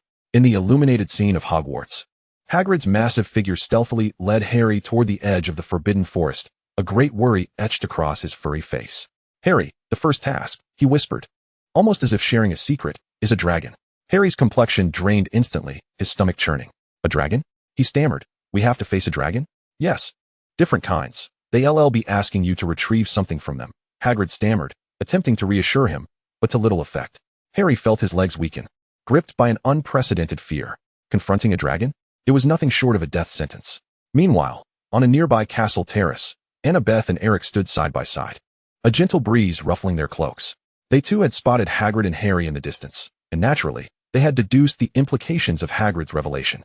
"A fire dragon," Eric remarked in a flat tone, as if discussing the weather, which adhered perfectly to the Triwizard Tournament's notorious penchant for dramatic flair. In Annabeth's blood-red eyes, there was not a flicker of emotion. She merely responded with a soft, adding, "It's not too troublesome. The weaknesses are quite apparent." The two exchanged glances, each reflecting the same sense of ease and understanding. For them, who had long battled against far more perilous creatures within the tumult of time, the fire dragon, formidable as it might be, was insufficient to evoke any tension or unease. In stark contrast to Harry's frantic demeanor, they appeared remarkably calm, as though they were about to face nothing more than an ordinary magical examination. Within the headmaster's office, an atmosphere of contrasting extremes prevailed. Unlike the palpable tension outside, or within Harry's heart, the chamber of Hogwarts headmaster was suffused with a warmth that made the portraits of former headmasters exceedingly uncomfortable.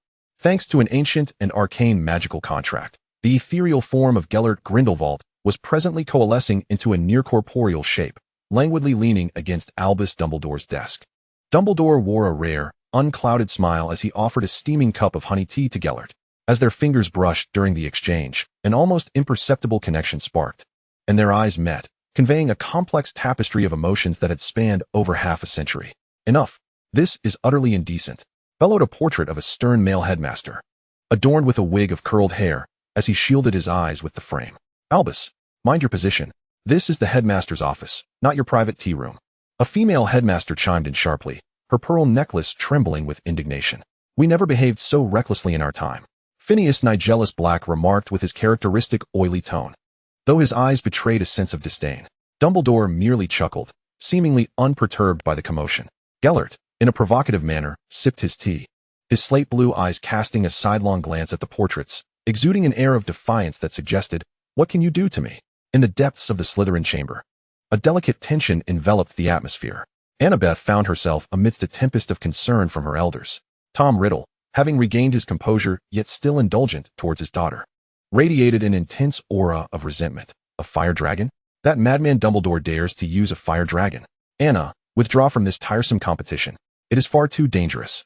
He completely disregarded Anna's earlier assessment that the fire dragon posed no real trouble. The portrait of Salazar Slytherin, arms folded and a frown etched on his handsome face, exuded displeasure, while Godric Gryffindor, though silent, wore a furrowed brow that revealed his worries. These two founders, united by the shared bloodline coursing through Anna, had come to regard her as their own. "That little whelp of the Grindelwald family," Salazar coldly remarked, his silver-green eyes sharp. "He had better ensure your safety, otherwise." His unfinished threat lingered ominously in the air. Godric interjected, "Anna, matters of the heart require caution. That boy is deeply complex. Are you certain he?"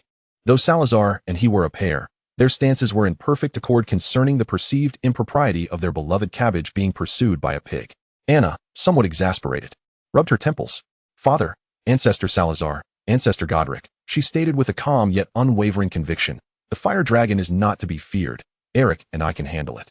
As for Eric, she paused briefly, a faint softness glimmering in her blood-red eyes. "He is worthy of trust." Skillfully, she shifted the focus of her elders from her romantic life back to pressing matters, rather than the fire dragon. "I am more concerned with how to resolve the issue of soul fragmentation. The soul fragments within Harry Potter and Nagini must be safely separated." This topic indeed captured everyone's attention. Tom furrowed his brow, pondering the feasibility of the plan, while Salazar and Godric donned serious expressions, recognizing the importance of ancient soul magic and blood contracts, far outweighing the trivialities of youthful romances. In the viewing space, a wave of concern and confusion washed over the audience. "Oh my, a fire dragon!" Harry must have been terrified. Lily Potter gasped, clutching her chest.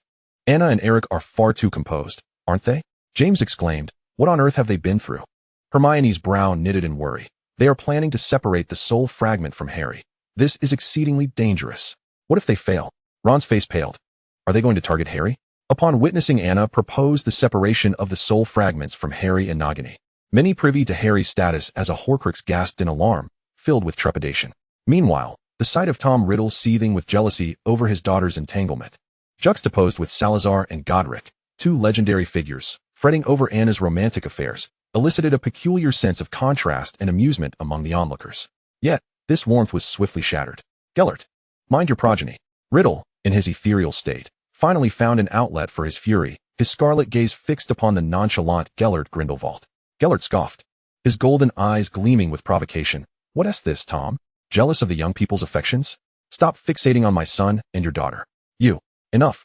Two formidable magical energies, soul powers, clashed violently, though not enough to rupture the space, yet the oscillating energy waves left those nearby feeling a wave of discomfort. Abraxas Malfoy elegantly raised a hand to his forehead, sighing as he turned away, signaling his disinterest in this childish quarrel.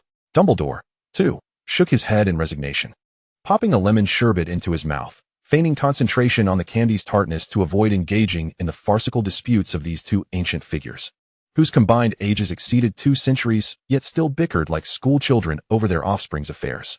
The space momentarily filled with a cacophony of magical buzzing, discordant arguments, anxious whispers, and some involuntary laughter, plunging the scene back into familiar chaos. All eyes were drawn to the impending Fire Dragon Challenge and Anna's audacious and perilous plan for the separation of the Horcruxes. Chapter 67. The Breath of the Dragon and the Feathered Serpent's Dinner Bell. Preparation Area and Uninvited Guests. On the day of the Triwizard Tournament's first event, the grounds outside the castle had been transformed into a vast temporary arena, the air thick with tension and excitement. The champions gathered in the tinted preparation area, awaiting the fateful draw. Rita Skeeter, a journalist from the Daily Prophet, buzzed about like a bee drawn to nectar, keenly seizing any detail ripe for sensationalism. Her gaze remained fixed on Annabeth and Eric. When Eric effortlessly tucked a stray strand of Anna's wind-tossed golden hair behind her ear, and though Anna's cheeks flushed, she made no move to reject the gesture. Skeeter's eyes sparkled with delight. Click! The glaring flash of a camera erupted. Skeeter, grinning with self-satisfaction, waved her notepad and camera, her face brimming with insincere smiles. What a captivating scene. The heir of Slytherin and the scion of Grindelwald. This is bound to be front-page news. A romance crossing darkness? The secrets of the Slytherin and Grindelwald champions. Eric's warm demeanor instantly faded, replaced by a chilling sharpness. His mismatched eyes narrowed, the tone of his voice low yet imbued with an unsettling pressure. "Miss Skeeter, delete that photograph. Your imagination would be better employed elsewhere." Skeeter exaggeratedly shrugged, adopting a defiant expression that screamed, "What can you do to me? Dear boy, the public has a right to know the champion's true circumstances. This is a matter of press freedom." Before she could finish her sentence, a cluster of ethereal blue flames erupted between Eric's slender fingers. The flames surged forward as if imbued with life, momentarily engulfing the camera in Skit's grasp. Amid her terrified screams, both the camera and its film disintegrated into a wisp of blue smoke and ashes within mere seconds. "Freedom of the press," Eric retorted, retracting his hand with a dismissive air akin to brushing away dust. "That does not grant you the liberty to fabricate at will and disturb others. Or perhaps you wish to experience the warmth of this inferno firsthand." Skit's face turned ashen with fear, retreating in haste, too intimidated to utter another word. Shrinking into the corner, Throughout this ordeal, Anna maintained a detached demeanor, not expressing a shred of dissent towards Eric's methods. Their identities were far too sensitive. Any irresponsible rumors could incite unnecessary panic and trouble within the wizarding community. The moment of drawing lots arrived. The bag contained miniature models representing various dragons. Harry, filled with trepidation, drew a Welsh green, not the most formidable, yet sufficiently perilous. His complexion paled as he gripped the model tightly. When it was Eric's turn, he reached into the bag, and moments later emerged with a model of the Hungarian horntail, recognized as the most perilous breed, fiercely devoted to guarding its golden egg. Eric regarded the fearsome little dragon model in his hand, a glint of understanding and coldness flickering in his heterochromatic eyes. He was almost certain that this was no mere coincidence. It was a token from his father-in-law, lurking in the shadows, a first meeting gift. He raised an eyebrow. Anna drew a relatively docile Swedish shortsnout compared to the horntail. As the competition commenced, Harry Potter, under immense pressure, exhibited astonishing flying prowess and quick wit. He summoned a firebolt, deftly maneuvering through the flames belched forth by the horntail, ultimately executing a daring dive that successfully deceived the dragon and secured the golden egg. The Gryffindor stands erupted in thunderous applause, while among the crowd, Lily Potter covered her mouth in excitement, tears of pride glistening in her eyes for her son's bravery. Next was Eric. Faced with the irritable and aggressive Hungarian horntail, he eschewed flight and any unnecessary movements. Instead, he calmly raised his wand, directing it towards the now overcast skies above the once clear arena. As dark clouds gathered and serpentine lightning danced, thunderstorm descends, fulminis. He intoned with a chilling clarity. A blinding bolt of lightning, akin to a spear of judgment, struck with pinpoint accuracy upon the horntail's head. The ensuing roar was deafening, the brilliance rendering all spectators momentarily blind. As the light faded, the once mighty dragon lay charred and smoldering upon the ground, its massive form twitching feebly. A profound silence enveloped the arena, soon to be shattered by an even greater uproar. The sheer force and directness with which he vanquished the most dangerous dragon far exceeded their expectations. Finally, it was Annabeth's turn. As she stepped into the arena to face the Swedish shortsnout, something peculiar transpired. The dragon, which had previously been spitting flames in defiance, suddenly shrank back, its enormous eyes constricting in fear as Anna crossed into its territory. It emitted a low growl, not a threat, but rather a mournful whimper of terror, attempting to retreat away from the golden-haired girl. The cause was none other than Vivian, masquerading as a silver bracelet upon Anna's wrist, awakening from slumber. The feathered serpent's innate bloodline dominance over this dragon subspecies radiated forth. In the ancient memories of dragons, the feathered serpent was a top-tier predator, an ancestral foe etched into their very genes. Vivian excitedly conveyed her thoughts to Anna. Anna, a delectable feast. Let me have it. Just a bite. She nuzzled against Anna's wrist, pleading. Anna gazed at the trembling dragon, nearly bereft of combat spirit, while feeling the impatience of her pet on her wrist, and let out a resigned sigh. Ultimately, she refrained from indulging Vivian's appetite and instead raised her wand, casting an intricate combination of freezing and non-lethal stunning spells. Massive icy chains instantaneously ensnared the dragon's limbs and wings, eliciting a reluctant whimper before it collapsed, succumbing to slumber. The entire process unfolded with the ease of a teaching demonstration. Gently stroking Vivian, who had grown somewhat despondent from the lack of a feast, Anna promised a special treat upon their return before advancing towards the golden egg. With the competition concluded, all three Hogwarts champions successfully claimed their golden eggs. As they made their way back to the castle, the crowd buzzed with celebration. The viewing area was alive with cheers, astonishment, and the tumult of jealousy. The battle on the light screen sent emotions within the space soaring like a roller coaster. When Harry triumphed in a nail-biting victory, the Gryffindor section erupted in jubilant roars, with James and Sirius exchanging excited high-fives, while Lily wept tears of joy, swelling with pride for her son's courage and intelligence. As Eric summoned thunder and struck the Hungarian horntail into submission with such overwhelming force, a momentary hush fell over the crowd, soon followed by gasps of astonishment. Merlin, what spell was that? Is he truly a student? Such power! The bloodline of Grindelwald was indeed formidable, yet also terrifying. As for Anna, who had quelled the dragon without a fight, and whose pet regarded the creature as a mere snack, it left everyone in a state of absurd shock. The feathered serpent feasts on dragons? Hermione murmured, her worldview thoroughly upended. My cousin is simply magnificent. Draco Malfoy exclaimed excitedly from the Slytherin section, taking pride as if he had vanquished the dragon himself. In a spectral form, Tom Riddle radiated a palpable darkness.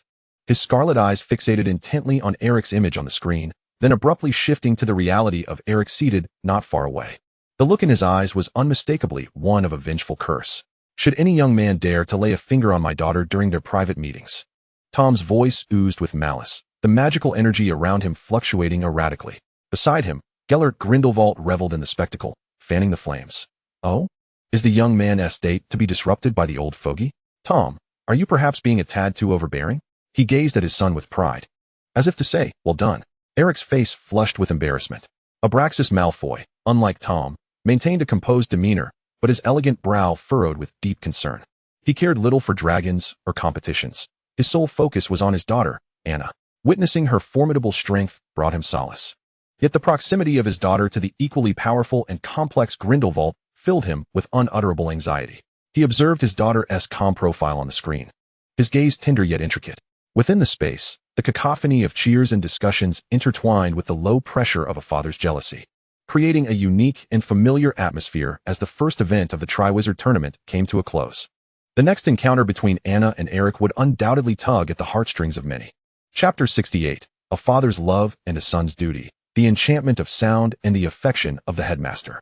In the warmth of the headmaster's office, Eric, clutching the golden egg that seemed to echo the lament of a siren from the depths of the sea, did not return to the common room, but instead made his way purposefully to the headmaster's office on the 8th floor. He uttered the command to the stone gargoyle, and the spiral staircase began to ascend slowly. Upon the door opening, the scene that met his eyes was largely as he had anticipated. Gellert Grindelwald, manifesting through shared magical energy, lounged casually at the edge of the headmaster's desk, while Albus Dumbledore sat behind it. The atmosphere between them flowed with an unspoken familiarity and perhaps a warmth that could be described as the tenderness of twilight. The portraits of several past headmasters seemed to feign slumber, yet the slight twitch at the corners of their eyes betrayed their vigilant observation of the unfolding events.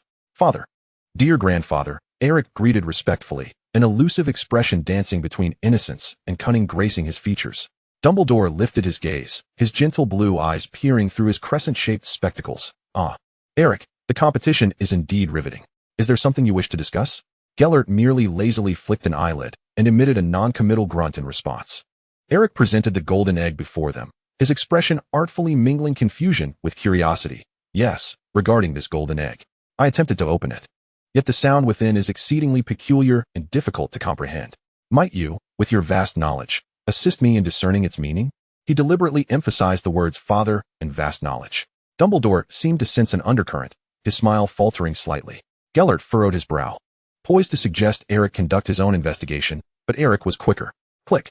The clasp of the golden egg was abruptly unfastened. A shrill scream erupted, one potent enough to rattle souls and rupture eardrums, akin to an invisible sonic assault that filled the entire headmaster's office.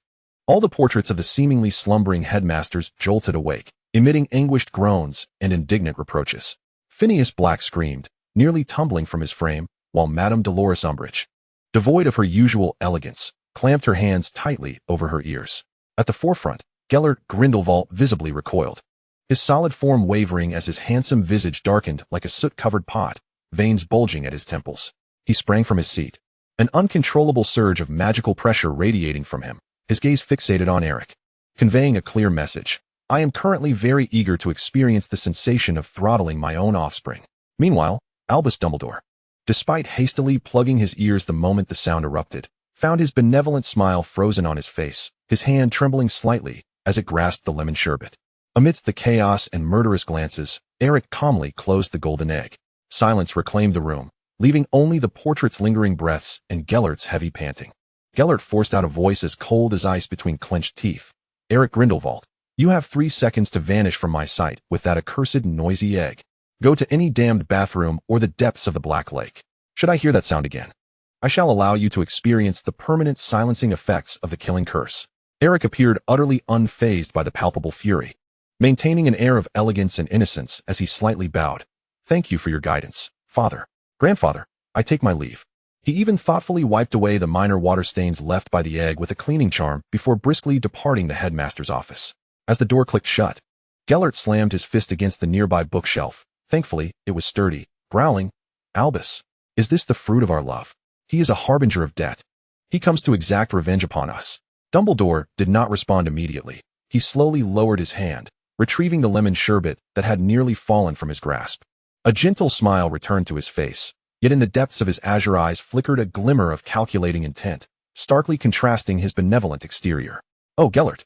Children are always a bit lively." Dumbledore's voice remained calm, though his fingers brushing the phoenix feather inexplicably sent a chill through the air. "Perhaps we ought to provide Eric with more challenging endeavors to divert his excessive energy. For instance, a lengthy thesis on the correlation between medieval mermaid languages and modern magical music, or assisting Severus with a particularly troublesome batch of potion ingredients." He smiled at Gellert as if discussing the flavor of tonight's dessert, yet his words unmistakably hinted at a subtle retribution for his son's recent prank. Viewing space, laughter, and astonishment. The scene playing out on the screen elicited expressions of unparalleled delight from everyone present. Witnessing Eric innocently outsmart two of the wizarding world's foremost authorities, particularly noting Gellert's expression of barely restrained murderous intent, sent the Weasley twins, Fred and George, into fits of uproarious laughter. How absolutely brilliant. Fred pounded his thigh. He even outsmarted his own father. What a display of filial piety. Just look at Grindelwald's face. Ha! George mimicked Gellert's bulging veins and clenched fists, his exaggerated gestures drawing even the sternest adult wizards into chuckles. However, when they heard Dumbledore's cheerful suggestion regarding lengthy theses and troublesome potion ingredients, laughter abruptly ceased. Replaced by a collective gasp of dismay from the student section, this was sheer torment for them. "Merlin, Professor Dumbledore." Hermione gasped, covering her mouth in disbelief. "Is he digging a pit for his own son? Or cheerfully digging a pit?" Ron exclaimed, taken aback. "I always thought the headmaster was the gentlest person in the world." James Potter whistled.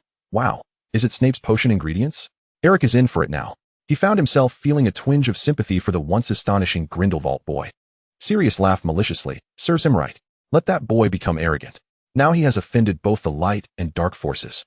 Tom Riddle felt an inexplicable sense of satisfaction witnessing Gellert and Dumbledore's dismay, though he still regarded Eric with disdain. Abraxas merely shook his head in resignation, finding a faint smile at the educational, or vengeful, approach of this legendary duo towards their child.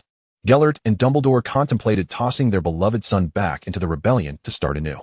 The atmosphere brimmed with mockery of Eric's reckless behavior and astonishment at Dumbledore's rare display of cunning. It seemed that Eric's path as a warrior would not only entail facing dragons and dark wizards, but also navigating the paternal affections emanating from the headmaster's office. Chapter 69, The Lost Clue and Corridor Frights. In stark contrast to Eric's familial farce, Annabeth returned to the Slytherin dormitory, the golden egg in hand.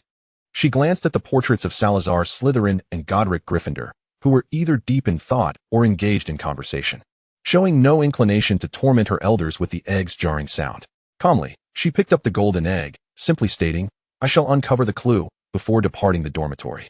She was acutely aware that this object required a special environment. On her way to the prefect's bathroom on the 4th floor, she happened upon an awkward scene. Harry Potter, flushed and stammering, awkwardly invited Cho Chang to the Yule Ball, only to retreat in disappointment at her apologetic refusal. The evident dejection on Harry's face pricked Annabeth's heart like a tiny needle. It then dawned on her that the Triwizard Tournament included the Yule Ball, and champions were required to lead the dance. This realization caused her steps to falter imperceptibly. A faint pang of unexamined disappointment flitted through her crimson eyes. The tournament had concluded some time ago, yet the one who had fought alongside her, whose bond had long surpassed mere companionship, Eric, seemed to have forgotten all about it. Had he truly? Still, she did not feel the necessity to attend with her. Anna pressed her exquisitely shaped lips together, forcibly suppressing the unexpected turmoil that rippled through her heart. She did not require anyone's invitation. She quickened her pace, resolutely heading towards her destination. In the grand, empty prefect's bathroom, immersed in the warm pool, she calmly opened the golden egg. The ethereal, melodic voice of the mermaid resonated from beneath the water, clearly revealing the clue to the second task. She listened intently, committing it to memory before rising gracefully, drawing herself with magic, as if that fleeting moment of vulnerability had never existed. Meanwhile, Eric had also unraveled the mystery of the golden egg, perhaps from another pool in the prefect's bathroom or at the edge of the Black Lake. As he toweled his hair, he retraced his steps along the corridor, sorting through the clues from the mermaid's song. Yet he couldn't shake the feeling that he had overlooked something significant, something seemingly unrelated to the competition, yet profoundly important. As he pondered this, a figure intercepted him. It was Fleur Delacour. Her silvery hair flowed like moonlight, her sapphire eyes glimmering with unabashed admiration and audacity, a charming smile gracing her lips. "Eric," her voice carried a unique French lilt. "Congratulations, your performance today was remarkable." She paused, fully aware that she was breaking the norm. Yet she boldly continued, "Might I have the honor of being your partner for the Yule Ball?" Eric was momentarily taken aback. In that instant, as if the fog had lifted, he remembered. The Yule Ball. He needed to invite Anna. How could he have forgotten such a crucial matter, only focusing on playing tricks on some old fathers? He gazed at the radiant Fleur before him, feeling no stir of emotion, only a sense of annoyance at his own sluggishness and an ominous premonition of the impending crisis. He bowed gracefully, his demeanor impeccable, his tone gentle yet distinctly distant. "Thank you very much for your kind offer, Miss Delacour. You are indeed beautiful and captivating. However, I regret to inform you that I already have someone I wish to invite. She is my girlfriend."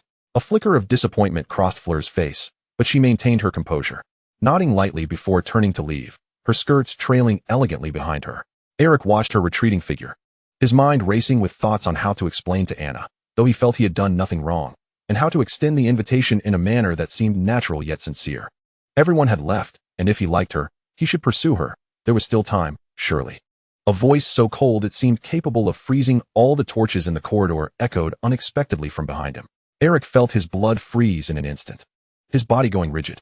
He mechanically turned to see Annabeth standing just a few steps away. Her golden hair still shone brilliantly in the dim light. Yet her crimson eyes were frosted over with a chilling detachment, devoid of any emotion, merely coldly scrutinizing him. The earlier words had evidently come from her lips. She had clearly witnessed Fleur's invitation and his farewell to her. Anna let out a barely audible derisive snort, denying him any chance for explanation as she brushed past him. Her strides swift and steady, purposefully directing herself towards the Slytherin dungeon, even withholding a glance. Eric's mind buzzed with a singular thought. It was over. He would either perish today or face dire consequences. Without a second thought, disregarding all notions of elegance and decorum, he hastily followed after her, his voice laced with unprecedented urgency and a hint of barely detectable panic. "Anna, wait. Let me explain. It's not what you think." In the viewing space, a turbulent sea of jealousy and uproarious laughter. The harrowing scene in the corridor replayed among the onlookers with renewed fervor. Tom Riddle observed the fleeting disappointment in his daughter's eyes, followed by the frozen gaze she directed at Eric, and felt a surge of unbridled fury rise to his head, his wand twitching restlessly in his sleeve. How dare he elicit such a reaction from Anna, his scarlet eyes fixed menacingly on the real Eric, wishing he could pierce him with his gaze. Gellert Grindelwald watched his son, usually so composed and calculated, now floundering like a novice as he chased after the girl. Unable to contain his face-palming expression, utterly mortified. Whose traits did he inherit? To create such a spectacle while pursuing a girl was simply unbearable. Meanwhile, the Weasley twins, Fred and George, erupted into raucous laughter upon witnessing Eric's petrified stance when Anna confronted him, followed by his comical and frantic pursuit. "Merlin's beard. Did you see that? Doesn't it look like he has been caught by Professor McGonagall while sneaking out?" Fred guffawed uncontrollably. "Anna, let me explain." George mimicked Eric's urgent, slightly cracking tone, dramatically imitating his running posture. "Explaining is just a cover-up, mate. You're doomed." Their antics ignited another wave of laughter. Even some professors struggled to maintain their composure, shoulders shaking. Lily and Hermione exchanged bemused glances, while James and Sirius leaned against each other, thoroughly entertained. Albus watched his daughter storm away, concern knitting his brow, his gaze shifting between the chasing Eric and the departing Anna, culminating in a soft sigh. In the space, the intertwining atmosphere of jealousy, anger, mockery, and the thrill of gossip enveloped them. All were acutely aware that Eric Grindelwald's forthcoming days would likely be anything but pleasant. The ramifications of this Yule Ball debacle had only just begun to unfold. Chapter 70. The Cold Shoulder, 100 Rejections, and a Matcha-Colored Gown. Eric's sleepless night. As anticipated, Eric Grindelwald found himself firmly locked outside the cold stone walls of the Slytherin dungeon by his wrathful Serpent Queen. No matter how he pleaded through the door, only silence greeted him. The earlier delight from successfully teasing the two fathers had evaporated, as Eric trudged back to Gryffindor Tower with an unprecedented heaviness in his steps. His head hung low. Even the fat lady, usually so demanding, spared him a sympathetic glance before swinging open the entrance. That evening, an unusual sight unfolded in the Gryffindor common room. Eric Grindelwald, typically so poised and seemingly able to tackle assignments with effortless grace, was slumped over a table, fervently scribbling on a thick stack of parchment. His brow was furrowed, writing a few lines only to stop and cross them out, crumpling the paper into a ball and tossing it aside, where a small pile had already accumulated, before starting anew. The candlelight illuminated his mismatched irises, filled with frustration and rare anxiety. What on earth was he doing? Harry and Ron, who had just reconciled and were playing wizard chess in the common room, exchanged bewildered glances. Is he writing an essay? Ron whispered, unable to contain his curiosity. It looks like it. But I've never seen anyone write an essay with that expression. It's like he's brewing a potion that might explode, Harry replied uncertainly. Merlin, how many times has he rewritten it? Ron marveled at the growing mound of discarded scraps, exclaiming, even Snape's potion essays couldn't be this torturous. Unbeknownst to them, Eric was composing the most significant and challenging assignment of his life. A lengthy letter combining an invitation to the Yule Ball, a profound apology, and a guarantee for the future. Every word must be meticulously pondered, expressing sincerity without appearing contrived, clarifying misunderstandings while refusing to shirk responsibility, inviting a dance partner without seeming frivolous. The difficulty of this endeavor rivals the intricate casting of an ancient Nivern magical array. Until the late hours of the night, the public lounge echoed only with the crackling of the fireplace and the soft rustle of Eric's quill gliding across parchment as he diligently revised his work.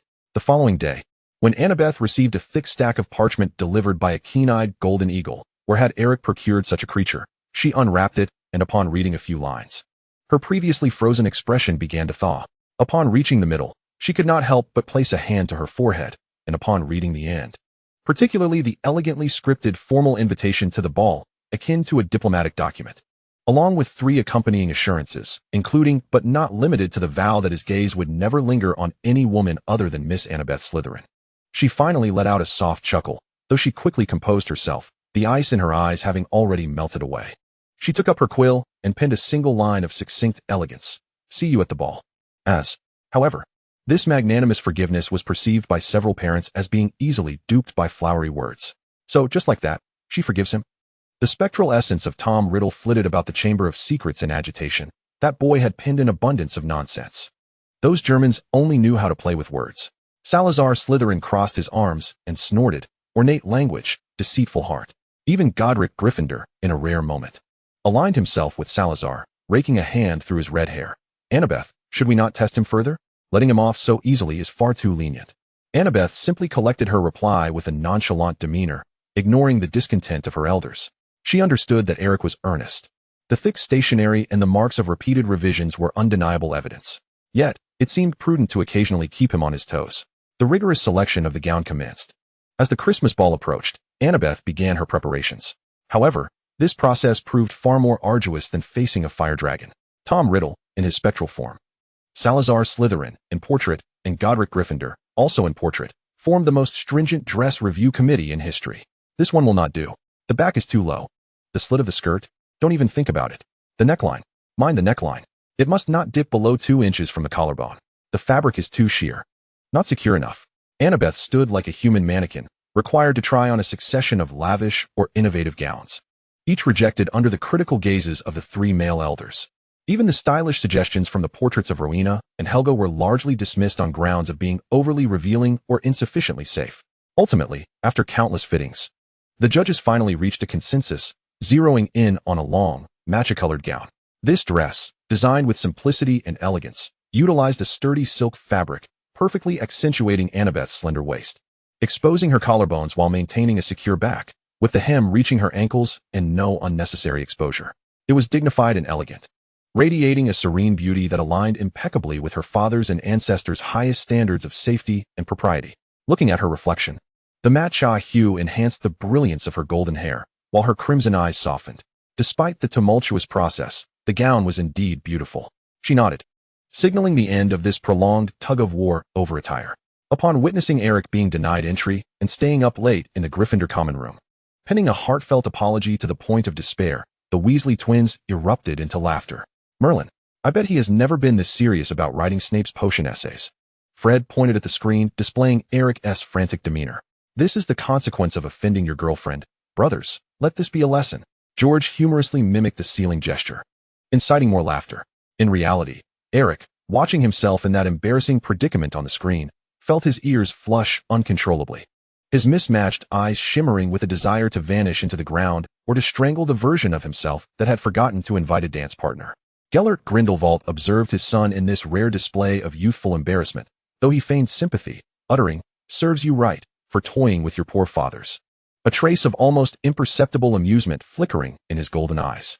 It was rather delightful to see this usually composed and graceful boy in a moment of distress.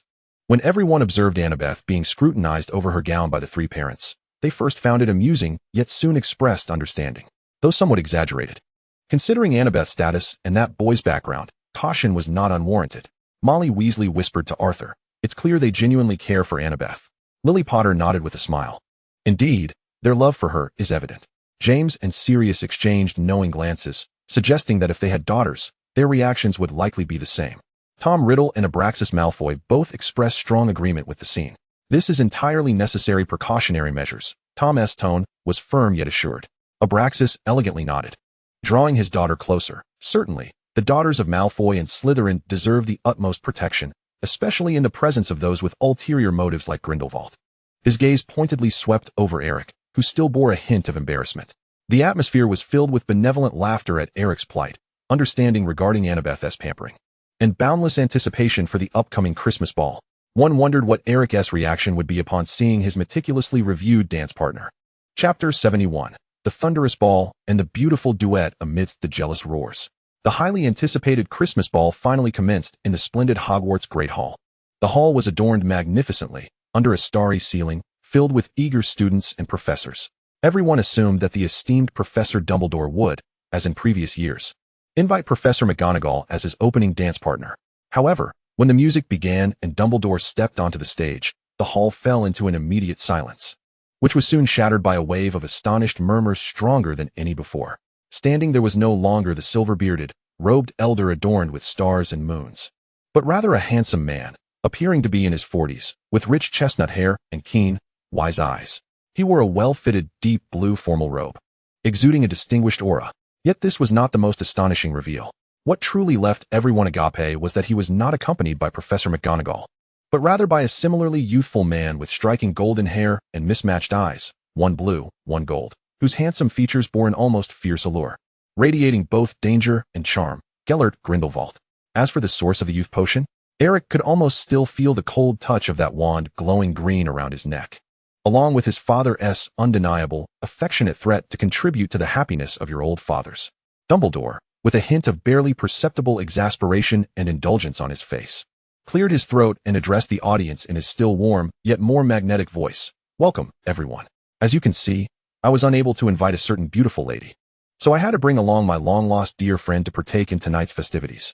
His tone subtly paused on the words dear friend. The professors in the know, especially Professor McGonagall, struggled to maintain a composed facade, while internally grappling with the overwhelming exclamation, "By Merlin's most ample trousers."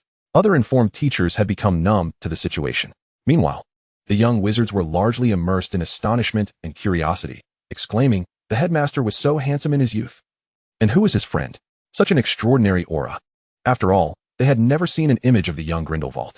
In the background, Annabeth observed this scene, a flicker of concern flashing in her blood-red eyes. She leaned closer to Eric and murmured, "This is unwise. Mr. Gellert's appearance will undoubtedly cause a stir, affecting Professor Dumbledore's reputation." Eric offered her a reassuring glance, slightly leaning in to whisper, "Fear not. This hall has been bound by a powerful magical contract. Once anyone departs, they cannot mention or describe any details regarding Dumbledore and Gellert's joint appearance tonight in any form, verbal, written, memory charms, etc. This is a collaborative effort between my father and me." Annabeth nodded in understanding, conceding that this was indeed the most direct and effective solution. As the champions made their grand entrance, the atmosphere reached a fever pitch. The champions and their partners entered one by one, Harry with Parvati, Cedric with Cho Chang, and Victor with Hermione, the latter pairing inciting a minor uproar, all receiving enthusiastic applause and cheers. When the final two champions, Eric Grindelwald and Annabeth Slytherin, emerged arm in arm, the excitement in the hall reached its zenith. Eric, clad in a perfectly tailored deep green robe, stood tall, his mismatched eyes shimmering with an enigmatic glow under the lights, exuding an elegance tinged with a hint of rebellion. Beside him, Annabeth donned a meticulously scrutinized matcha-colored gown, its simple yet sophisticated design perfectly accentuating her silhouette. Her golden locks flowed like molten platinum, while her blood-red eyes were calm and profound, reminiscent of a noble maiden stepping forth from an ancient oil painting. Together, they walked in harmony, their ethereal beauty suggesting they were destined to stand side by side. Cheers and gasps surged toward them like a tidal wave, with Slytherin and some students from other houses utterly exhilarated. The focus of the dance floor shifted as the opening waltz began with Dumbledore and Gellert, two former friends, rivals, and lovers, spinning in the dance hall.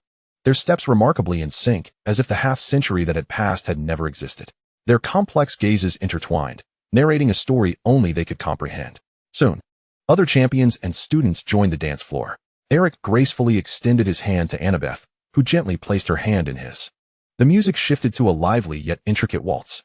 They twirled across the floor, Eric leading Annabeth, each movement executed with precision and grace. Their training in social etiquette and dance from the Muggle world was on full display. Annabeth's gown created beautiful arcs, while Eric's steps were steady and powerful. Their dance resembled the creation of an exquisite work of art, drawing the attention of the entire assembly. Even the notoriously discerning Madame Maxim and Karkaroff had to concede that this young couple was indeed dazzling beyond measure.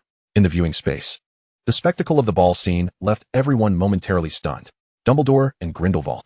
James Potter's jaw nearly dropped to the floor. Had they even used a youth potion? Sirius wore an expression of shattered worldview.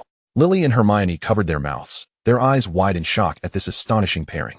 However, with the previous revelations about Eric's lineage and the various interactions between the two elderly figures, the initial shock gave way to an increased focus on the young dancing couple. Honestly, setting aside their daunting last names, Lily remarked, observing the effortless synergy between Annabeth and Eric, they truly are a perfect match. Hermione nodded in agreement, like a prince and princess, and they dance remarkably well. Even Professor McGonagall's usually stern face displayed a faint hint of appreciation. Yet, this enchanting display of beauty and talent provoked a strong reaction from a certain possessive individual. Tom Riddle found himself bereft of any inclination to mock his old adversaries Gellert and Dumbledore. His entire focus was drawn to the sight of Eric's hand resting firmly on Annabeth's waist. That hand, the hand belonging to the scion of Grindelwald. His hand. Remove your hand from my daughter's waist. Tom's magic surged violently, his scarlet eyes nearly spitting fire, and the oppressive aura surrounding him prompted those nearby to instinctively distance themselves. How dare he? Dancing so closely. Why hadn't Annabeth cast a petrification charm? Although Abraxas maintained a more subdued demeanor, his tightly pressed lips and slightly furrowed brow unmistakably expressed his discontent with the unfolding scene. Gellert Grindelwald observed the image of himself dancing with Albus on the screen, a flicker of complex emotion flashing in his golden eyes. Tom abruptly turned, glaring menacingly at Gellert and the accompanying Eric, as a new round of conflict between the generations loomed in the viewing space. Meanwhile, the Weasley twins exchanged glances between the perfect dance of Eric and Annabeth on the screen and the furious Tom in reality, stifling laughter as they quietly shook with amusement. This ball, whether within the screen or in the viewing area, was destined to be anything but tranquil. As the music concluded, Eric kindly escorted Annabeth to a seat at the edge of the dance floor to rest. They had barely settled in and exchanged a word before a notably bold, or perhaps daft, Hufflepuff boy approached, his face flushed and gaze fixed intently on Annabeth. Miss Slytherin. He stammered nervously, your dancing was exquisite. Might I have the honor of inviting you for another dance? Annabeth could clearly sense the atmospheric pressure around Eric plunging to a chilling low. His usually graceful and composed mismatched eyes now gleamed with a sharpness akin to an ice-forged blade, silently pinning the Hufflepuff boy in place. An invisible chill seemed to seep into the air. Maintaining a polite yet distant demeanor, Annabeth inclined her head slightly. Thank you for your invitation, but I wish to take a moment to rest. Her rejection was clear and unequivocal. However, the Hufflepuff boy, emboldened either by Annabeth's beauty or his own audacity, attempted to utter further words, just one dance. Before he could finish, Eric had subtly raised his gaze, and with no words spoken. The icy warning and nearly palpable magical pressure in his mismatched eyes acted like an invisible hand grasping the boy's throat, draining the color from his face and rendering him speechless. He shivered, stumbling back 2 steps before quickly turning to weave through the crowd, disappearing from sight. This minor commotion did not escape the notice of the 2 youthful giants occupying the teacher's table who had consumed the youth potion. Dumbledore frowned slightly, casting a disapproving glance at Gellert, his expression plainly conveying, look at your son. This possessiveness and intimidation are just like you in your youth. You've led him astray.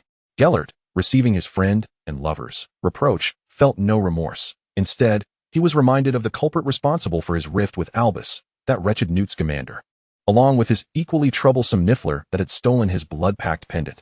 A surge of old grievances mixed with a sense of unjust blame flooded his heart.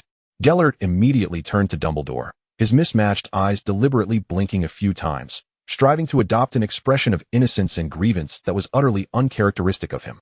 As if to say, Albus, how can you possibly blame me? It is clearly the fault of that Niffler and its master. Were it not for them, how could we have been apart for so long? And you fought me over him back then. That was merely a precaution. Dumbledore observed Gellert's exaggerated display of victimhood and blame-shifting with a sense of exasperation, ultimately shaking his head in resignation and turning his gaze away, opting for ignorance.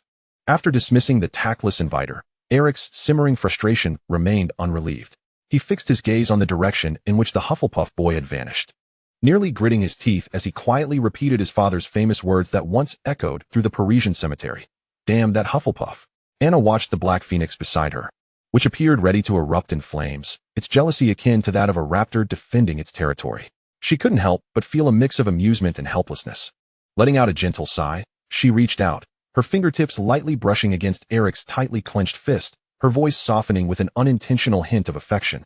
All right, he's gone now. It was just a dance. Is it really worth this? Sensing the warmth of Anna's touch and the soothing tone of her voice, the oppressive atmosphere surrounding Eric began to ease slightly. He grasped Anna's hand in return, the frost in his mismatched eyes gradually thawing, though he still muttered with a hint of reluctance, as if I could let him stare at you for so long. In the viewing space, the reactions to the scene displayed on the light screen were starkly varied. When the brave Hufflepuff boy stepped forward to extend an invitation, many secretly admired his courage. Wow, daring to invite his dance partner in front of Eric Grindelwald? This guy is something else, exclaimed Symphonia. Why wasn't he sorted into Gryffindor? Ron voiced his confusion. However, when Eric's venomous and jealous exclamation of "Damn, that Hufflepuff" resonated through the space, a sudden hush fell over the crowd. Subsequently, all eyes, whether intentional or not, gravitated towards the corner where Newt Scamander sat, striving to diminish his presence as if wishing to vanish into the seams of his chair. Upon witnessing Gellert Grindelwald's youthful form, Newt had already begun to tremble, desperately attempting to reduce his visibility. At that moment, upon hearing the curse that echoed the one he had experienced before his execution in that Parisian cemetery, he froze, transported back to the despair of being threatened by countless spells. Hearing the scornful question, "Did you think Dumbledore would mourn for you? Merlin, am I merely a pawn in your play, Professor Dumbledore?"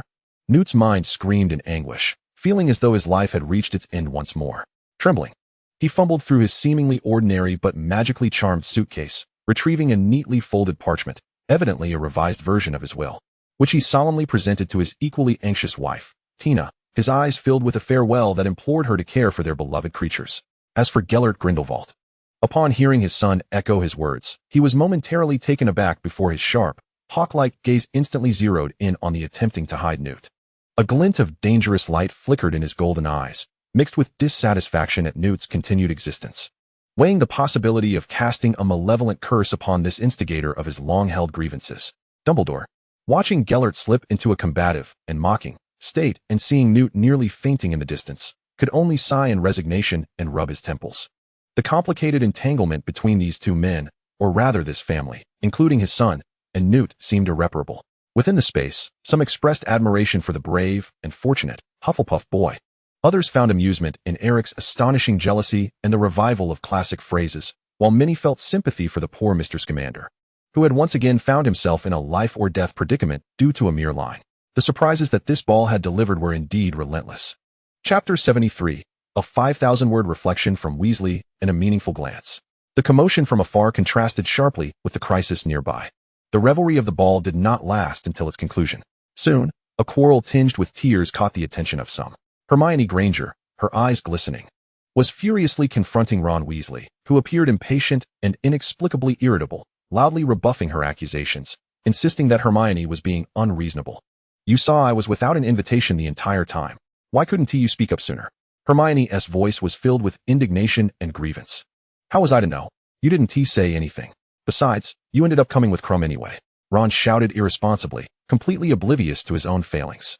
The argument reached Anna and Eric, who had been savoring a moment of tranquility not far away. Anna's previously smiling visage dulled slightly.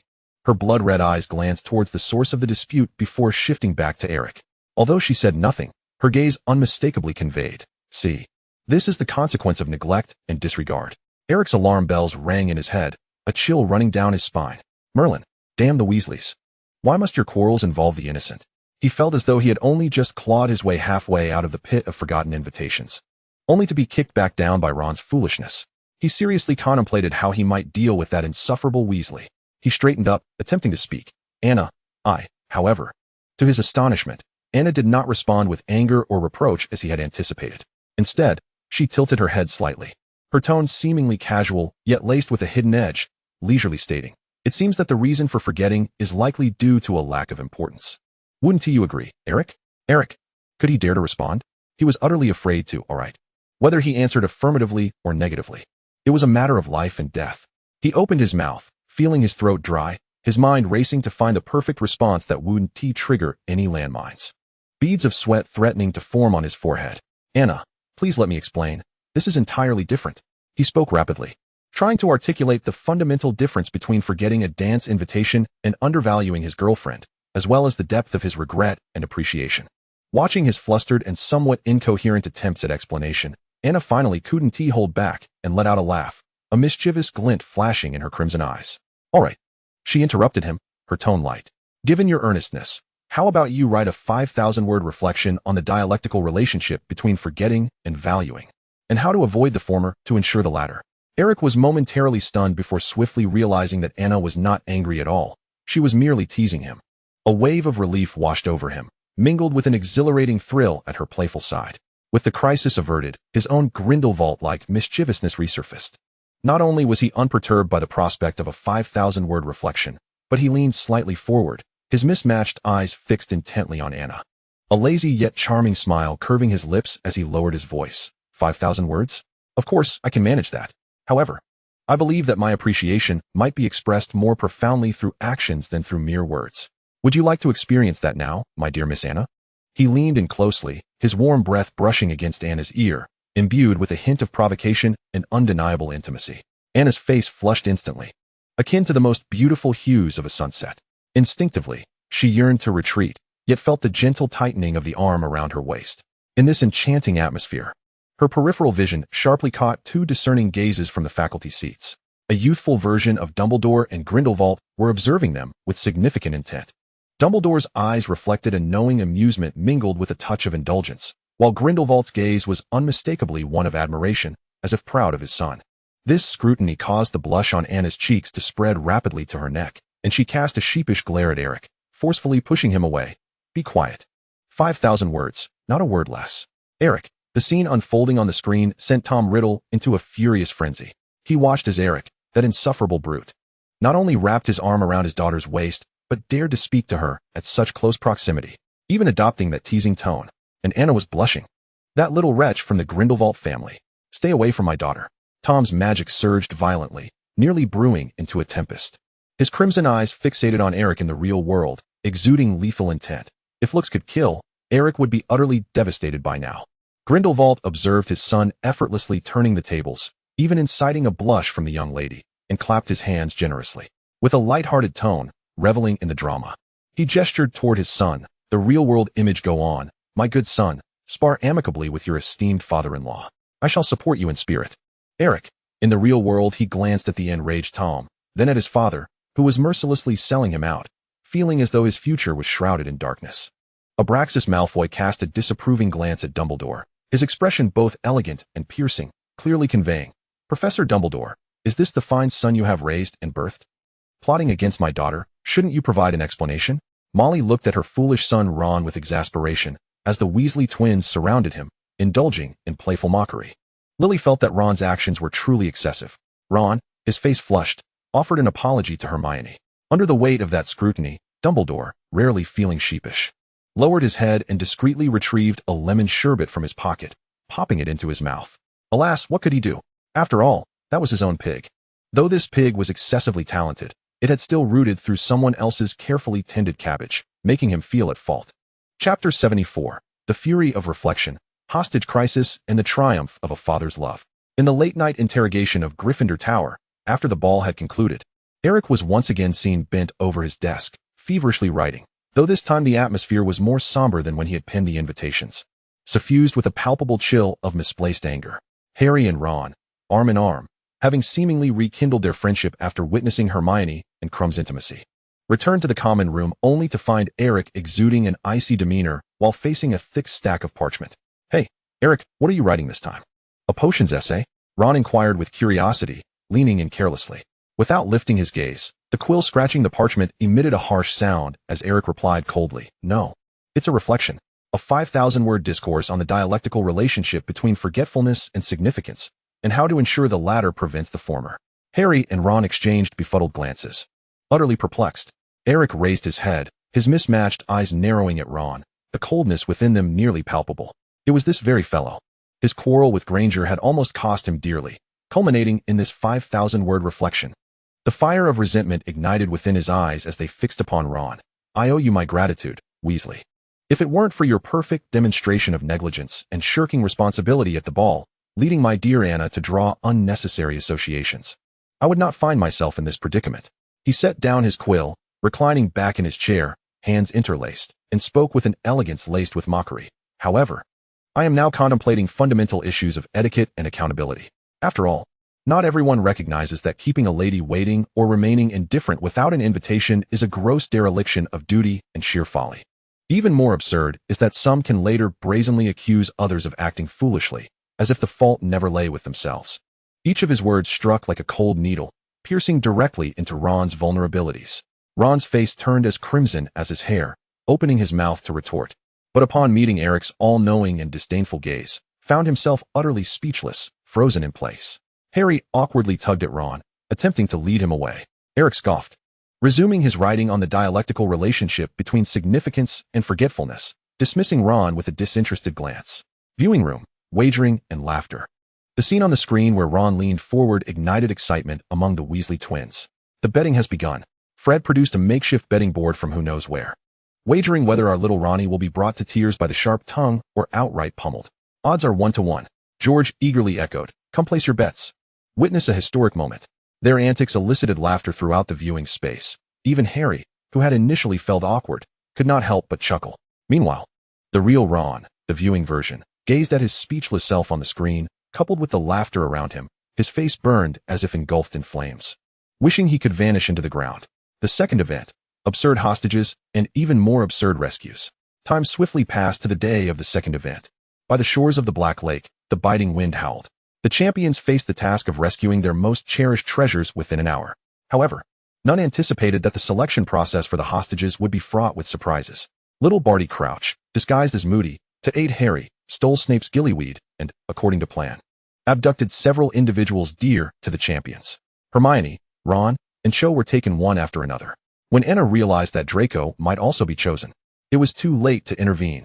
Indeed, young Malfoy appeared on the hostage list.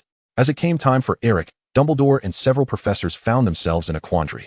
Who could possibly be this deeply complex, introspective, and powerful boy's dearest treasure? Parents? They were not present, and their identities were sensitive. Friends?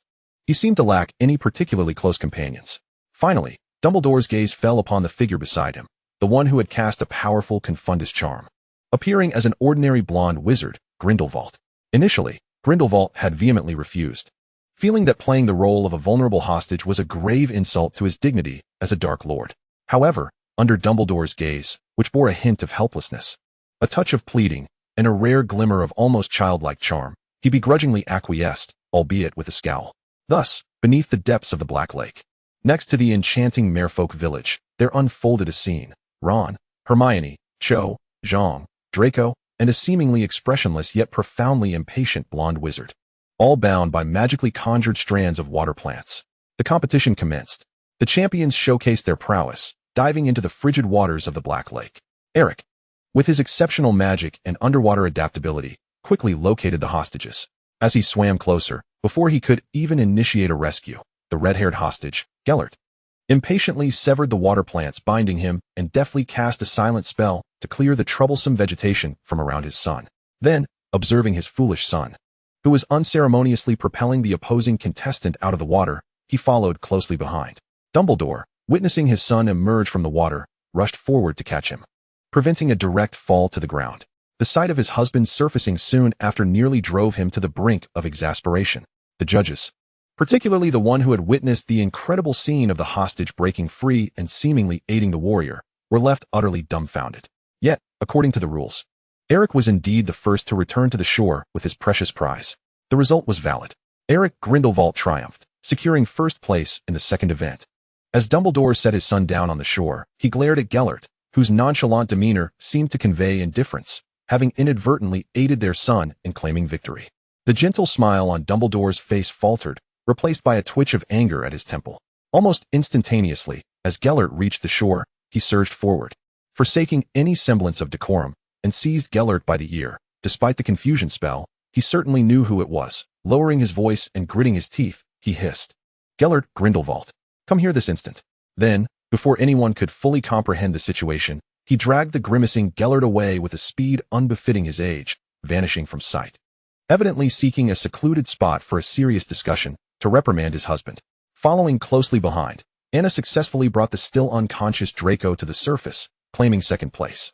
The moment she emerged, Eric promptly draped a thick towel around her, wrapping her tightly with great care. Upon Draco regaining consciousness, he immediately resumed his characteristic haughty demeanor, shaking his damp platinum hair and shrieking, "I am going to tell my father. The school had the audacity to throw me into the Black Lake as a hostage without my consent. This is kidnapping. The Malfoy family will not let this go unpunished." Harry and Cedric subsequently returned with their respective hostages, the process unfolding as per the original narrative, fraught with peril and effort. The preposterous display of a father-son partnership cheating their way to victory left the audience in disbelief. The professors, particularly Professor McGonagall and Professor Snape, struggled to maintain their composure. What was this? A display of familial warmth from the Dark Lord? Could this even be considered a victory? James Potter wore a peculiar expression. What was more shocking was that Professor Dumbledore had actually yanked Gellert's ear and dragged him away. Sirius found the situation utterly hilarious, laughing uncontrollably. As the scene shifted to Gellert being pulled by the ear, the fleeting expressions of guilt and helplessness that crossed his face caught Dumbledore's attention. His blue eyes gleaming with a dangerous light behind his crescent-shaped glasses, as if to say, "Gellert, it seems we need to have a profound conversation." Gellert, sensing the deathly stare of his friend and lover, cleared his throat and feigned calmness, averting his gaze, though the slight twitch at the corner of his mouth betrayed his inner turmoil. The atmosphere was thick with commentary regarding the farcical outcome of the competition and the anticipated enforcement of Dumbledore's disciplinary measures. Meanwhile, the natural affection between Anna and Eric, alongside Draco's characteristic grievance declaration, added an authentic touch of warmth to the absurdity of the situation. Chapter 75, the final layout of the life-saving treasure and mixed emotions. After the clamor of the second event, Annabeth returned to the stillness of her room. The portraits of Salazar Slytherin and Godric Gryffindor awaited her return, and the atmosphere was heavy, far from the usual ambience.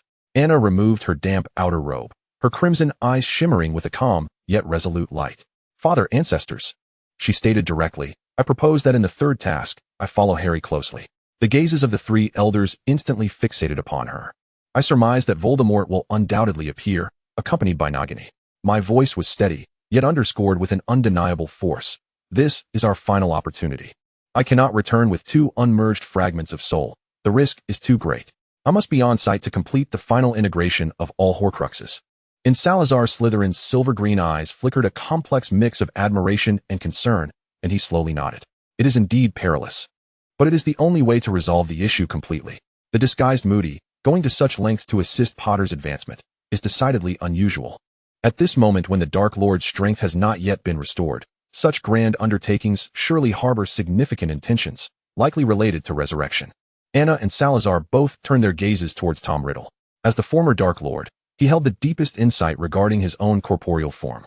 Tom's soul, a mere shadow, lingered in silence for a moment, seemingly organizing the chaotic thoughts of his past. He lifted his head, his scarlet eyes reflecting an unusual gravity. "From my understanding, if there is no key item or ritual concerning resurrection directly linked to Harry Potter, he would never willingly approach Hogwarts, especially not under Dumbledore's watchful gaze." He paused, a hint of self-mockery in his tone. At that time, my fears of Dumbledore were deeply ingrained. Anna and Salazar fell into silence. This hypothesis clarified the situation, rendering it all the more dangerous. Godric Gryffindor, listening intently, furrowed his brow. He was impulsive and passionate, yet struggled to keep pace with the intricate schemes concerning souls. Anxiously observing the other three, this elicited an unceremonious eye roll from Salazar, wondering what exactly he saw in this. "Anna," Salazar resumed, his voice serious, "take my pendant box. The ancient magic it contains can shield you from a lethal curse, including the unforgivable curses at a critical moment." Tom immediately interjected, his tone brooking no refusal. "And this, daughter." He gestured for Anna to come closer, inserting a silver hairpin, intricately carved with serpentine designs, into her hair. This serves as an emergency key. The triggering incantation is known only to you.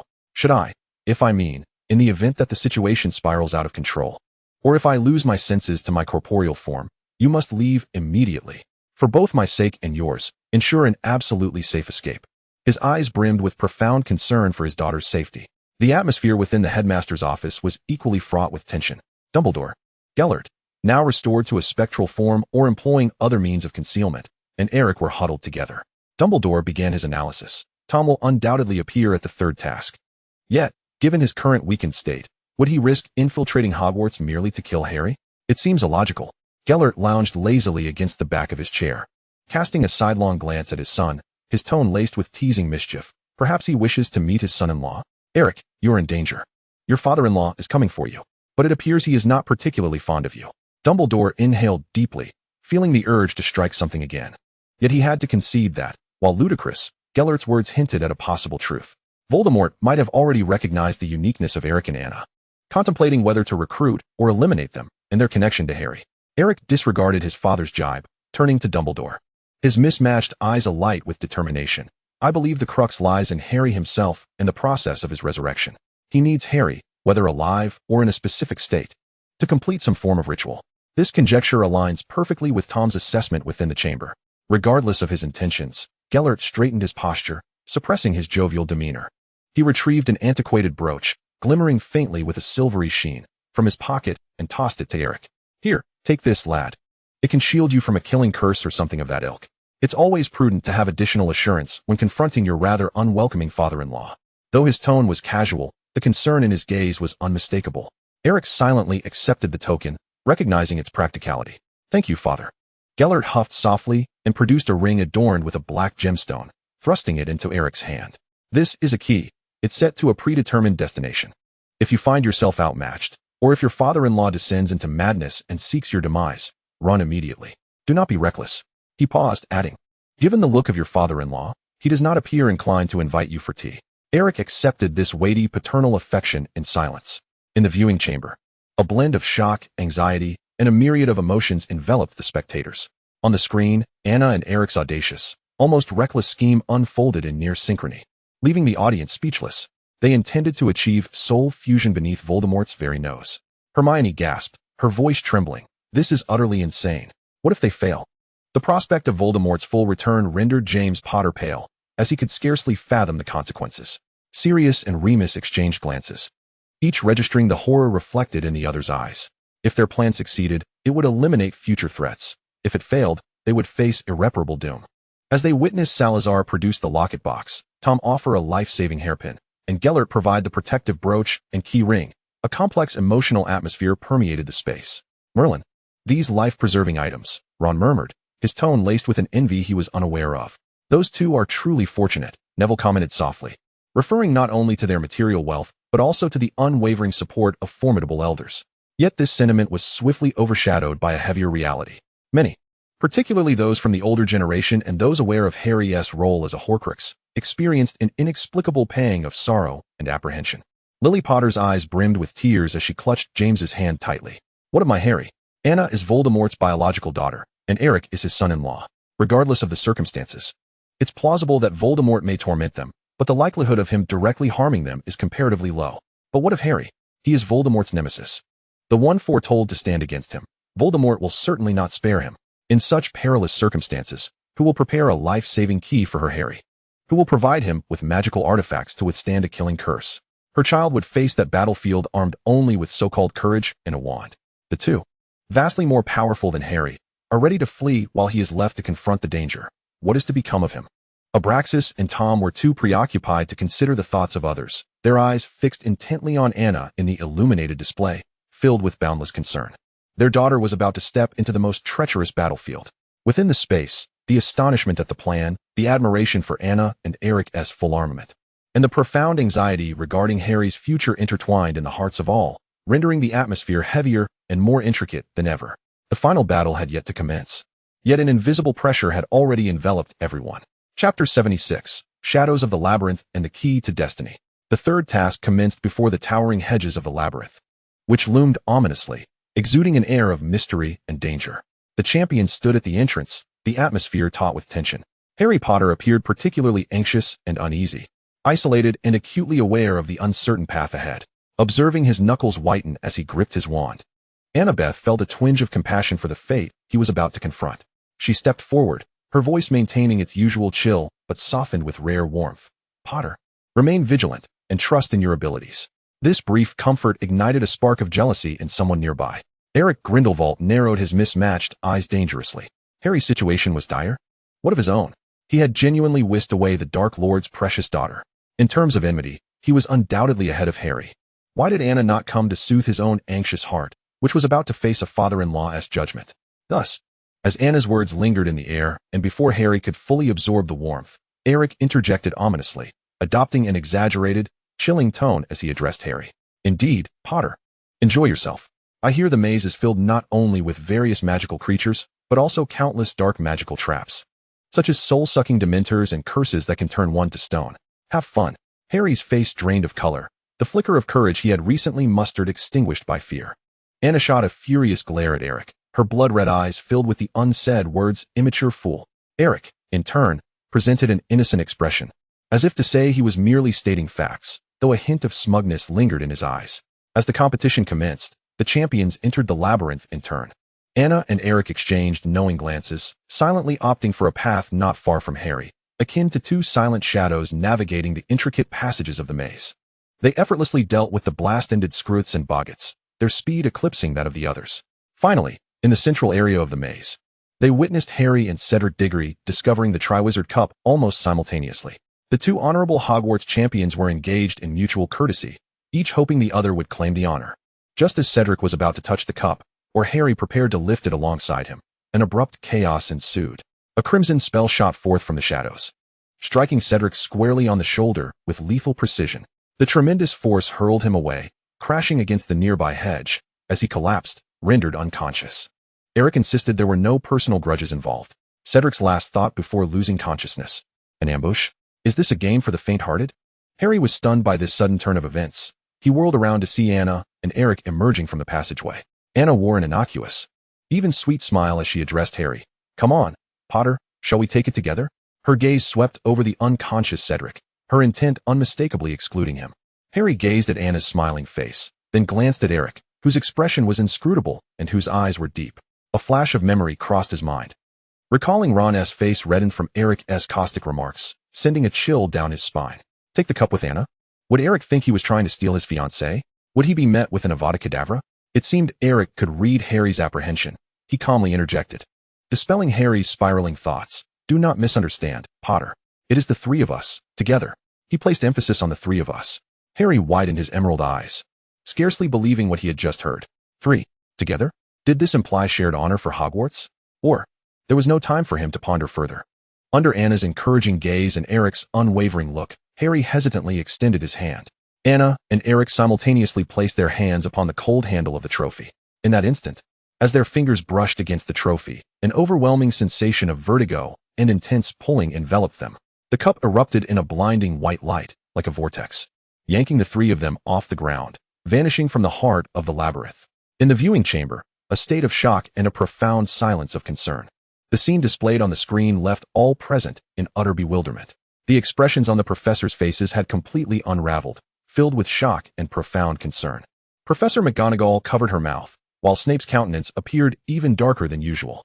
The onlookers found themselves at a loss, unsure whether to be astonished by Eric's audacious ambush on Cedric, by Anna's seemingly inviting yet utterly uncompromising offer, or by the ultimate outcome of the three being whisked away by the portkey. However, after the initial shock had subsided, a complex understanding began to permeate the atmosphere. Particularly when their gazes fell upon the unconscious Cedric and the anxious Diggory couple waiting just beyond the scene. Many began to grasp the intentions of Anna and Eric. Mr.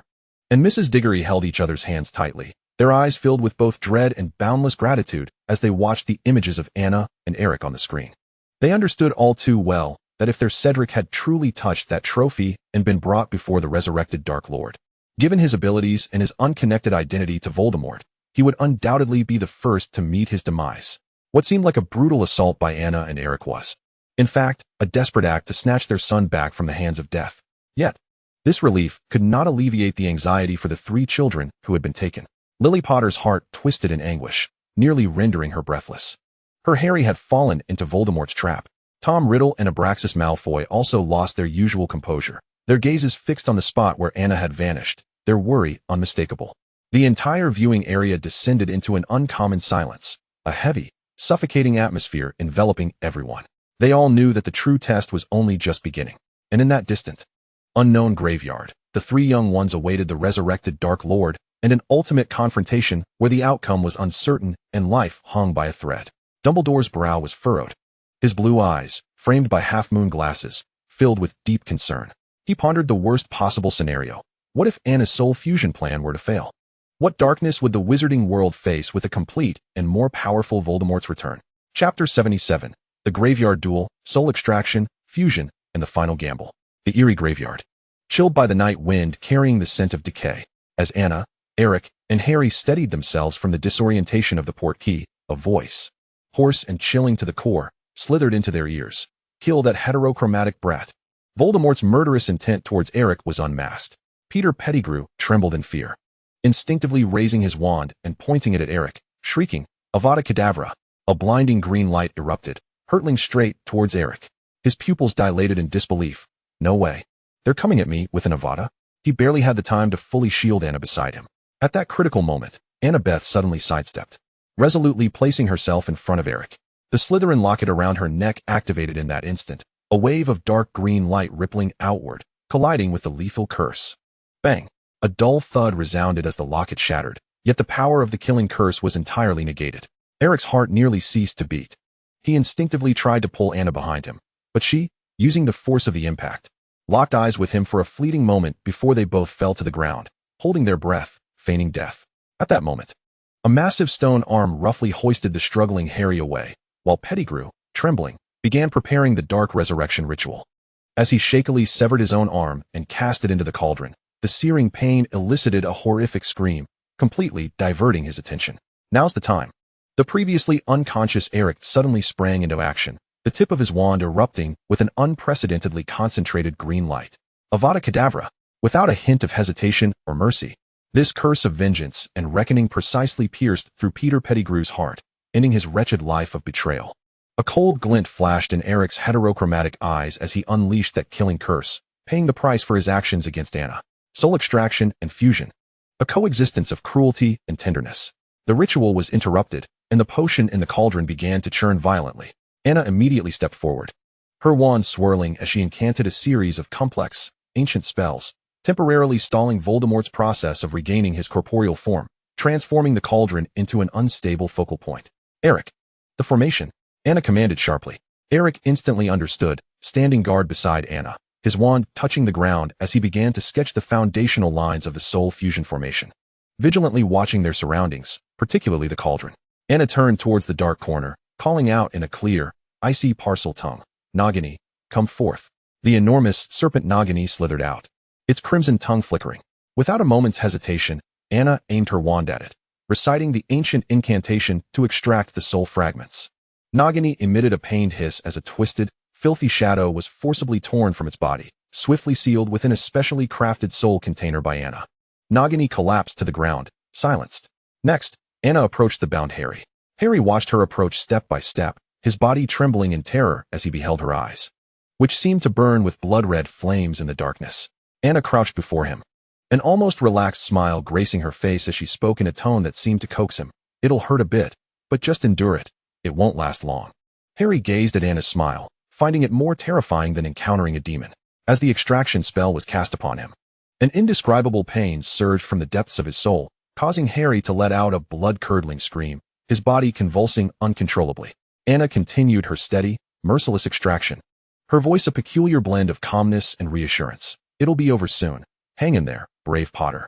Eric watched this scene, unable to suppress a shiver despite knowing it was a necessary step.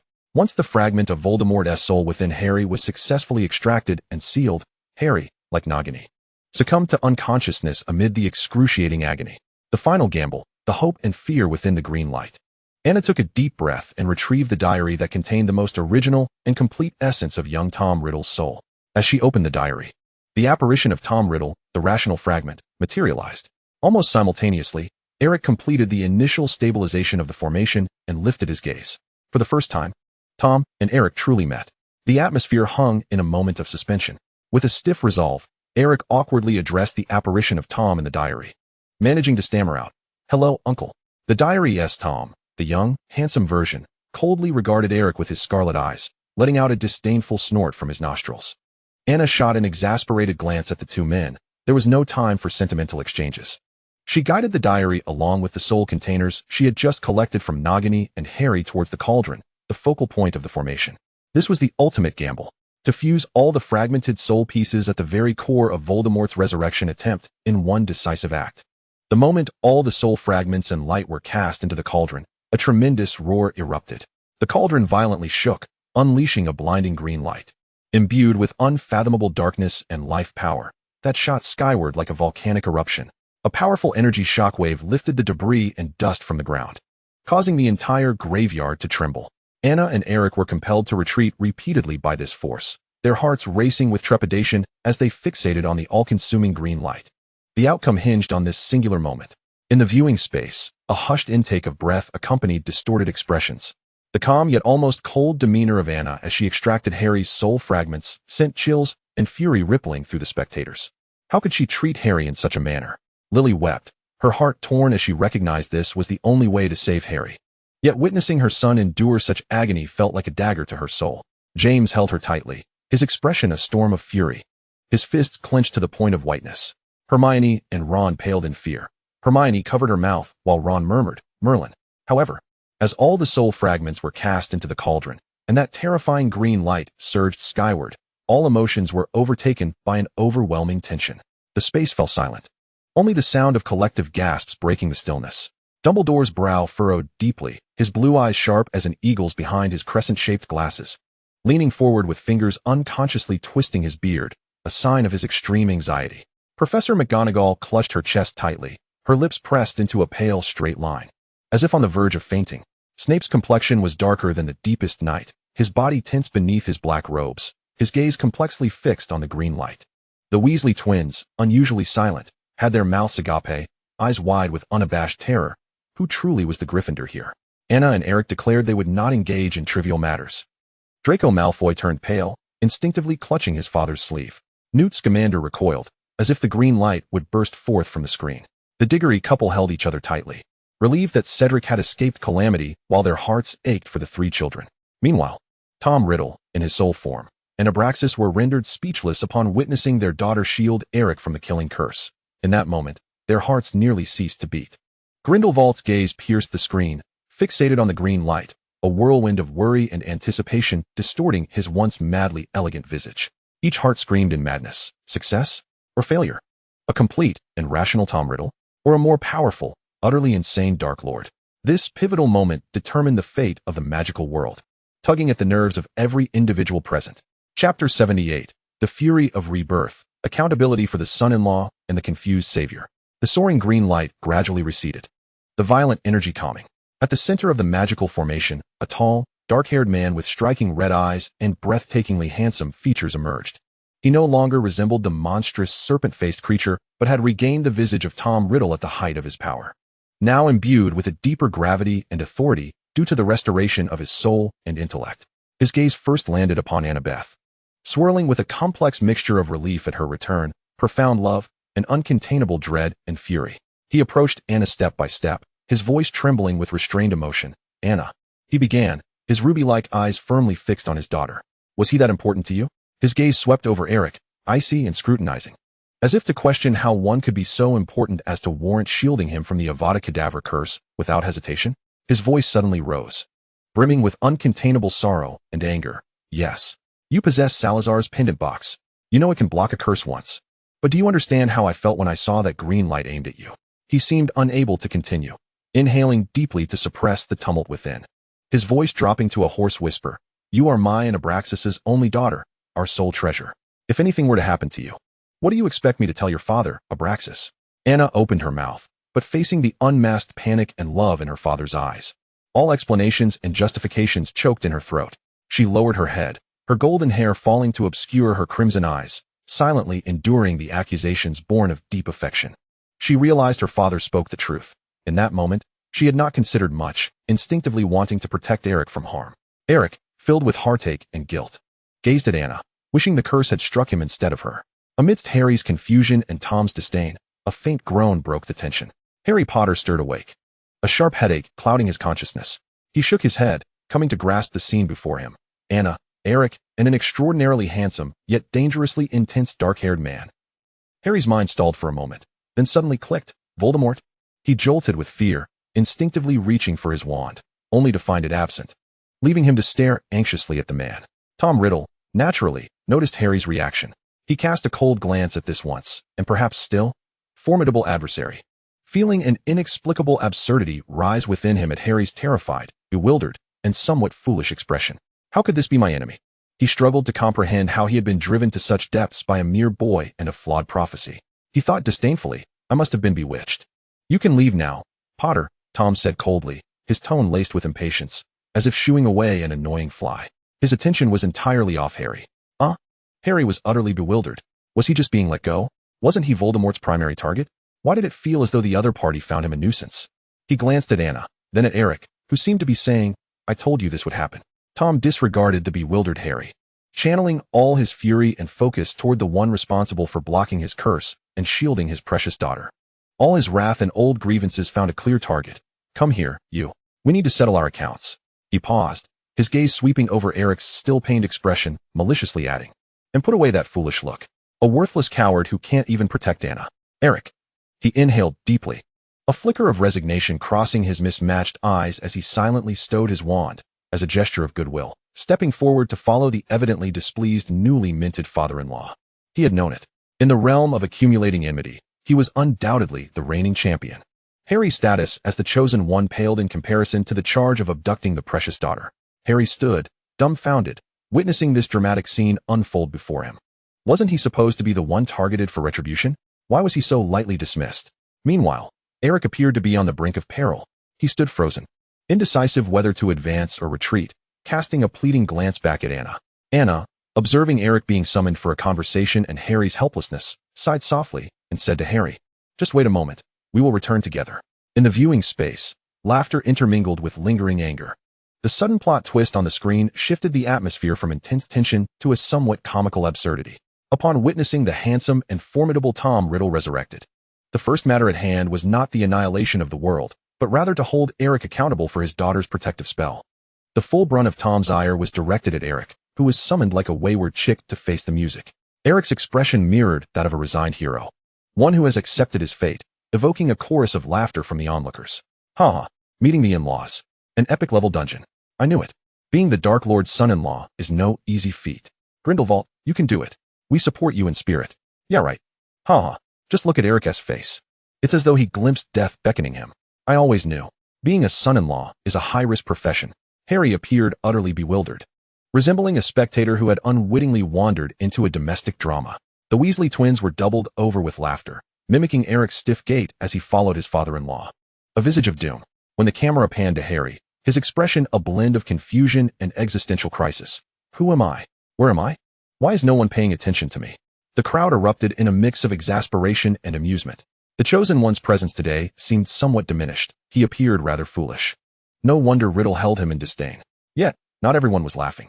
Tom Riddle remained engulfed in a tempest of fury and dread, having seen his daughter take a lethal curse for another. Watching the projection of himself chastising Eric, a sense of vindication surged within him, almost compelling him to intervene physically. Gellert Grindelwald, observing his son's predicament, burst into raucous laughter. Eric, look at you now. Enjoy the love of your father-in-law. He was clearly reveling in the chaos. Dumbledore shook his head in bemusement, torn between amusement and exasperation at his old friend's and lover's merciless treatment of his son, while also observing the chaotic yet oddly heartwarming scene before him. Nevertheless, it seemed the most perilous phase had passed. One could only hope that Eric would emerge unscathed from the clutches of his formidable father-in-law. Lily and James looked upon Harry's bewildered state with a blend of pity and amusement. Abraxas, though silent, watched as Tom fiercely defended Anna, a flicker of complex solace crossing his features.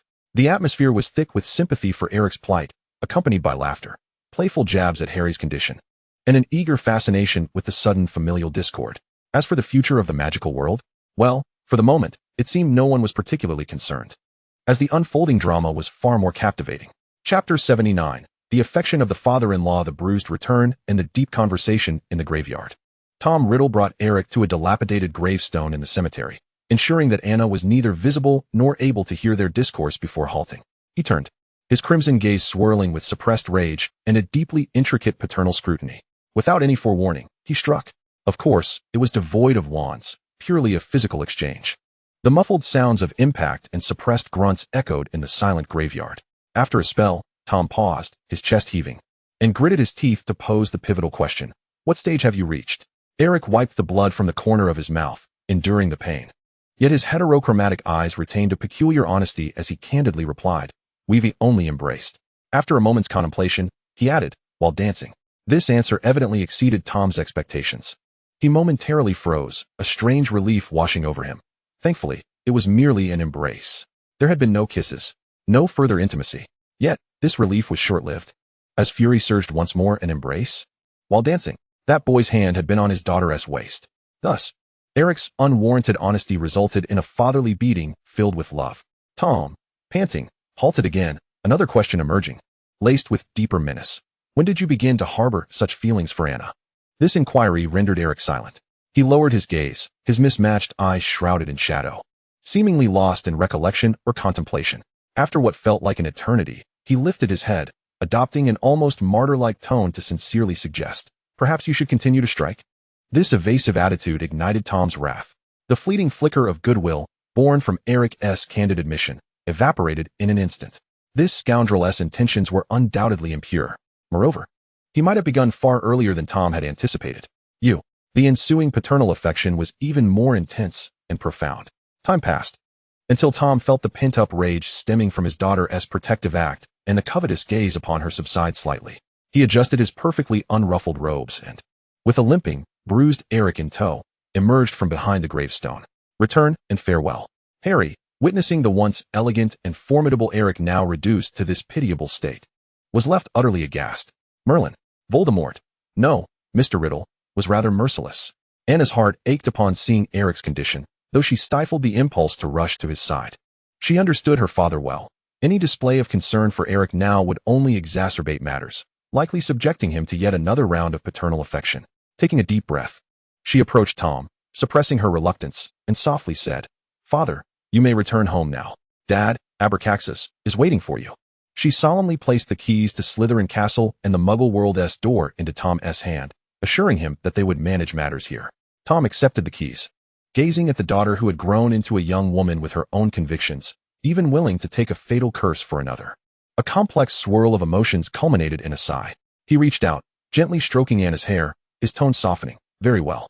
Abraxas and I shall await your return at home." With that, he cast a final cold glance at the battered Eric before his form gradually faded, merging with the encroaching night. Anna, Eric, and the still-dazed Harry utilized the key to return to the heart of the Hogwarts maze. The awkwardness and banter at Hogwarts. In the maze's center, Dumbledore, McGonagall, Snape, and numerous anxious onlookers were instantly drawn to the glow of the key. They had anticipated the sight of a battle-worn savior, Harry, or at the very least, a gravely serious Anna and Eric. However, what greeted them was Harry, pale yet unscathed, Anna weary but intact, and Eric Grindelwald emerging with a noticeably swollen face, limping painfully. An instant silence enveloped the crowd, all eyes honing in on Eric's visage. Gellert Grindelwald was the first to react, rushing forward with exaggerated concern, circling Eric while his golden eyes sparkled with unabashed schadenfreude, dramatically inquiring, "Oh, my dear son, what has befallen your handsome face? Did you encounter a particularly fierce magical creature in the maze? Or did you simply trip?" Eric, enduring the scrutinizing, incredulous, and stifled laughter of the crowd, deadpanned. "I bumped into something." Gellert raised an eyebrow, intentionally elongating his tone as he gestured towards his own face. "Wow, your technique is truly remarkable. The angles are so intricate and the coverage extensive. You must have meticulously knocked your head against various parts of your face repeatedly, haven't you?" Eric chose to remain silent, valuing discretion. Beside them, Dumbledore observed this father-son duo, particularly noting Eric's woeful appearance and Gellert's unabashed enjoyment of the spectacle, and could only let out a resigned sigh, averting his gaze. This child, with his obstinate demeanor, was indeed a mirror image of his father. The viewing space erupted with raucous laughter, complemented by Tom's amusement. The stark contrast of the scene on the screen elicited a thunderous uproar of laughter from the audience. Merlin's socks. Grindelwald's face. This is undoubtedly the most tragic return of a valiant warrior in history. He did this to himself. How could he even conceive of such a thing? This is beyond tragic. The most catastrophic injury in history. Mr. Grindelwald's final blow was utterly devastating. He struck from every conceivable angle. Mr. Grindelwald possesses a true flair for description. Look at Harry's expression. It's killing me with laughter. The Weasley twins were doubled over in laughter, nearly gasping for breath. In stark contrast to the merriment surrounding him, Eric, in the viewing version, gazed at his own dismal and embarrassing predicament on the screen, his expression remaining stoic, with only one thought echoing in his mind. Laugh away. Laugh away. You cannot possibly comprehend the agony of meeting your father-in-law, especially one who was once the Dark Lord. Amidst the jubilant laughter and cheers, Tom Riddle observed Eric's pitiful state on the screen, and the pent-up frustration in his chest finally dissipated, even causing the corners of his mouth to curl upwards into a delightful arc. He was now exceedingly happy. What could be more gratifying than witnessing that pig attempting to woo his precious little cabbage, getting thoroughly beaten? Chapter 80. The machinations behind the curtain, domestic affairs in the headmaster's office, and a declaration of war against the statute of secrecy. Just as the crowd was distracted by Eric's astonishing injury, the imposter Moody, Barty Crouch Jr., seized the opportunity to execute his plan, leading the unsettled Harry away from the bustling center of the maze, back to his office under the pretense of inquiring about the situation. Inside the office, Barty Crouch Jr. ripped away his final disguise, maniacally revealing how he had infiltrated Hogwarts, aided Harry's passage, and ultimately intended to offer Harry's blood to resurrect his master. He cackled madly, pointing his wand at the defenseless Harry, his eyes gleaming with murderous glee. In that critical moment, bang, the office door was flung open.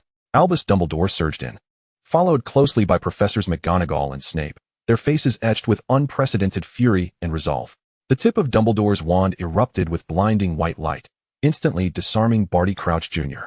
Of his wand, McGonagall and Snape swiftly followed, binding the struggling Crouch with golden ropes, his manic grin morphing into shock and defiance.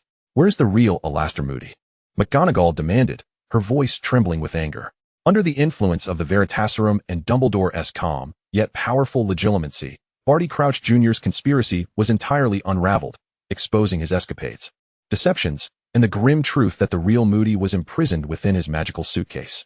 Snape immediately set off to rescue the true Moody. Harry slumped to the floor, watching the rapidly unfolding situation. It was only at this moment that he truly felt safe. Domestic affairs and the truth in the headmaster's office. After dealing with Barty Crouch Jr. and assuring Harry, Dumbledore returned to his office, his face a portrait of curiosity that he chose not to voice, accompanied by the professors. He gestured for McGonagall and the others to depart, leaving behind a bruised and colorful Eric, along with Gellert, who clearly had no intention of leaving, his face alight with amusement. Once the door to the office closed, Dumbledore wearily rubbed his brow and turned to Eric, as if peering through him to glimpse a recently returned presence. "He has come back, hasn't he?" He referred to the fully rational Tom Riddle. Before Eric could respond, Dumbledore's tone took on an imperceptible edge of anger. "I know he created Horcruxes, but when and how did you find and dispose of those Horcruxes, Eric? Such a monumental matter, and you chose to conceal it from both me and Gellert?" He could hardly fathom how these two children had independently undertaken such a perilous task. Eric opened his mouth to explain, but the agony etched on his face only allowed for a muffled gasp, his expression contorted. Gellert, reveling in Eric's misfortune, interjected with a glint in his golden eyes. "Al, just look at your son's face, beaten to the point that even his mother would struggle to recognize him. Is this not the most compelling evidence? Who else but that doting father-in-law could have inflicted such a beating? This only signifies that little Anna's plan has succeeded. The true Tom Riddle has returned." Dumbledore shot Gellert a glare. While his argument had merit, it felt oddly disconcerting. "There is logic in your words, albeit scant," he replied with resignation. Ultimately, Dumbledore's concern prevailed. He waved his wand, delicately casting a healing charm to reduce Eric's swelling. Watching as the bruises gradually faded under the spell's influence, he could not help but lament. How could Tom be so heavy-handed? Look at what he has done. He should have acted with more restraint, being an elder himself. Once the swelling on Eric's face had diminished significantly, allowing him to speak clearly, he explained, "Anna sought the Horcruxes herself. Uncle Abraxas' portrait revealed the locations of all the Horcruxes to her. I only deduced her intentions from the fragments of her later letters to me." He glanced at Dumbledore and Gellert. Dumbledore fell silent, lost in thought. Irrational Tom Riddle had returned, and it seemed unlikely he would revert to his former indiscriminate killing. At least, Anna and Abraxas were his genuine vulnerabilities. With familial ties, the likelihood of him wreaking havoc on the world had significantly decreased. Moreover, the Horcrux within Harry had been eradicated, and Harry would no longer have to sacrifice himself for the sake of destroying the Horcruxes. Upon reflection, it appeared to be a series of fortunate developments. An unprecedented, albeit bewildered, sense of relief enveloped the weary old headmaster. The shadow that had loomed over the magical community for decades seemed to have dissipated more than he had ever anticipated. Meanwhile, within the Slytherin chamber, upon witnessing Anna's safe return, the four founders and the portrait collectively exhaled in relief. Salazar Slytherin rarely displayed a smile, but a faint one crept across his features. It is good that she has returned safely.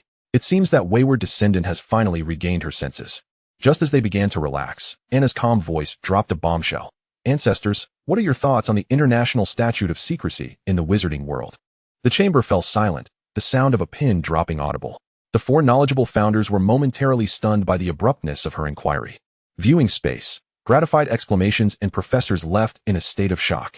The unfolding plot on the screen sent the emotions of the audience in the viewing space on a roller coaster ride, as they witnessed Barty Crouch Jr. meet his end and Harry's genuine salvation. Particularly upon hearing Dumbledore's internal monologue and realizing that Anna and Eric had not only neutralized the threat posed by Voldemort, but also safeguarded Harry's life. Lily Potter shed tears of joy and gratitude, while James held her tightly. Many felt a profound sense of relief and gratitude. Yet, before the atmosphere could fully settle, Anna's inquiry regarding the international secrecy law struck like a thunderclap in a clear sky, leaving everyone utterly stunned. What did she just say? The secrecy law? What is her intention? Merlin. Just as they had vanquished one Dark Lord, she was now targeting the very foundation of the magical world that had endured for centuries? Gasps and exclamations erupted in a cacophony. The professor's expressions transcended mere shock. They were utterly bewildered. Professor McGonagall inhaled sharply, her square glasses nearly tumbling to the floor. She adjusted her spectacles, her lips quivering as she attempted to articulate a response, only to find herself rendered speechless. Professor Snape's complexion contorted as if he had simultaneously swallowed a vial of polyjuice potion and been subjected to a truth serum, his expression grotesquely unrecognizable. Professor Flitwick emitted a sharp yelp, tumbling from his pile of books, only to be hastily assisted by Professor Sprout, who herself stood aghast, oblivious to the herbs she had scattered across the floor. Just as one wave of astonishment receded, another surged forth. All were left dumbfounded by Anna's audacious ambition. In stark contrast to the collective trepidation, Gellert Grindelwald's mismatched eyes blazed with a remarkable fervor, nearly propelling him to his feet. Excellent. Excellent. What audacity. What vision. Far more agreeable than that miscreant who only knows how to write reflections and endure beatings. At that moment, he seemed to have forgotten that Eric was his son. He cast a triumphant glance at Dumbledore, who was momentarily speechless, having just found solace in the prospect of peace for the magical community, only to be abruptly confronted by Anna's far more formidable proposition. To abolish or reform the secrecy law. This was infinitely more complex and arduous than confronting Voldemort. Abraxas and Tom Riddle displayed little outward reaction. Tom even languidly shifted his position, adopting a demeanor that suggested as long as their daughter was not swept away by the currents of time or obstructing an Avada Kedavra, they would support her endeavors, embodying a nonchalant, doting attitude as if to say, as long as our daughter is happy, let the sky fall. Her father will bear the weight. Within the space, the previously calming atmosphere surged to a new crescendo, as all realized that the future of the magical world might veer into an entirely uncharted territory, all due to a young girl named Annabeth Slytherin. Chapter 81. The Tremors of History and the Warning of the Future. Upon hearing Anna's inquiry about the international secrecy law, Salazar Slytherin's silver-green eyes flickered with a mix of nostalgia and gravity. He spoke slowly, his voice infused with the weight of ancient epics. If we were to view it through the lens of our era, the secrecy law was a necessary armor. At that time, the flames of witch hunts scorched the earth, and the fears and ignorance of muggles manifested as swords and daggers, claiming the lives of countless kin. Concealment was the path to survival. His words resonated deeply with the other three founders. Godric Gryffindor, setting aside his former bravado, nodded gravely. Rowena Ravenclaw's wise eyes reflected a profound understanding of that dark chapter in history, while Helga Hufflepuff's gentle face bore the weight of compassion. In their time, the secrecy law was indeed a reluctant measure to protect the wizarding community's survival, a bitter lesson steeped in blood. Anna listened quietly, her blood-red eyes betraying no dissent. And she nodded gently. I understand, ancestor. In that era, it was a shield. The torrent of truth, a glimpse into the modern world. Yet, she refrained from directly condemning the secrecy law's shortcomings. Instead, she raised her wand. But times have changed. Allow me to show you the state of the world that we have kept at bay since the establishment of the secrecy law. Magic flowed from the tip of her wand, weaving a vivid and dynamic tapestry of images in the chamber. The first wave that surged forth was that of war. No longer the gallant charge of knights or the clash of spells, but rather the relentless onslaught of iron and fire. The First World War, trenches, machine guns, and poison gas, where countless lives silently perished in the mire. The Second World War, a colossal war machine, the Blitzkrieg's iron tide, the unspeakable horrors of concentration camps. Culminating in the most terrifying images, Hiroshima and Nagasaki. Two monstrous entities known as atomic bombs descended from the heavens, a blinding white light consuming all, followed by the rise of a colossal mushroom cloud symbolizing destruction and death. Cities were instantaneously reduced to ashes, tens of thousands of lives evaporated, leaving only the curse of radiation and desolation in their wake.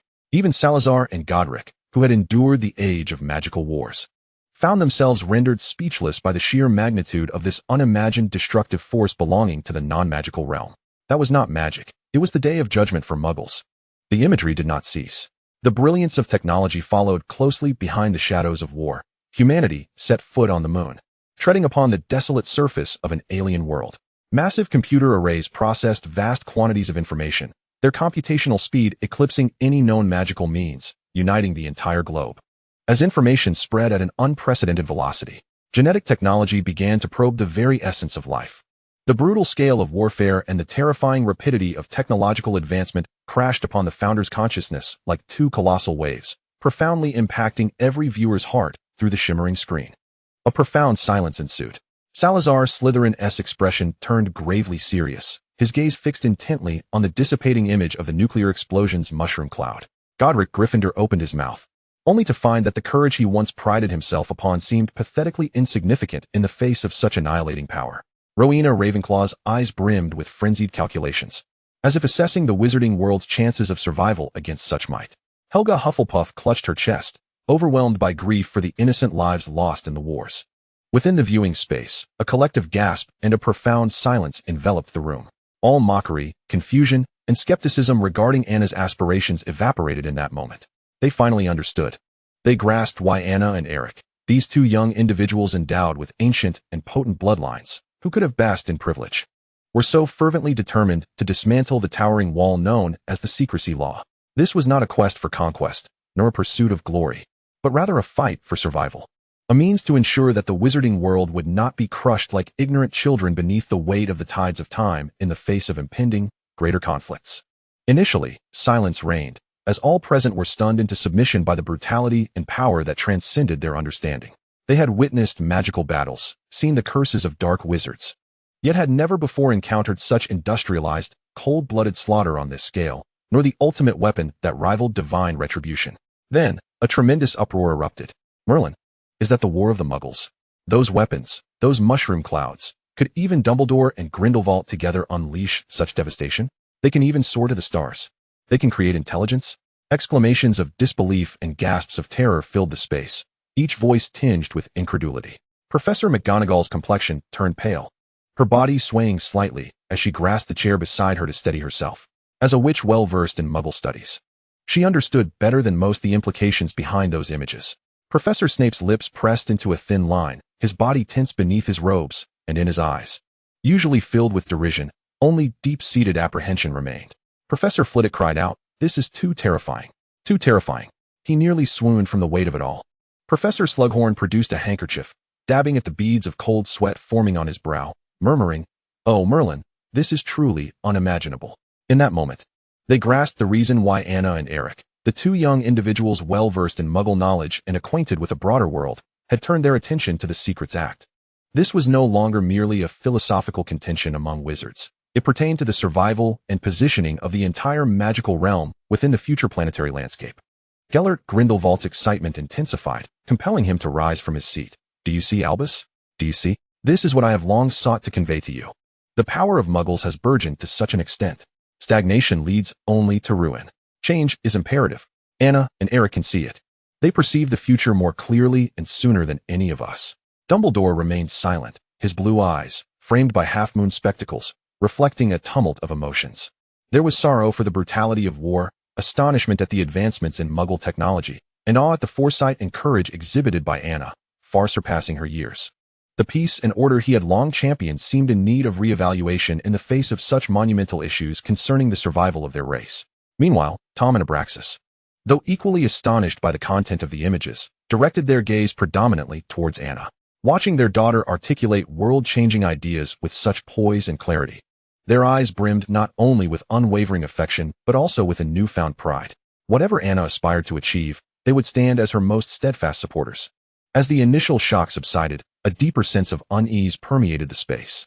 The abolition or reform of the Secrets Act was no longer a radical slogan. It had transformed into a weighty and urgent reality. All minds pondered the future of the magical world. What direction should it take? Annabeth Slytherin, the young woman who had recently thwarted the Dark Lord's threat, had laid before the entire magical community an even greater and more intricate challenge. Chapter 82, Learning from History, the Renaissance of the East and the Crossroads of the Wizarding World. Anna allowed the afterglow of the nuclear explosion and the glow of technology to gradually dissipate within the chamber, yet the heavy atmosphere lingered. Her crimson eyes swept over the four founders, whose expressions bore an unprecedented gravity, keenly discerning perhaps a glimmer of hope deep within them, the notion that, as in the past, they could conceal themselves and evade such dreadful conflicts. Taking a measured breath, she spoke with clarity and steadiness, imbued with a stirring power. Ancestors, perhaps you still harbor some doubts, believing that in such perilous times, can the wizarding community continue to rely on concealment as it has for millennia? She did not await a response. Instead, she tapped her wand lightly in the air. This time, what materialized was not specific images of war or technology, but rather a grand tapestry of history transcending time, focusing on the east of the world.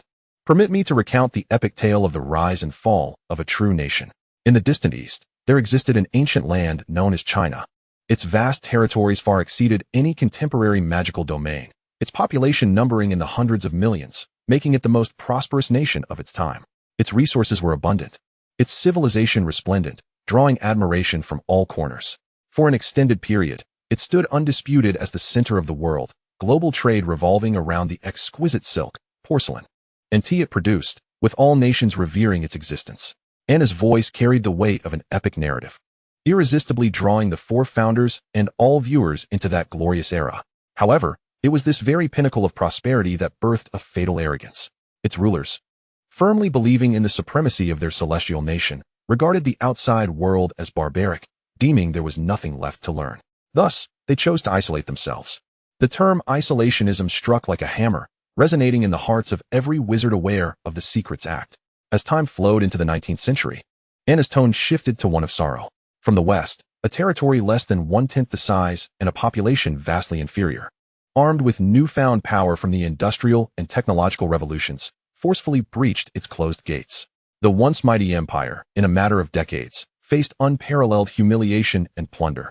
Its lands shattered, its people suffering. Images of the Opium Wars, the signing of unequal treaties, and the flames consuming the Summer Palace seemed to materialize, portraying the painful scene of an ancient civilization forced to bow its head. It was defeated, utterly and completely, not due to weakness, but because it had removed itself from the world, isolating in ignorance of the tides of change. Anna paused, allowing the lessons of history to settle in the silence. Then, her voice rose again, tinged with hope yet weighted with gravity. However, this story does not conclude in darkness. This nation, after enduring countless displacements, bloodshed, and sacrifices, ultimately underwent a profound transformation and renaissance at an unimaginable cost. Today, it has risen anew, reclaiming its place at the center of the world stage. Her gaze, sharp as the keenest dagger, pierced the souls of the four founders and penetrated the hearts of every viewer. Ancestors, what of us? As the Muggle world has undergone a radical transformation, when the armor we relied upon for concealment may have become a cage that binds us and obstructs our understanding of the true world, where shall we, the wizarding community, venture? The viewing space was steeped in contemplation, a blend of fervor and unspoken affection. Anna's words hung in the air, invoking a long silence. The rise and fall of that ancient Eastern nation served as a cold, clear mirror, reflecting the potential future facing the wizarding world, not as hunted prey, but as a community cast aside by the currents of time, and perhaps one day, through misunderstanding or conflict, facing a destruction more thorough and unavoidable than the era of witch hunts. Hermione Granger, nearly leaping from her seat, gripped Harry and Ron's arms tightly. Her voice trembling with fervor. She is right. Anna's right. Isolationism will only lead to backwardness and defeat. This is the iron law of history. We must change. Many, including numerous adult wizards, fell into silence. They had never contemplated the significance of the Secrets Act from such a macro perspective. Nor had they ever intertwined the fate of the wizarding world so closely with the broader progress of the world. Anna's words acted as a key, unlocking a window they had never glimpsed before. Dumbledore gazed deeply at Anna within the light, the complex gleam in his blue eyes behind half-moon spectacles revealing his thoughts. He had long pondered the coexistence of wizards and muggles, yet Anna's perspective was broader and more brutally realistic. He could not deny that this young girl's vision transcended that of most individuals in this era. Gellert Grindelwald's face shone with unabashed admiration and excitement. He was nearly ready to applaud his daughter-in-law. This was the transformative figure he had envisioned, not limited to the internal strife of the magical community, but gazing towards a broader horizon, learning from history to foresee the future. His gaze towards Anna held more satisfaction than that directed at his own son. Meanwhile, Eric merely raised an eyebrow, his mismatched eyes reflecting unabashed pride and support for his future partner. In another corner, Tom Riddle and Abraxas Malfoy did not linger overly long on the grave historical topics. From the onset of the viewing, Anna had taken to leaning against Abraxas or resting within the shadowy embrace of Tom's soul. At this moment, they beheld their daughter, Abby, gently draping her arm around Anna's shoulder. Tom's gaze fell upon her with tenderness, his eyes brimming with unadulterated adoration and indulgence. Whether she aspired to alter the world or to upend the established order, as long as she remained safe and joyful, they would stand as her most steadfast support. The trajectory of the world? It held significance, yet it paled in comparison to the radiance illuminating their daughter's countenance. Chapter 83. The Path of the Pioneers, unexpectedly smooth with the soothing of the jealous king. Upon hearing Anna's grave warning, drawing examples from ancient Eastern nations, the four founders exhaled deeply, their furrowed brows transforming into profound concern. Salazar Slytherin spoke on behalf of the group, his voice low and somber. We concur with your perspective. Child, stagnation is indeed not a sustainable strategy. However, to overturn a law that has been the cornerstone of the wizarding world for a millennium, how simple is that? How shall we proceed? A smile graced Anna's face for the first time since entering the chamber, a smile imbued with a readiness that suggested she was well prepared. The ancestors need not fret excessively. We are not embarking on this journey alone, nor are we devoid of experience. In fact, pioneers have already paved the way for us. Under the curious gazes of the four founders, Anna succinctly recounted the tempest stirred by Gellert Grindelwald in the last century, his call for a greater good, his public challenge to the statute of secrecy, his attempt to unite some wizards and embrace Muggleborns, and the monumental enterprise that nearly shook the entire European magical community. She did not shy away from revealing the complex and profound entanglement between Grindelwald and Albus Dumbledore, detailing their journey from like-minded friends and lovers to adversaries, culminating in the blood pact and duel that severed their bond. This tale, interwoven with idealism, passion, betrayal, and love, left the seasoned founders utterly astonished. Godric's mouth fell agape. Rowena's eyes sparkled with insatiable curiosity. Helga sighed repeatedly, and even Salazar's expression grew exceedingly intricate. Finally, Anna casually dropped the most pivotal piece of information, and this Mr. Grindelwald is one of Eric's biological fathers. The other is the story's other protagonist, Professor Albus Dumbledore.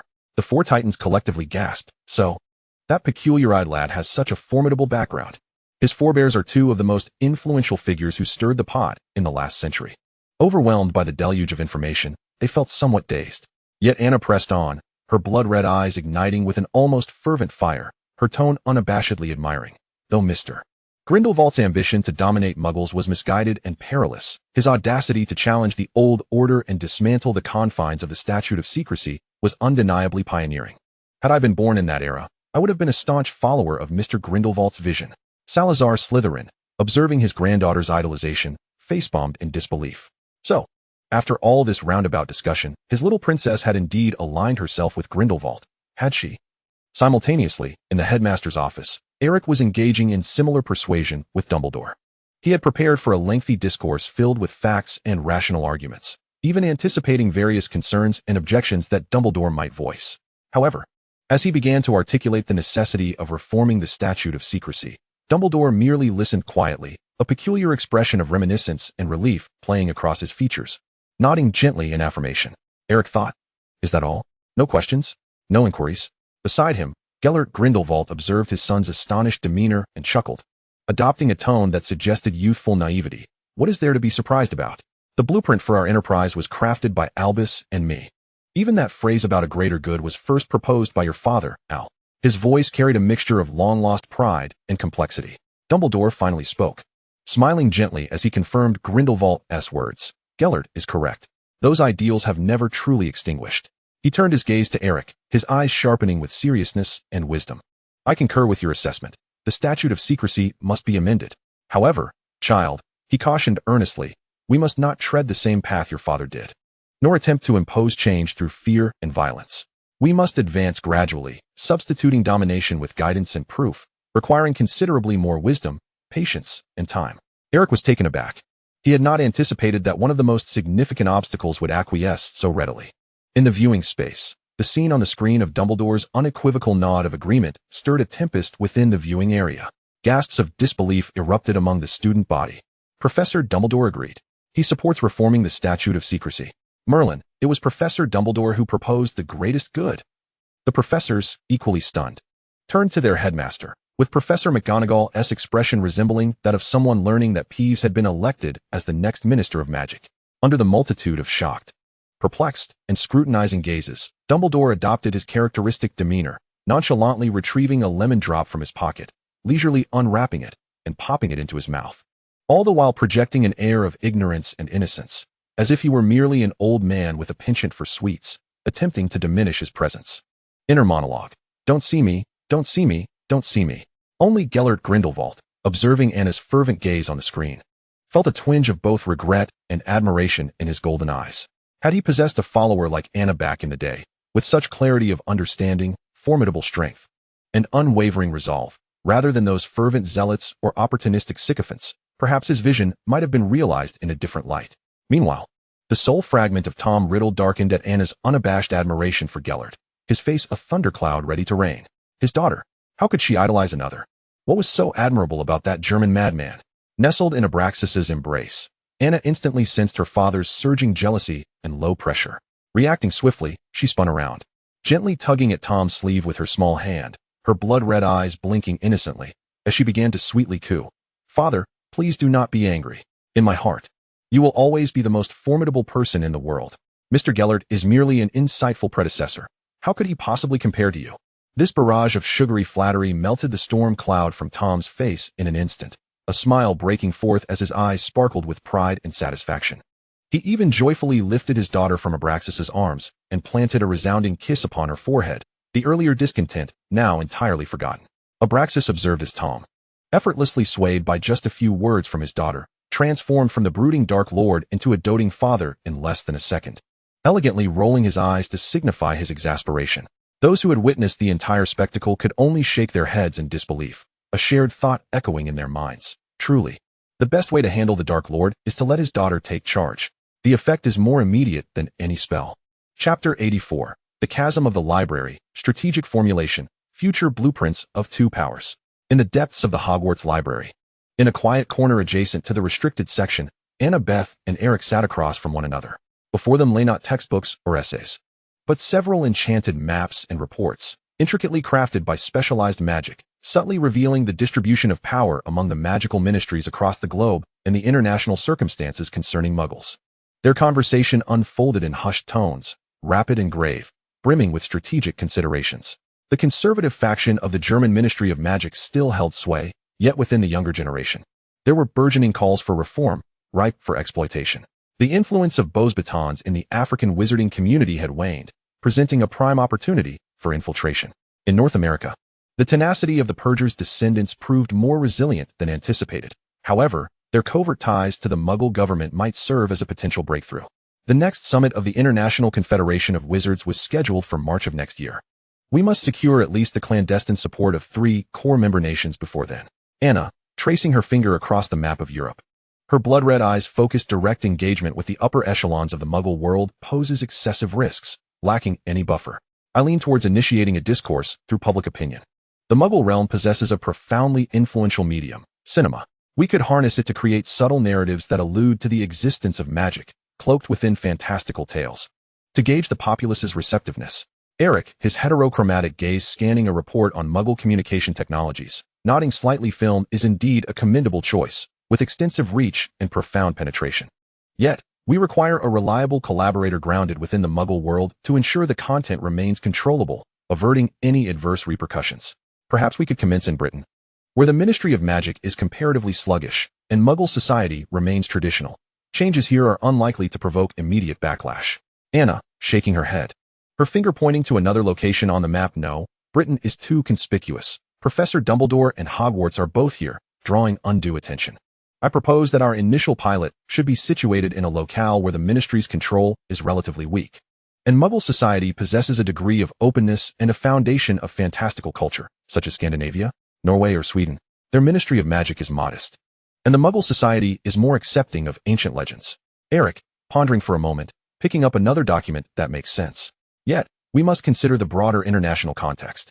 He gestures towards the area representing the Soviet Union, marked by its post-collapse instability. The chaos in Eastern Europe presents both opportunities and risks. While it is easier to infiltrate, it is equally easy to lose control. His finger shifts to the area representing the United States. The Magical Congress of the United States, MACUSA, enforces the statute of secrecy with extreme rigidity, virtually impenetrable, and unlikely to yield in the short term.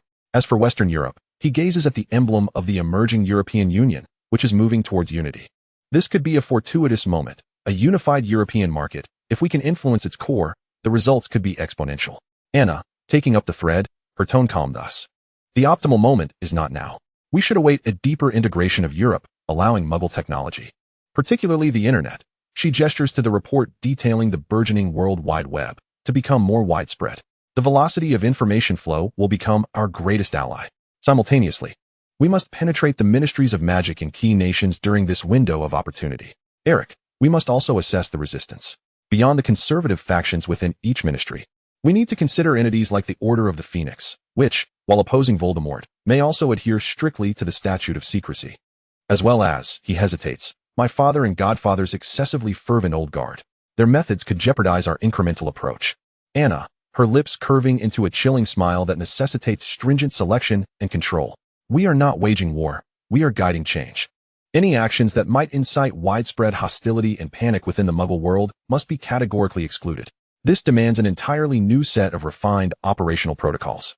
Their discourse delved deeper, encompassing financial maneuvers, how to convert galleons into usable resources within the Muggle realm, personnel training, the need for new witches and wizards who comprehend both magic and Muggle society, and crisis contingency plans, strategies for potential exposure, among other matters.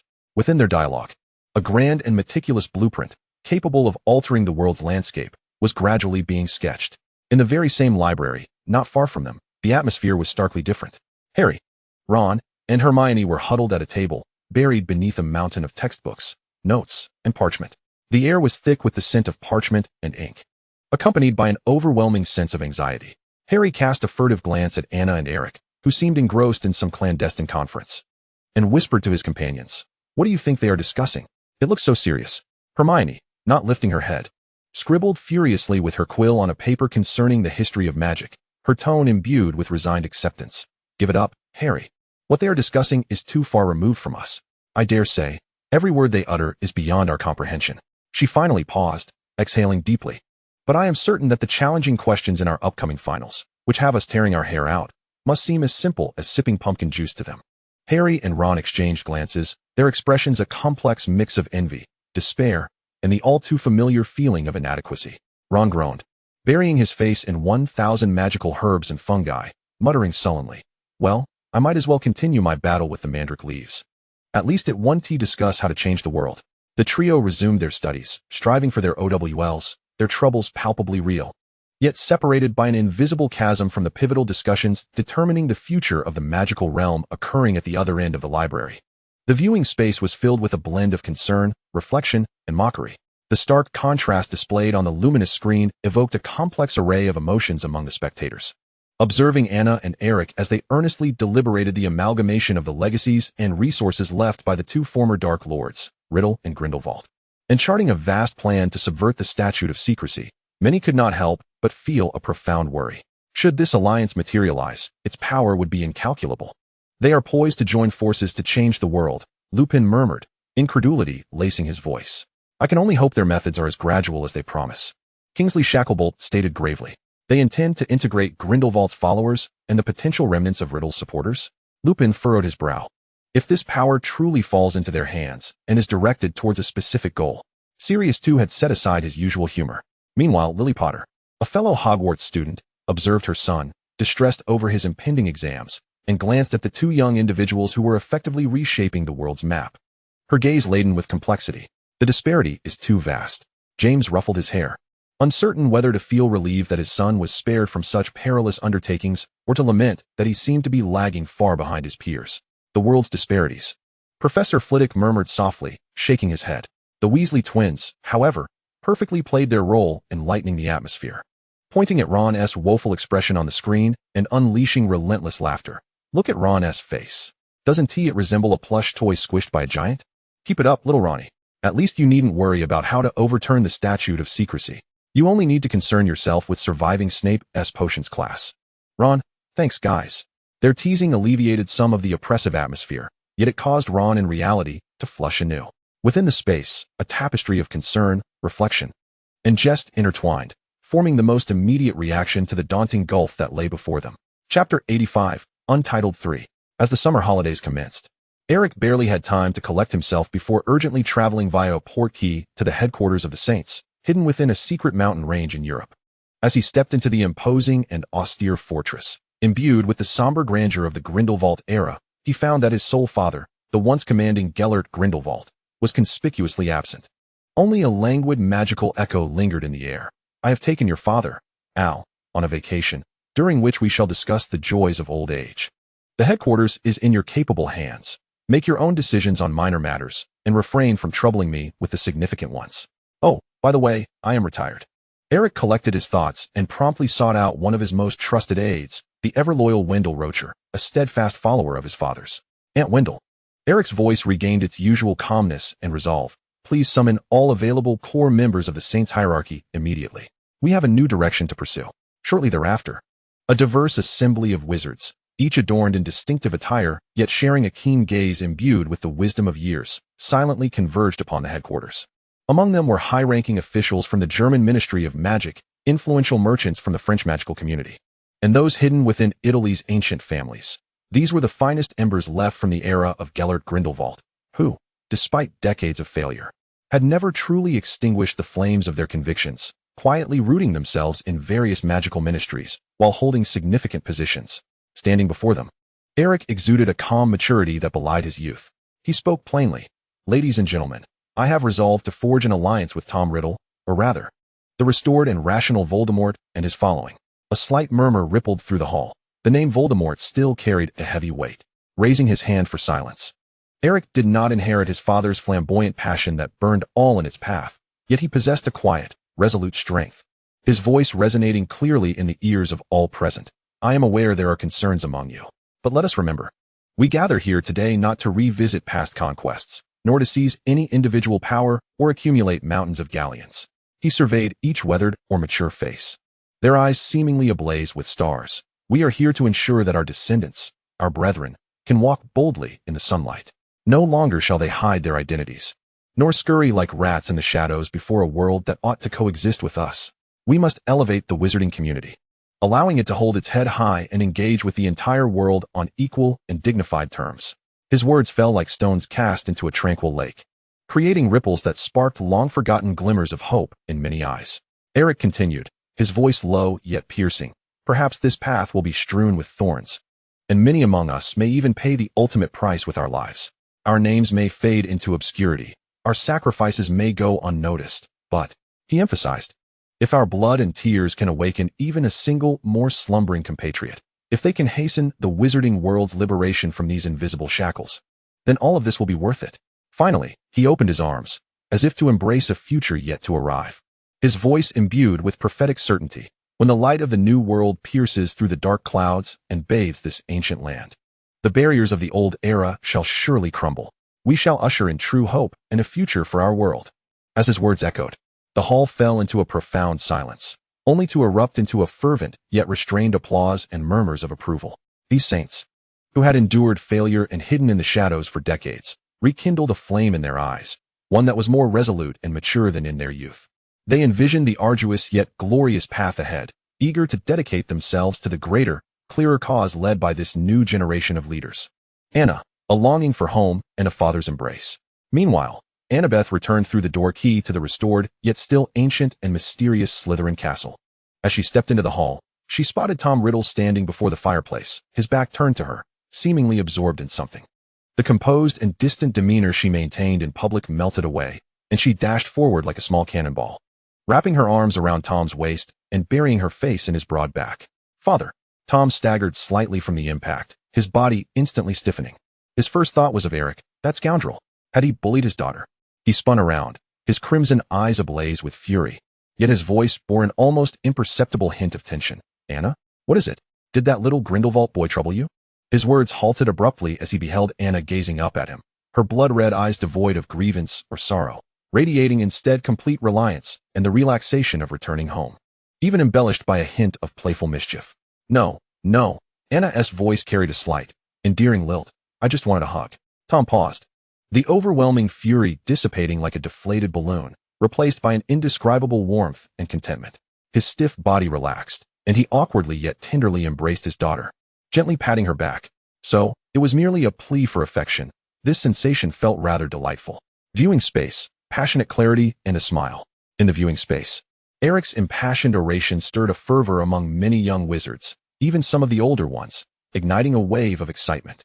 They fervently shouted, to walk boldly into the light. For equal dialogue. For hope. "I suddenly wish to join the saints," a young Hufflepuff student murmured. "To dedicate oneself to the greatest cause. For the wizarding world." Someone couldn't help but exclaim. This fervor spread like a tidal wave, as if Eric's words possessed a certain enchantment, until some more war-weary individuals, such as Professors McGonagall and Kingsley, sharply interjected. "Wake up. This is merely a viewing. Do not forget how Grindelwald incited the masses back in the day. Such power is terrifying." Only then did the crowd snap back to reality, drenched in cold sweat. They were vividly reminded of the subversive capabilities possessed by Grindelwald, both the elder and the younger, whose ability to reach into the hearts of the masses and stir their ideals and passions was profoundly unsettling. Dumbledore observed his son's rhetorical prowess, a mirror image of his own, and shot an exasperated glance at Gellert, who appeared unfazed. However, when the scene shifted to Anna, akin to a fledgling bird returning to her nest, leaping into Tom's embrace, the tension in the space instantly dissipated, and the crowd couldn't help but smile. Seeing the eternally composed Anna exhibit such a childlike side was particularly heartwarming, especially when Tom's immediate reaction was to suspect Eric of having bullied her. Almost prompting a violent outburst, the audience erupted into quiet laughter at the irony. "Ha ha ha, Eric truly is innocent at home, yet trouble finds him from the heavens. That grudge is palpable." "Thankfully," Anna explained quickly. "Otherwise, Eric might have faced quite the blow." Chapter 86. The Truth Worth a Fortune, When Magic Meets Capital. In the Slytherin Castle's dining hall, candlelight flickered, illuminating exquisite silverware and a polished long table. Annabeth and her father, Tom Riddle, were enjoying a quiet yet lavish dinner. The portrait of Abraxas Malfoy hung on the adjacent wall, depicting him with an elegant posture, a gentle smile gracing his lips, his gaze eternally following the father-daughter duo at the table. During a brief interlude in their meal, Tom elegantly dabbed at the corner of his mouth, his crimson gaze shifting toward his daughter. Suddenly, he reminisced about the past, his tone laced with a hint of nostalgia and an imperceptible mockery. "Anna, do you know? The initial spark that ignited the notion of overthrowing the Ministry of Magic and the International Statute of Wizarding Secrecy was not solely rooted in an obsession with pure-blood ideology or an unbridled thirst for power." Anna set down her cutlery, curiosity reflected in her blood-red eyes. Tom continued, calmly presenting a startling revelation. "It was because of money." "Money?" Anna paused, momentarily taken aback. The portrait of Abraxas on the wall chuckled softly, interjecting with a voice that oozed the characteristic smoothness and shrewdness of the Malfoy lineage. "My dear, to be precise. It was the statute of secrecy that obstructed our financial avenues." Amidst the back-and-forth narrative of her two fathers, a long-buried family business history unfurled before Anna.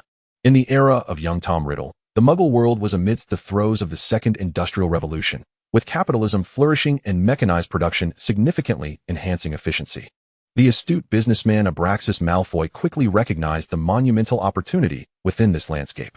"Just imagine, Anna," Abraxas gestured within the confines of the painting, "integrating Muggle mechanization with magic. We could employ magically enhanced machines as tireless workers, house elves, or enchanted puppets that do not require wages and can operate continuously. The production costs would plummet, rendering the handmade wizarding goods utterly uncompetitive in both price and output.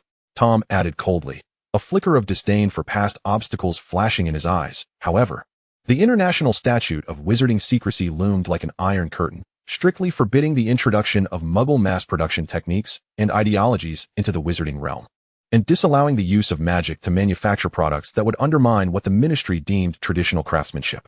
Abraxas shrugged in resignation. They call it protecting tradition. We see it as hindering progress and obstructing our financial prospects. His tone carried a trace of bitterness, revealing their vision of monopolizing the entire wizarding consumer goods market, thwarted by that accursed law.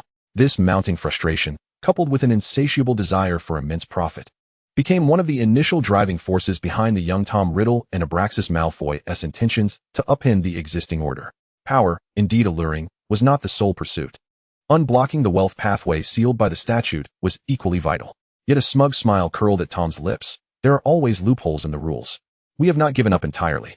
It became evident to Anna just how remarkable her two fathers were as business prodigies. Abraxas, with his unparalleled acumen and profound understanding of the synergy between magic and machinery, had established a vast, clandestine business empire thriving in the gray areas permitted by the statute. They utilized magically enhanced production lines, vastly outpacing ordinary wizarding workshops, while keeping costs significantly lower. From the purification of potion ingredients to the mass production of quills and parchment, and even daily apparel and basic alchemical items, the Riddle Malfoy enterprises monopolized the vast majority of the market for wizarding necessities. Traditional handcrafted workshops stood no chance against the competitiveness of their products. And this was merely the tip of the iceberg. With his uniquely chilling voice, Tom dropped a final bombshell. In the Muggle world, we, primarily your father Abraxas, once founded a company under an alias. Initially, it was merely to facilitate the conversion of surplus magical products into non-magical forms, as well as to procure scarce Muggle resources for the wizarding community. He paused, as if about to share a trivial anecdote. That company has fared quite well. It has now evolved into a multinational conglomerate with operations spanning the globe. Despite being managed by a team of professional executives during my absence, our family retains absolute control. You, Annabeth, our daughter, are the largest shareholder, possessing complete ownership. The spoon in her hand clattered onto the plate, producing a sharp sound. Her blood-red eyes widened in astonishment as she gazed at her father and then at the portrait of Abraxas, who nodded with a smile. For a moment, she found herself at a loss for words. She had always assumed her family was not impoverished. As the heir of Slytherin and the kin of the Malfoy family, wealth was to be expected, yet she had never fathomed the extent of their riches, rivaling nations. It dawned on her that the financial considerations she had previously contemplated for her reform plans were trivial in the presence of her two fathers. The near monopoly they held over the foundational industries of the magical realm, not to mention a multinational giant in the Muggle world. She was not merely wealthy. She was fabulously rich, wealthy enough to crush 100 Potters with galleons alone.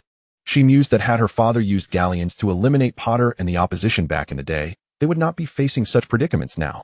Observing the rare, almost dazed expression on their daughter's face, Tom and Abraxas exchanged glances, both seeing a flicker of satisfaction and amusement in each other's eyes. The viewing space was enveloped in a profound silence, punctuated only by gasps of astonishment. The astonishing wealth unveiled in such a casual manner rendered the entire audience momentarily speechless. To monopolize nearly the entire market for wizarding daily necessities? What did that signify? It implied they controlled the very lifeblood of the vast majority of wizards' daily existence. This was potentially more terrifying than wielding partial power within the Ministry of Magic. And it did not end there. A multinational corporation in the Muggle world. Absolute control? Merlin, Ron Weasley stared with his mouth agape, oblivious to the chocolate frog that had fallen from his hand. How wealthy are they really? Anna, the frog you're holding is produced by our family. Hermione wore an expression of shock, muttering. No wonder Anna and Eric never worried about funding when they were implementing their plans. This isn't merely a matter of wealth. This is about controlling the economic lifeline. The Weasley twins could barely close their mouths, each pinching the other's arm to confirm they were not dreaming. Can we ask her for financing when we open our joke shop? Fred said dreamily. Even Mr. and Mrs. Malfoy wore exceedingly complex expressions. They had always prided themselves on the wealth of the Malfoy family, yet this was incomparable. James Potter whistled, his tone dry. I now believe that Voldemort, no, Mr. Riddle, did not fail due to a lack of power, but perhaps because his business endeavors diverted too much of his focus. Sirius Black appeared numbed. I now believe they genuinely sought to overthrow the ministry solely for profit. Their motives were so pure. Professors McGonagall and Snape exchanged incredulous glances. Astonished by this newfound form of power built upon a foundation of wealth, Professor Slughorn pulled out a handkerchief, repeatedly wiping the sweat that had suddenly appeared on his forehead. His eyes sparkling with excitement as he murmured, "Merlin, what a magnificent evening gown. This is the true ultimate dream of the Slug Club." Dumbledore sighed softly, rubbing his temples. He had always known that Tom and Abraxas possessed a keen business acumen, yet he had never anticipated it would reach such heights. This elucidates why, upon his return, Tom was able to swiftly and quietly reassemble power and wealth, sometimes proving to be more pervasive than magic itself. Meanwhile, in his spectral form, Gellert Grindelwald observed the nonchalant expressions shared between Tom and Abraxas within the shimmering veil. Reflecting on the efforts he had expended in his youth to amass funds and resources, though not excessively so, he couldn't help but grind his teeth. A flicker of unmistakable envy and jealousy flashing in his golden eyes, yet devoid of hatred. If only, he mused, he had possessed the intellect of those two and their substantial backing back in the day, though the Grindelwald family was affluent. Sustaining such a multitude of acolytes could not rely solely on familial wealth. The air was thick with the collective gasps of astonishment, as the attendees were rendered speechless by this staggering revelation of unparalleled affluence. Annabeth Slytherin inherited not merely a potent magical lineage and a prestigious surname, but also a clandestine commercial empire so vast that it could sway the fates of two realms.